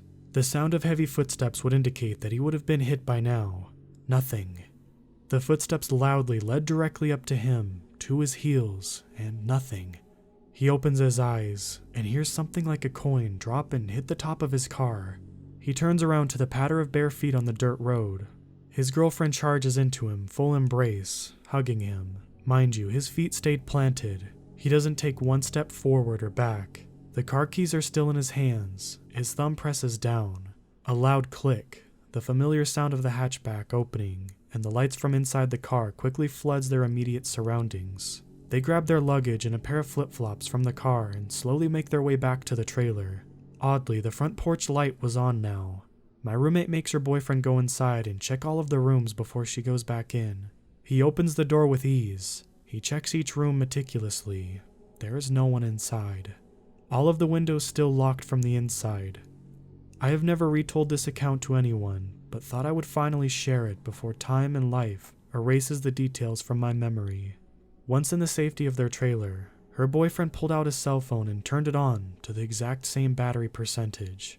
They corroborate their experiences to recount what happened to each other. Both of them are dumbfounded at the fact that they were shouting at the top of their lungs for each other at one time or another, but neither of them said they heard the others yelling. Growing up on the res, you hear your fair share of Skinwalker and ghost stories, but this was the first time I heard one where the perpetrator manipulated electronics, to a great extent or even at all. It was also the first case where the perpetrator manipulated sound waves. Both of them swore that they were easily in earshot of each other, but weren't allowed to hear each other's cries. There were no structures or trees between them, obstructing the sound waves. He had heard the pack of dogs, but wasn't allowed to hear her screaming out for him. What also spurred me is that this massive amount of questioning from some Reddit users. If they exist, why haven't they been filmed or caught on camera? Skinwalkers are just as modern as you and me. Wicked as much as they may be, they are not stupid to deal with smartphones and technological advances as much as anyone. They walk the world as normal people during the day.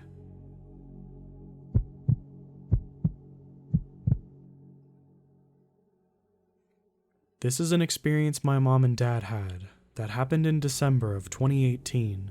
They were coming back from dining out and pulled over in the driveway and parked. The area where they live is moderately wooded in a large plot of land, about 20 acres. They got out of their car and started walking up to the door when they heard a blood-curdling scream coming from only 10 feet away from them. Not only was the scream terrifying, but it was extremely loud. My dad is a state trooper and served in the US Marine Corps, so not much actually scares him. He's the guy to watch a horror movie at 3 a.m. with all the lights off and the curtains open. However, that night, he said he was genuinely terrified. They snapped out of their trance and ran inside. He came back out with his gun and his patrol car and started checking around the area. He shined his spotlight down into the pasture and around the property, but couldn't find anything. The fact that he did this was alarming because he would never pull out a gun if he was joking. I've only ever actually seen him pull out a gun 2 other times in my life. Only about a week after I came home from college for winter break, I sat on the porch late one evening drinking coffee. It was pretty cold, and I was reading a book when I heard something eerie coming from the pasture to the east of my house. It sounded like creaking, but there was no wind blowing, and I know the area clearly, and there wasn't a hanging branch or anything for that matter that would justify the sound. Even though it creeped me out, I refused to think anything of it and brushed it off as strange, but explainable. Thoroughly chilled, I stopped reading my book because of bad lighting and went inside. After a while, I found I forgot my book outside and went out to grab it. This time, I heard a low, poor howl. The only canine creatures that live in this place are coyotes, and when you hear them, it's a mixture of yips and short, pitchy howls. Hearing it and having my fears proved that it was some other worldly being, I grabbed my book and ran inside. About 20 minutes later, my brother comes home from a friend's house. He walks in and doesn't say anything other than hey. I tell him about what I experienced. To my surprise, he said he heard the exact same thing just a couple minutes earlier when he was walking inside. The sound had moved from its previous location southwest of my position and was now to the northwest corner of the property. He said the sound was long, deep, but poor or weak, kind of like the one I heard. My brother seemed more spooked with his encounter than I did with mine. He said that the duration was so long and then just sounded very fake, like a poor imitation. After that, there wasn't any more sightings the entire time I was home. It's since been ruled out as a deer, since we have a lot of them and they don't make strange noises like that. But after reading through Reddit, I feel like this may be a Skinwalker issue or something of the sort. We do live near a spot where Native Americans hold their rituals, and there is a house in our neighborhood that was built on a Native American burial ground, so it wouldn't be a surprise to me that this may be the case. I have experienced other strange sounds and being whistled at in the dark, but no sightings so far.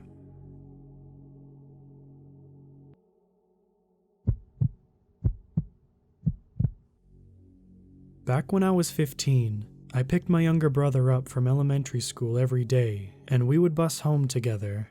We had to transfer 2 times, and this happened at the second transfer. One day, I saw an old Caucasian man get onto the bus after us. He looked around 60 years old with white hair, and he was really big.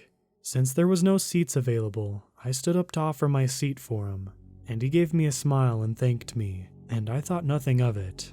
After a few minutes, I noticed he was still staring at me with a smile, and at the time, I thought he just appreciated the fact that I gave up the seat for him. After another while, I started to get uncomfortable because I was noticing how intently he was looking at me. Once again, I tried to reason that maybe he had a mental illness, or was just slow because of his age. I took my brother by the hand, and we moved toward the back of the bus. By the time our stop arrived, the bus was pretty empty.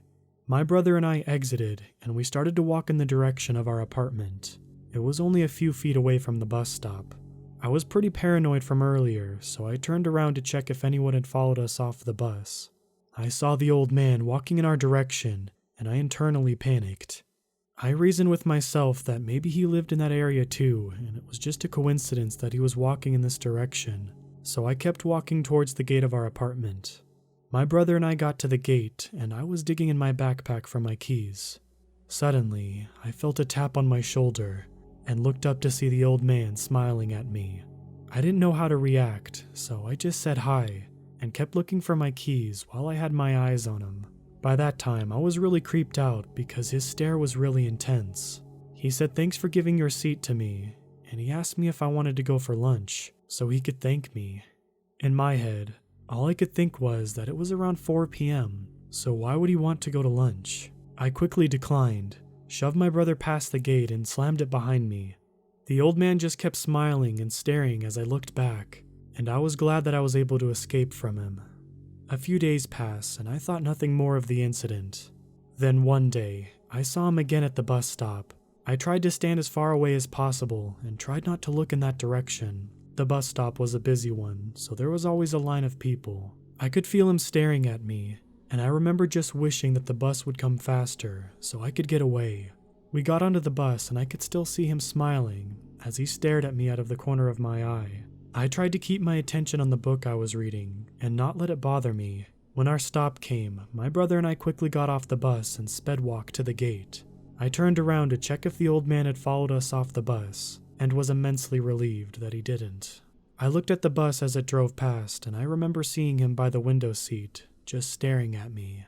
Then, for the next few weeks, he just kept showing up at the same bus stop. Sometimes, I see him sitting by the ledge when he sees us. He gets in line for the bus. Sometimes he tries to go up to me and initiate conversation. I always ignore him the best I could, and kept my brother on the opposite side of him, with me in between. I was also immensely glad that I lived in an apartment, so he didn't know exactly where we lived. I never told my parents about it, and although I contemplated telling someone that was in line, or me calling the police, I never did. I thought that staring wasn't really a crime, and he didn't really do anything besides try to initiate conversations. Plus, there wouldn't be any evidence. I also thought that because he was an old man, he couldn't do much to harm me, and maybe he was just lonely. I tried to put up with it the best I could and stayed as far away from him as possible. I also couldn't take another bus because the bus didn't come often, and we had to go to extracurricular activities afterward. One day, he initiated conversation again and started telling me that he was a rich man. He showed me the gold chains around his neck and the gold rings around his finger. I was mildly offended that he thought that this would make me want to talk to him. So my brother and I went to a nearby supermarket to try to avoid him and take the next bus. I thought that he would just give up and take the bus so I didn't see him when I got back. Except he followed us into the supermarket. I walked through a few aisles and tried to lose him. After I couldn't see him anymore, I decided to buy my brother a treat to calm him down. We headed up to the cashier's area and lined up. Then I felt a tap on my shoulder and saw the old man with a $20 bill in his hand. He offered to pay, and I said no thank you. I think he just said okay and just walked out. I didn't see him afterwards at the bus stop, and thought maybe he took the hint that I wasn't interested in doing anything with him. Luckily, this happened a month or two before summer break, so I didn't have to take the bus route anymore. I also didn't have to go to extracurricular activities, so my brother and I took a different bus this time.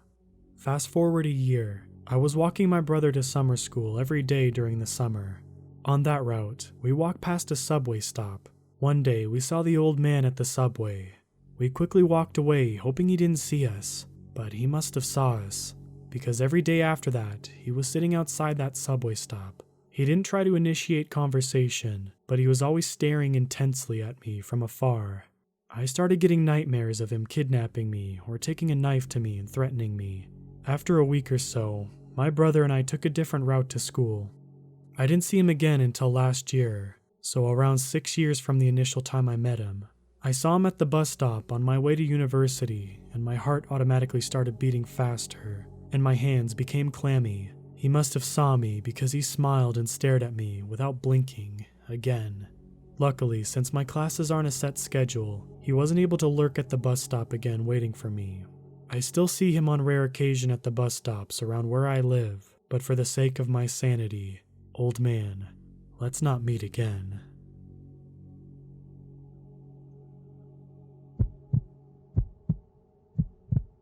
This happened a year ago. My husband and I were newly married, moving into our first place together.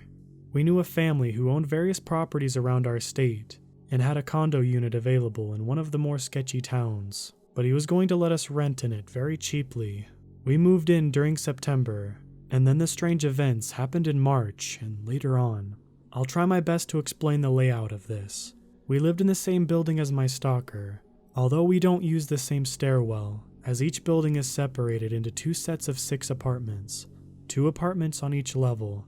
We lived at the top, 3rd floor. He lived at the bottom of his cluster. He had the handicap-accessible apartment that was closest to the parking lot. One evening, my husband and I went to the grocery store and got into a bit of a fight on the drive home. So he dropped me off with the groceries and drove off to spend some time alone. He dropped me off at our usual parking spot, and I walked up the sidewalk with our groceries. He had already drove off, so he wasn't around for what happened next. While I was walking down the sidewalk from our parking lot into my stairwell, I passed the stalker's unit. Once I was directly parallel to his front door, this man yanks open the door and runs out, so he's standing about 15 feet away from me. He was in his mid-20s, early 30s, Guy was wearing shorts and a t-shirt, and the creepiest thing about him was that he had this giant grin plastered on his face. I gave him a disgusting look and kept walking, but he started following behind me 10 feet back. I looked over my shoulder at him, and he's still grinning with his creepy grin, and I run up the stairs with my groceries. I was afraid that he was going to follow me up the stairs, and that I wouldn't be able to get inside my house fast enough, because I had to get my keys from our lockbox. But he stayed at the bottom of the stairwell, just grinning up at me from below, and watched me race inside. I locked the door and tried to look out the closest window, but couldn't get a great look at him. But I saw him walking calmly back to his own apartment. I was seriously freaked out. What just happened? Is he crazy? Is he just a gross, scary stalker? I didn't know who or what to tell about this because I wasn't sure if it was worth telling, or if someone would just tell me, it's fine. It's just a weird thing that happens sometimes. But I decided to call my brother and told him about it. Once my husband got back, I told him, and he said, that's really strange. It's probably okay though. Just take note if anything strange like that happens again. So I brushed it off, kinda chalked it up to the guy being mentally challenged or something, and forgot about it after a week. But 2 months later, it happened again. It was May now, and I hadn't seen the creepy guy since. I never saw him outside walking around, or just walking to a car. It seemed like he never left his apartment. I had already written off what had happened, so I wasn't even concerned about him anymore. And then, of course, he struck again. The events were almost identical to the first time. I came home in the evening. I had dropped my husband off back at work to work late, so he didn't have a car, and I parked in our usual spot in the lot and walked up the sidewalk. As I passed his door, he runs out again, creepy grin plastered on his face, but this time he's only wearing a towel that's wrapped around his waist. I run up to my apartment, and he follows me on the sidewalk for a bit, but this time he doesn't stand at the bottom staring up at me. He just walks back home calmly. I run inside and start crying and frantically call my husband. I can hardly get out what happened, but when I finally do, he tells me that he's going to call our friends who live across the street and have them walk over and take me to their place. They come and pick me up, and we call the police when we get there. The police come, I tell my story, and they tell me that they can't charge him because he didn't do anything illegal, but they'll make a report of it. We call the HOA president and report this to him and see if there's anything he can do about it. And the president immediately asks, "Was it such and such apartment?" Yes, it was. How did he know? Apparently, there have been many incidents of him. He has followed other women, watched girls swim for hours at the pool, and even delivered a pair of his underwear to a woman. So we asked the HOA president if there's anything the HOA can do. He says he'll have to talk to the owner of the unit and see what they can do about him. But it turns out that it's his mom who owns it, and he's just living there by himself, creeping on as many people as he likes. On the phone, she seemed very cooperative and said, "Oh yes, I'll evict him then." Nothing ever happened. She never spoke to the HOA again, dodged their calls, etc. So it looked like we were stuck with this creeper, and of course, that couldn't have been the last encounter we had with this guy.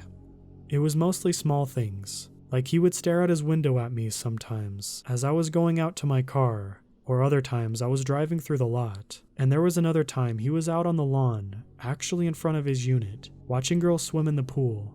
It was a Sunday, so my husband and I were going to church, and we passed by him sitting on the lawn, and I didn't realize it was him. I couldn't remember what his face looked like, because he had looked so generic. I'm pretty sure he had changed his hair color, and I didn't know if he was from that unit, or the one above him.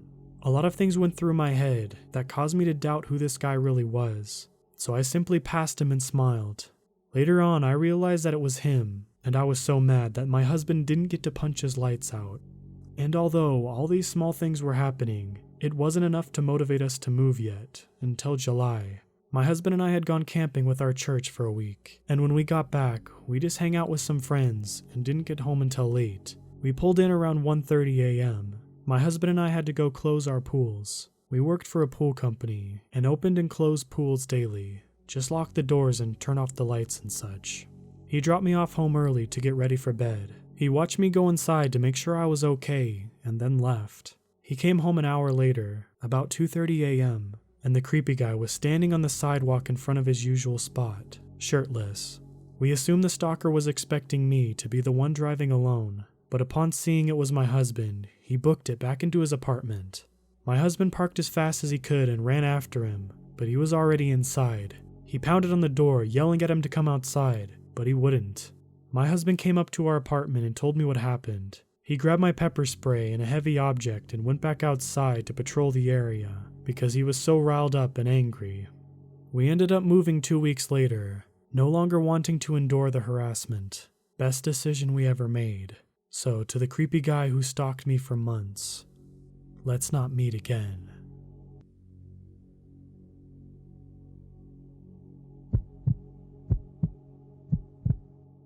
This happened to me about 2 years ago when I was 17. My family went out for the day to go shopping for food and I stayed home alone. I was in my room playing video games on my computer with my headphones on, and I always kept the door closed. After about an hour, I had to get up to go to the bathroom. Both the bathroom and my room are on the second floor, and our house at the time was a 2-story detached house in Northern Ireland. So when I get back to my room, I remember closing the door and continued to play games. About 30 minutes later, I go to check on my phone, but realize I left it in the bathroom. I get up to go get it, and notice my door is open, slightly ajar. Now my house isn't drafty, and I know the door is good and doesn't just open due to wind or whatever, so it catches me off guard. But I reason I probably just didn't close it all the way heading out to get my phone. I came back and continued to play, making sure I closed the door on my way back in. Some time after, I hear my family come back home. I hear them bringing in the first load of shopping into the kitchen and go out to their car to get more. When they come back in, they call my name and I head downstairs. When I came down, I saw the back patio door was lying wide open. They asked me if I was out back at any point while they were away, and I told them I hadn't. We looked outside and saw one of the deck chairs was pulled over the lower part of the fence, facing a small wooded area leading over to another street. Obviously not where it should be. This shocked me. My mind raced with the idea of what was going on. This is my own personal theory. Somebody had managed to get in, most likely through the back door. They had went to see if the house was clear, went upstairs, opened my door and then saw me. Then they must have decided to wait downstairs for some reason. Maybe thinking I would leave, or they could ambush me, but I'd gotten scared and hid when my family returned, using the fact that they had left the kitchen to go bring in more shopping to slip out as fast as they could, and use the chair to get over the fence. Even with this idea, I don't understand why they would risk coming in, given that it was in the middle of the day. Plus, if they seen that I had headphones on, why not just come up behind me and deal with me then? The worst thing about it is, I have no concrete proof of what happened that day. I have no idea why someone came in, how they got in, who they were. But one thing I feel certain is that somebody did come into my house that day. There's more to this story though.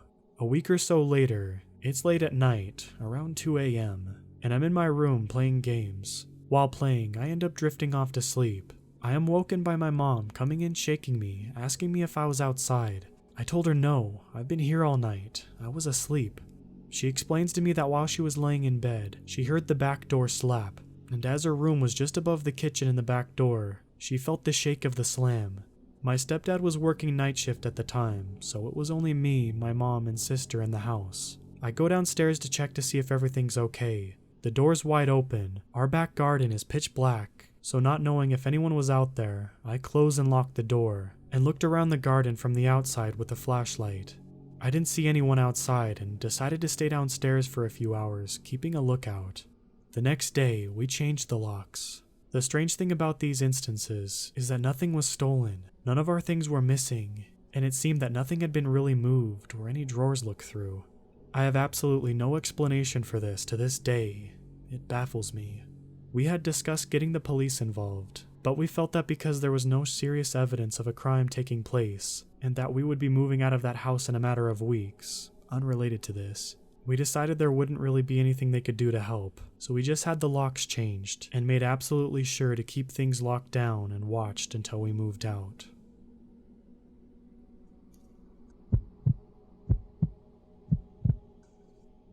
A few years ago, my husband and I were remodeling our house. I had purchased my grandparents' old home after they both passed away, so we wanted to update it. We had gutted the living room and replaced the wall. I had been sanding drywall mud off all evening, so after my husband left work, I called it a day. I had all the doors and windows open, letting fresh air in and drywall mud dust out. It was just me and my son home. I had just gotten out of the shower and heard a knock at the screen door. It scared me. It was 11 at night, and our home was in the country. Our neighbors weren't screaming distance. There was a mobile home park about 1.5 miles down the road, and we never had anyone show up that late. There was a younger girl at the door. She couldn't have been more than 20. She was wearing shorts and a tank top. She asked to use our phone. She said something was trying to kill her. I wouldn't let her in. I asked if she wanted me to call the sheriff. She quickly said no. She just wanted to call someone to get her. I noticed she was holding a cell phone. She told me the battery was dead. I had my 2 German shepherds standing on both sides of me. I told her she could use my phone, but couldn't come in because my dogs were trained attack dogs. We can't let anyone in that doesn't know us or them. She looked freaked out. When I handed her our landline phone, she extended her arm out. That's when I saw it. She had track marks all up and down her arm. I think she was shooting up meth or something. She called her ride, and not 2 minutes later, I see a car come down the road. He was on a dead-end street. As soon as they left, I closed and locked down everything. I called my husband and the sheriff. I have never had anything like that happen before or since. I think they saw the house. It was isolated and had the exterior decor of what an older person's home would have, and thought it would be an easy target to rob. Thank God I had my dogs, and I'm glad we didn't get to meet what was in the car picking her up.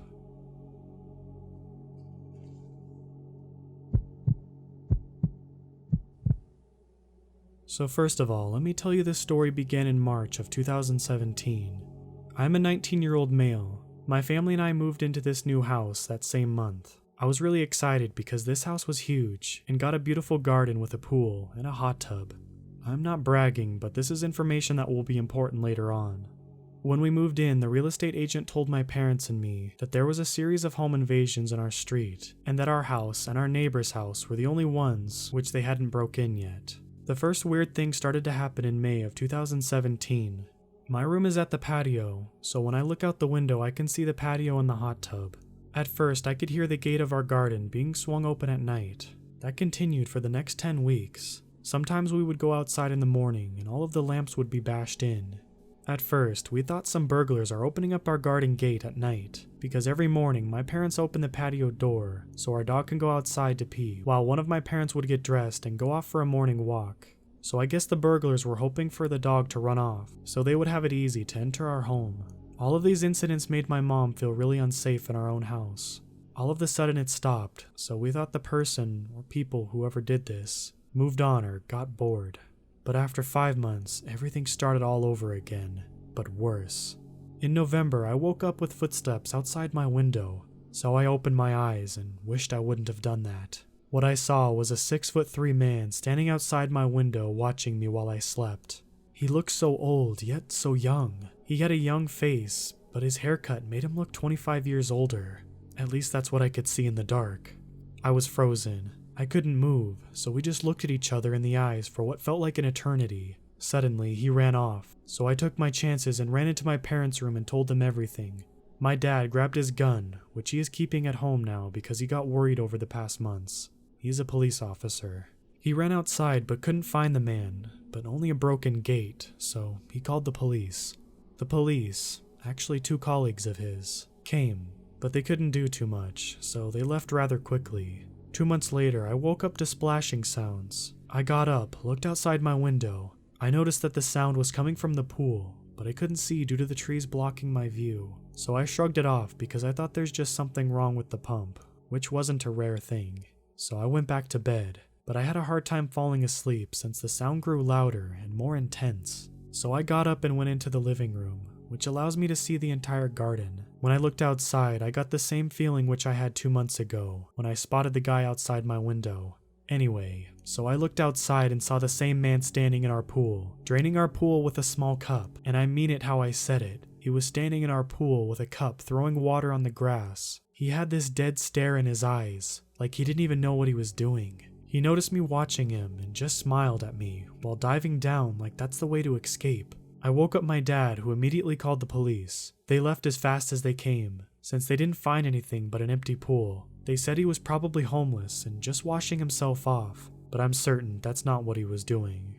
It is now the end of August 2018. I noticed some weird cars parked in front of our house lately, and if someone would spot them, they would drive off. My parents left me alone this weekend. Since it's my uncle's birthday, I didn't want to come along, so I decided to stay home. I got bored all alone at this big house, so I called a couple friends of mine to come over and hang out at my place. They came at around 7, and we started drinking some wine and listened to some music. Time passed, and it was 11 when we heard something knocking on the window of our living room. I thought I was imagining the knocks, but my friends looked at me like they were about to ask me if I was expecting someone else. I turned off the music to listen, but all we heard was silence. I turned on the patio lights when a girlfriend of mine yelled, "Hey, there's someone running!"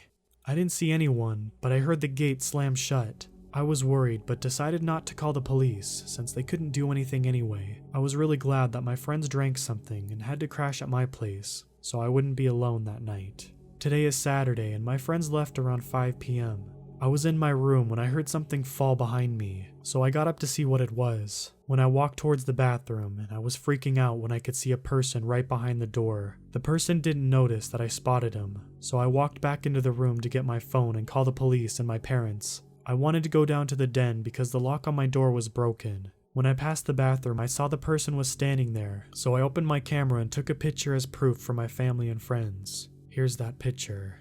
When I took the photo, I didn't think about the flash, and my phone illuminated the entire bathroom, and the door slammed shut. I thought that was my chance to abandon the house completely, so I ran right out of my house and called the police. They arrived within 10 minutes. They went inside and came out with the same man who was terrorizing me and my family for over a year and a half now. The police say he was sitting in our bathtub, staring at the drain. He was constantly saying, "The cult elderly will eliminate you." Right now, I am sitting in my room, writing this story, and worrying about the cult he was talking about. Are the suspicious cars in front of my house a part of the cult, or is he just an insane man? The entire event doesn't make sense to me, and I don't know what is yet to come, but my family and I will move again in December.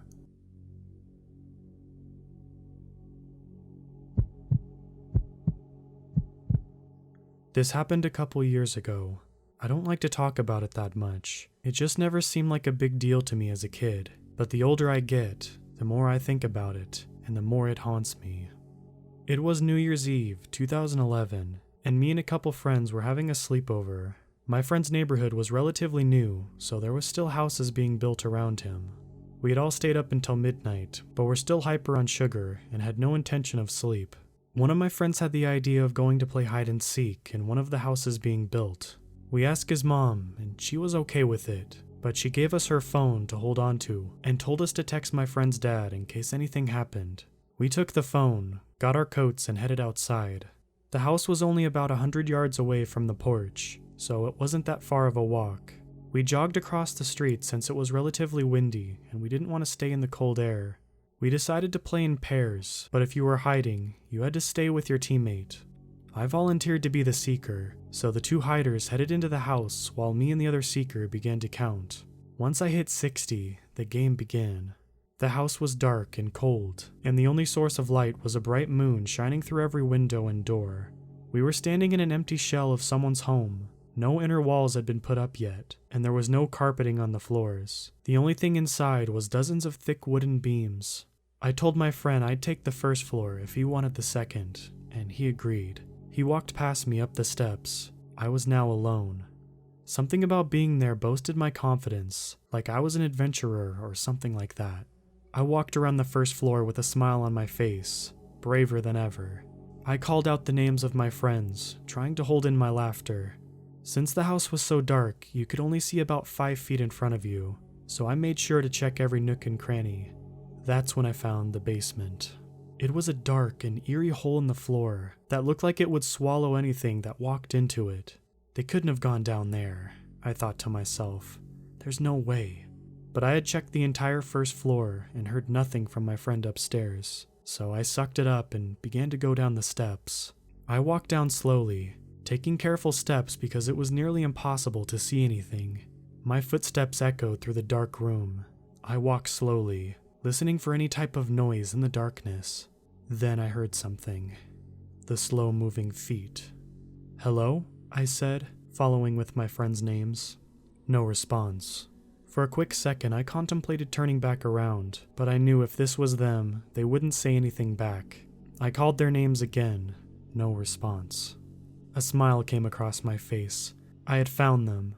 "Come on out," I said as I walked toward the source of the noise. "I heard you guys move." I began to see a silhouette of something in the corner of the basement. It was a person, but only one. "Didn't we say the hiders had to stay together?" I said to the person. They didn't move, just stayed crouched down in the corner, facing the wall. I began to walk closer, fully convinced it was one of my friends. "Hey, I found you. You're out," I said. At that moment, I just wanted to get out of the basement.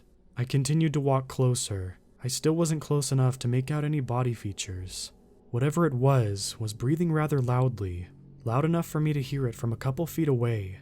Being the naive kid I was, still thinking it was one of my friends trying to scare me, smiled. I didn't know what else to do, but I wouldn't take a step closer. That's when the breathing was overpowered by laughter and a loud footsteps from upstairs. "I found you," I heard through the ceiling. I quickly turned around and ran upstairs to see who was found, hoping whoever was in the basement would follow. I waited on the first floor as I heard them coming down the steps. "Got 'em both," my friend said as he came into my view. I stood there with a confused look on my face. How did he find both of them? I thought to myself. But to my surprise, here came both of the hiders, walking from upstairs. My heart dropped. I felt the blood rush out of my face and my legs go weak. I slowly turned around and stumbled towards the front door, without saying a word. "Where are you going?" they asked. I couldn't open my mouth to speak. There was only one thought in my head at this time. Who was in the basement with me? I made it to the front door, slowly turned the knob, slipped outside, and began running up the stairs to my friend's house. I wanted to get as far away from that place as possible. I began to feel tears welling up in my eyes. I made it to the front porch and collapsed, barely able to catch my breath because I was so hysterical. I lay there for what felt like ages when I heard my friends coming up behind me. I don't remember what they were saying. All I could think about was the person in the basement. After I calmed down, I told them what happened, and they all seemed as freaked out as I was. The fact that I had talked directly to the person for so long is what scared me so much. We decided not to tell his parents because we figured they wouldn't believe us. I didn't sleep for about a week after that, and I still have nightmares about it sometimes. A few months after that night, the house was finished and the family moved in, and I never heard any complaints about a squatter or anything. The older I get, the more I come to realize it was probably a crackhead or something like that. And sometimes I feel guilty because I know we probably could have helped him, but it is still terrifying to me.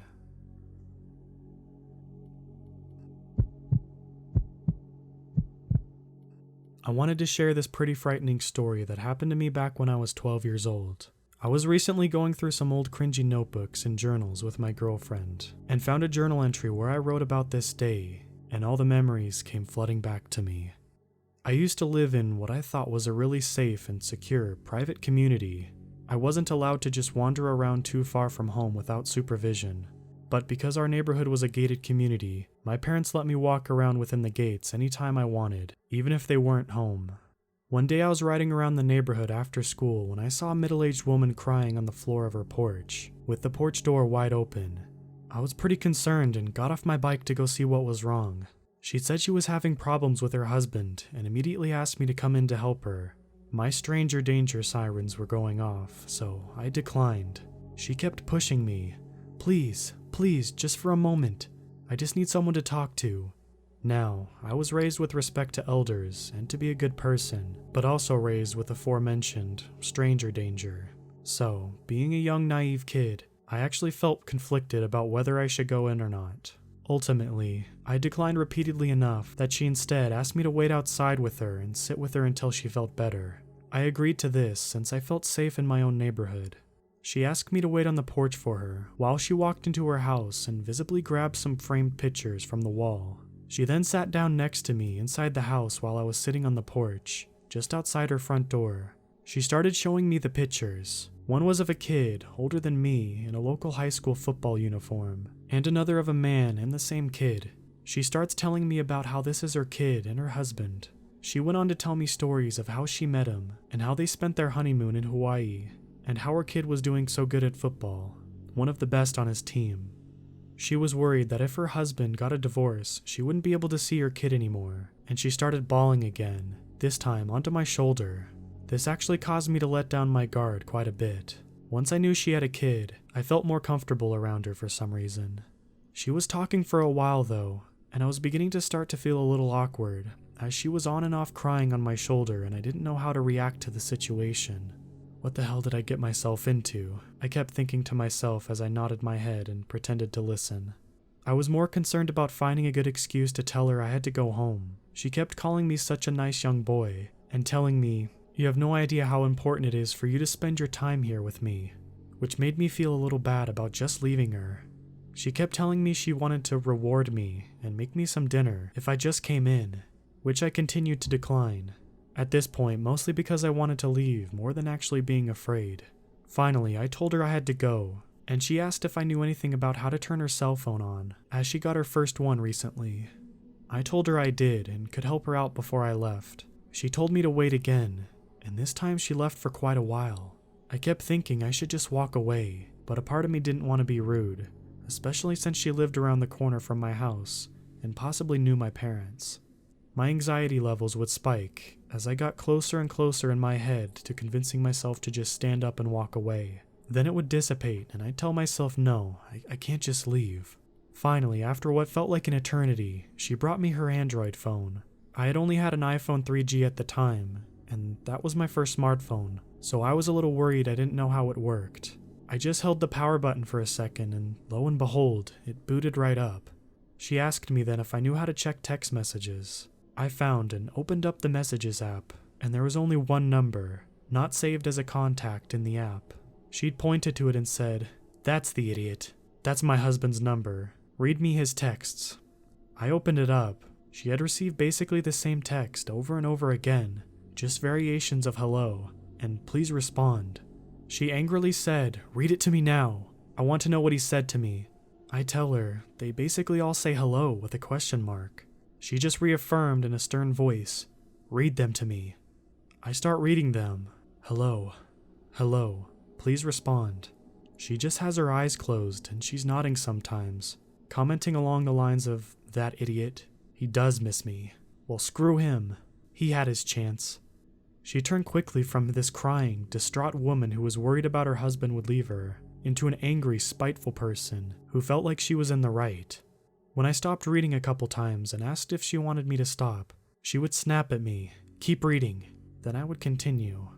I started to feel like her husband was the crazy person with this many messages.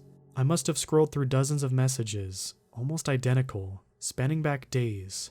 My heart was racing. I felt like I was involved in something I shouldn't be involved in. I really wanted to go home, but every time I stopped, she would angrily tell me to keep going. That's when I came across the first message that wasn't hello. "Stop messaging me and leave me alone. I've reported you to the police and got a restraining order. If you come anywhere near my family, you will be arrested." My heart sank. That's when I realized all the messages I had been reading so far were being sent from her phone. I paused in shock and she again snapped at me, "Keep reading." I told her I couldn't because it was getting late and my parents had dinner for me. She again said, "Why don't you just come in for dinner? I'll make you something. You can let them know later you are helping your neighbor. They won't be mad, I promise." Only this time it was a mixture of angry and desperate. I told her they would be worried and wonder why I was gone for so long. She pleaded a couple more times for me not to leave her and started to cry as I stood up. I honestly felt really bad about it at the time. I rode my bike home as quickly as I could. My parents had just gotten home from work a little while ago and asked me where I was. I didn't tell them the truth because honestly, I was worried that they wouldn't let me hang around the neighborhood when they weren't home anymore. A few days later, I came home and there was 3 police cars in front of the house. My heart sank. I asked my parents later that night if they knew what happened. My dad said, "Oh, there was just a break-in or something." I later asked one of my neighbors to see if I could get more information. Apparently, one of the neighbors fell in love with a homeless woman after inviting her in for a shower and a place to stay. He got her new clothes and a phone and was trying to help her get a job. Turns out the reason she was homeless was because she suffered from mental illness, and he kicked her out when she was starting to have delusions of his kid from a previous marriage being her kid as well. She began harassing him after this, so he left the house to his parents' house and sent the kid to his ex-wife's house because he was worried for his kid's safety. He had every right to be, because shortly after he left, she broke a back window of his house and came in. She had been living there for nearly a week before a neighbor noticed the window was broken and called the police. She apparently trashed the whole house by that point and was arrested. I almost didn't believe it, but I actually went back to look behind the house and saw the broken window. I guess the guy broke his lease and moved out immediately because he was worried that she would come back after getting out of jail. I don't know if she ever tried to come back, but I hope they disclose this to the new tenants. Honestly, I still get pretty freaked out to this day about what could have happened if I went into that house.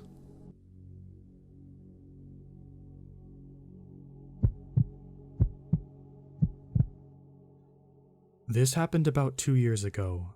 For context, I was living in college apartments for students, but unofficially, and my unit was on the first floor. It was a 3-bed, but I only had one roommate at the time who was away for the weekend, leaving me home alone. I am a small person, 5'3" and 120 pounds, and my dog is about 25 pounds and not fully equipped for self-defense. It was around 10 p.m. on a Saturday night, and I was taking a bath. I heard my dog growl as her hunches went up, and thought it was weird because she hardly does that. I thought, whatever, it's an apartment. Somebody's probably partying. So I got out, got dressed, and laid in bed with my book. I heard a knock at my door. "Hello? I saw your light on. I was just wondering if I could use your phone. I was working on the lines around here and my truck battery died. I need to call into work and my phone died." So I ignore it, because I'm fully aware it could be dangerous. I don't respond, but looking through the peephole I see an older man, about mid-50s, wearing a blue jumpsuit with a white toolbox. He has gray hair and a gray mustache, and I'm wondering why he's working on the lines. 1, on a Saturday, and 2, around 10 p.m. It struck me as odd, so I didn't respond.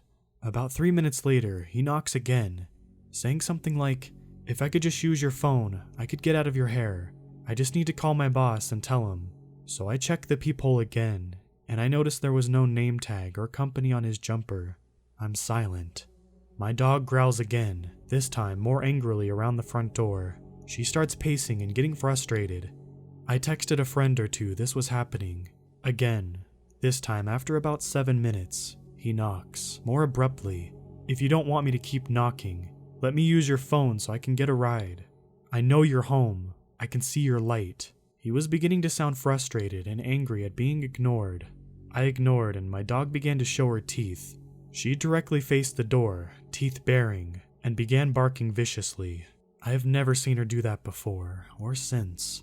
He pounded on the door again and didn't say anything this time.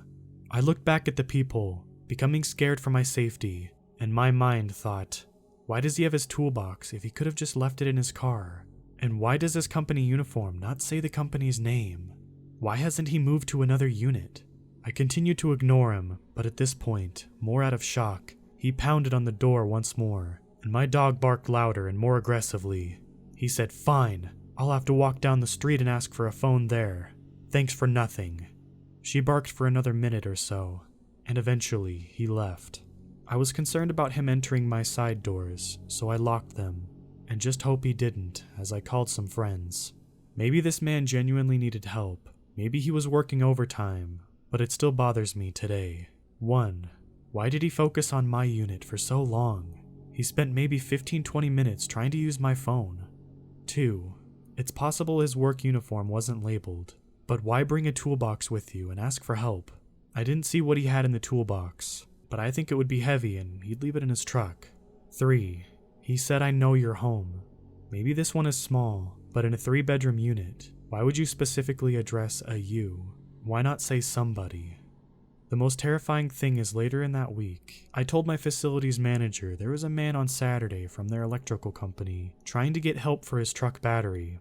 She said, our maintenance men do any of the work on the electrical lines. We don't hire contractors. They finished their electrical work near your unit last month, so there would be no reason for them to be working there." I don't know why he lingered on my unit so long. I felt like prey. Likely because I was. I had seen a white truck a lot outside my building for a couple days before, and just assumed it was somebody's friend or something. Lots of people go in and out, but I really think this guy was there watching and waiting for a good moment.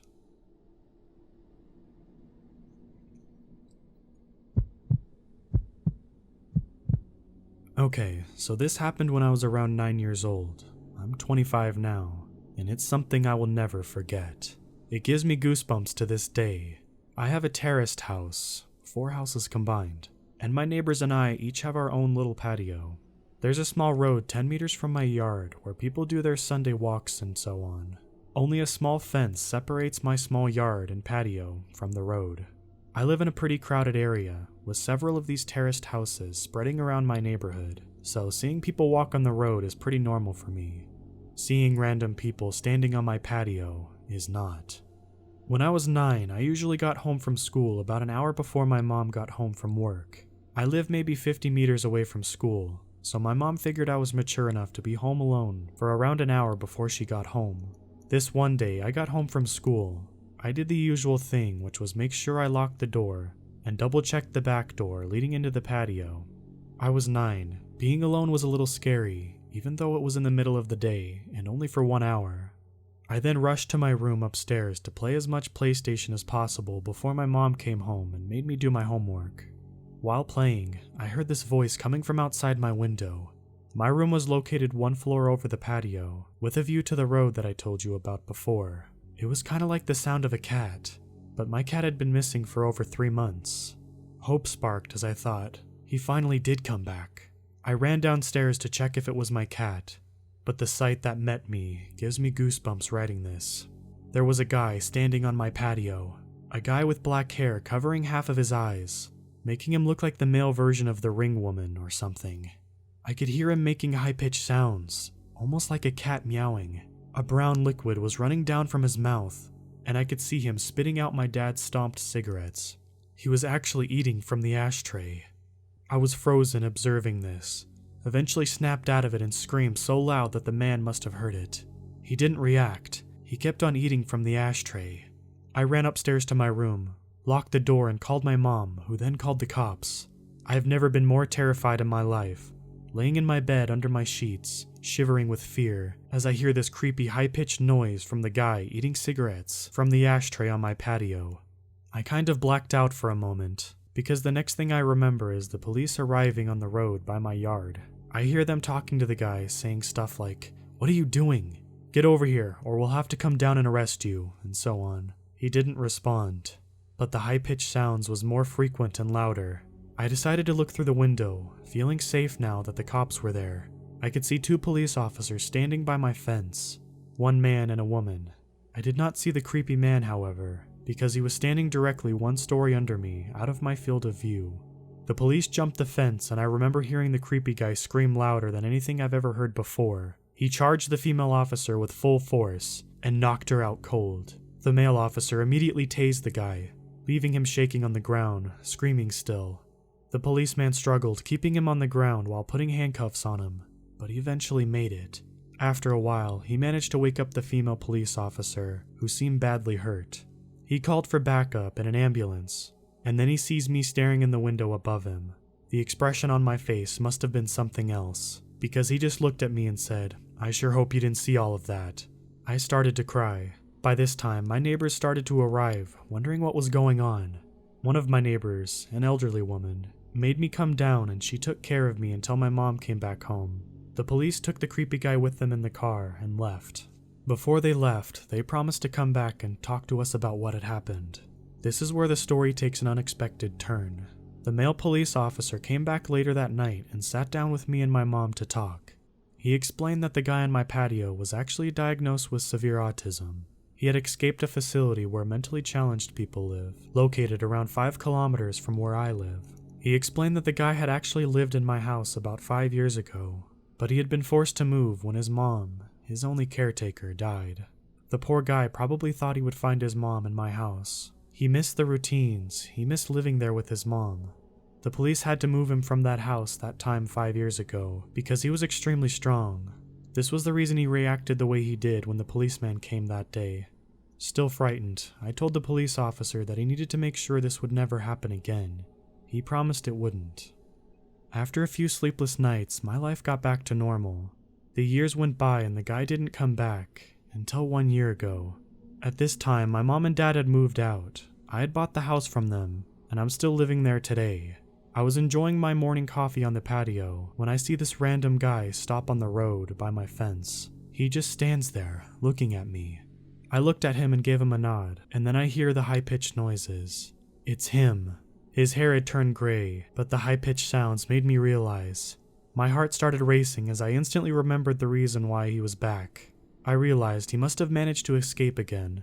Because I kept my cool a little bit longer than when I was 9, I started to realize how sorry I felt for the guy.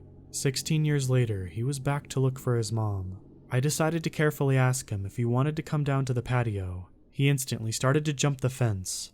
I started to think that he would knock me out like he did that police officer. He didn't. He looked at me and smiled. I'd offered him to sit down. He didn't respond. I offered him to come inside and he started laughing, and we went inside. His face lit up, pure joy. He was home. It reminded him of the life he had with his mom. It almost made me tear up. All of a sudden, he sat down on my couch, turned on the TV, and switched directly to the cartoons. I observed him for a while. He was just completely focused on the cartoons. I just wanted him to enjoy the moment, so I didn't say anything to him. I realized that I had to call the facility and let them know. The caretakers arrived 10 minutes later. After a lot of convincing, he got back up, crying, and went back to the facility. I called the facility 2 days later. We made a deal. His name is Tom, and I now consider Tom my friend.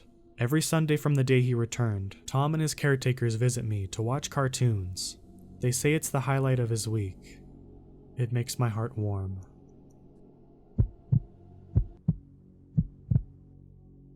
My wife and I just moved into a modern home on a quiet cul-de-sac in the suburbs, a few months after she broke the wonderful news she was pregnant. We'd done extensive research to find this house. It's only a quarter mile from the school and off the highway, a safe little haven from busy roads, and it's not too far from my job. After the movers left and a few hours spent unpacking and relaxing, Sharon and I finally slept in our new home 2 nights ago.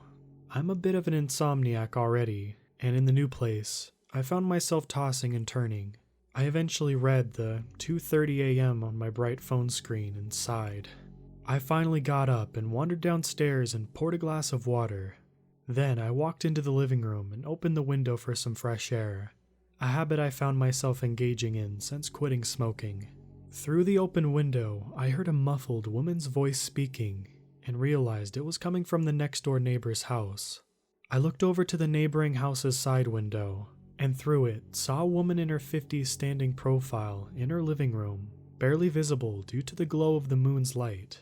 She stood there, extending a hand forward and raising it up and down, as if practicing the action of shaking a hand in a greeting. I had to strain my ears to focus, but I was able to hear what she was saying as she repeated this action. "Ah, you're the new residents. I'm Mrs. Ainsworth," the woman spoke before tilting her head back to look at the ceiling. "What a nice day. Funny to think it's nearly Octoshish. Nearly Octoshish." She twitched into an odd shiver, clearly having trouble at the end before trying again. "What a nice day. Funny to think Halloween is nearly here," she repeated before restarting the sequence with the handshake gesture, over and over. I felt guilty spying, and I didn't want to speculate about what speech impediment or possible neurosis my neighbor might have. Though, creeped out a bit, I headed back to bed to eventually fall asleep. I woke up yesterday morning to the smell of sizzling bacon and the nostalgic sounds of the Pet Shop Boys from downstairs. I coasted through my morning routine with time to spare. This house felt like a home.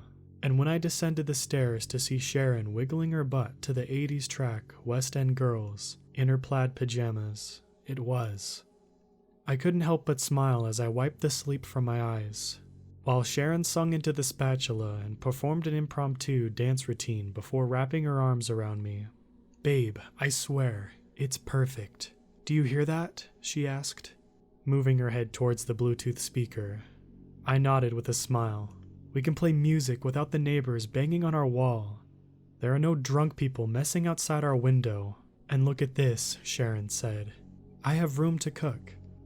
I smiled. Her comment about the window reminded me of the night, and I almost said something about the neighbor, but Sharon was in such a good mood, so I let it go. Well, we need to make sure to unpack all the CDs, not just the 80s jams you stole from your parents, I joked, and she rolled her eyes.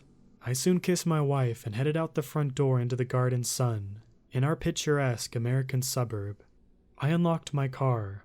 When I felt staring eyes, I turned my head to see a woman, that neighbor from the night before, watching me for a second before walking over.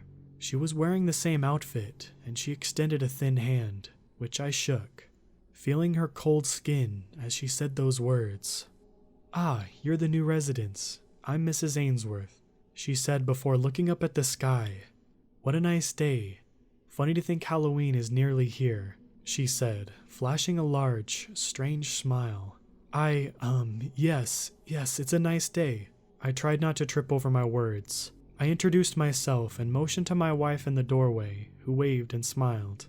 Mrs. Ainsworth kept a broad grin on her face as she walked backwards a few steps before turning briskly, walking to her house, ducking under her garage door and then shutting it abruptly. My gaze drifted back to Sharon, who gave me the "what is that" look. I shrugged and shook my head before getting into the car, trying to focus on the day ahead. Yesterday evening, when I arrived after a tiring day of work, Sharon and I discussed the eccentric neighbor, and I explained what I had seen in the middle of the night, that Mrs. Ainsworth had been practicing all night to introduce herself. She clearly wanted to make a good impression, Sharon said, with a wink and a smile. "Wait, should I be jealous, babe?" she added jokingly. "Oh yes you should," I purred, and she smacked my shoulder before I continued normally. "I'm being serious. It was creepy."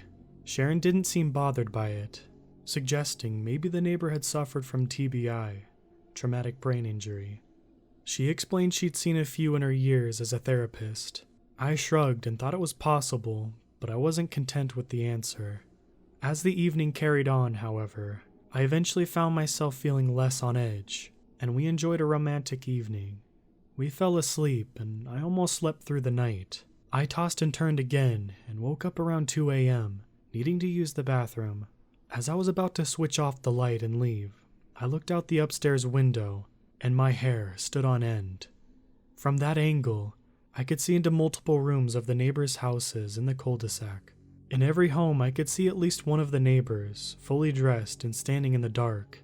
It was impossible to make out what they were saying, but they were all just practicing everyday tasks, things that were normal during daylight, but unsettling in those dark rooms in the middle of the night, alone. A chubby man in a sweatsuit and headband jogged in place in his living room, with the lights out before turning his head into a double take as if waving to spot someone. In another home's upstairs window, a little girl with blonde hair skipped with a jump rope in her dark bedroom. I then looked 2 houses over to a dressed man in oil-stained overalls, leaning on his kitchen table, using a wrench as if he were fixing something invisible. He paused every so often to wipe his forehead with his wrist.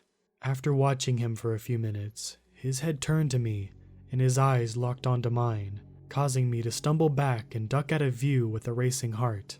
When I finally peeked again, he was gone. I was barely able to sleep after an hour of trying to make sense of it in my mind.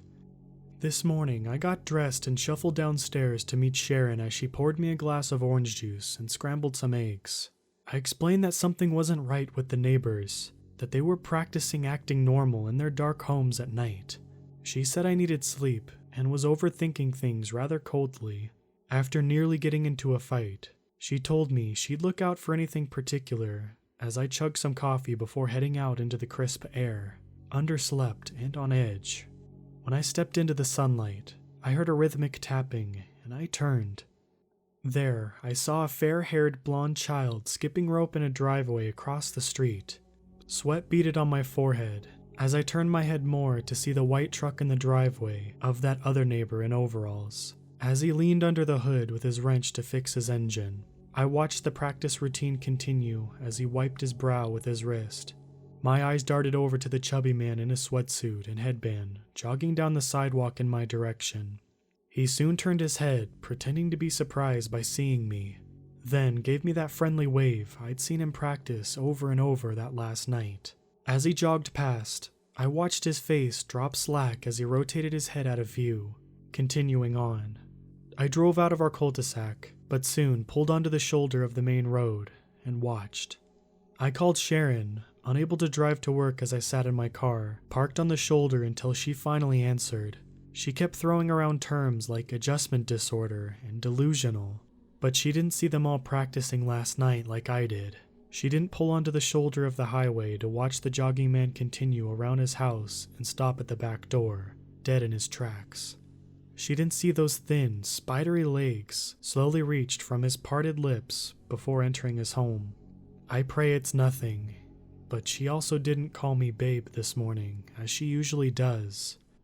She called me hun.